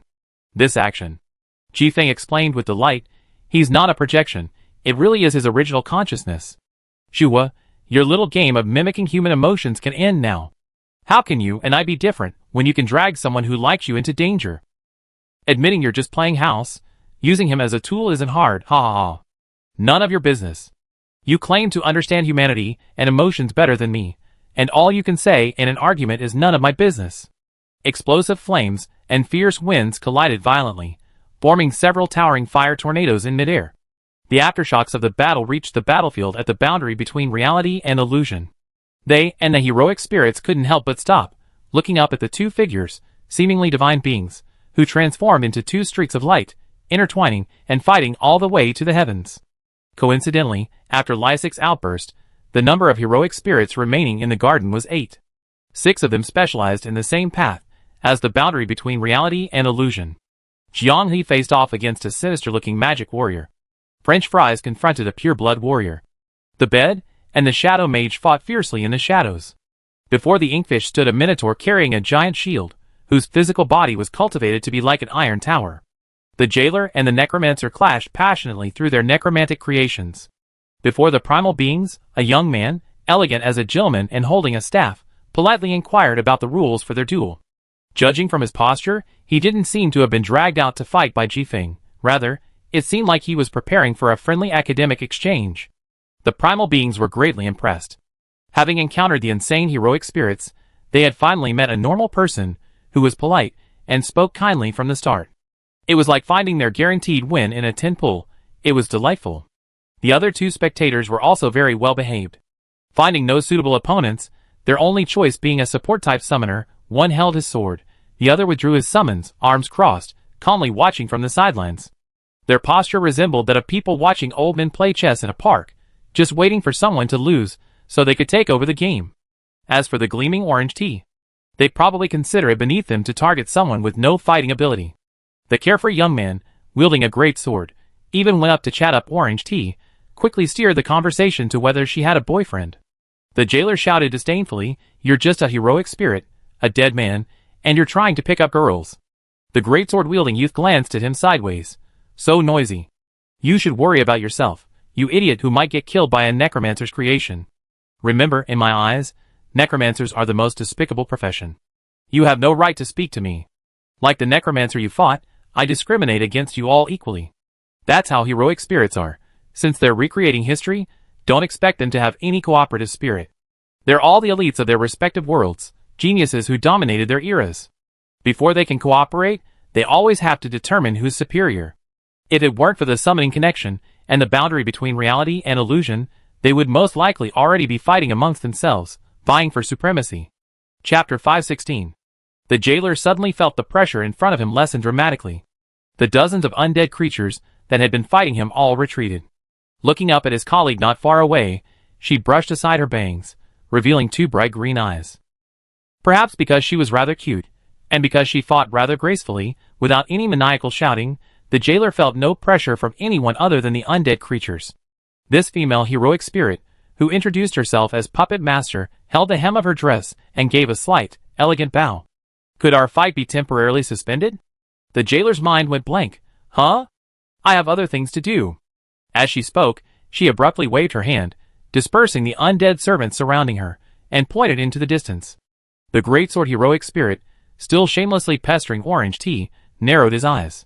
Without even touching the ground, his greatsword rose into the air and slashed heavily at the empty air. Aya! A piercing scream filled the air. Orange Tea, protected by a spirit, was unharmed, but the woman's shrill scream caused the greatsword-wielding man, who was almost touching her, to pierce his ear and bleed. The sudden explosion brought the surrounding battle to a halt. French fries and the burly warrior in front of him exchanged blows, sparks flying. They both turned to check, but the force in their hands didn't lessen. The greatsword spirit's eyes blazed with fury. "What are you doing? Necromantic magic, despicable.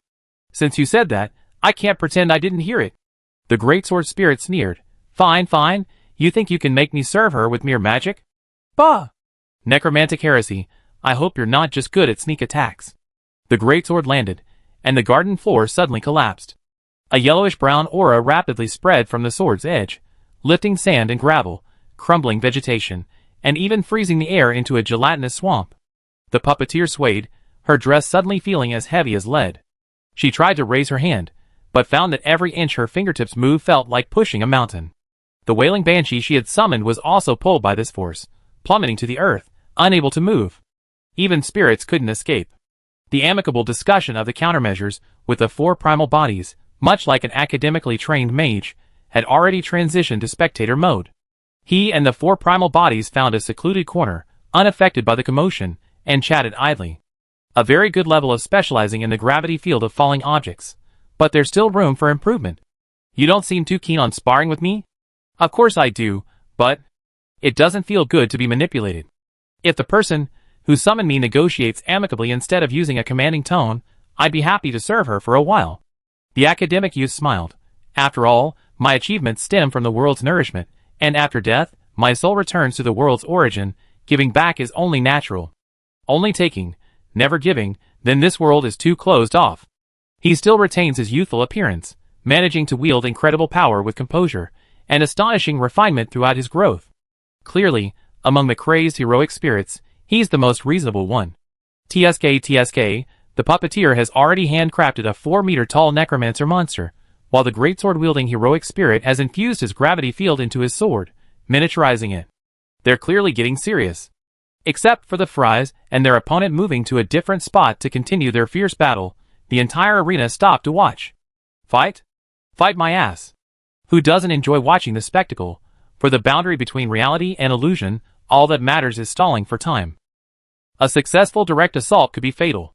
The four primal bodies considered it, and felt that Jifeng's biggest mistake was selecting the option to restore history. They're all top-tier ruthless individuals, with diverse personalities and incredible combat power. Putting them all together, what's the difference between that and raising a venomous insect? If you had max-level administrator privileges, you could have your word enforced and rescind at any time. But they're already crippled, and they're still playing like this. I really don't understand what's going on in her head. It's this kind of person, who always holds the data of the star proof of a world, Just thinking about it makes one sweat. Jianghe, seeing the time was ripe, decided to try a lobbying approach. Everyone, your only conflict with us as heroic spirits lies in the fact that the one who summoned you gave the order. She's currently engaged in fierce combat with our friend, and the outcome is uncertain. In that case, we can call a truce until a victor is decided. The young academy mage hadn't deliberately lowered his voice, but the heroic spirit's exceptional perception had heard everything. Strong individuals often possess a degree of arrogance. Even heroic spirits working for others depend on their mood. Weaving Wind clearly hadn't provided enough emotional value, so the Shadow Mage, who had been playing guerrilla warfare in the shadows, jumped out, bouncing and hopping into another patch of shadow, no longer entangled with the blanket. This was a taciturn assassin-type character. The blanket had been hurling a lot of abstract curses during their fight. She didn't respond to a single word. Her composure was terrifying. The two had been locked in combat for a long time, but had only exchanged 2 blows. The blanket attacked the opponent's kidneys, but failed. The Shadow Mage, without using magic, drew his dagger and attacked the bed's eye socket, but failed. After confirming their opponent's wicked intentions, the two became even more cautious, hesitant to attack, fearing for their kidneys and eyes. The Minotaur in front of Inkfish lowered his large shield. Kid, commendable courage. You actually dared to use a shield to counter a shield. He looked at the shield, which had been knocked away once, and couldn't help but marvel. You flatter me, you flatter me. Your muscles are truly made of steel. They could spark when I hit them.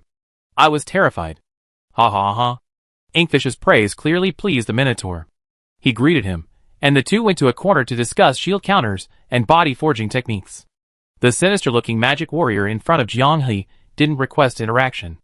Facing Jianghe's smiling face, he remained cold, crossed his arms, and walked to the edge of the area where the puppeteer and the greatsword spirit were fighting to watch. His face was arrogant, looking down at her. An embarrassed Jianghe could only turn around, wanting to say a few words to French fries. Her confrontation with the red-haired warrior had temporarily come to an end. It wasn't that she didn't want to fight. This guy, who seemed obsessed with martial arts, had a strong fighting spirit, and would duel the moment their eyes met. Now that she had stopped, it was probably due to the atmosphere. Nobody wants to be driven around by Jifeng at will, but you're like a dog, howling and fighting for your life. How shameful. After all the heroic spirits had slacked off, this strange atmosphere enveloped the arena, and he probably could feel it too. So they simply exchanged blows, and after a draw, he gave himself a way out and turned to retreat. They all slacked off. Candlelight and Jifeng were locked in a life-or-death struggle, distracted by the battle on the ground, and were momentarily stunned. Candlelight laughed heartily. The ability to participate in the battle at the boundary between reality and illusion, assisting her in besieging and annihilating Weaver Wind, would naturally be the icing on the cake. Even if not, distracting Weaver Wind would be excellent. Weaver Wind was furious. If only she had summoned hundreds, or even thousands of max-level grunts and elites. These heroic spirit units were utterly disgusting. They were actually playing along with the opponent, fighting amongst themselves. She wanted to cancel the summons and select a new batch, but as soon as she made any move to adjust the panel, Candlelight would launch a relentless attack. The two were entangled, locked in a fierce and inseparable battle. Weaver Wind wanted to break free, but to no avail. Both were at the pinnacle of combat power, differing only in knowledge and skill. They shared the same origin, making it impossible to break each other's attacks. If Candlelight stalled, Halora could help her win. Unable to escape, she was doomed. Fire and wind clashed, and after a deafening explosion, the shockwave pushed the two to either side. It was still a draw. Heh ha ha. Jifeng suddenly laughed. Confused, Shuhu frowned, wondering what trick she was up to now. Shuhu, since I mastered such a useful clone technique, how can you be so sure I only have one clone? A bluff? Shuhu said calmly, but time is on my side. As she spoke, she glanced at Qinshaoyu, whom she had been protecting well. You care about that guy, huh? You feel guilty, don't you? For Halora, you had no choice but to use him as bait, bringing him here to lull me into a false sense of security.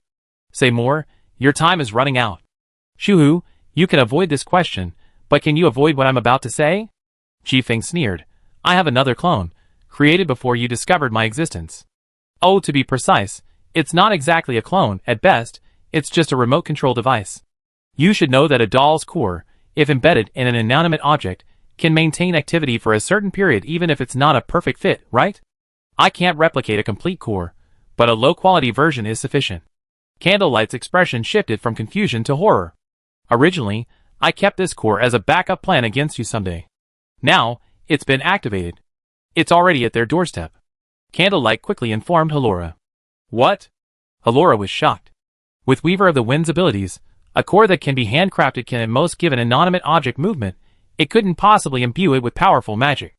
As time passed, with its long journey and nocturnal habits, the core's energy weakened, rendering it nothing more than a weakling. His immediate combat strength is roughly equivalent to a slightly stronger, well-trained adult male. No, considering that as an inanimate object, he's impervious to pain, his evaluation could be even higher.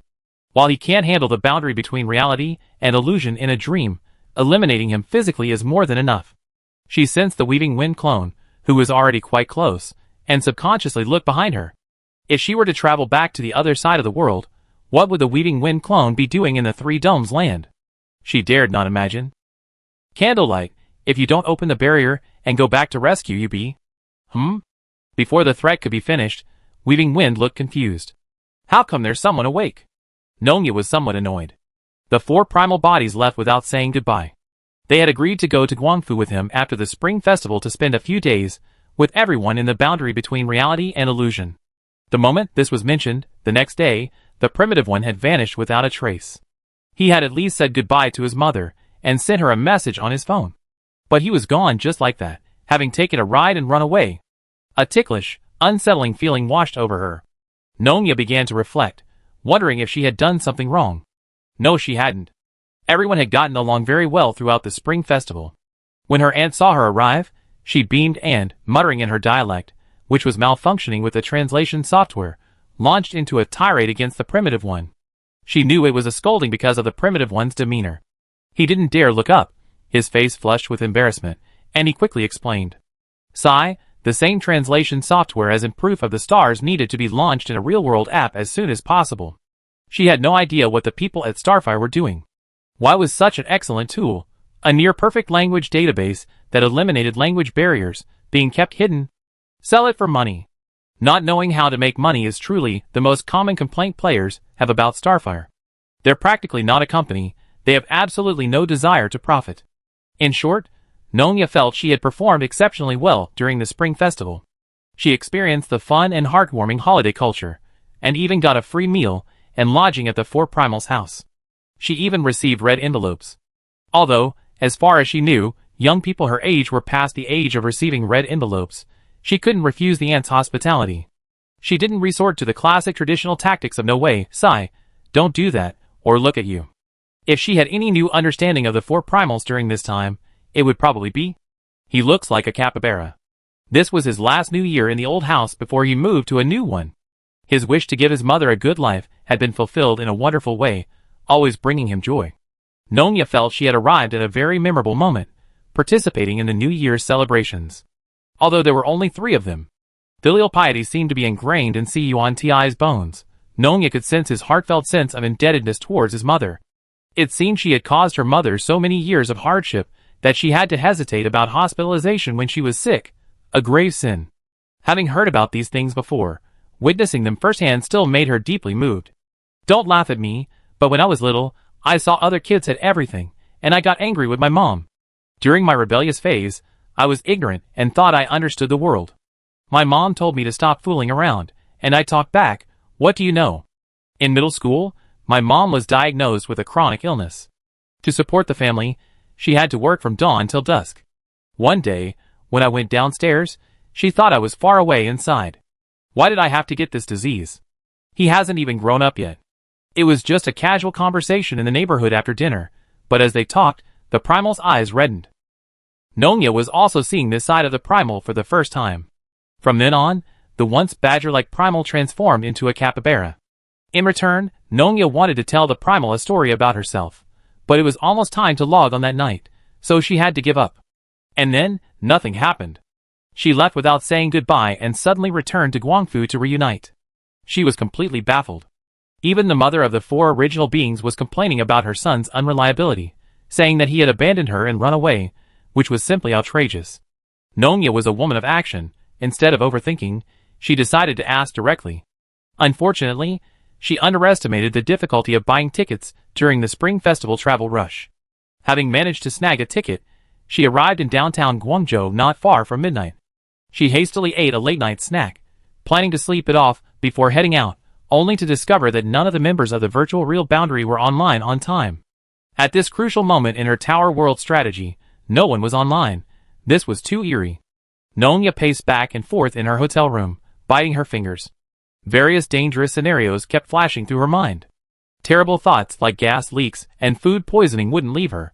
I can't wait any longer. She hailed a taxi and rushed to the villa. Getting out of the car in such a hurry almost got her mistaken for skipping out on the fare and given a rude awakening by the driver. Because she had been there before, the villa's security guard recognized Nonya, the rare blonde, and after a few gestures, let her through smoothly. The residence on the border between the real and the virtual was pitch black, completely dark, with all doors and windows tightly shut. Nonya shivered violently, feeling the winter wind grow even colder. She pressed herself against the window crack, sniffing intently. No gas smell, she thought. Not daring to be careless, she didn't want to become one of those gruesome news stories about someone entering a house, turning on the lights, lighting a fire, and igniting a gas explosion. Having visited before, Nonya clearly remembered that the residence on the border between the real and the virtual had hidden a spare key under a flower pot in the yard. She searched frantically, found the key, and carefully inserted it into the lock, afraid of even a spark. Like a cat, she deftly shrugged open a crack in the door, letting in fresh air before slipping inside. Sniff, sniff, sniff. No smell. Sniff, sniff, sniff. Ugh, stinky. This is snail rice noodles? They didn't even pack it up and threw away the broth. Who did that? Reaching the kitchen, finding no signs of gas leak, Nonya breathed a sigh of relief, but her cautious nature prevented her from letting her guard down. Following the faint light, she climbed the stairs. She felt too embarrassed to open the other people's doors, but the door to the room where the four original beings lived alone slowly opened. Seeing him with his arms crossed in front of him, looking serene, Nonya quickly checked his breathing. It was steady. His. Sorry, I didn't mean to. Checking everyone's status, Nonya stared at the Stellar app on her phone, puzzled. Strange, everyone was asleep with their devices on, but the game wasn't showing them as online. What kind of bug was this? Could it be that she would finally receive compensation again, or won't I be trapped in the proof of the stars and never wake up? Nonya couldn't help but imagine, and then fear returned. Should I call the Chinese server for Starfire? They should be back up and running by now. Squeak. The door creaked open. The wind was strong tonight. Nonya remembered she rushed in and hadn't closed the door, so she hurried downstairs. But halfway down, she stopped. There was a rustling sound, like something being dragged, interspersed with distinct footsteps. She quickly typed in text and translated. Is that security? There was no response. The voice had moved from the front door into the living room. Nonya became alert in an instant. She wasn't stupid enough to assume it was security and remained silent. Just then, on the coffee table upstairs, there was what appeared to be a spray can for painting a model kit, and she immediately grabbed it. The cold white light from her phone, like a trembling knife, barely sliced through the darkness before her. The thing was slowly ascending the steps. Calling it steps was less accurate than describing some kind of clumsy puppet show. Its legs were made of rotting flesh, and with each step, viscous fluid seeped from the joints, leaving winding trails of blood on the stone steps, like the slime left by a snail. The torso was a wooden stump, roughly carved with human features where the head should have been. Two limbs, pieced together from scraps of flesh, dangled to the knees, swinging like water-filled balloons with each movement. White bone was faintly visible beneath the chunks of flesh. Nonya stuffed the spray can into her pocket, grabbed a folding chair, and hurled it. The monster's body tilted to the side. It has a physical form. She breathed a sigh of relief, then issued an ultimatum. Stop the pranks, or I attack. There was no response. Instead, the monster quickened its pace up the stairs. Nonya didn't panic. She turned around, gritted her teeth, picked up a small tea table with a glass panel, and smashed it down. Chapter 517. The glass tea table shattered upon impact. Sharp shards flew like hail. The monster was struck on the head, rotting flesh scattering everywhere, revealing a twisted wooden skeleton beneath. Its head tilted to its shoulder, the carved features cracked from the impact, yet still retaining the terrifying smile. A viscous liquid gushed from its broken body, pooling into a bizarre pool of blood on the steps. The scattered pieces of flesh wriggled as if alive, crawling back towards the main body. Nonya gasped for breath, taking 2 steps back. This thing clearly couldn't be explained by a simple prank. The surreal scene left her mind in chaos. The sudden exertion and the intense numbness in her arm felt incredibly real, making her even more disoriented. Am I in a game? Without time to think further, Nongya instinctively did what she believed to be the correct action. She dragged another coffee table from the second floor and pushed it down. The monster, still healing, was struck again and tumbled down one floor. Taking advantage of this moment, she rushed into the room of the four Primarchs, gritted her teeth, took off the wristwatch she used to log into the game, and then shook it violently. How could this be? Why won't it wake up? Nongya was horrified. She pinched her eyelids and waved her phone's light around wildly. This time, the four Primarchs showed a clear physiological reaction. Their pupils contracted sharply. It still won't wake up. Seeing that the monster could still calmly deal with her, Nongya was gripped by immense fear. Before she could try anything further, a piercing click sound came from the stairs. Without time to think, she grabbed the key to the second-floor balcony and locked everyone's rooms. There was no time to pull out her phone to call the police. For some reason, the monster, after being struck twice, moved even faster. It moved on all fours, nimbly vaulting over obstacles, like a swift spider, its broken head twisting as it lunged. Nongya quickly dodged. The monster's attack missed, and it didn't continue the fight. It lunged straight at a door not far away, pounding it with its massive, bloodied, fleshy hands. With just one blow, a noticeable dent appeared in the door. Nongya wasn't sure what the door was made of, but it felt hard and heavy to the touch. A normal person's full-force blow would probably only make their hand bleed. What kind of superhuman strength is this? Realizing the monster's target was at the boundary between reality and illusion, Nongya groped her way to the light switch on the second floor. The intense tension had overloaded her brain, and only now did she realize that the smell in the room was pungent enough to sting her eyes. In the bright light, the monster's appearance was far more grotesque than imagined. Its limbs, made of flesh and blood, had joints that were a putrid purplish black. Nongya took a deep breath, forcing herself to calm down. The door was sturdy enough, it could withstand a few more blows. Going out to call for help was probably too late. It was the spring festival, and this was a small house where many people were vacationing. There was practically no one around. The closest person was the community security guard, but he was still quite a distance away. Wait. She was smashing things, and the monster was banging on the door. The noise should have been quite loud. It was so quiet all around, the sound should have traveled a long distance. Couldn't they hear it? Was the soundproofing really that good? Nongya shook her head, temporarily putting the thought of seeking help aside. The strength of the attack could be gauged from the damage to the door. If she were caught off guard and hit, at best her bones would be broken, at worst she'd have to open the door again. A weapon. Looking around, Nongya chose a wooden folding stool. Taking advantage of the monster's initial pounding on the door, she leaped high and slammed it into the monster's damaged head. She regretted it immediately. The monster wasn't human, its head was more decorative than functional, and couldn't cause a fatal wound.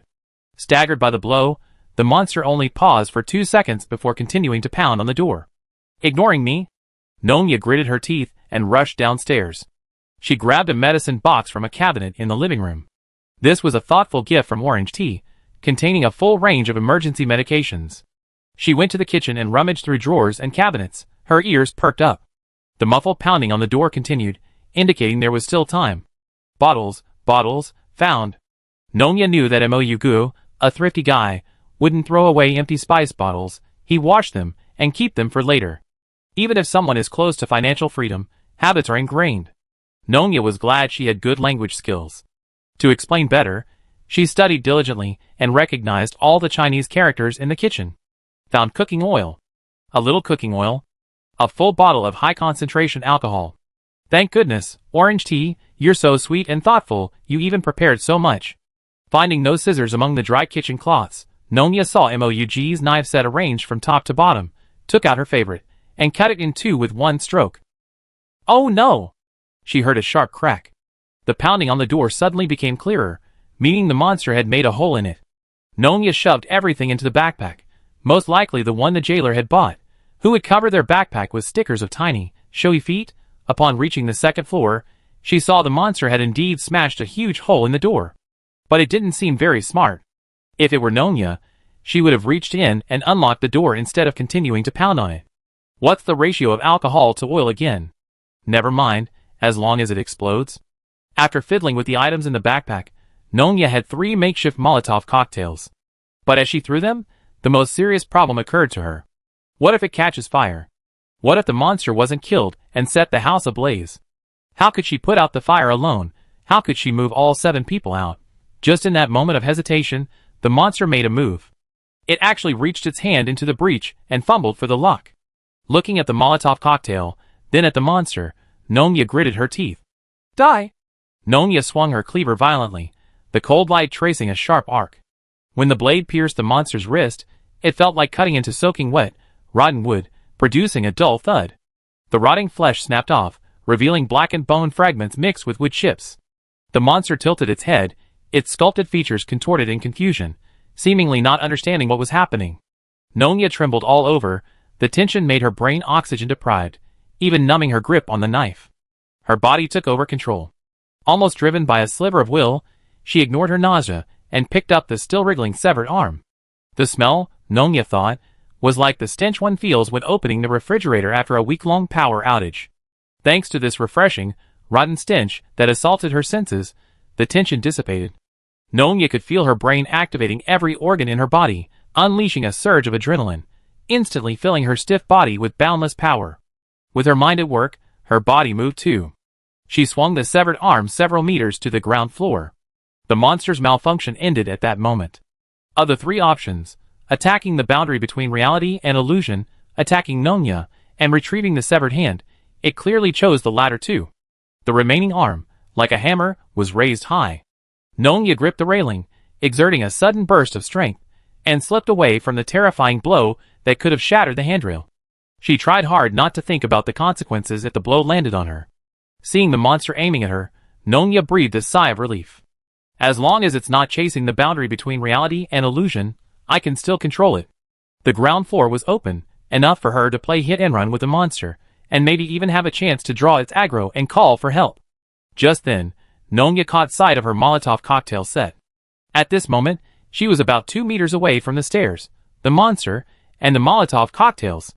Such a surreal monster, without any lethal items, and with her stamina depleted, her chances of winning were slim. Greed. How can you win without being greedy? She made a sprinting motion towards the stairs, tricking the monster into climbing to the top to intercept her. Actually there's a second staircase on the other side, silly. A muffled thud followed, and Nonya felt something slam into her left arm. A tremendous force followed, causing her body to tilt, her sprinting motion distorted, and she nearly stumbled and fell. Perhaps her adrenaline was surging enough. She grabbed the Molotov cocktail and glanced down. Sharp glass was embedded in the flesh of her left arm.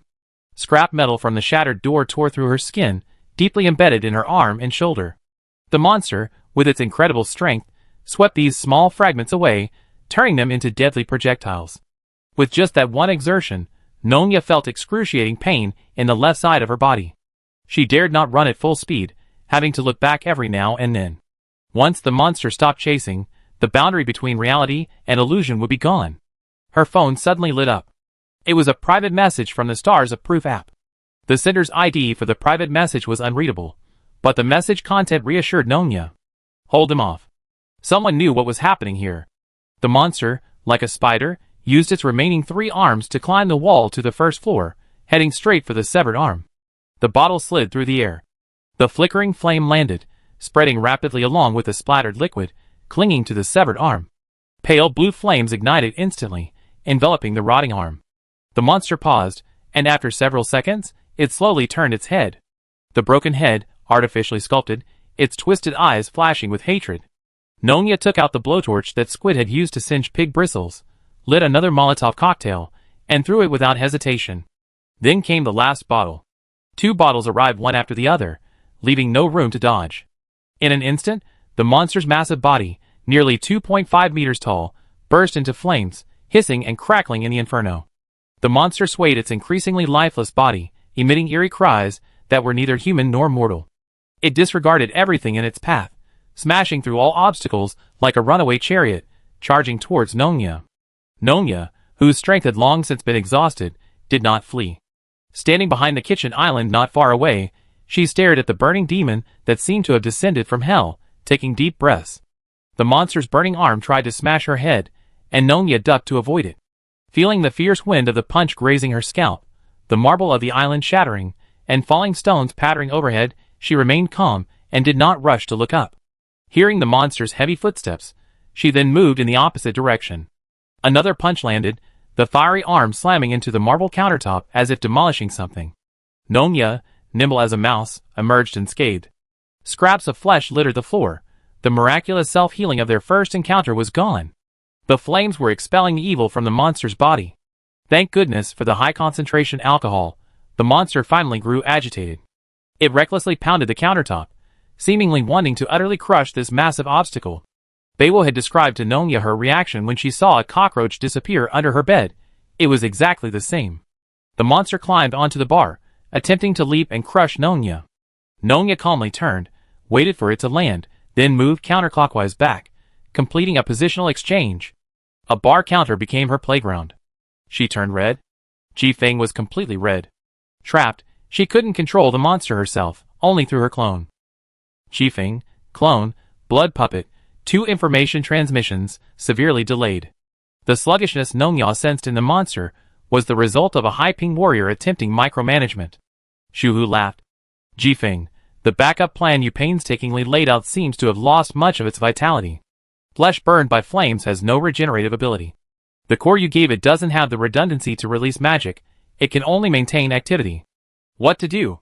Ji-Feng roared in anger. Shut up. Shuhu laughed heartily. A guy who wields magic, yet a mere mortal ruined his creation, and you still dream of proving your strength to the sovereign? You trash, you don't even have the chance to see the sovereign, you're just the lowest of scum. Anyone can say harsh words.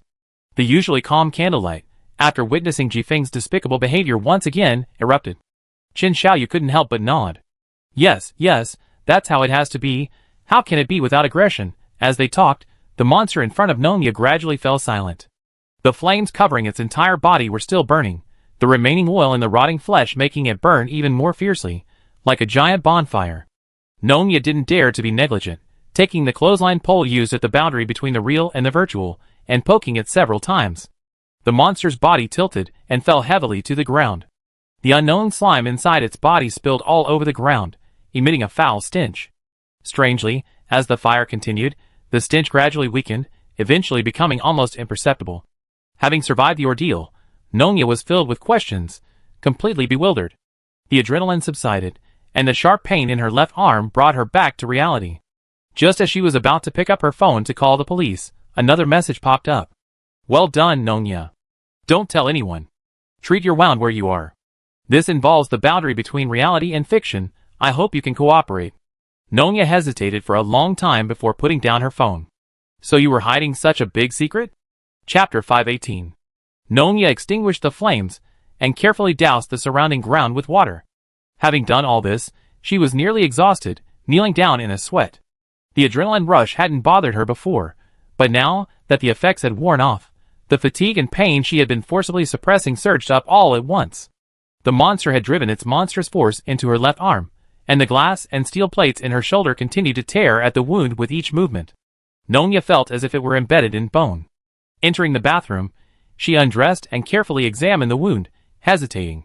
The correct course of action should have been to go to the hospital, but the unknown entity in the stars app only allowed her to handle it herself. She gritted her teeth, carefully confirming that the 2 prominent wounds hadn't reached any vital organs, grabbed a large bottle of alcohol, and took out tweezers for holding cotton balls. She took a deep breath, trembling as she looked in the mirror. The instant the tip of the tweezers touched the wound, a sharp, intense pain made her vision go black for a moment. Her reflection in the mirror was deathly pale, cold sweat dripping from her chin onto the sink. She bit down hard on the towel, forcing herself to continue. Ugh! A shard separated from her body, and blood gushed out, though not a large amount. Nonya immediately poured alcohol on it. Her entire left arm was covered in wounds, and the alcohol flowing onto them nearly made her faint and collapse in the bathroom. It was definitely the worst possible treatment, but she couldn't go to the hospital, so she could only temporarily treat the shard that most hindered her movement, then rummaged through the first aid kit and tightly wrapped it with bandages. Thank goodness the monster was stupid. She couldn't help but feel grateful for her survival. If the monster had been smarter, constantly using the shards as projectiles, she would have been dead 100 times over. The chase between Halora and the wind-weaving clone continued, during which she twice glanced at Nonya's condition. Following the spread of the consciousness left behind by the boundary between reality and illusion among the stars, she saw Nonya and her absurd method of treating her wounds. Allura broke out in a cold sweat. The contingency plan left by the wind-weaving clone wasn't particularly sophisticated. In fact, it was quite clumsy. But it was undoubtedly the most fatal variable of the night. Neither she nor Candlelight had anticipated it, and with one in the game and the other in the three realms, they had no way to provide assistance. A sleeping boundary between reality and illusion could be easily killed, let alone a magical creation, even by an adult. Nonya had become another variable preventing the inevitable from becoming a fait accompli. Heaven knows why she suddenly rushed to the villa, especially in the middle of the night. Allura became genuinely interested. After everything was over, she had to ask Nonya about her inner thoughts. Nonya had no idea what she was about to face. She painstakingly bandaged her wounds, and only after the alcohol's effects subsided slightly did she emerge from the bathroom, pale-faced. She needed to replenish fluids and sugar.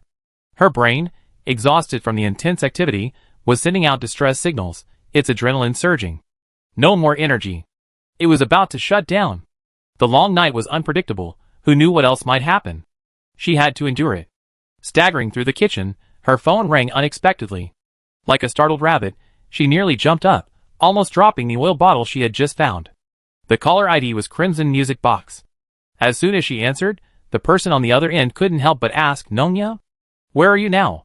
Nonya shuddered, glancing guiltily at the monster's remains in the distance. "What's wrong?" She didn't answer, wanting to see what was going on. "No one's logged into virtual reality boundary tonight. I remember being in Guangfu not long ago. Do you know what's going on? Virtual reality boundary is a game popular among celebrities, and Proof of the Stars is a game that starts after falling asleep. Most people wouldn't go AFK. At most, they logged in last night to fight monsters, and ran out of resources, so they're logging in tonight without fighting, just being casual players. This is probably the game with the lowest quit rate in history. At a crucial juncture in the Tower world, the top-ranked guild has completely disappeared and isn't logging in. The game and the community are buzzing with discussion. They're not replying to private messages in the chat group. They can't get through on the phone in real life. As a friend in real life, Music Box, who logged in late, naturally received instructions from the other members of the top four to try and find out what was going on. Nonya slumped helplessly into her chair. Wow, she's really causing her a lot of trouble. If she was going to do something so important, why didn't she plug these loopholes beforehand?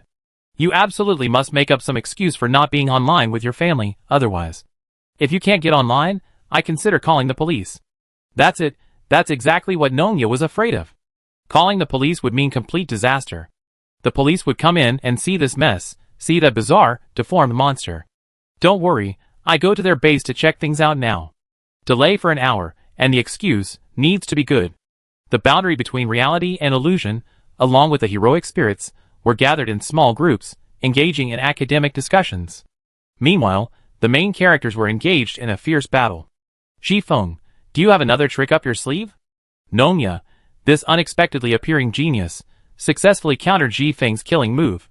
The situation is now completely under the control of Candlelight and Allura. Weaving Wind's face turned sinister. She gritted her teeth. It makes no sense. How could anyone go to such a remote place at this time? Luck, it's luck again. Candlelight said, I really like a line of poetry from this world. When fortune smiles, heaven and earth lend their strength. Everything foreshadows that the boundary between reality and illusion is the solution to the distant world of Anna. This is the intertwined destiny of two worlds. How could it be so easily disrupted by a lowly insect? I hate luck. You can't only say you hate luck when it's not on your side. Wasn't your birth also luck? Stop using that phrase. You can't only refuse to let others use that phrase when I say it makes you uncomfortable. Aya! Qin Xiaoyu witnessed firsthand what it meant to calmly drive someone mad. It seems Candlelight doesn't really need to be aggressive. Her power is immense even when she speaks politely. It just sounds a bit sarcastic. Where did she learn that from? The silhouette of Weaving Wind dissolved and distorted in the air, finally transforming into a gray-white whirlwind over 3 meters in diameter. Sensing her aura, Candlelight was also engulfed in flames. Just as the two dazzling lights, one red and one gray, were about to collide, the spectators below let out a soft exclamation. The gray light that Weaving Wind had transformed into plummeted to the ground like a meteor. Target, Qin Xiaoyu.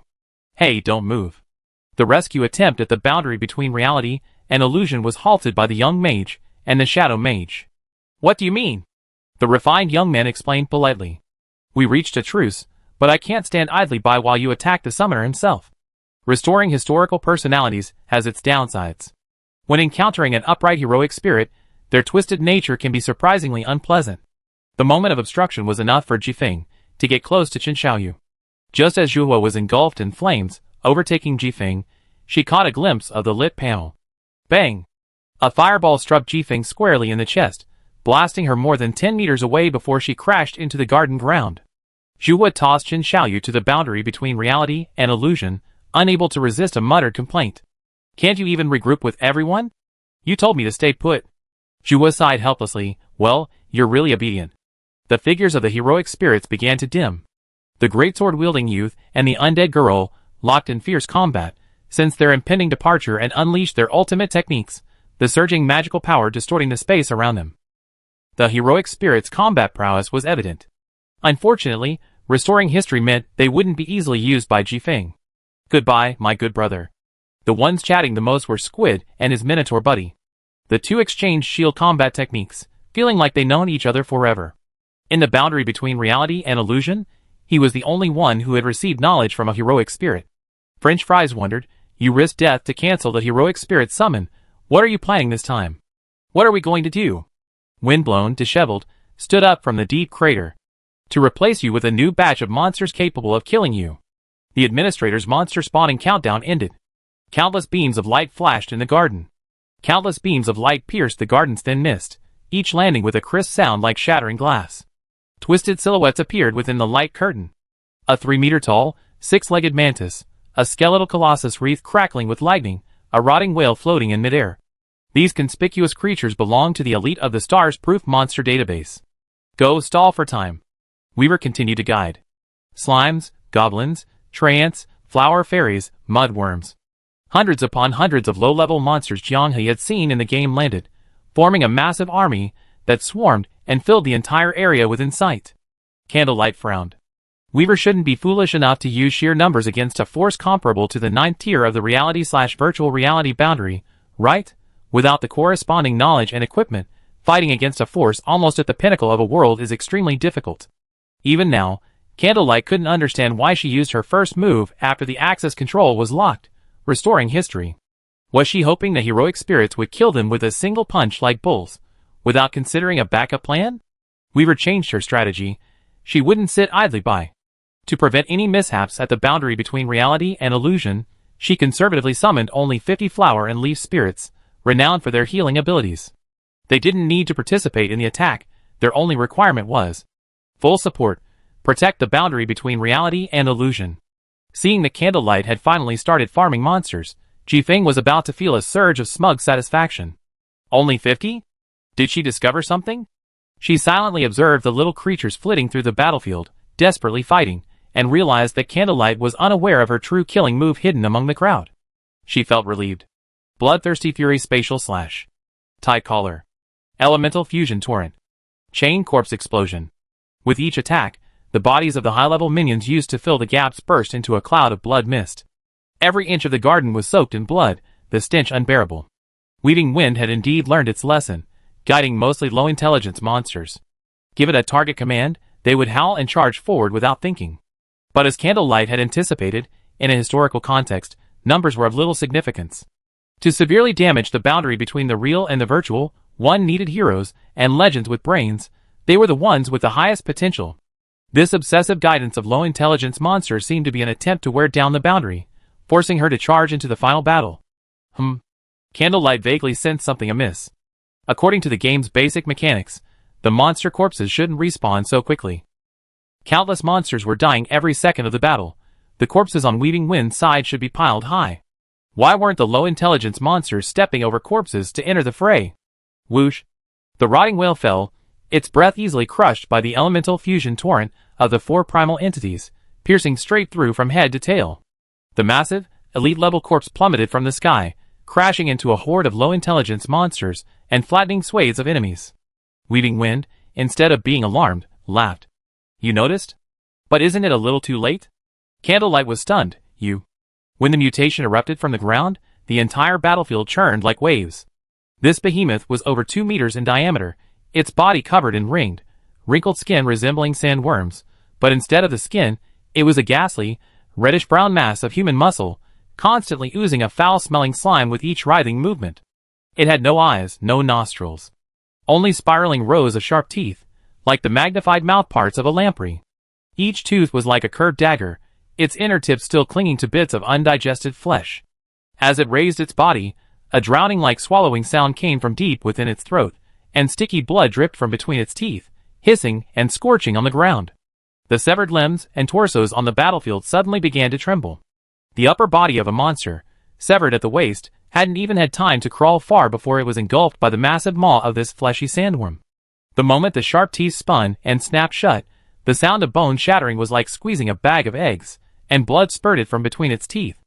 It swallowed the entire corpse into its throat, its muscle rings writhing and compressing like a highly efficient meat grinder, grinding its prey directly into a paste and transporting it into its body.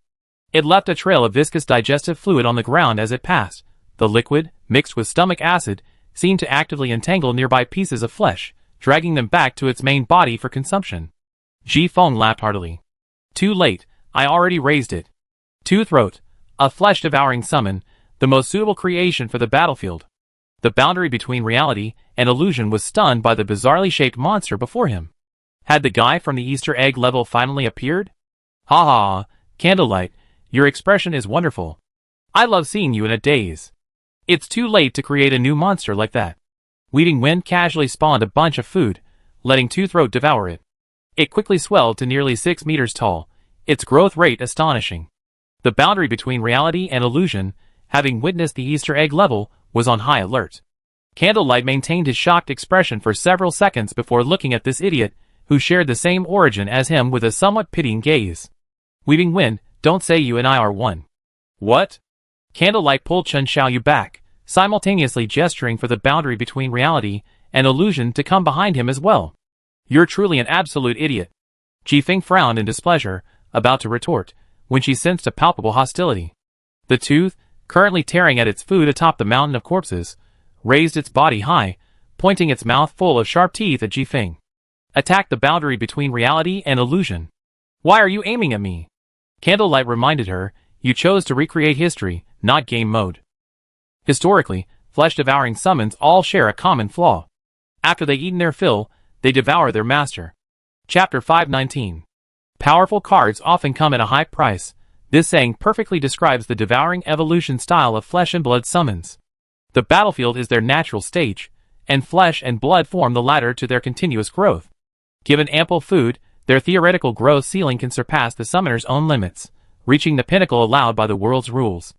They are greedy, their hunger insatiable, perpetually starving individuals. Therefore, historically, all flesh and blood devouring summons, without exception, inherited the characteristic of the initial flesh and blood devouring summons. Devouring their master. As summons, they cannot be dispelled by the summoner if they wish to continuously feed. Only by remaining in the mortal world can their hunger be continuously satisfied. Thus, devouring their master in symbiosis becomes the most desired operation at the end of their evolution. Candlelight found it difficult to judge Weaving Wind's foolishness. Perhaps it should be said that her foolishness was somewhat endearing. The segmented body of the throat suddenly straightened, its muscle fibers tightening like a bowstring. A standard offensive stance, but still not aiming at the boundary between reality and illusion. Its body was clearly facing Jifeng. I will erase you. The candlelight flashed, its light dazzling, forcing Jifeng to hastily dodge. But in that brief pause, the control panel failed to load, and its throat moved. A bellows-like hissing came from deep within its throat, its spiraling teeth spitting faster, flinging out countless sticky bits of flesh and blood. These bits transformed into crimson blood arrows in midair, raining down on Jifeng. It was clearly using its food as a weapon. Jifeng raised its hand, creating a barrier. The first wave of blood arrows struck the translucent shield and exploded into a bloody mist. The two-throat contracted its body, then sprang forth like a compressed spring, its massive, barbed maw expanding to its limit, perfectly capable of swallowing Weaver Wind whole.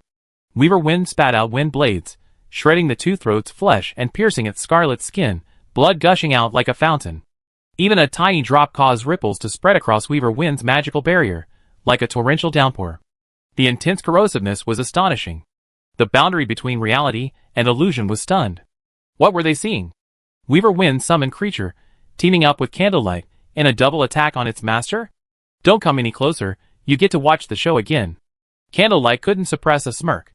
Now, the Two-Throat's desire to devour its master far outweighed its desire to eat snacks. As long as the boundary between reality and illusion didn't get too close, it was a complete ally. However, how long could the Two-Throat hold out? It seemed rather weak in defense.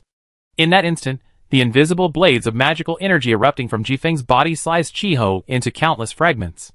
She abruptly raised her hand, and a whirlwind rose from the ground, swirling the remains of Chiho's corpse like a blender. Her dismemberment was fluid and seamless. Chiho was reduced to nothing. The splattered fragments of flesh fell back into the battlefield of corpses scattered across the garden. The mutilated troll corpse suddenly convulsed, countless scarlet buds sprouting from the gaps in its massive flesh. Between the ribs of the half-skeletal giant, viscous flesh intertwined and regenerated like a spiderweb. Like living glue, it forcibly pieced together the organs of different monsters. Dozens of corpses were dragged towards the center by an invisible force. Bone fragments, carapaces, and rotting flesh melted and reconstructed in the digestive fluids, forming a small mountain of flesh and blood polymer. The newly formed Two-Throat was no longer a worm, but a monstrous mass of fleshy growths covering its mouth. The growths on its body writhed constantly, the faint swallowing sound sending chills down one's spine. It continued its process of devouring and evolving through fusion, thus healing its lost flesh. Trying to heal itself again. Jifeng roared in fury, wielding a wind blade that cleaved the ground with one hand and using the other to block the Candlelight's interference, determined to kill Two-Throat once more. The growth bounced off the ground, rolling at high speed. Originally, Two-Throat's movement speed was worrisome, but thanks to its new, round shape, it rolled like a wheel, constantly dodging the pursuing wind blades. The boundary between reality and illusion was stunned. In the bonus level, they had witnessed the Flesh Priest's terrifying self-healing ability. What to do when you suffer a fatal wound? Eat someone. But overall, they hadn't witnessed the Flesh Priest's evolved power. Two-Throat completed this task. Through its confrontation with Wind Weaver, it began to use raw materials to reshape a posture favorable to Wind Weaver.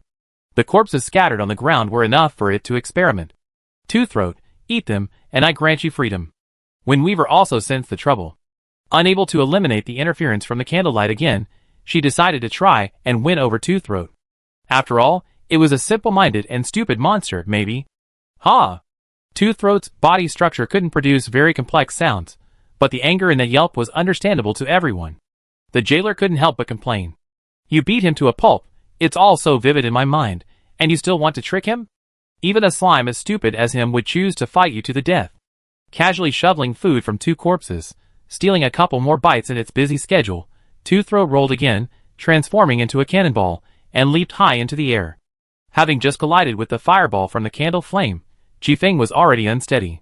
With the meatball chariot landing on her face in her haste, she could only hastily weave a magical barrier for defense. Bang!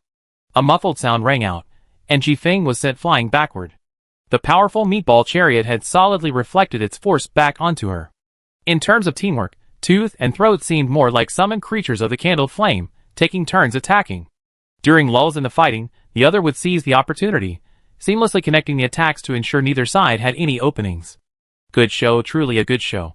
The boundary between illusion and reality never expected tonight to unfold like this. The thrilling battle was only at the beginning. What followed was a collection of Jifeng's foolish actions. Too bad, there's no food. Yes, there is. What do you want to eat? I make it for you. With that, Qin Xiaoyu needed a bucket of popcorn. Jiang, he exclaimed in surprise. How did you do that? I'm in operations. I only have basic operational privileges. I can only change small things here that won't affect the administrators. Suffocated by the relentless doubles attack, Jifeng glanced distractedly at the other side of the battlefield. The people on the boundary between the virtual and real worlds had each moved a chair, and were watching the show, with Qin Xiaoyu around a small tea table. The tea table was laden with pastries and tea. Ignoring the mountain of corpses and sea of blood in the distance, it looked like a leisurely picnic. Difficulty breathing, gasping for air. Jifeng felt his magic power was in disarray. An ordinary person would probably have coughed up blood from frustration.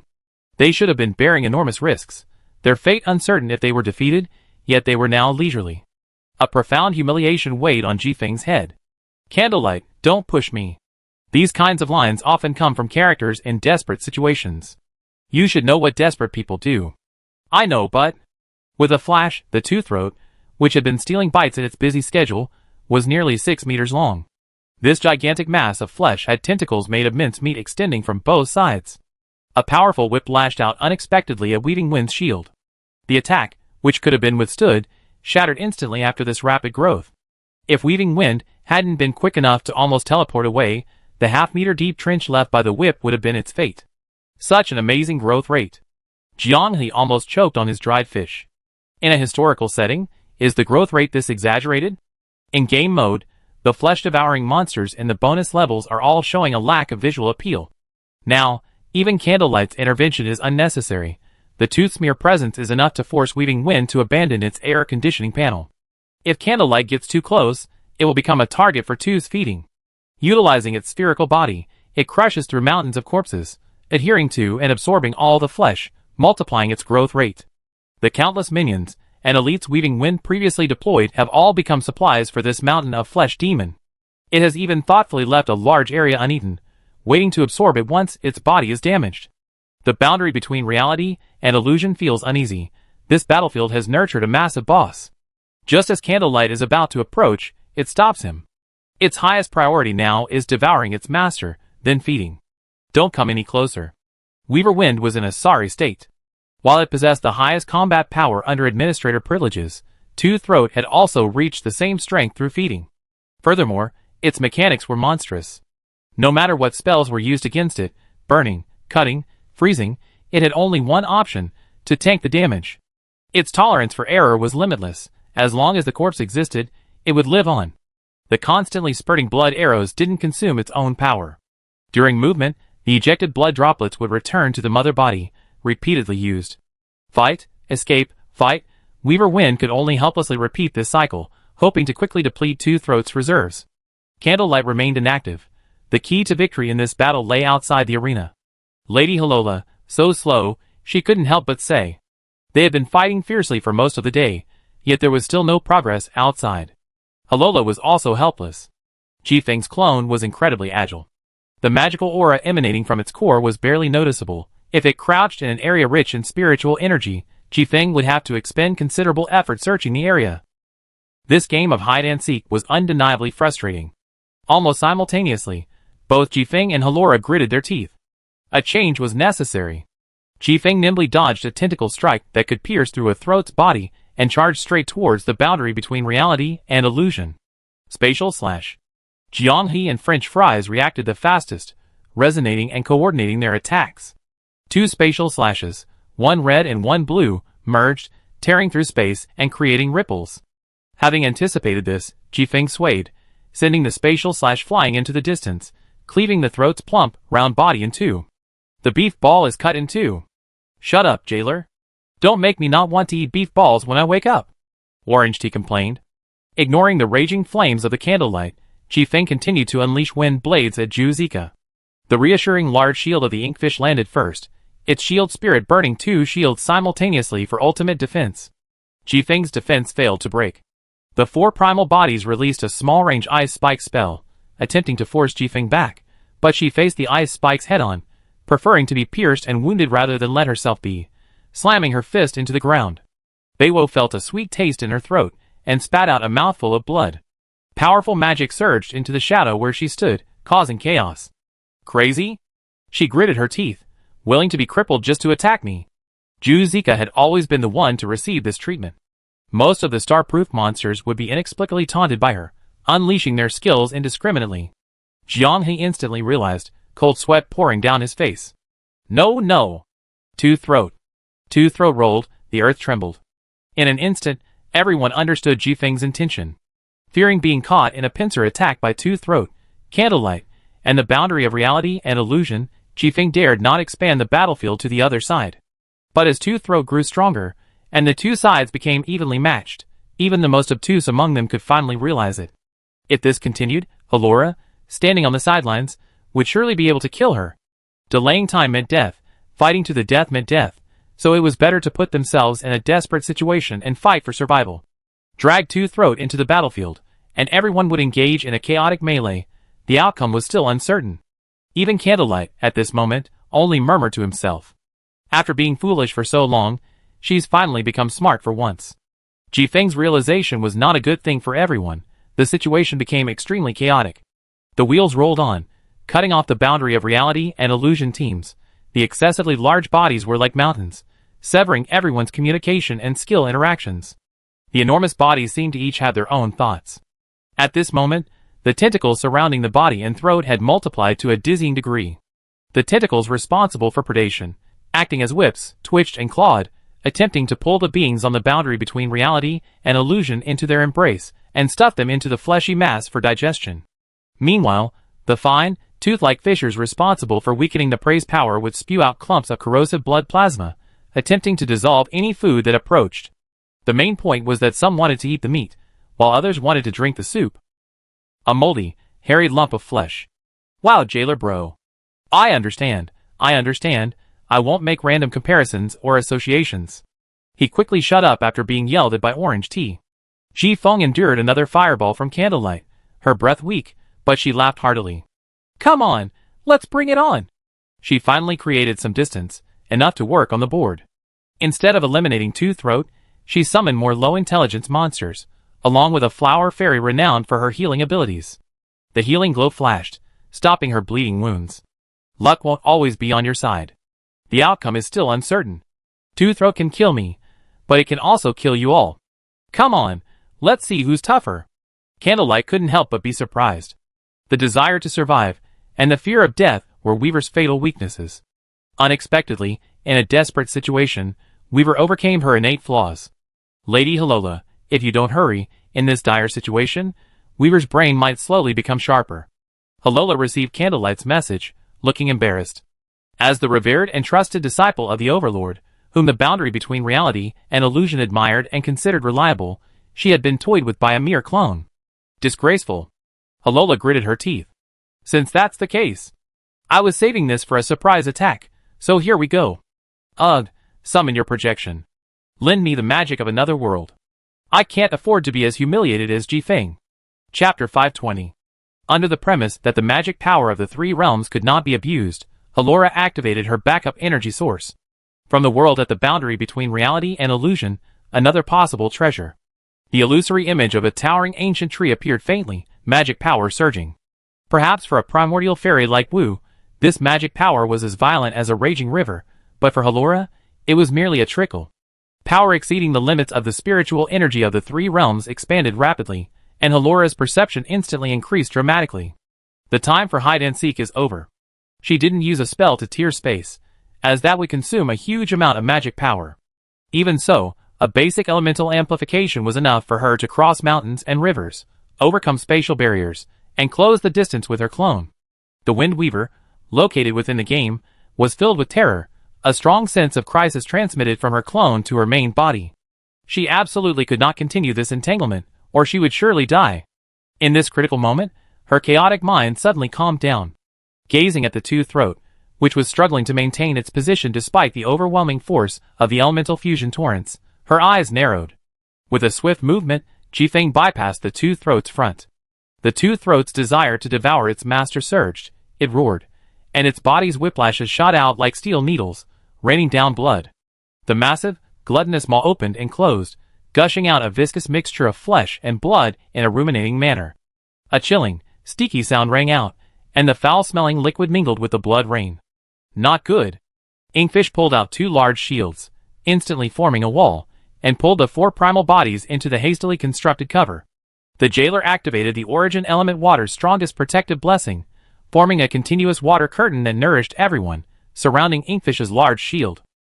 Jianghe's summoning tide dissipated its magic, focusing all its power on amplifying the origin element, water. The jailer's water barrier operated frantically, its pale blue shield bursting into countless bubbles upon contact with the blood rain. The barrier's thickness decreased at a visible rate. The outermost protective membrane had turned a murky blood red, occasionally bulging with tumor-like, translucent blood bubbles that would then burst, splashing out even more acid. The viscous fluid possessed a strange viscosity, each drop stretched into long, bloody threads on the shield, wriggling and climbing like countless tiny tentacles. Sensing the shield's impending collapse, the jailer quickly produced the mimic flesh. Amplify the origin element, water. The mimic flesh's versatility was on full display. It writhed along the jailer's arm and burrowed into the shield. Instantly, the azure water curtain rippled with waves of blood-red light. The mimic flesh poured all its power into the blessing, and the power originating from the flesh summoned reduced the damage of the two's skill. The rain continued to fall, and the candlelight was overwhelmed. This monster, brought forth by Jifeng's foolishness, had now become the pinnacle of combat power within the sealed space. Surrounded by mountains of corpses and seas of blood, sending it off the battlefield was no easy task. Boundary between reality and illusion. She was almost unguarded, exposed to the rain of blood. Her left arm had been corroded to bone by the blood, and wisps of white smoke rose from her body as the raindrops splashed onto it. The excruciating pain contorted her face, making her look like a demon from hell. Jifeng roared as she fell, wind blades spinning in her palm. "Dream on!" Seeing Jifeng's sword aimed at the bed, Ma Yu hurriedly pulled out another shield from her backpack, attempting to deflect it. Jiang He and French Fries had to abandon their attempt to stop Jifeng. Tooth, in order to devour its master, had used several tentacles, already tearing through the air, a howling wind pressing down upon them. Spatial slash. We can only trust our teammates. If they don't step forward, everyone will die. Jifeng's figure twisted, flashing like a ghost, instantly bypassing Ma Yu, refusing to interact with the shield. Not good. In just a moment, Ma Yu guessed her true intention. A gray shadow darted past, appearing in front of Orange Tea. At this moment, her spirit body had just been assigned to Jiang He, French Fries, and the about-target bed. Completely unprepared. This time I won. Jifeng grinned maliciously, tearing through the air, slashing out several sharp wind blades. Having long observed the operation at the boundary between reality and illusion, she already knew the entire team inside and out, perfectly aware of their personalities and how they would react in a crisis. Jiang He and French Fries shared the same personality. Both believed that with great power comes great responsibility. Faced with danger, they would definitely step forward and face the most difficult challenges head-on. In chaotic situations where choices must be made, they will inevitably choose to trust their teammates. Just like now, as she plunges into the fray, displaying a willingness to risk her life, they still dare to trust and deal with the two-throat tentacles, which could easily lead to total annihilation. Two individuals possess the strongest spirit of dedication and self-sacrifice within the entire boundary between reality and illusion. Inkfish and the Four Primitives. As a shield guard type, Inkfish firmly believes that it would be a disgrace if his teammates died due to his poor defense. As for the Four Primitives, he always willingly plays a supporting role. If faced with a moment of sacrifice requiring a choice, he will step forward without being asked. She deliberately feigned an attack on the bed, drawing Inkfish and the Four Primitives together. Now, those with the best chance of rescuing Orange Tea are too late to act. Hundreds of meters away, the candlelight deployed a barrier, dispelling the corrosive magic inflicted by the fangs and throat. At the brink of annihilation, Jifeng suddenly realized, only those who are not afraid to die deserve to live. Now, the candlelight was more afraid of death than she was. She was certain of victory. In the instant she struck, a strange thought even flashed through her mind. Wouldn't it be more interesting if the wind blade had torn apart Chen Xiaoyu, who was nearby? Unfortunately, the goal was to escape, so she couldn't let the candlelight go too far. The sound of the wind blade piercing flesh was pleasant, followed by a dull thud as it struck the thick barrier. The sudden change made Jifeng frown with suspicion and horror. Before Orange Tea, a curtain of azure water churned. The wind blade tore through the water curtain, swept over the jailer's body, and ripped a horrifying wound into the incredibly resilient, flexible armor of the Origin Elemental Water, leaving his chest and abdomen a bloody mess. The Origin Element blocked several wind blades, but the furious attack from the highest combat power in the game environment still broke through the defense's critical threshold. No, even so, it should have torn the jailer to shreds. How could a wind blade breaking through the defense only result in a serious injury? It should have been a clean cut. A heavy earth elemental spirit flickered beside the jailer. In less than 2 breaths, after experiencing the 4 original bodies of the Inkfish being shaken and her own sudden change of tactics, Orange Tea actually predicted that someone would save her and foresaw the next spirit's blessing. Jifeng refused to believe it was true. This plan, conservatively estimated to kill 1 person, had been repeatedly practiced during the fierce battle with candlelight. In practice, everything went as she expected, except for this last step. Jifeng gritted her teeth. Being on the verge of death is enough. Jiang He and French Fries fought with all their might, even unleashing the giant mosquito gifted by Cheap Mushroom Teacher, but their efforts only slowed the onslaught of the tentacles. The tentacles of Two-Throat were endless, its back to flesh and blood, it was immortal. Bang! A tentacle pierced the air and landed. At the last second, Weaving Wind flickered, maneuvering a distance, but not far from the battlefield. Amidst the relentless thrusts and dense tentacles of Two-Throat, it fluttered like a butterfly, nimbly dodging. The entire group from the reality virtual boundary retreated to a distance, urgently assessing the wounds of the jailer, and bestowing healing blessings. Jianghe and Candlelight keenly sensed something and, disregarding everything, rushed into the battlefield. Two-Throat's throat writhed, and another mixture of flesh and blood, along with the tentacles, splashed towards Weaving Wind. No, she wants to. Sizzle. A clear, crisp sound echoed throughout the space. The instant French fries tilted its head back, the space behind Weaving Wind suddenly cracked. Spiderweb-like cracks spread from the void.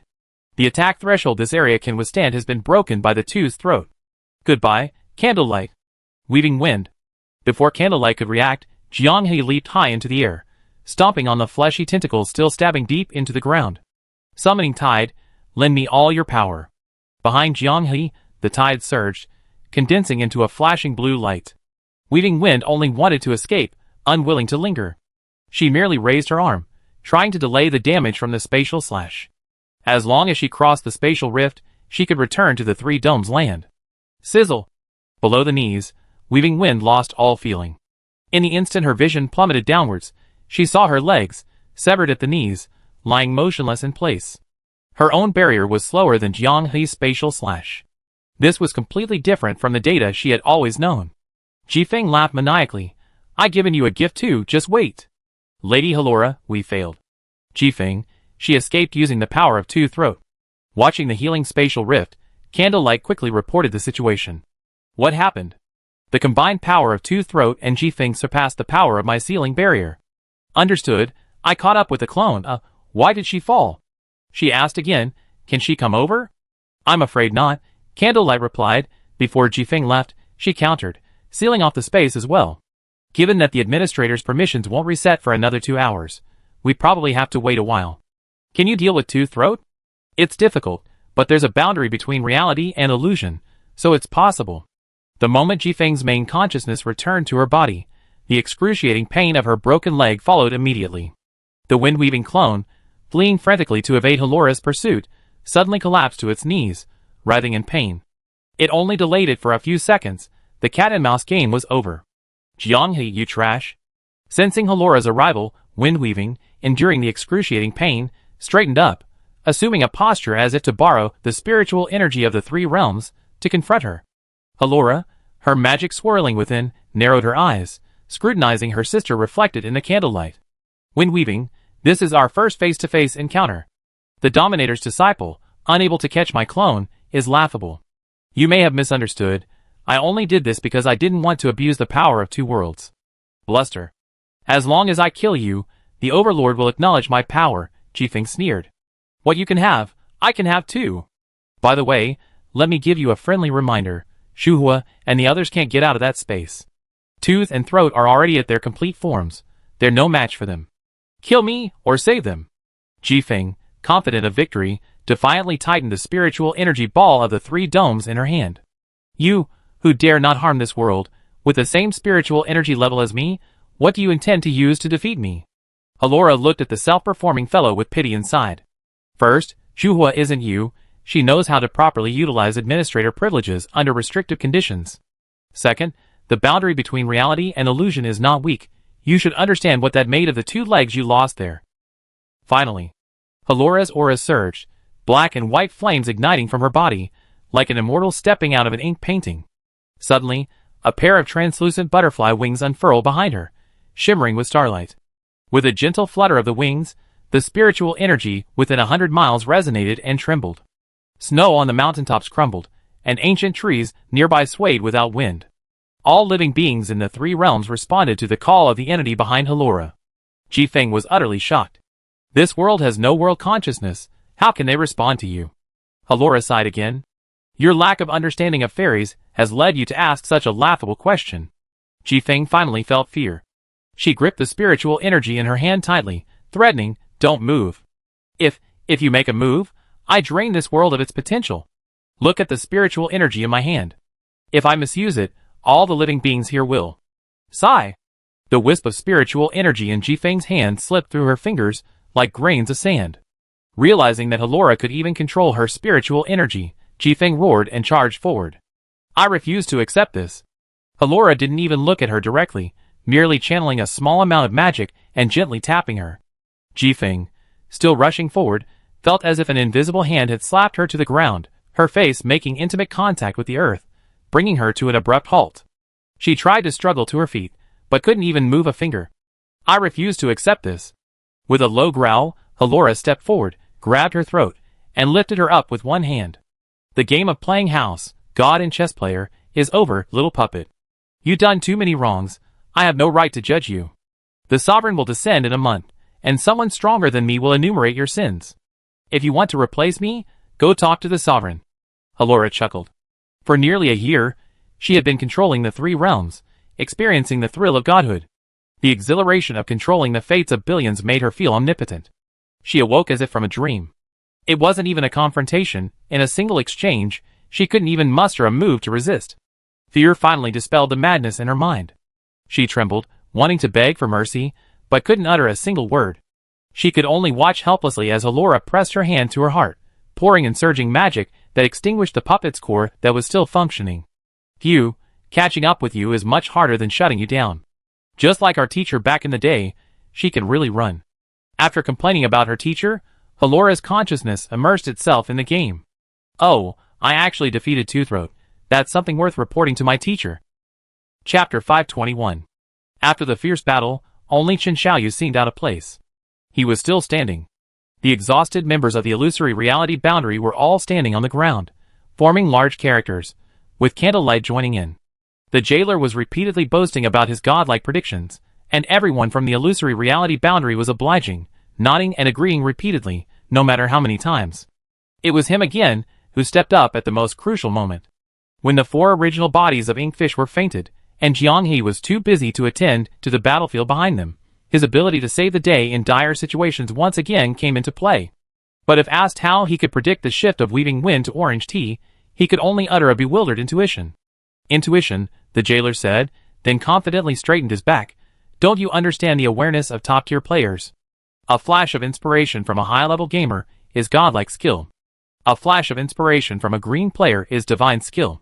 The jailer always seemed to waver between these two extremes, displaying a masterful ability to manipulate events in both directions. Aren't you afraid? Fries suddenly asked. If you die, you might really be dead. The jailer thought for a moment, then said with relief, I haven't thought that far ahead. Besides, even if I die, you guys will definitely find a way to handle the aftermath. He thought again, I might feel a little bad about my parents, but my brother is still here, he'd be alright. If all else fails, Candlelight and Halora are so powerful, just erase that part of their memory. Jianghe was a little puzzled. Why was Fries asking such an obvious question? In a crisis, everyone acts on instinct. He saw the meaningful look in Fries' eyes, and suddenly understood without a word. Indeed, if it were anyone else, the jailer would have instinctively acted the same way. But this time, it was Orange Tea who was saved, so there were many more possibilities. French Fries' words were clear and logical, and the jailer's answers were frank. Meanwhile, someone else listened thoughtfully. As expected of you, your reaction was quick, Jiang He muttered softly. French Fries' expression remained unchanged, feigning ignorance. Whether it's a good thing or not, they decide for themselves. I know nothing. I thought you would choose to wait until administrator privileges were restored, but I didn't expect you to force a kill. Halola's voice descended into the game along with her figure. She raised her hand to unfreeze the candlelight's privileges, smiling and clapping her hands. Everyone is safe and sound, that's great. Halola let out a deep sigh of relief. She bore immense pressure in attacking the three realms. Defeating the Wind Weaver wasn't difficult, the difficulty lay in finding and chasing it. The longer it dragged on, the more dangerous it became for everyone in the game. Her envisioned scenario was that Jifeng would utilize powerful races, employing effective and strategic individual unit combinations to create dungeon-like battles similar to Siren formations, Dragon Guards, or Zerg hives. With a single race as the core, different forms would complement each other, offering both offensive and defensive capabilities, allowing for both advance and retreat. Even with strong boundaries between reality and illusion, progress would be difficult in a battlefield with few variables. She was grateful for Jifeng's ingenious thought process. when administrator privileges were frozen, their first choice was the troublesome Restore History mode. Admittedly, all high-tier units spawned in this mode received a power boost. However, once the Intelligent Life's thinking ability was activated and restored, the variables would increase exponentially. They wouldn't deliberately choose this mode during gameplay, only making detailed adjustments during challenges like Boss Rush. Because of the numerous game variables involved and the complete archive of historical figures information, they internally used this as a trial. In the parlance of this world, Jifeng's actions were meant to increase the difficulty of her own gameplay. She eats people? Jianghe asked. Where's Jifeng? Back in reality, you see her. This meant that the dangerous game that had kept them on edge, where they could die at any moment, had officially ended. Aside from the jailer's physical resistance to a 9th-tier spell, nearly restarting the game, their biggest problem was probably the corrosive slime that constantly scraped against their bodies when activating the Two Throat. A little bit melted their shields. A swipe was enough to make even Origin Element and Tide Collar level items cry out in pain. What was surprising was the giant mosquito. This little pet given to them by the cheap teacher was truly useful. It was actually immune to the flesh-dissolving fluid. The Two Throat's hatred was completely locked onto it. He exhaled a torrent of breath at the giant mosquito, spraying countless essences, only to watch helplessly as it shoved its proboscis into his body unscathed. This humiliation of fighting with all his might, being unable to defeat it, and being relentlessly attacked would likely lead anyone with a modicum of intelligence to choose a dignified counterattack. A self-destruction for one. As long as it wasn't physically interrupted, the giant mosquito could continuously suck the essence of flesh and blood. Its furious rage was reminiscent of the feeling of hearing a buzzing sound in one's ear while falling asleep, unable to locate the mosquito, only to hear the strange noise again immediately after turning off the lights. The condensed life force, filtered and transformed by the giant mosquito, would instantly become the much-needed healing blessing, shield, and acceleration effect for those on the boundary between reality and illusion. Sucking others' blood to heal the entire team. In any game, this would be a character players would hate to the core. But if it's a teammate, it's a different story. As dawn broke, the consciousness of everyone on the boundary between reality and illusion slowly returned to their respective bodies. The first thing Mo saw upon waking was the conspicuous hole in the door. He stammered, "So last night, I was the one closest to being killed by Ji Feng." The house was a mess, debris everywhere, and bits of flesh scattered about. There was nowhere for the awakened group to stand. It was horrifying. Last night, they were only one step away from certain death. Nongya? Her savior. Nongya sat on the second-floor railing, having spent most of the night there. From this vantage point, she could clearly see the rotten flesh next to the kitchen, and also keep an eye on the bedrooms behind her. Having never encountered such a bizarre situation before, she constantly felt that, if she wasn't careful, the seemingly dead, rotting flesh would wriggle and revive. The treatment of her wounds was crude, and the alcohol irritated her, causing a dull ache. Coupled with exhaustion, in the latter half of the night, Nongya drank to suppress her tension while simultaneously applying alcohol to her wounds to keep her awake. When she saw everyone awake, her tense nerves finally relaxed, the anger in her heart dissipated, and she collapsed to the ground, exhausted and in pain. Hirola examined Jifeng's masterpiece. Just as she had suspected, the extremely clumsy doll, from its core to its craftsmanship, reeked of inferior quality. Even so, without anyone stopping it, it could easily kill everyone here. She looked up at Nongya, who was walking unsteadily, almost unable to stand, and a smile involuntarily crept onto her face. The four primal bodies asked the question she most wanted to know. "Why did you think of coming over?" Nongya explained, grinning. "You left without saying goodbye, and then you didn't log on after returning to Guangfu. I was worried something had happened to you, like a gas leak or food poisoning, so I rushed over to check." Everyone except the four primal bodies sensed a deeper meaning in her words. They were indeed concerned about the boundary between the virtual and real worlds, but clearly, someone's concern was greater. The misunderstanding about seeing guests off over tea was a clue. This sudden disappearance likely caused another misunderstanding. Hirola smiled wryly, roughly pulling the now shut down Jifeng out and injecting her with magic. Jifeng listened blankly to Nongya's explanation, her eyes filled with shock that could only be described as death without peace. If it weren't for Nongya, this outsider, she wouldn't have been defeated so quickly. "Why are you so concerned about them?" She only managed to utter this one sentence before Halora shut her down again. Nongya's curiosity made her weak eyes sparkle. She witnessed Halora conjure someone out of thin air, and then put them back, as if she had accidentally fallen asleep, and was now in a game instance. Could last night's memories be fake? Candlelight personally touched the wound, gently stroking it. The flesh healed, and the deeply embedded shards of glass were sucked out. Not even a scar was left, as if she had never been injured. Before she could even express her feelings, Candlelight's consciousness entered the game and modified Nongya's game permissions. From now on, you wear the wristwatch, and the in-game translation function has been unlocked for you. After having everyone try translating a few obscure words correctly, Nongya's brain had gone from initial excitement to bewilderment. Explaining the current situation took quite a while. As Nongya gradually understood, she rested her chin on her hand, looking at Halora, then at Juhua, her mouth still agape. In her little head, what happened last night, though somewhat surreal, could still be explained by things like biohazard mutation. She had even imagined fighting zombies in the future. The current development was far wilder than she had imagined. The sheer volume of information was overwhelming, leaving her feeling dizzy. So you mean all this time, you've been playing games so intensely all this time, all to save the world? She paused, or another world. Shuhua, having finished talking to Jifeng, regained her composure, including this world too. Have you ever thought about what would happen if people with our power committed evil deeds and called themselves gods? I don't eat beef. Nongya's progress was rapid. She could already skillfully use internet slang in her replies.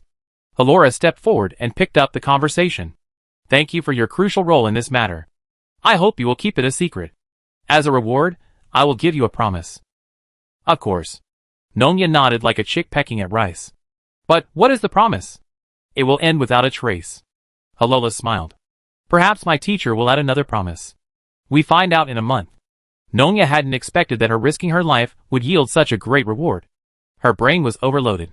Seeing MOU begin cleaning, Halora smiled and waved. A gentle breeze swept by, carrying the scattered trash and debris outside. That's really convenient. Squid looked at the broom and dustpan in its hand, its face full of envy. It's just a generous cleanup job. You should thank Wu. Her willingness to respond to me made things so easy. Isn't she dead? Halora shook her head. She was the only life form on the magical side. After death, she returned to the other side of the world, the sea of origin magic, and entered a deeper slumber. As long as the magic of this world doesn't revive, she won't easily awaken. Fries asked curiously, is this situation common in our world? You mean the line between magic and normalcy? Halora shook her head. Not common. The birth of all civilizations originates from a coincidence, and the survival of civilizations is mostly built upon countless miracles. A life like Wu, who voluntarily gave up becoming a supreme being of another possibility, is probably rare even across the entire starry sky. I can imagine how interested the rulers would be in it. Halora stretched and yawned. If you want to find me, just send a message on the app, and I show you around my exquisite little house. She flicked her finger, her figure blurring, leaving behind a group of people who, though just awakened, were utterly exhausted. A question occurred to her. Candlelight Tower World, do we still need to fight? This competition, which originated from the Candlelight Weaving Win contest, has now ended with someone permanently offline. Perhaps it's time to end it. Fight. Huh? Lady Halora will maintain order for the remaining month of the competition. The competition will proceed as planned, and the rewards will still be given out, but there won't be any blades hanging over everyone's heads anymore. Candlelight smiled faintly. Just treat it as a pure gaming experience, and a chance to prove yourselves in the world. Jianghe let out a long sigh. Despite currently holding the upper hand, the pressure on him only increased with each day's point-based assistance. The point-based assistance was still too slow. He could only help a maximum of 4 teams per round. The changes the points brought to these guilds would take at least a few days to materialize, a period far too long compared to the month-long competition period. If the Tower World competition still had 3 months left, he was confident of victory. Even if it dragged on, he could still lead their world's top guild to crush them. Therefore, the closer it got to the final stage, the more anxious he became. But as the guild leader, he couldn't show his negative emotions, he could only process them internally. Only Fries noticed his worries, and these past few days, he'd been actively cuddling her to sleep. It was the honeymoon phase, after all. Even waking up to find his hair piled up, or having his breath on his face while sleeping, were sweet memories. Besides, the Fries smell so good. The two glanced at the 4 primals, and Nongya talking in the distance. Watching a show, quite interesting. Nothing special to say to me? So I've been saying thank you the whole time. Nongya sighed helplessly. I was worried something might happen to you, so I rushed over without stopping, even risking my life fighting a monster. Almost died? She emphasized. The Four Primal said sincerely, yes, thank you so much. Nongya facepalmed. She felt like she was talking to a blockage. After thinking for a moment, she decided to change her approach. Treat me to dinner. No problem. Do you choose the place or should I? Any dietary restrictions? Sure enough, changing the communication approach, the Four Primal seemingly blocked brain suddenly became smooth. At least it could pass the human-machine authentication. Clearly capable of handling everyday problems comprehensively, yet possessing an unusually dullness in certain areas. Chapter 522. The entire day passed with everyone listless. Despite having slept plenty of time, they were all yawning constantly. Upon logging into the game that evening, as usual, they were supposed to provide assistance from the tower world, but everyone still felt exhausted. It seems last night's battle intensity was too much for you. A day's rest should be enough. Halora pulled everyone into her crypt. She had created an identical area in the game.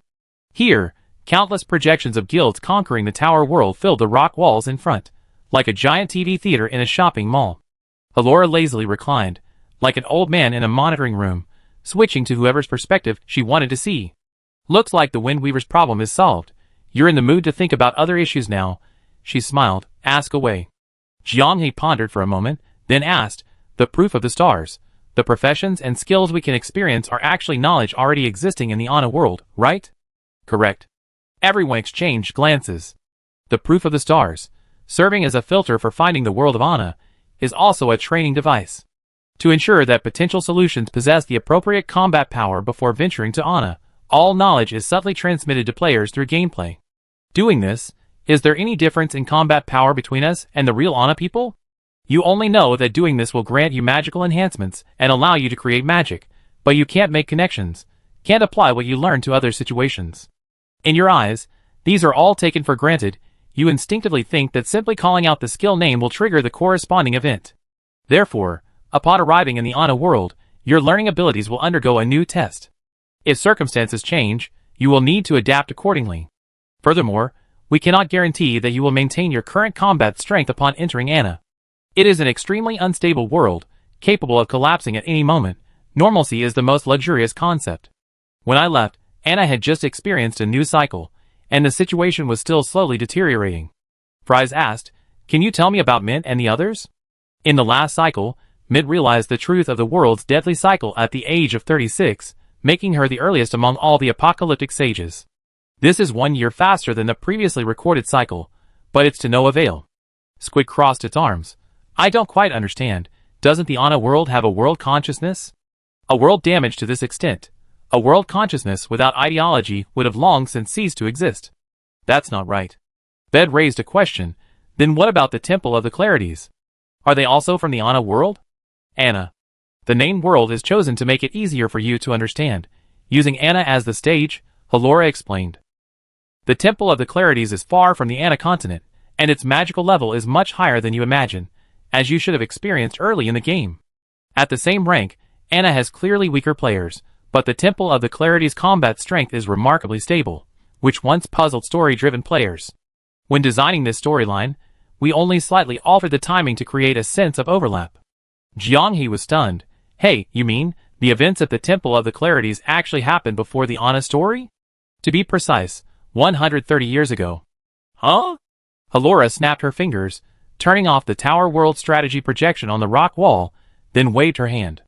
The screen flickered, revealing a panoramic view of the Temple of the Clarities. Remember the Temple of the Clarities' disastrous actions? You mean, their reckless summoning led to contact with you? Everyone tensed. Elsa, the Temple of the Clarities' only designated summoning genius and also a saintess, had attempted a cross-dimensional summoning their father. According to Halora, she was on her shift at the time, waking from a deep sleep to begin rehabilitating her summoning spells, when she heard someone shouting on the other side of the summoning ritual. At first, she thought it was a hallucination, but the muttering continued during several rehabilitations, making her uneasy. So, she asked her teacher for help correcting her mistakes. Until that moment, she thought it was due to her own lack of academic knowledge. Given that Halora's teacher was a ruler, Elsa's disruptive behavior successfully attracted a large, curious crowd of powerful figures to watch. The Temple of the Clarities, along with the Ana world, came under the ruler's observation from that moment on. The events surrounding the dispatch of Sunset to extend the Temple of the Clarity's life and the subsequent defeat of the Church of Eternal Night, as experienced in the version explored at the boundary between reality and illusion, still have a sequel. Elsa abandoned the headquarters of the Temple of the Clarities, and regrouped its followers on the continent of Devilland to resist the evil ideology of the Church of Eternal Night. Furthermore, she vowed never to use summoning magic again. Kind people are often overly critical of themselves. Elsa believed that her summoning had exacerbated the chaos within the Temple of the Clarities, and indirectly caused the deaths of the Sunrain squad. The teacher said she might need a psychologist, but unfortunately, we didn't want to interfere further, so we could only observe. In reality, Elsa spent her entire life on the front lines against the Church of Eternal Night. Under her rule, the Temple of the Clarities recovered its strength and gained support from various factions on the continent of Devilland, who refused to succumb to corruption. The struggle between the Clarities and Eternal Night plunged Devilland into a prolonged period of internal strife.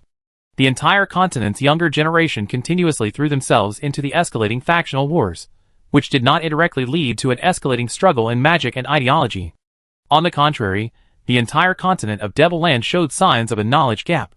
Less than 30 years after Elsa's death, both the Clarities and Eternal Night declined. Even the extreme Eternal Night was crushed by an even more extreme religion. A group of people who were not necromancers actually believed that living beings were inherently unclean, and only through sacrifice could one obtain immortality of soul and body. The key point is that the number of believers was no less than that of the Eternal Night.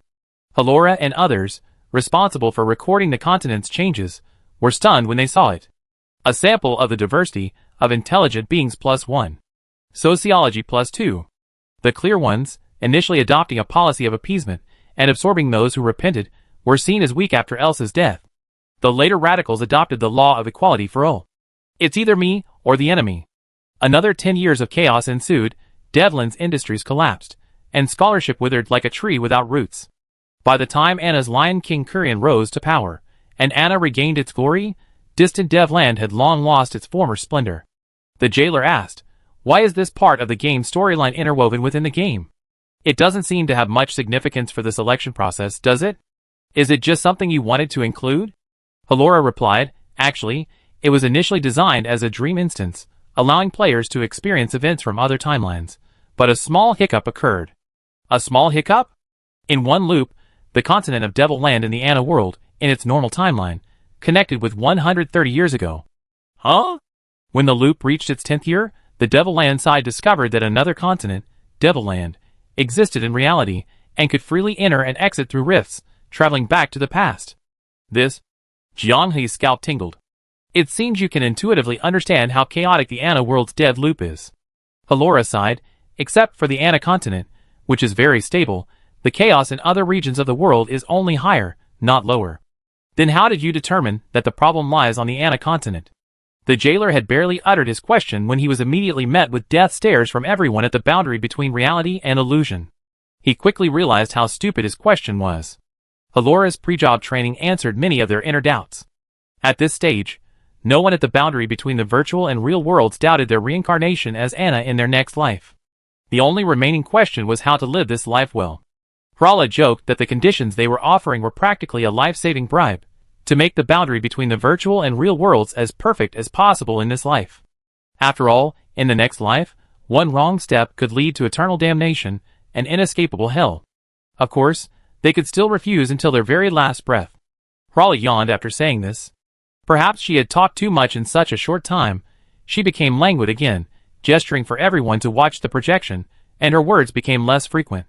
They gleaned a wealth of information that candlelight couldn't provide, leaving everyone thoughtful. The night passed uneventfully. Upon waking again, Jianghe received the same concerned messages from his teammates on the Chinese server. Open can instant food. No activity for 2 days straight. That shouldn't be happening. What floor could be causing you all to get stuck? Need any help? A dream of yellow millet. Want to watch a show to change things up? Snowwater fried noodles crushed the Allied forces again. I sneaked in some time last night to watch. It was awesome. Crimson Music Box. Currently feeding the newbies with points. Don't worry, I'm doing what you can't do while stuck. 2 days without a live stream left many players feeling like ants were crawling all over them. To be able to beat the reality/virtual boundary to the point where they don't even want to stream, what kind of monster is that? Is it stronger than the critical trial? That's outrageous. Wake up.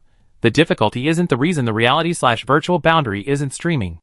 These days, getting frustrated gets more viewers than winning. Which parasite streamer are you implying? So what is it?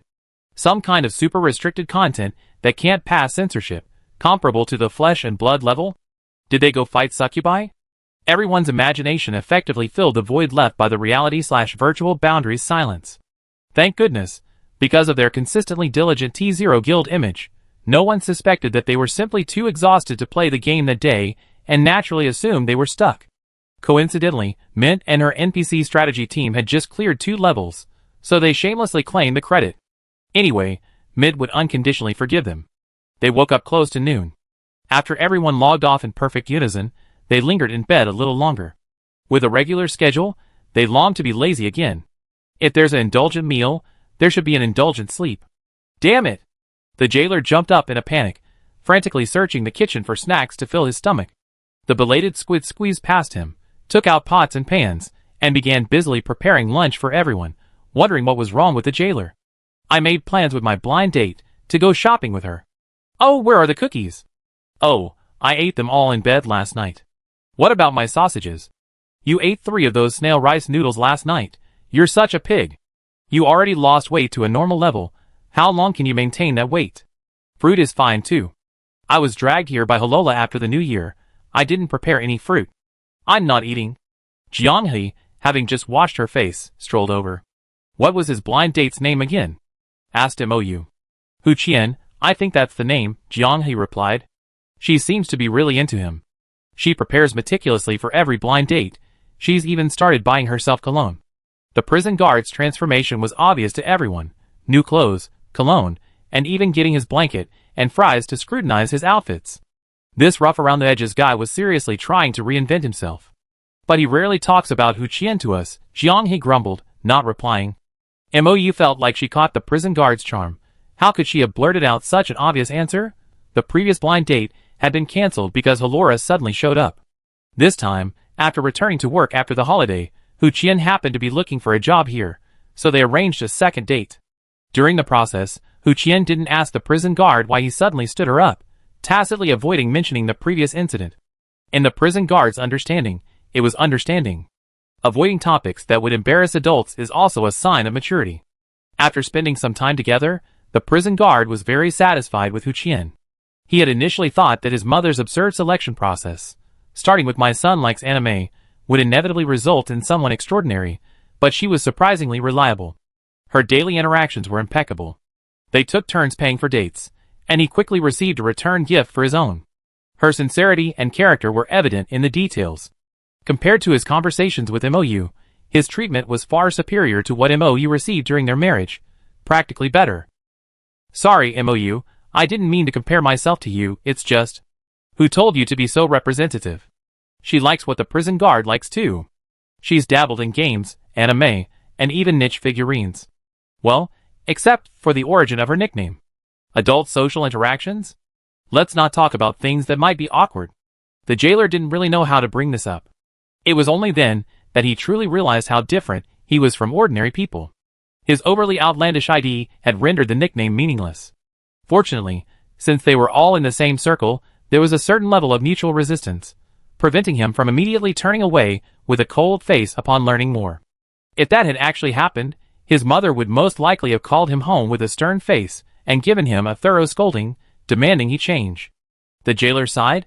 Was I really wrong? Perhaps, using a normal game name is the right thing to do. After all, who knows when their luck will suddenly change and they become a celebrity. Chapter 523. 30-year-old Grand Mage. The jailer has been acting strange lately. Ready to eat strange? He's been posting lewd pictures quite diligently, hasn't he? After receiving his New Year's bonus, he sent a lot to artists on foreign servers, and he's getting tons of commissions. Captain Jigun, you know what? The jailer is such a lewd picture collector.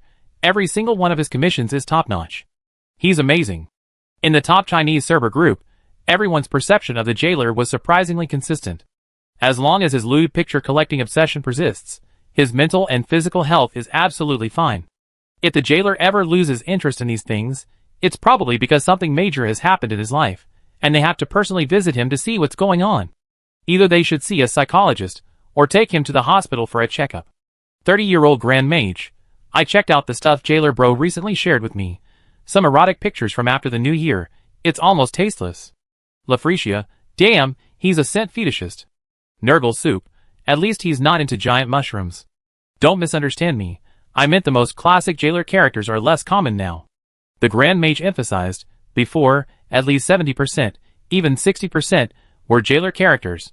Sashimi is actually dead fish slices. The submission times are different, so the quantity is inconsistent. Jailer Bro is omnivorous. He doesn't just eat Jailer characters, he just has a preference. Wangyang Yameng. Looks like we have a slightly different definition of preference. Jiang on Iron Wall. Stop with the cyber medical advice. Didn't Jailer Bro say in the group chat before that he liked his blind date? They've known each other for over half a month. Probably they have mutual feelings. He didn't want to be called a pervert, so he toned it down. At this moment, all that's missing is a Conan mystery background music playing. Mysterious man isn't mysterious. Dude, does the other party know how valuable Jailer Bro is? Jian on Iron Wall. I think he does. Jailer Bro mentioned that the other party's concentration is very high, and their radio waves match his.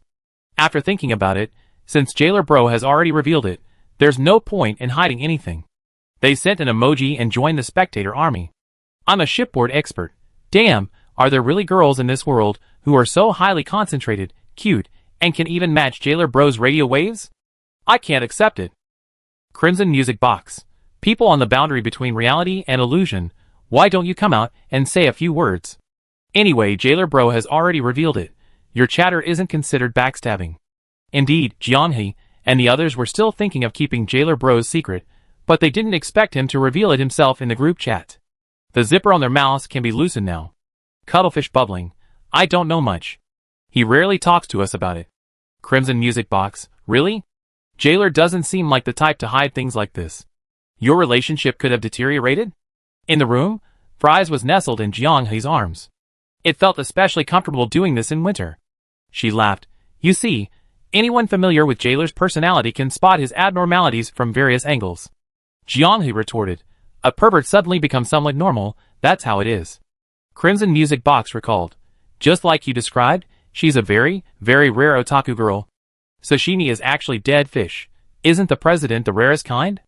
Multilingual, a gaming expert, and she often translates information from the internet and feeds it to us. She was also the earliest free strategy sharer for Proof of the Stars. Indeed, Music Box isn't bad looking either. Before we met, I really thought you were a guy, and Wangyang Yameng was a girl. I didn't expect you two to be opposite genders. The topic suddenly shifted to Music Box. That's how group chats are. 1 second it's one topic, the next it's another. The main idea is to talk about anything and everything, giving you the illusion that this group knows everything from astronomy and geography to current affairs. While being dragged into his daily physical training by Fries, Jianghe's phone vibrated. He glanced at it. It was a private message from Music Box. Try to find out more about the Jailer's blind date. It's hard to say what someone with no dating experience might encounter. She added. Outsiders see things more clearly.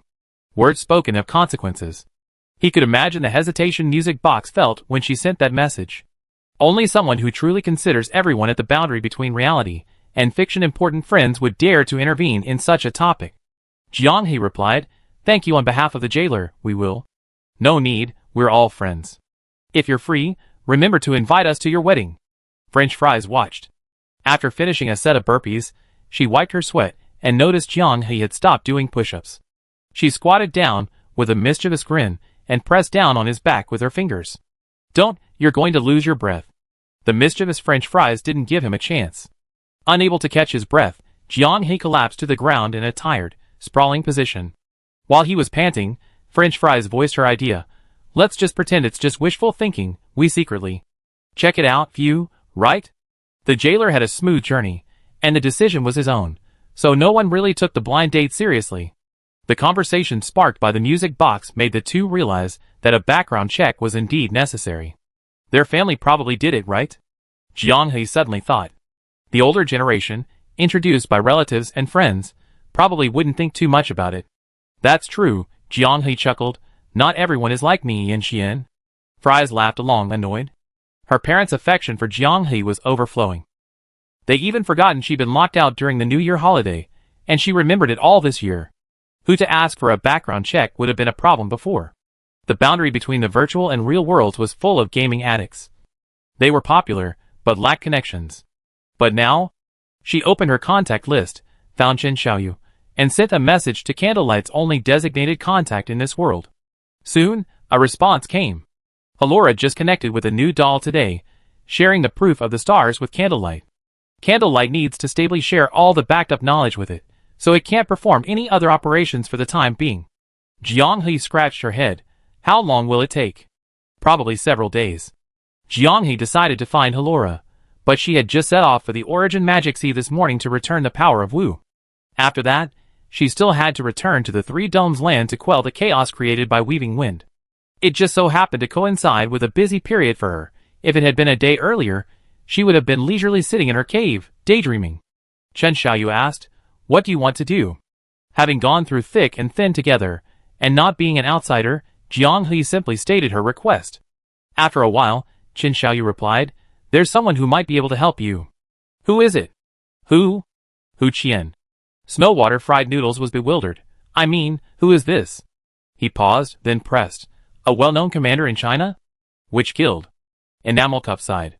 "Still in the guild, still in the great battlefield. Hasn't he completely become obsessed? He doesn't even know who it was that stubbornly refused to try out the star's proof in the first place." Enamel Cup said, "It's a message from Chen Xiaoyu. They said Candlelight doesn't have time to handle it, so they asked us to help investigate this person's background, without making too much of a fuss." As he spoke, he couldn't help but analyze. Being targeted by someone like Candlelight, what kind of background do they have? Snowwater Fried Noodles waved his hand dismissively. "Since it's for you, just let the people in. It's a small matter." Enamel Cup chuckled. "Right now, all you can think about is the great battlefield." Snowwater Fried Noodles remained non-committal, continuing to scroll through the community page on the screen. He'd long since given up. With the power of Candlelight, if she wanted to do something, simply informing this group would be considered giving them face. Even if she didn't follow the rules, so what? Being afraid wouldn't change the fact that Candlelight was powerful enough to disregard the rules of this world.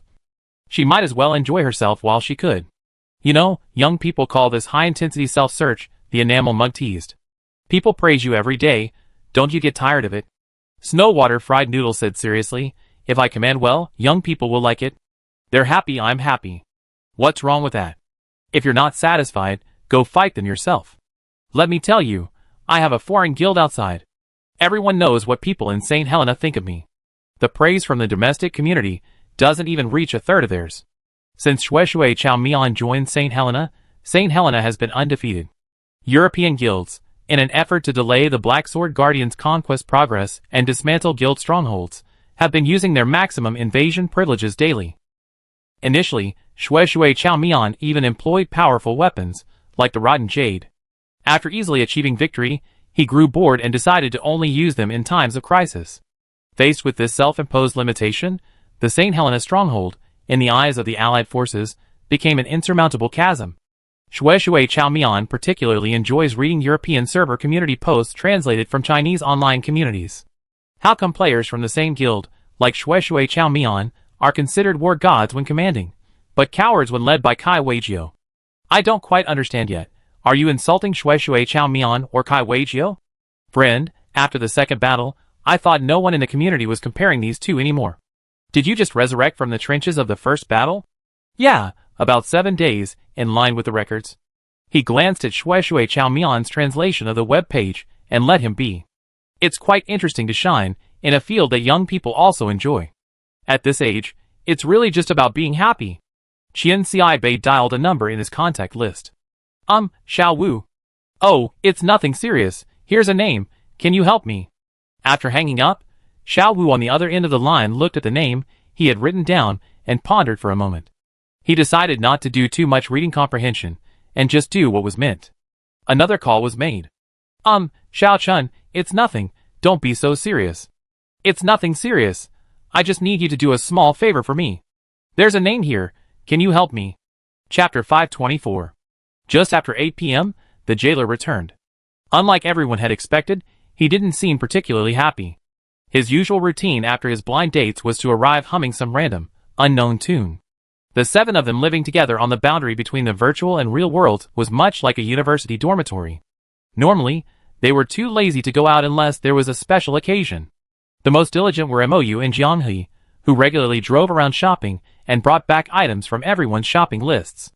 If anyone suddenly wanted to go out, they would always bring back some food to share. The jailer had clearly remembered this, carrying a large bag of fruit. He put the things down and asked the person rummaging through the fruit bags in bed, "Where's Squid?" "Playing online with Potato." In Jianghe's bedroom, the controllers were clattering incessantly. These 2 fighting game noobs, addicted to the game, couldn't remember the move lists, so they resorted to the most primitive, savage method: random button mashing. Without any strategy, no one knew what skills would come out. French Fries, chin in hand, sat to the side, watching with great interest as the 2 excitedly, like children, wildly maneuvering their characters. For Primal Bodies, meanwhile, stared intently at the screen. He was ready to replace the loser at any moment. He'd buy any new game, even those on the boundary between virtual and real worlds, to try them out. Sometimes, even games that had already been featured in videos by well-known game YouTubers. With warnings that they might be terrible, Jianghe would still buy them, and give them a try, adhering to the truth that you can't judge a game without trying it. In the boundary between reality and illusion, there are quite a few redstone kings like this. To use a phrase from the bed, they are like someone who knows there is shit on the mountain, but still chooses to walk on it. This fighting game was no exception. Jianghe was terrible at fighting games, but her adventurous spirit burned brightly, so she bought it without hesitation. Thinking that she had never played this with French Fries before, she cheerfully invited her to play together. Then French Fries was banned by herself. Unlike Jianghe's lack of skill, French Fries picked it up quickly. She quickly grasped the move list and combos. While Jianghe was still wildly fiddling with her controller, she felt like French Fries had been given a divine intervention, constantly helping her execute combos and cornering her in the middle of the screen. "Practice a bit before you play with me, I won't bully you." So she asked around, and everyone gathered, joining in the fun, a battle of noobs. The jailer, who had originally wanted to say something, immediately sat down when he saw the intense battle and asked about the rules, who was next, and when it would be his turn. "Now that you mention it," Siyuani chuckled, "it reminds me of the arcades of my childhood. A group of kids pooling their money to play an hour of arcade games in the shop. That was Siyuani's earliest introduction to gaming. Nowadays, many young people probably wouldn't even picture it. There's no one else here, so let's talk about blind dates." French Fries suddenly blurted out, "Just curious." The conversation flowed perfectly, just as Jianghe and Squid's amateurish banter ended, and everyone in the room turned to look at him. The person who would make the blind date topic awkward wasn't there. After a moment's hesitation, the prison guard's anticipation for playing games vanished, replaced by a somber expression. "What's wrong? Why the long face?" Jianghe got up, closed the door, and locked it. The primordial ones were puzzled. "They can be bullied? That doesn't make sense, does it?" The jailer, not wanting everyone to speculate, explained what had just happened. Since their blind date, he and Hu Qian had been taking turns paying for meals. This allowed him to quickly determine their preferences based on their tastes, and he found this rotating payment detail very useful. This time, Hu Qian had invited him to the restaurant where the jailer's father often treated people. The jailer's words abruptly stopped. In the room, Jianghe and the other 2 exchanged bewildered glances. "Finished?" The jailer paused, then continued, "Have you heard of that old-fashioned light novel lately called The Sword of Lena?" "Never heard of it." The primordial ones borrowed Jianghe's computer and opened a search engine. Typed in those 5 characters, and all the results were keyword suggestions. Not even a complete match could be found. Squid stepped forward, "Make good use of various search engines. If the Chinese server doesn't work, try the foreign servers." Still nothing there. Jailer Bro said, "You can't find it, right? A normal person shouldn't be able to find it. Because The Sword of Rhea is a light novel that's just started serialization on a foreign server, and it's being done online. There's no proper translation channel, so even enthusiastic translation groups probably won't notice a seedling with only tens of thousands of words. These kinds of novels are like web novels here. Very few debuting authors, who haven't even finished a volume, can make a name for themselves." Fry sat up straight. "What's the point? I only mentioned my recent reading list briefly in a private chat group of 500 people, including this inconspicuous novel title. I only recommended it because some Chinese server players in the group were looking for something to read. It's a supplement for omnivores." The jailer leaned back in his chair, looking up at the ceiling.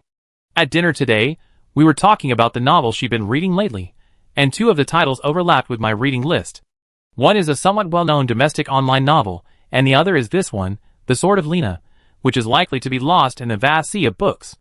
It's purely a travelogue. I have the built-in translation in Proof of the Stars, so I read it without any problems. How did she manage to read it? I'm sure her foreign language skills are limited to English. At this point, everyone understood.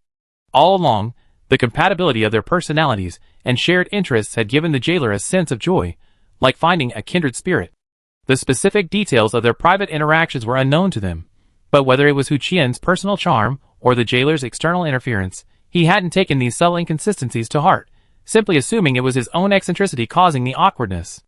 But this time, the jailer was stung.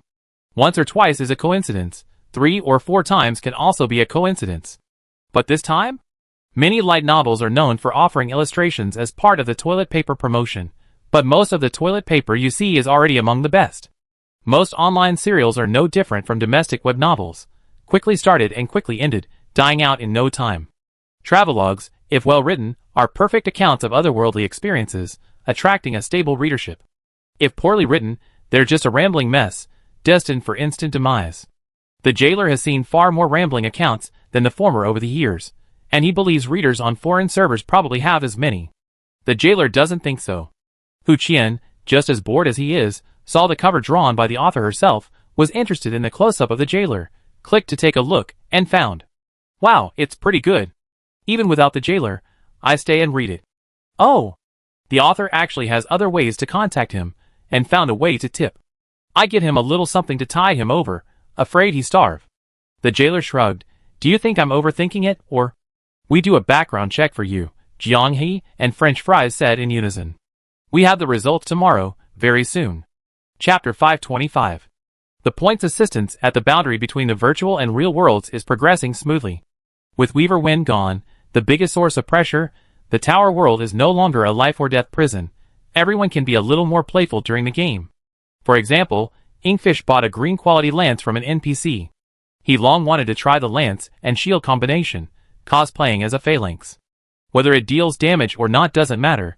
Being a ruthless shield bearer and being able to stab people a couple of times is more interactive than just standing there taking hits. Previously, the recipients of the assistance at the boundary between the virtual and real worlds were only selected from guilds with a chance to climb the rankings.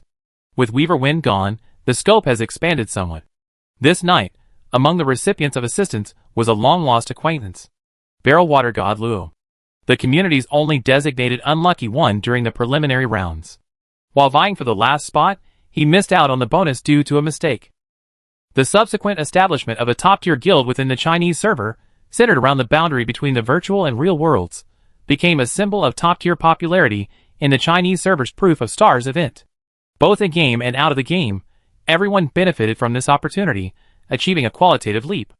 Afterwards, when people discussed the results of the preliminary rounds from over half a year ago, they would jokingly say that the members of Barrel Water God had lost their ticket to becoming winners in life.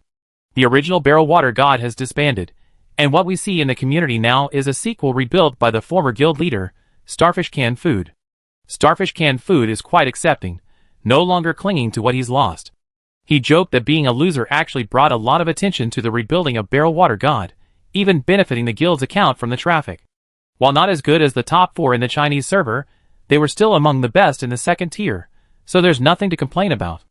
Everyone at the boundary between reality and illusion admires this magnanimity. Honestly, how many people have missed such an opportunity, only to regret it later in life? This mindset explains why Haixing Wantu was able to quickly gather a group of players who believed in him after rebuilding his guild. The boundary between reality and illusion has reached a terrifying 52 levels. The second-ranked guild remains Fuxianman, having struggled to break through 30 levels before stopping again. Behind them, the top 4 guilds in the Chinese server have entered the top 20, with Korn's Chosen reaching level 29, ranking 3rd, closely following. At this stage of the game, players on both domestic and international servers understand that the current competition in the Tower of Trials is simply about becoming the top player at the boundary between reality and illusion. Guild Stronghold Mining, Guild NPC Scoring, Customized Floors, Aid, Guild NPC Scoring. A complete cycle allows the points at the boundary between reality and illusion to achieve a balance. Renee's arrival even filled the biggest gap in their game knowledge. Scarce information. Living in a renowned magical family in Anna, her access to information was unimaginable to Mint. The reality boundary racked its brains trying to increase the production of pack animals needed for its strongholds or output. The guild's wandering merchants went to great lengths, using the game's most valuable currency, star sand, to pave the way, but couldn't find anyone willing to sell. The reality boundary currently only had 10 pack animals, and the acquisition process had been incredibly difficult. Upon hearing this, Renee simply asked them to give her the star sand. So 2 days later, when they logged in, the guild had 7 more pack animals. The wandering merchants were stunned and hurriedly asked Renee how she had done it. She merely pursed her lips, her expression mysterious. Now, the boundary between the virtual and real worlds, even without challenging new dungeon floors, could be explored until the end of the tower world simply by relying on the existing cycle. They suddenly realized that the tower world's design was intended to encourage players to destroy each other's strongholds. Once a stronghold's positive cycle is established, the benefits are enormous, allowing many guilds to earn passively. If they wanted to catch up, lagging guilds would need to cooperate to drag the top guilds down. Thinking about it this way, the scenario of St. Helena being ganged up on was actually the most consistent with the original concept of the tower world. No one wanted to risk trouble. The peacefully maintained boundary between the virtual and real worlds was actually an anomaly in the tower world. According to the tower world's rules, guilds that have already received dividends receive higher rankings, but the dividends in the final rewards will not be added, only the current benefits will be carried over. Therefore, the fact that all 4 of the top guilds in the Chinese server made the list was a relief for the Chinese guilds, who had a chance to compete. What could be better than a top-tier guild that doesn't cause trouble, doesn't sabotage, and allows for a peaceful gaming environment? The cyber war in St. Helena was a huge success, and they certainly don't want their side to fight a cyber war for supremacy. The longer Chinese players play, the more they feel that after half a year since the server opened, without any major news or arrogant newcomers, the top 4 are probably already incredibly rare and exceptional players. At this moment, the exceptional players have awakened. They switch shifts with Mint and others, and it's their turn to enjoy the game, while the boundary between the virtual and real worlds returns to enjoy real life. Around noon, Chen Xiaoyu sent a message. He sent the snowwater fried noodles. Please accept it. There are some more details. He had someone from the local area deliver paper documents to your door. You should see them soon. Such a meticulous work style. I haven't seen it, don't worry. Jianghe laughed. That last sentence is completely unnecessary. Do you think I wouldn't trust your character? Candlelight selection. Chen Xiaoyu quickly sent a seal emoji. What candlelight selection? Don't talk nonsense. Fighting so fiercely with Jifeng, and still protecting you so fiercely, TSK. I be busy going back to work after the holiday. Can't chat for now. Falling in love with dolls, and being liked by them. No one in this world could offer Chen Xiaoyu any experience. The only one with experience, Alora, was clearly just watching the show. Speaking of which, isn't the owner of Candlelight an elder? So complicated. After a cursory glance, Jianghe's brows furrowed. After being reminded by the crimson music box, his intuition radar went off, and he also felt that Hu Qian might have some issues. But Jianghe hadn't expected it to be this kind of problem. In a sense, it was a bit absurd. What are you looking at? French Fries walked in carrying freshly fried stick-shaped fries, glancing at the screen. Her crunching slowed, becoming almost inaudible. She swiped, her brows furrowing in the same way as Jianghe's, her forehead practically glowing with a Wi-Fi signal. When did they go on their first blind date? Jianghe helped French Fries recall. They met briefly before the Lunar New Year, and were arranged to meet after returning home. The guard seemed to like her a lot at their first meeting. French Fries nodded. Then this social media post was published exactly 4 days before the blind date. That's probably when she found out who her date was. It matches up. Upon entering the living room, they found the prison guard, who had just returned from a run around the villa area. In his words, when he got disciplined, even his family couldn't believe it was him. We got a lead. So fast? The prison guard exclaimed in surprise. How did you find out? Don't ask. It's guaranteed to be accurate, Jianghe said. Should I send it to you, or project it for everyone to enjoy? Unlike his lackluster performance on the blind date, the prison guard suddenly sensed something. Then, let's project it. Consider it me sacrificing myself to create some gossip for everyone. I haven't even said anything yet, and you already think there's gossip to be had? Anyway, I don't think it's anything good. After last night's blind date, the prison guard had mentally prepared himself. The prison guard was the kind of person who enjoyed others' fun, if it happened to him, he'd definitely share it with everyone. Knowing there was gossip to be had, everyone popped out. The projection appeared on the wall, showing Hu Qian's accounts on several social media platforms.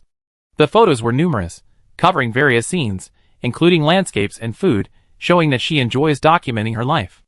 Hu Qian was almost always alone in the photos. Some showed her at anime conventions taking pictures with people, and others showing her cosplaying her favorite characters with friends. After examining them closely for a while, no one noticed anything amiss.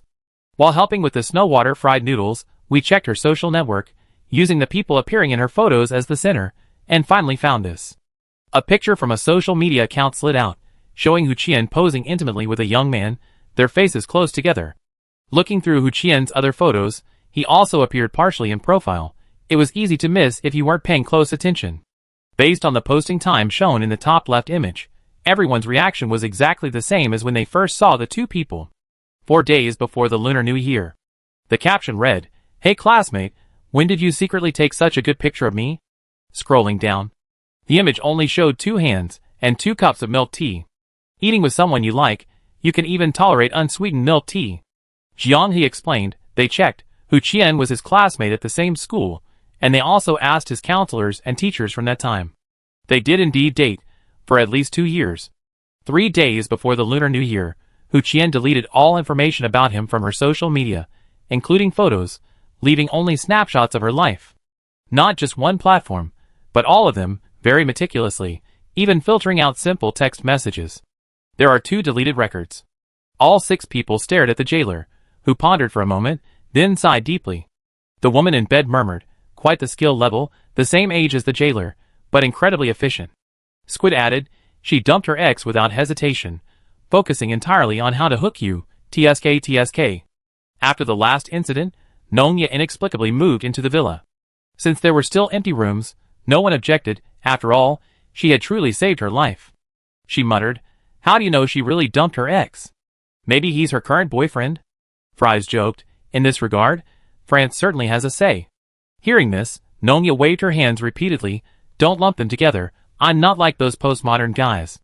Orange Tea retorted indignantly, if she's the former, isn't it terrifying that she can dump her passionate boyfriend without hesitation? 1 second they're all lovey-dovey, the next they're turning on you for profit. If it's the latter, what does she take you for, jailer? Jailer immediately replied, an ATM? I do have a little money now. He laughed as he said it. You're still laughing. Orange Tea snapped. You've been fooled. She approached you with obvious ulterior motives, trying to please you. Who knows how awful she's been talking about you behind your back? She thinks you're an ATM, playing the long game, and you're going to admit it? The usually good-natured Orange Tea was uncharacteristically angry. Jailer panicked a little. He was always like this, since it had already happened. A little self-deprecation wouldn't hurt, as long as everyone was happy. Why did she get so worked up? This is pretty normal, isn't it? This is how things always are at the boundary between reality and illusion. Nongya looked left and right, then finally pulled the 4 primal bodies aside, silencing him, who was about to say something. While the jailer was still a bit confused, and Jiang He was thinking about how to pass the message, the doorbell rang. A young man in casual clothes, but looking very capable, appeared at the door. Seeing Jiang He come out, his face immediately lit up with a warm smile. Excuse me, is this the residence of the Virtual Reality Boundary Guild? And you are? Oh, I'm from the city.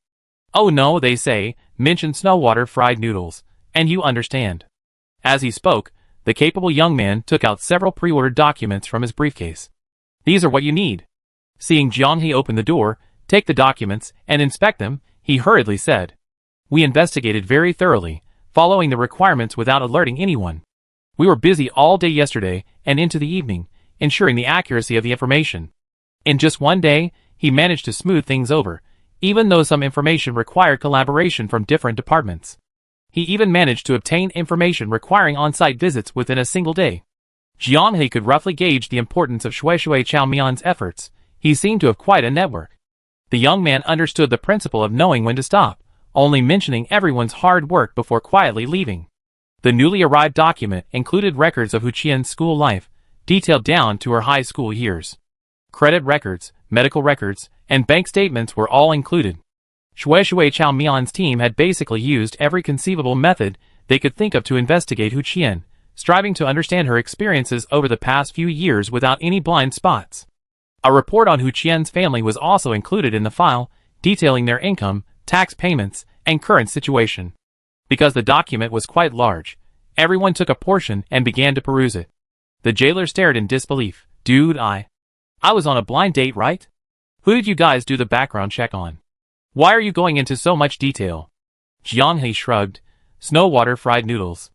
I don't know their specific identity, but they don't seem to want us to know. The four primals found information on 2 social media accounts that Hu Qian had deleted. They were from the Chinese server community for the game Proof of the Stars. There weren't many posts, but the highlights were immediately apparent. In a post seeking a chance encounter with Cyber Potato at school, Hu Qian expressed her desire to bump into him. Huh? Jiang He looked up sharply. How could this be my business? Ma Yu couldn't help but laugh. You're the president, aren't you? Siyuani said, Ma Yu, don't laugh, it's your business too. Huh? She used a newly created account to comment on a post comparing Du Jingwen and Beiwo, saying, doesn't anyone think Ma Yu and Beiwo are a strange pairing? Beiwo hasn't even graduated, and Ma Yu is still a teacher. It's very inappropriate. Huh? Beiwo jumped up. Even my Ma Yu is after you, huh? This aura instantly reminded Ma Yu of the night Du Jingwen disappeared from his life. That's how she angrily drove Du Jingwen away, a classic case of possessiveness. Now he understood why Hu Qian quickly deleted her account. The dark history of these 2 accounts couldn't be covered up even by deleting posts, for fear of being discovered by someone with ulterior motives. At a young age, she achieved fame at the boundary between reality and virtuality, possessing a highly sought-after physique that made her the envy of many. Even now, some still fantasize about poaching the 4 already paired individuals and reuniting them. After all, with 2 pairs having already settled internally, the only remaining objects of their dreams were the 4 primal bodies, Orange Tea, and Jailer Brother. The 4 primal bodies were pure lurkers. After becoming famous, they were virtually silent on social media, spending their entire lives glued to their computers. The only way to connect with them was to accidentally stumble into their arms and create a chance encounter. Otherwise, the chances were slim. Jiang He finished reviewing the credit and medical records. There was one overdue payment on her credit report, a small amount of 2,000.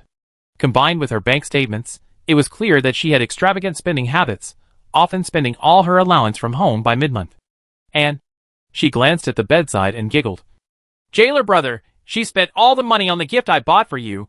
She took out a loan to buy takeout. The jailer sighed, speechless. Jiang He complained, don't give the jailer a headache. It has nothing to do with buying gifts. He spends a fortune at the beginning of the month and ends up broke by the end. It has absolutely nothing to do with gifts. All signs pointed to Hu Qian having indeed dumped her boyfriend and was now betting everything on the jailer. To this end, based on records leaked from the community, she urgently prepared herself, transforming herself into a version perfectly suited to the jailer's tastes. She even managed to infiltrate the jailer's group through some unknown channel, gaining first-hand information. However, this time she was too eager to ensnare him, which made him notice something amiss. She meticulously prepared scripts before each blind date, striving to ensure he wouldn't notice anything wrong. It's no surprise that the jailer enjoyed the experience, as it was an immersive murder mystery game. As for how the murder mystery game would end if they actually got married, everyone, out of utmost goodwill towards the jailer, decided not to speculate further. Anyway, there's already a ready-made example in the realm of the virtual and real worlds. I find a time to confront her, said the jailer. How do you plan to confront her? Asked the woman in bed. Just tell her we're not compatible, and we break up. Orange Tea was dissatisfied. That's it? Anyway, I didn't lose anything. Your time, emotions, and feelings were worthless. Orange Tea's question silenced the jailer.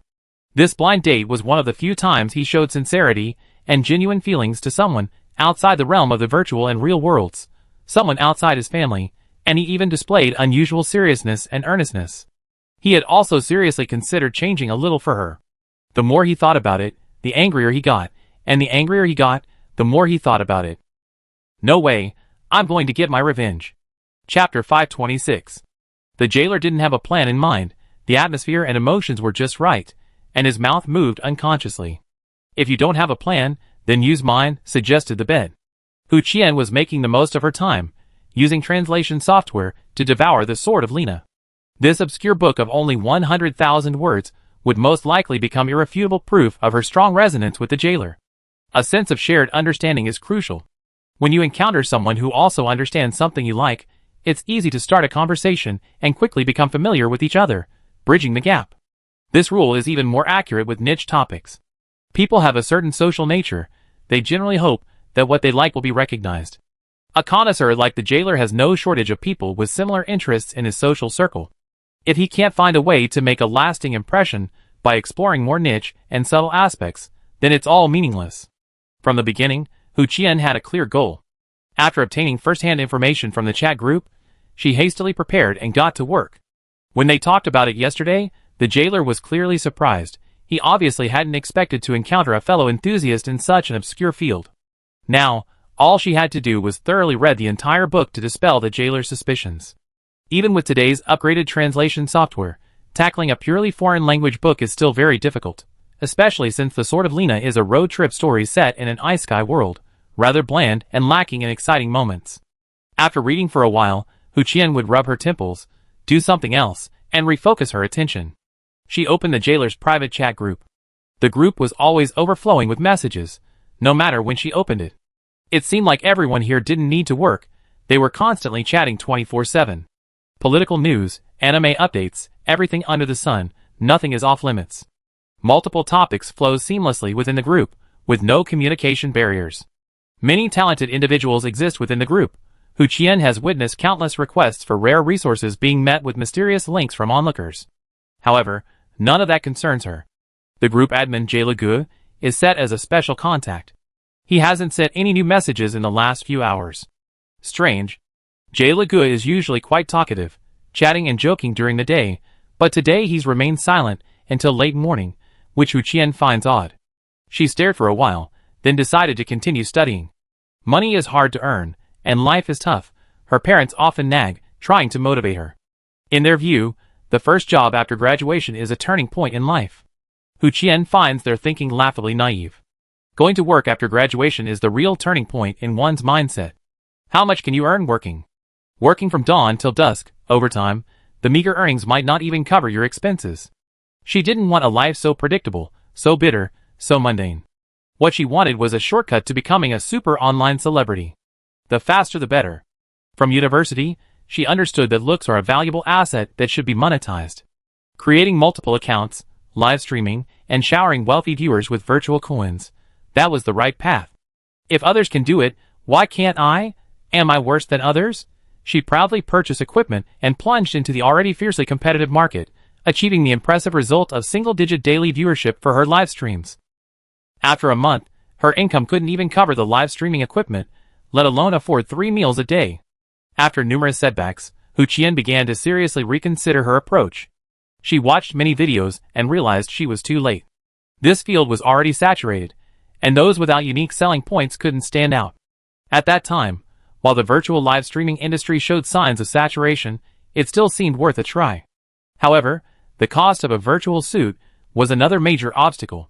Trial and error required investment, and her family's allowance couldn't cover her expenses. Hu Qian knew her roommates were all taking out loans.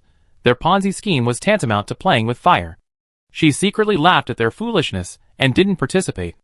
However, it was surprising that her roommate, who also didn't borrow money, was living a more comfortable life than everyone else. Until Hu Qian noticed that more than one man was showering her with attention, she suddenly understood. Wouldn't it be easier to find someone equally hardworking to partner with than to work hard herself? She wasn't like her roommate, trying to raise several fish in one pond at the same time. Compared to the mediocre and insignificant, quality determined her quality of life during university. Targeting her goal, researching his interests, creating chance encounters, leaving a good first impression, and developing the relationship naturally, Hu Qian tasted success for the first time. Every step was steady and methodical, securing her first target. The other person's family was relatively wealthy. His parents ran a small business, so they were very generous with her living expenses. While her roommates were still receiving small favors from admirers, her daily expenses were already covered. This was a simple matter for the other person. This success convinced Hu Qian that her summarized experience was correct. The method for quickly mastering Earth Online was within it. The Proof of the Stars became a viral sensation online just before graduation. As a phenomenal online game, the exciting qualification lottery followed the controversial promotional period. Hu Qian's boyfriend enjoyed playing games, so she also got hooked and learned a lot. She participated in the qualification lottery, but unfortunately, both she and her boyfriend failed to qualify.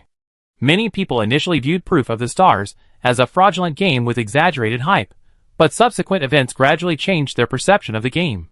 It really did allow players to start playing after entering a dream world. The game's official World Championship qualifiers offered enviable profit-sharing rewards. The top 4 players in the Chinese server emerged out of nowhere, guild accounts became wildly popular, and videos of players' virtual daily gameplay went viral, creating the first batch of winners who reaped the game's benefits. While Hu Qian was still racking her brains for shortcuts to quickly complete Earth Online, they easily entered the arena with tickets distributed by Proof of the Stars. Every month, without doing anything, just playing the game, they earned hundreds of thousands in profit sharing. This doesn't even include the guild account's earnings. Do you think anyone from the virtual reality boundary group has a boyfriend/girlfriend yet? It was just a casual question in the community, but someone else took it to heart. That's when Hu Qian started paying attention to the wildly popular virtual reality boundary group. She was itching to try and replicate her success. Based on her observations of offline events, everyone in virtual reality boundary was a game enthusiast with a small social circle, basically, a hardcore gamer.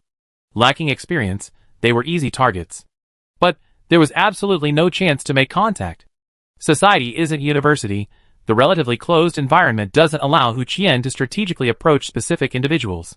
The members of virtual reality boundary lived in different places, and most of them were reclusive. They never leave their homes during the day, and log into the game Proof of the Stars at night, remaining completely invisible in real life. This group's social circle is so small that it can't accommodate even one unsuspecting member. Later, rumors circulated about an internal takeover attempt. Although nothing concrete happened, Hu Qian felt her pawn had been dug up, and in desperation, she even created a secondary account to mutter a few words. She also tried targeting other guilds in the top 4 of the Chinese server. During this time, she realized that many people shared her thoughts, but alas. Why are you all so introverted when you play Proof of the Stars?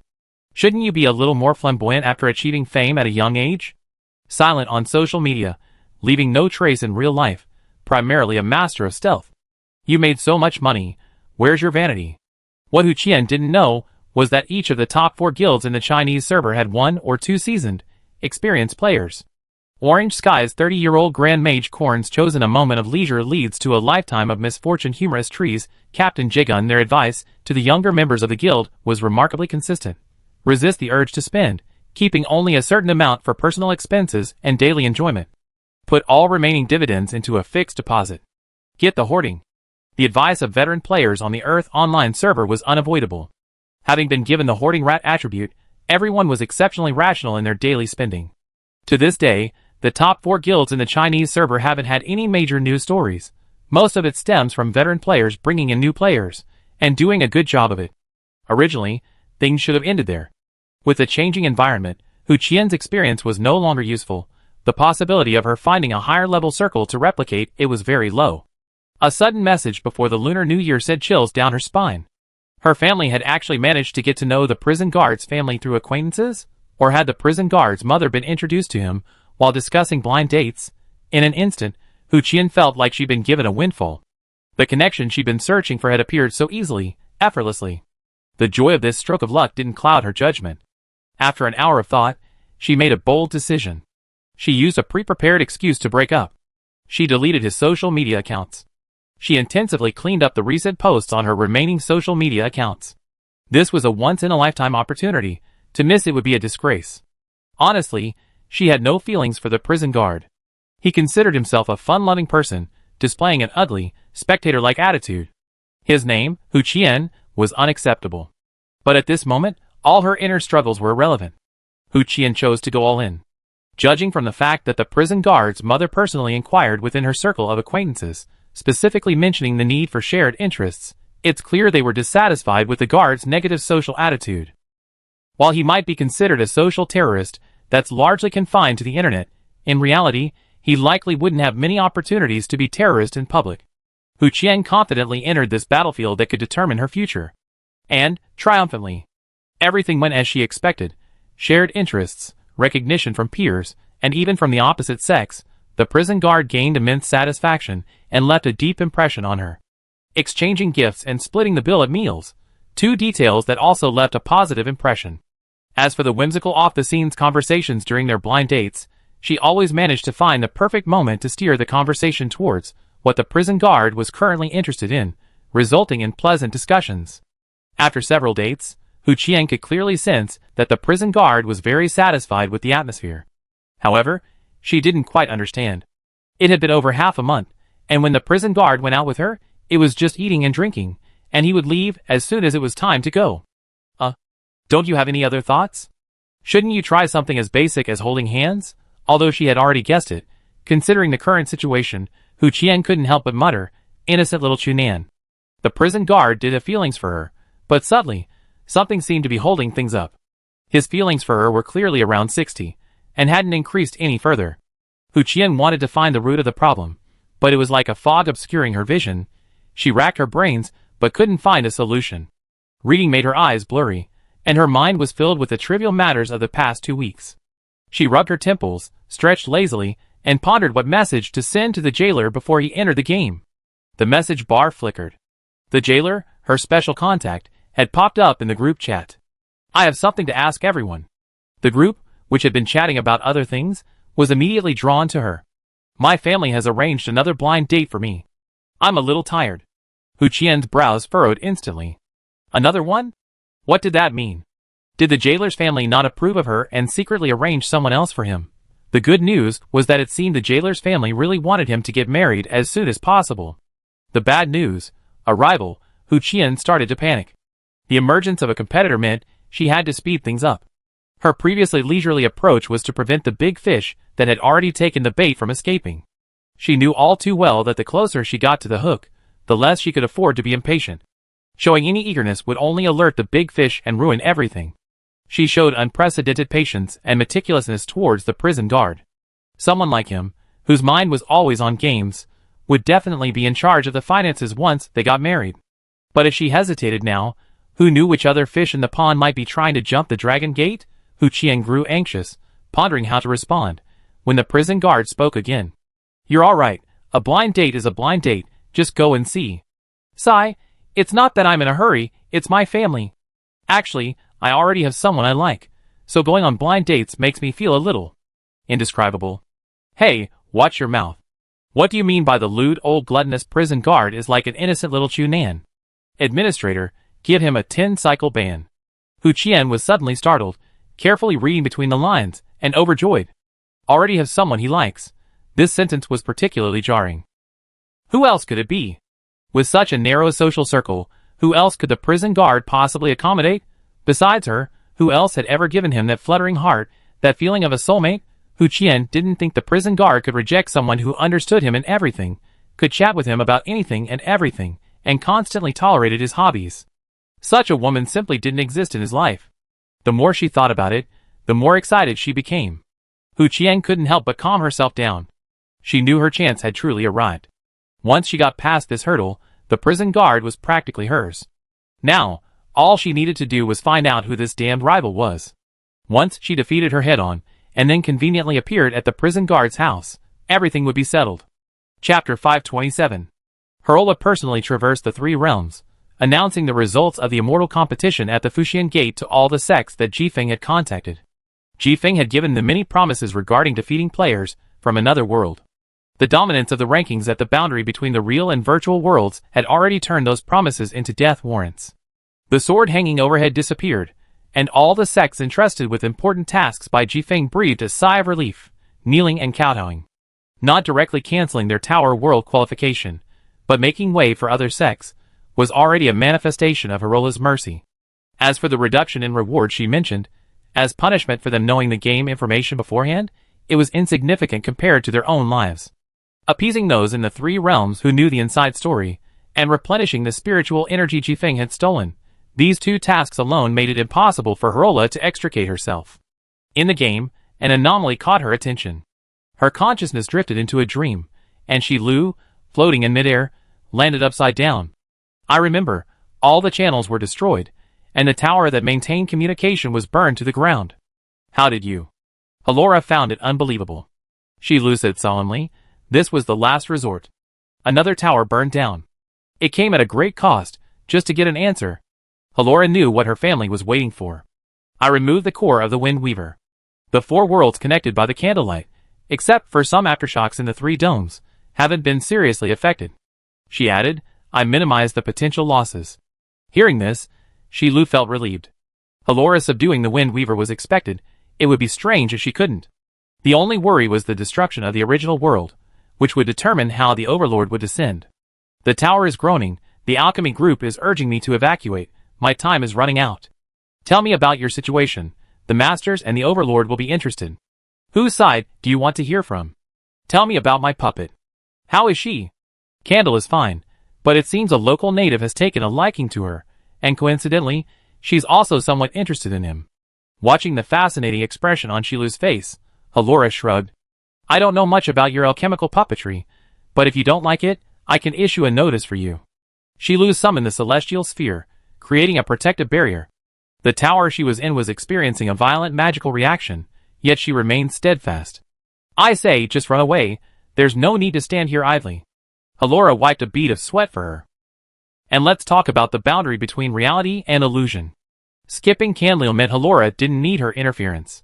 Halora glanced at Candlelight's message. They're doing well. In the Tower World Challenge, if evaluated according to our standards, they score over 80. As for them now. In reality, they encountered a woman trying to fish them out, but she saw through them. They're organizing a counterattack. Hu Qian spent the entire day in anxiety. The big fish she was so sure of had suddenly been snatched away, making the situation unpredictable and leaving her restless. She was only one step away from success. If she missed this opportunity, she might never have another chance to turn things around. Fish like the jailer were rare finds. She camped out in the chat group, checking it every now and then. The blind date was scheduled for noon. If everything went smoothly, it should be over in the time it takes to eat a meal. In the afternoon, the prison guard popped up, but didn't mention the blind date. When pressed by other group members, he only gave the chat was fairly pleasant assessment before starting to repost random comments from the community. Given the prison guard's personality, if he was secretive and avoided the topic, it meant he had developed a basic liking for the other person. Hu Qian's emotions surged. A sense of crisis made her pace back and forth in her room. Suddenly, she noticed the group chat had become lively again. A casual group member said they had bumped into the prison guard at a restaurant at noon, and that their blind date was very cute. The group kept asking for pictures, but the group member who had the encounter was very polite and didn't take any, so they could only turn to criticizing the prison guard. Hu Qian gritted her teeth and immediately edited a message. She couldn't sit idly by. With competition, a slow and gradual approach would only lead to missed opportunities. Anyone free to hang out tomorrow? I have plans with some guild members. Plans with guild members? A blatant lie. In the group chat, the jailer clearly said he arranged to meet up with her again, maybe tomorrow, but he hadn't yet extended an invitation. Things are progressing so quickly. They only met once, and he's already planning to meet up again. She's been taking turns inviting him. Is her persona also carefully crafted? Which of the jailer's good spots is she targeting?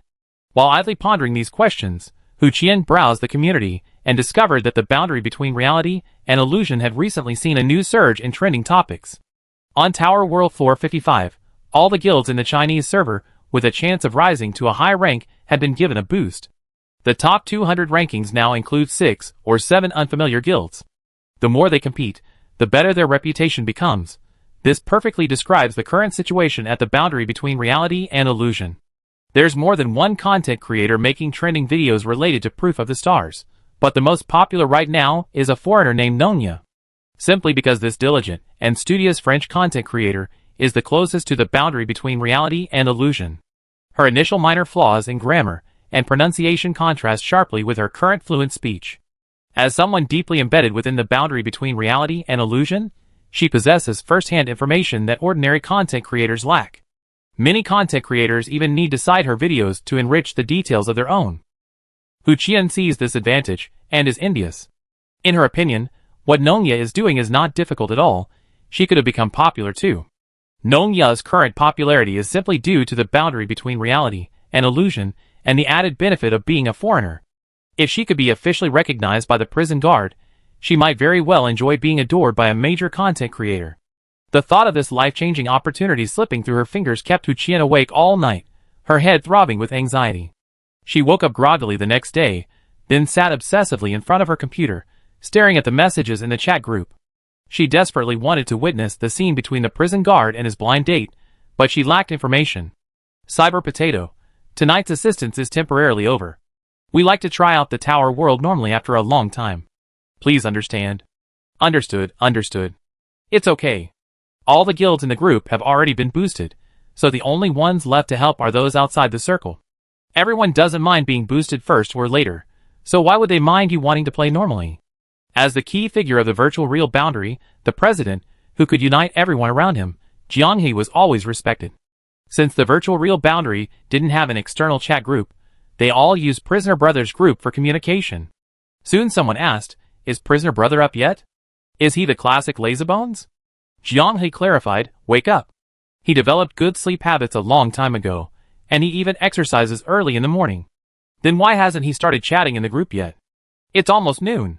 He went to Liyuan for lunch. Didn't he tell you yesterday?" Hu Qian suddenly trembled, overjoyed. Thanks to Jianghe's generous help, she now knew where to go. Wait. Liyuan, is it that high class? Prisoner Brother usually ate at small street-side restaurants with him. For something more upscale, they chose the restaurant he said his family often went to. At noon, right in the middle of the busiest lunchtime, she rushed to the restaurant. Hu Qian, hiding in the corner, carefully observed the situation. Finally, her gaze settled on that corner. The jailer's figure was clearly visible, but the girl sitting opposite him made her frown slightly. The girl wore faded jeans paired with a loose-fitting light gray short-sleeved shirt, the cuffs even slightly rolled up. Her skin was a healthy tan, and she exuded a rustic air. That's it? Could the jailer be interested in her? She scoffed inwardly, yet remained doubtful. Could it be that her family is very powerful? As she pondered this, a completely different figure entered her field of vision. The new woman walked slowly closer, her long black hair cascading down like silk, the ends slightly curled, gleaming coldly under the light. Her bangs lightly covered her eyebrows, partially obscuring a pair of minimalist black-rimmed square glasses, behind which her eyes were calm yet sharp. She wore a sharply tailored dark gray turtleneck sweater, layered under a fitted long blazer, paired with flowing black straight-leg trousers, making her tall and slender figure appear even more striking. Her expression exuded a cold and sophisticated aloofness. Hu Qian clenched her fists, a sudden sense of unease creeping into her heart. It seemed the former was more like a group of friends and family, while this was the real person, bringing friends and family to a blind date. How bizarre! Was he deliberately using the ugly duckling as a foil to elevate himself in the video? The prison guard was clearly smitten. During the meal, he was very attentive to the two of them, even getting up to pour drinks. He almost caught up with her progress in just 2 days. The prison guard was acting like a devoted admirer, displaying an attentiveness he never shown her before. She secretly took 2 photos, pondering how to stop their relationship from escalating further. Suddenly, the smartly dressed woman stood up and walked straight out of the restaurant. After a pause, Hu Qian followed. Seeing the woman on the phone, she pretended to be waiting for someone, casually strolling closer and listening intently. "I told you we'd broken up, don't call again. I have nothing to say to you. I blocked you, don't bother me anymore." The first sentence was incredibly explosive. Hu Qian keenly sensed there was something to watch and quickly recorded it. Although it was only a snippet, it was enough. So everyone's tactics are similar, huh? What do they say in the prison guard circle again? Stand users attract each other? Hu Qian suddenly felt less anxious. The anxiety of being outshone by the woman's looks and charisma vanished. After lunch, the jailer offered to give the woman a ride, but she clearly refused. Hu Qian sneered. He was quite dedicated to playing the part. This kind of feigned indifference would only fool a rookie like the jailer. She was pondering how to expose her only and biggest rival. Ideally, she could also simultaneously win over the jailer's favor. A sudden scene made Hu Qian quickly grab her phone to snap a picture. A handsome young man suddenly appeared, said something to the woman, and the two immediately beamed with joy. They chatted and laughed for a while before walking into the parking lot and leaving together. Another expert? So many fish in the fishing ground? Holding such explosive information, confronting the other party and demanding they withdraw would undoubtedly be the stupidest move. They might even resort to desperate measures and turn on each other. But if she were to give it to the jailer, what suitable reason could she come up with? "Want to go out for dinner tomorrow? My treat, Li Yuan." The jailer's sudden message brightened Hu Qian's eyes. It was clear that the jailer himself was wavering. While the other person showed aspects that appealed to him, it seemed they didn't quite align with his emotional needs. After careful consideration, he swayed back to his own side. Hu Qian was struggling to find a suitable entry point, and the jailer's initiative made things easier. I just ate at Li Yuan. Oh, just ate there? Lunch? Even through the screen, she could imagine the surprise, embarrassment, and perhaps even panic on the jailer's face. Although the jailer was a bit of a joker, he was quite serious about blind dates, and she could sense that. I made it to the second round. Treat yourself to a meal. Oh. The jailer only dared to reply with one word, making him seem even more guilty. Hu Qian took a deep breath, deciding to take the initiative and break through his defenses in one fell swoop, making the jailer feel more guilty about his actions. This way, it would be easier to control him later. Actually, there's no need to compensate me, it's just a blind date. You saw it? I saw it when I left. I didn't mean to stand you up. An excuse? What a lack of responsibility. On the other hand, this avoidance undoubtedly shows that he has feelings for her and expectations. Hu Qian felt increasingly confident of victory. She decided to go all in. Whatever you think, I'm giving you a friendly reminder, this blind date isn't very reliable. I heard her talking to her boyfriend on the phone outside in the corridor, talking about breaking up, and when she left, I saw a man pick her up in a car, chatting and laughing. Hu Qian unleashed her trump card. I'm afraid you won't believe me, I have a video. A long silence followed. The lack of a reply actually reassured Hu Qian. This reaction was more reasonable. After the initial shock, the jailer would likely feel deeply grateful for escaping unscathed, and become more wary of any future blind dates. As for herself, she had already made thorough preparations, deleting all traces of her past activities, leaving no trace whatsoever. Hu Qian, can I see the video? Hu Qian said immediately, hoping to dissuade the jailer. Instead of the expected silence, the jailer replied instantly this time. Do you know who the two people in the video are? Who are they? They weren't from the boundary between reality and illusion. She could recognize faces. It's the Crimson Music Box and Sashimi from the Orange Sky Strategy Group, the jailer sent. I never said I was on a blind date with them. I just invited them out for dinner. Hu Qian, can you tell me how you knew it was a blind date? Chapter 528. I guessed, but it seems I was wrong. Hu Qian's heart skipped a beat. Before panic could overwhelm her, she forced a calm reply. Are you still nearby? We can talk. I already left. Tomorrow. Weren't you at the corner at the end of the corridor? Realizing she couldn't avoid it, Hu Qian considered what she could say and returned to the restaurant. The jailer was waiting at the table where he had just been eating with the others. Why were you hiding? No. The jailer took a sip of tea. Only then did Hu Qian notice a new set of dishes on the table, clearly just served. This meal is on me. After we finish, tell my family. We're not a good match. Hu Qian was startled. She was a smart woman. She quickly grasped the crux of the matter. I have feelings for you, which is why I subconsciously thought it was a blind date. I admit, I was really happy when I caught her doing something wrong. After all, nobody wants their crush to be snatched away. Being too calculating is a turnoff for the jailer. Especially those who achieve fame at a young age and possess resources and wealth are exceptionally wary of women who approach them uninvited. Hu Qian knows that if it weren't for the jailer's family pressuring him, he probably wouldn't even be at this blind date. Given the jailer's style, he would never go out and fool around. His inner world is so rich that he can entertain himself on his computer. Such people are the ideal targets. They often project the most beautiful fantasies about their first love. As long as you slightly align yourself with their imagined romantic scenario, you can easily win them over. The more Hu Qian understood this, the less she wanted to give up. The jailer's expression was complex. If he hadn't known, he might have actually fallen for her. A few words could stir someone's heartstrings. If he hadn't been so eager to make her reveal her weakness, he would have truly believed that the chosen one had arrived. After all, most people have dreamed of such a blatant confession. Unfortunately, he knew Hu Qian's true nature. Those words only disgusted him.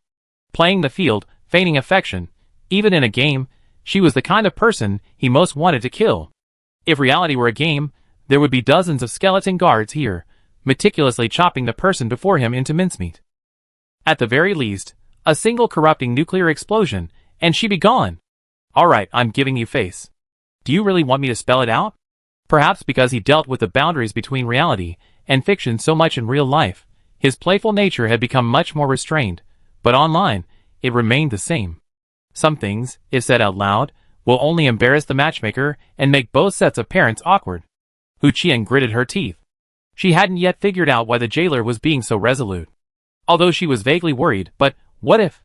I really don't understand what you're talking about. If you're in a bad mood, let's talk another day. Her humble, submissive tone was very likely to evoke sympathy. The jailer felt that if he said a few more words, she would cry, completely confirming her vulnerable position. Then he would be the one helpless. He glanced at a table in the corner. Everyone on the borderline of reality and illusion was watching the show, including the Crimson Music Box and the sashimi guy, who had supposedly left but then returned. These two guys who were called in to act out the drama got a piece of the action. Jiang He shoved the things into Orange T's hands and nudged her. She quickly went to the jailer's desk and sat down. Hu Qian looked at the somewhat rustic Orange Tea with some surprise. She had felt that her back and profile looked very familiar, and sure enough, she was right. Between reality and illusion, her clothes were the simplest and cheapest. She was clearly already quite wealthy, so why didn't she buy better clothes and dress herself up more attractively? Here, open it and take a look. Hu Qian opened the document, glanced at it, and her body trembled violently. How could you do this? You secretly investigated me. She became angry first, but her voice was weak. The jailer pursed his lips, too lazy to even utter a rebuttal or a sarcastic remark. People can really laugh when they're speechless. Just as Hu Qian was about to say something more, Orange Tea interrupted. Not only are we investigating you, but everything you saw today was a show we put on for you, just to see you have your fun. The jailer's eyes suddenly lit up again. Why? To hear "see you have your fun" from Orange Tea's mouth was truly a rare sight. He had always thought Orange Tea was incapable of speaking harshly. Even when she was teasing or cursing him, her words were always mild. Compared to Jiang He and the others who started with idiot, moron, brain dead, and tang, she was practically untouched by filth, even though he had always been a source of filth. You already tested your true colors in just one day, a bit too hasty, Miss Hu Qian. How do you know I didn't have a fight with my boyfriend? Regarding that, we called your ex-boyfriend, and he was completely baffled by your change in attitude. Hu Qian was instantly speechless. The jailer, enjoying the mouth-sucking, saw it was time. Eat up. You can pack up what you can't finish. This is your last meal. Thanks for giving me and my friends a good show. The entertainment value was alright, enough for us to talk about for a long time after dinner, although it might not be as good as Du Jingwen's. Hu Qian gritted her teeth. You're comparing me to her. In what way am I worse than her? Did I eat your food or use your things? Faced with this attempt to salvage her dignity, Orange Tea reacted even more strongly. She slammed her hand on the table. You dumped your boyfriend, whom you've been living with day and night, just to climb the social ladder. If you marry someone like you, and the jailer gets into trouble, you just run off with all the money without a word, and maybe even covet his fortune. Sleeping in the same bed, but dreaming different dreams. That's exactly what you are? Despicable. You don't like being in a relationship for money, yet you feel like you're compromising yourself. Disgusting. Du Jingwen only took a portion of the money in her divorce. Someone as insatiable as you will probably use the jailer's money to climb higher when you meet someone better. What's the difference between you and her? Do you even differentiate between scumbags? You're equally rotten. Even drinking water made Cuttlefish cough. Why are we talking about the jailer? How could bullets be redirected to hit him? Who controlled the trajectory so accurately, Shrimp Bro?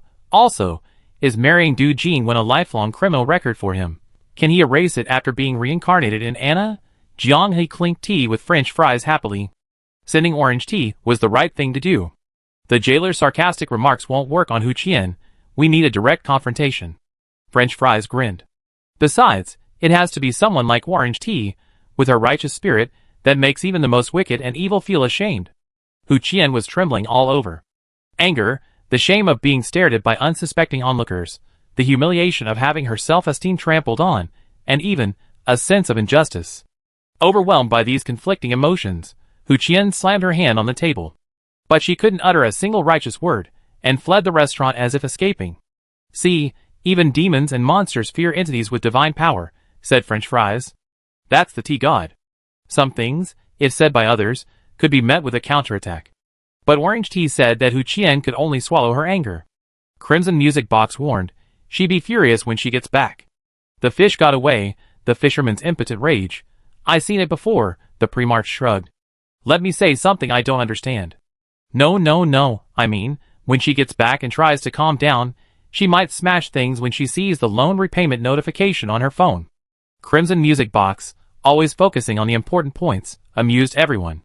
A fisherman took out a loan to buy fishing gear, but the fish got away, the fishing rod broke, and he still had to pay back the loan. The jailer waved to the crowd. What are you waiting for? She hasn't touched her food. Come on over and start eating. Add more food. Add more food. He didn't seem too affected. While eating, Crimson Music Box asked, Jailer, are you falling for her? A little. I really thought I met someone my soulmate. If I told you I wasn't grinning like an idiot when I looked at our chat history last night, you wouldn't believe me. He talked about his embarrassing past without a care. Have you thought about marriage? If this hadn't happened, I probably would have considered it. The jailer took a bite of his poached chicken and continued, in the next life.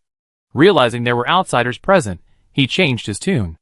Live this life to the fullest, without regrets, experience everything, and reach the end happily.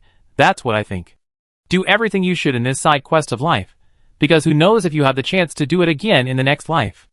Although everyone on the boundary between the real and virtual worlds was optimistic and prepared to save Anna, could they, the 7 chosen miracles, turn the tide in a world trapped in an infinite loop and constantly decaying?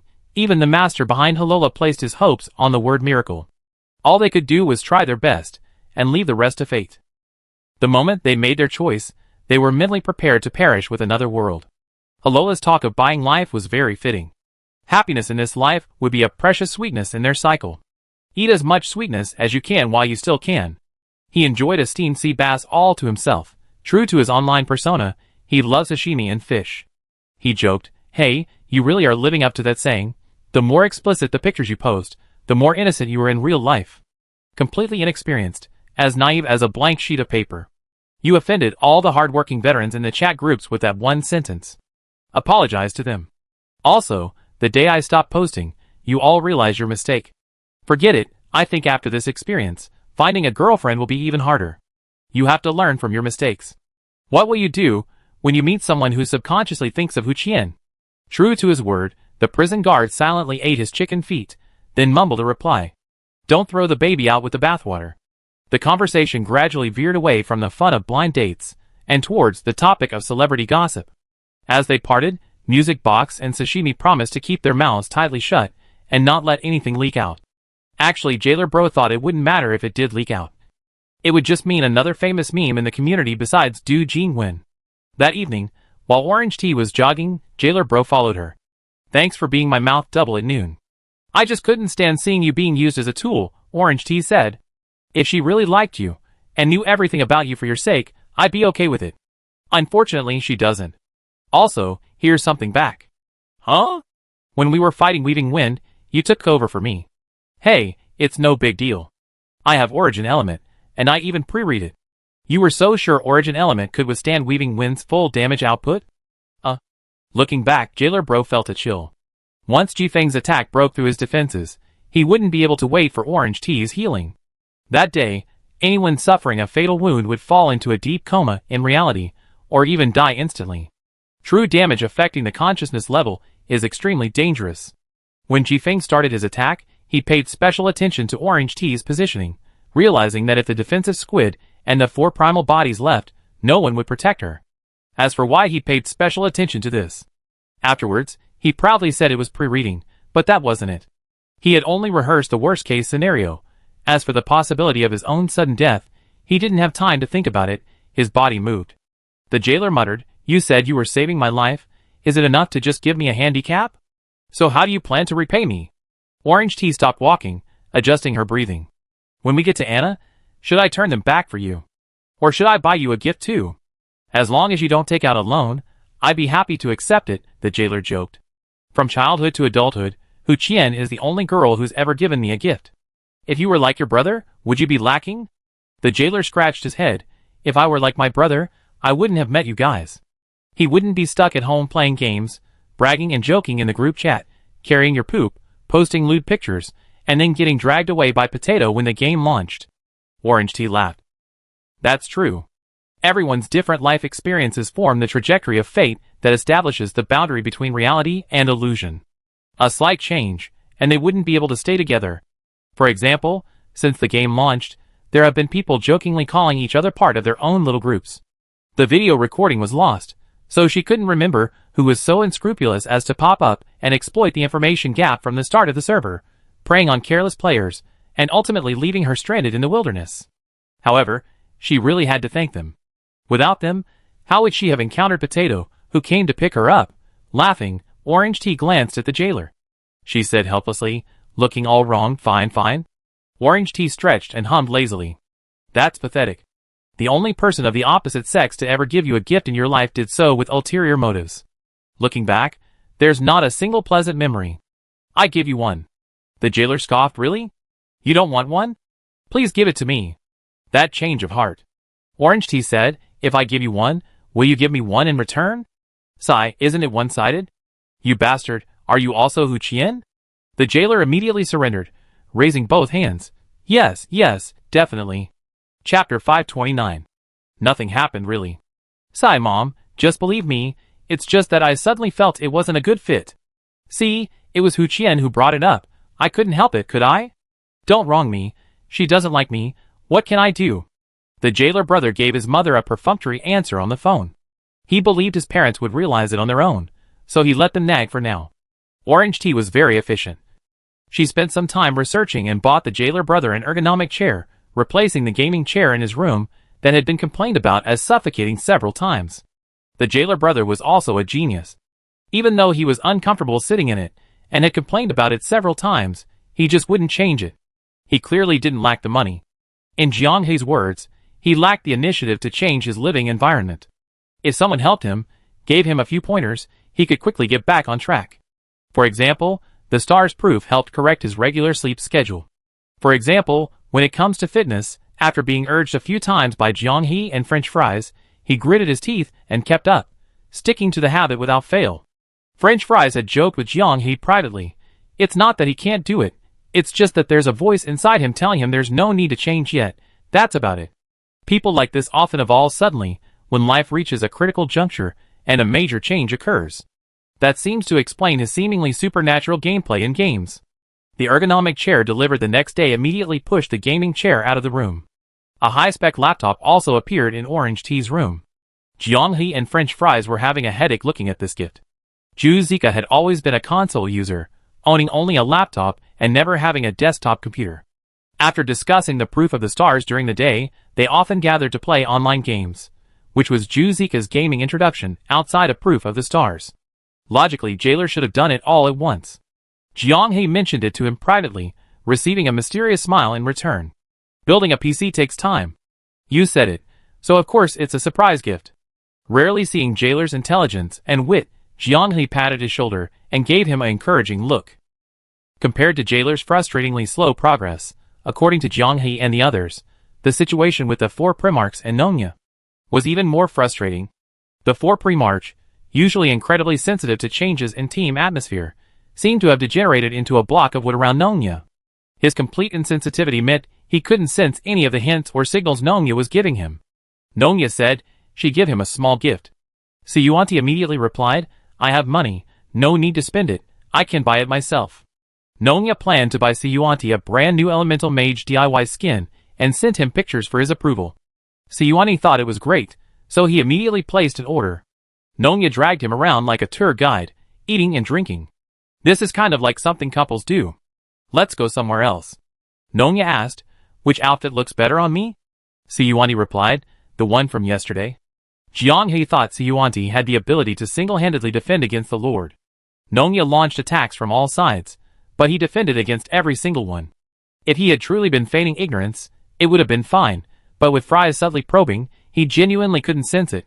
Even the most oblivious among them, like the Jailer and Orange Tea, could perceive the subtle shift at the boundary between reality and illusion, only he remained untainted by the mud. This prompted Nongya to finally reach for his blankets and ask bluntly, is it a cultural barrier, or a translation error? Didn't I use the STARS translation? He had wrongly accused STARS proof. Halora would probably protest her own translator's innocence. Then, the problem is solved. Do you want to go to the land of the 3 domes? Halora, who had been busy for several days, returned with her head held high. After confirming everyone was alright, she immediately extended an invitation. This was a request everyone had made before the combined attack on Weaving Wind. Only Nongya looked completely bewildered, and after a brief explanation, he was utterly astonished. Jiang Hei asked, what preparations do we need to make? Once the door opens, just step across. The connection to the passage is already established. Upon hearing this, French Fries quickly went back to his room and printed out all the documents he had prepared earlier. Only by witnessing it firsthand did he understand that the teleportation passage formed by the starry sky gem within the proof of the stars was essentially a one-to-one replica of the real thing. After passing through the dimly lit passageway adorned with countless stars, and under Halora's protection, they walked for nearly a minute. A powerful repulsive force slammed into their chests from afar, causing their blood to surge and their faces to turn bright red. You are, after all, outsiders. It's normal to have a reaction. You adapt in a while. It felt as if foreign objects were surrounding and squeezing them. A white halo rippled across their vision. The oppressive feeling finally dissipated, and guided by Halora, everyone slowly opened their eyes. In an instant, an overwhelming expanse of verdant green and a vast, surging spiritual energy rushed towards them like a giant wave. They stood atop the mountain. Beneath their feet lay jagged black basalt, with a few unknown crimson blades of grass growing from the crevices. The edges of the leaves gleamed with a faint golden light, swaying gently in the wind. In the distance, the towering mountain ranges undulated like a giant dragon, the azure forest rippling with waves of varying depths under the sunlight. The group at the boundary between reality and illusion had never seen such vibrant colors before. Each leaf seemed to be sculpted from the purest jade, its veins flowing with a visible pale green halo, shimmering and sparkling under the light. Suddenly, the jailer exclaimed, "A lecherous bird. A real lecherous bird." Lost in the awe of the magnificent scenery, he had wanted to gaze further afield, to savor the experience, but the jailer's words shattered the atmosphere. Everyone followed his gaze. A bird flew by, its wings shimmering with starlight, its afterimage shimmering with tiny specks of light as it flapped its wings. The jailer looked around at everyone staring at him. What's wrong? It really is a lecherous bird. Don't you think its color is particularly vibrant? Bringing you on this trip was a complete mistake, Orange Tea sighed. Squid's lips curled into a forced smile. I don't think so. I definitely bring the jailer on my trips. He always manages to pull something out of me. Jiang He took a deep breath. The air that filled his lungs seemed to carry a crisp, sweet taste, each breath cleansing the impurities deep within his flesh and blood. This is spiritual energy? Halora explained. Spiritual energy, magic power, primordial energy, different worlds, different names. Since you haven't even grasped the basics of magical power application, it's difficult for me to explain it in more detail. She raised her hand, enveloping everyone in a gentle breeze, and they sped along with her through the vast, sea-like forest. I once said that your world also harbored such a possibility, but now that possibility has fallen into slumber, which is why you were able to adapt to the magic of this world so quickly. Orange Tea said, It sounds like anaerobic creatures quickly adapted to the living environment of aerobic creatures? Halora thought for a moment, not quite. You are more like a special form existing between anaerobic and aerobic environments. The world that nurtured you inherently possesses both possibilities, and has also endowed you with the adaptability to move towards different possibilities. Whether an aerobic or anaerobic world descends, you can adapt quickly without facing a mass extinction. In a purely magic-free world, the sudden emergence of magic often brings not natural disasters, but a great selection process. A pale purple mist rose from the distant valley, through which the outlines of towering ancient trees were vaguely visible. The branches of those trees had a translucent, jade-like quality, and the crowns were covered with silvery flowers the size of bowls. When the petals drifted in the wind, they seemed to linger in the air like fireflies. Your stargazing sect is just ahead. With that, Halora led her team like a shooting star across the bustling stargazing sect plaza. Even in the air, the jailer's keen senses were already at work. That smells amazing fried chicken. These guys from the stargazing sect, they got it pretty good. With the collapse of the wind-weaving sect, the direct and indirect competition between many major sects dissolved, shattering the previously isolated relationship established during the Tower World era. This allowed the stargazing sect's fried chicken business to flourish even more. This wasn't inherently a technically demanding task. A skilled chef, after a few careful tastings, could discern the preparation method from the color, aroma, and flavor. But Li Furan's methods were too cunning. He publicly declared throughout the three realms that the stargazing sect was the originator of this fried chicken recipe. Then, he further emphasized to the various cultivators who came to buy his chicken that all of the stargazing sect's fried chicken was made by cultivators themselves. The path of cultivation in the three realms was still in its exploratory stage. For most experts, simply crossing a great river was enough to be considered possessing the bearing of an immortal.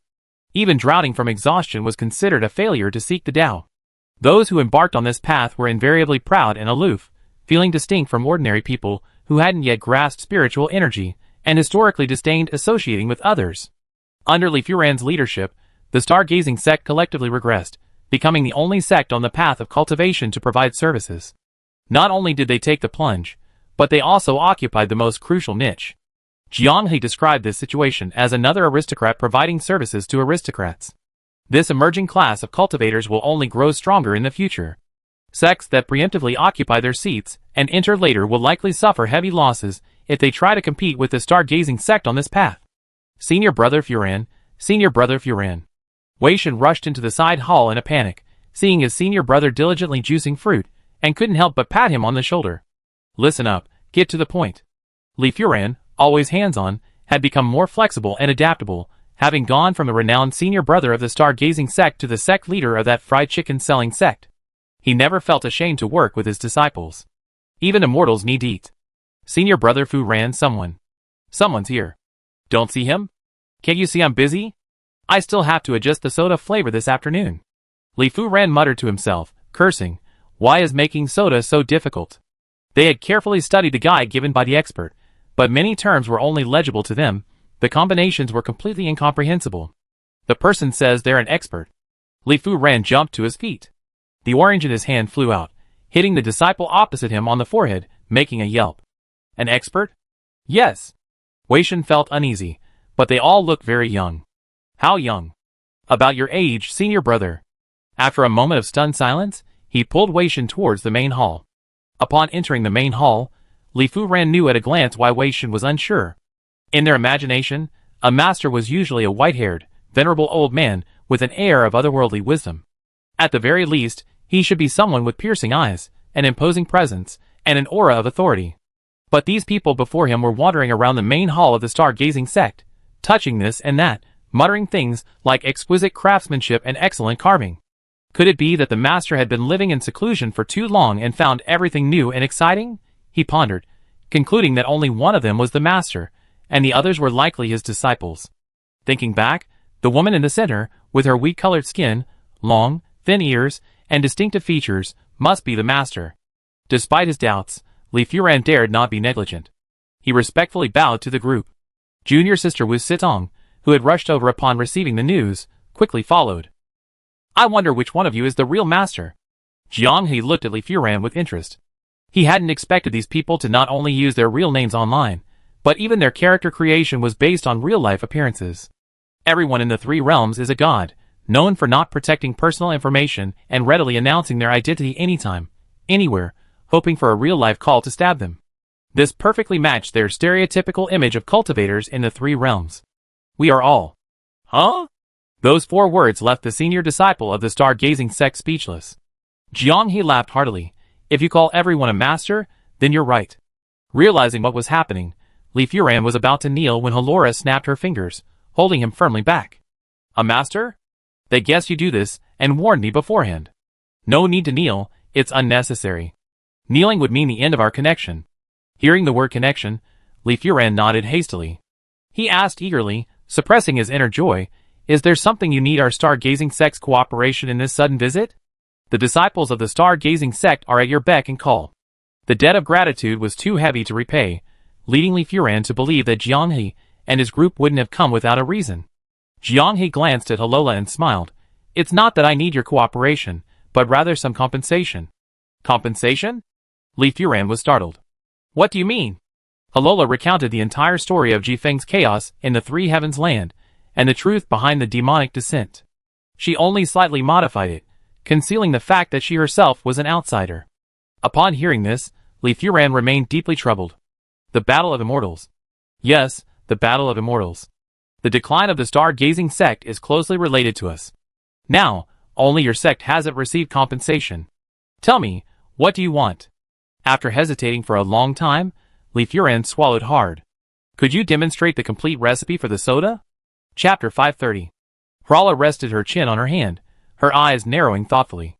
The chaos created by Jifeng directly led to the complete annihilation of the stargazing sect's fighting force, causing the sect's decline and near extinction. And this is all the compensation you want?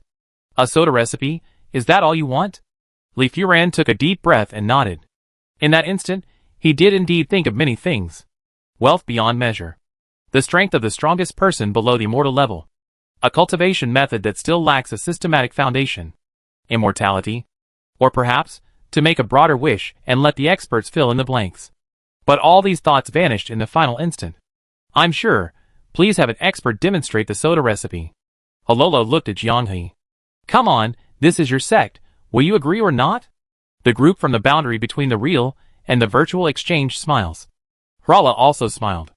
Alright, the compensation is settled. Come on, tell me where you're stuck. Li Furan hurriedly ushered everyone into the side hall where they were making soda. The 3 members of the pill hall, who had come up with some brilliant ideas during the refining process, were also called over. The 3 trembled at Li Furan's words, almost kneeling before the expert before them. It wasn't surprising that the star-gazing sect's soda-making progress was stalled. To advance their crude soda-making method gathered from the boundary between the real and virtual worlds, they needed baking soda or a substitute material. However, describing its properties was still shrouded in mystery, even according to the guides the star-gazing sect had gathered from potato fries. The 3 members of the pill hall clumsily resorted to brute force, buying large quantities of minerals from nearby mines to try and find the right result, which would probably take forever. Halola's arrival solved the problem. A substitute recipe was generated, and the corresponding ingredients were placed before the star-gazing sect. She personally broke down the refining steps, prepared a soda according to everyone's tastes, and used a scroll to create a treasured artifact for their memory. Fearing these silly kids wouldn't understand, she even did some steps by hand, without using spiritual energy to guide them. After a busy afternoon, a large bucket of chilled orange soda was made. She chewed on an orange peel, took a couple of sips, complaining about the bitterness and astringency, and kept sucking on it, behaving strangely. It was some peculiar habit. Halola conjured ice with her hands, dropped it into the bubbling wooden bucket, and then, without hesitation, filled herself a cup. Luckily I still remember the most basic soda I had when I took off from the Sky Island. The taste is quite similar, I really miss it. Compared to the crude version, Halola's advanced version was more fizzy, and had a more stimulating taste. After just one sip, Wu Sitong exclaimed without regard for her image. Senior brother? Delicious, it feels like a battle is taking place in my mouth. Wei Shen drank a cup but still felt thirsty, and timidly raised his glass to ask, Master, could you make me some ice? Li Furan cried out urgently, Wei Shen. Wei Shen shrank back at the shout, making Halola unable to suppress a smile.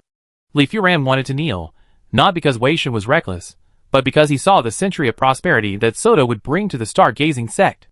Compared to fried chicken and fries, which required no technical skill, soda would be the star-gazing sect's most eye-catching trademark.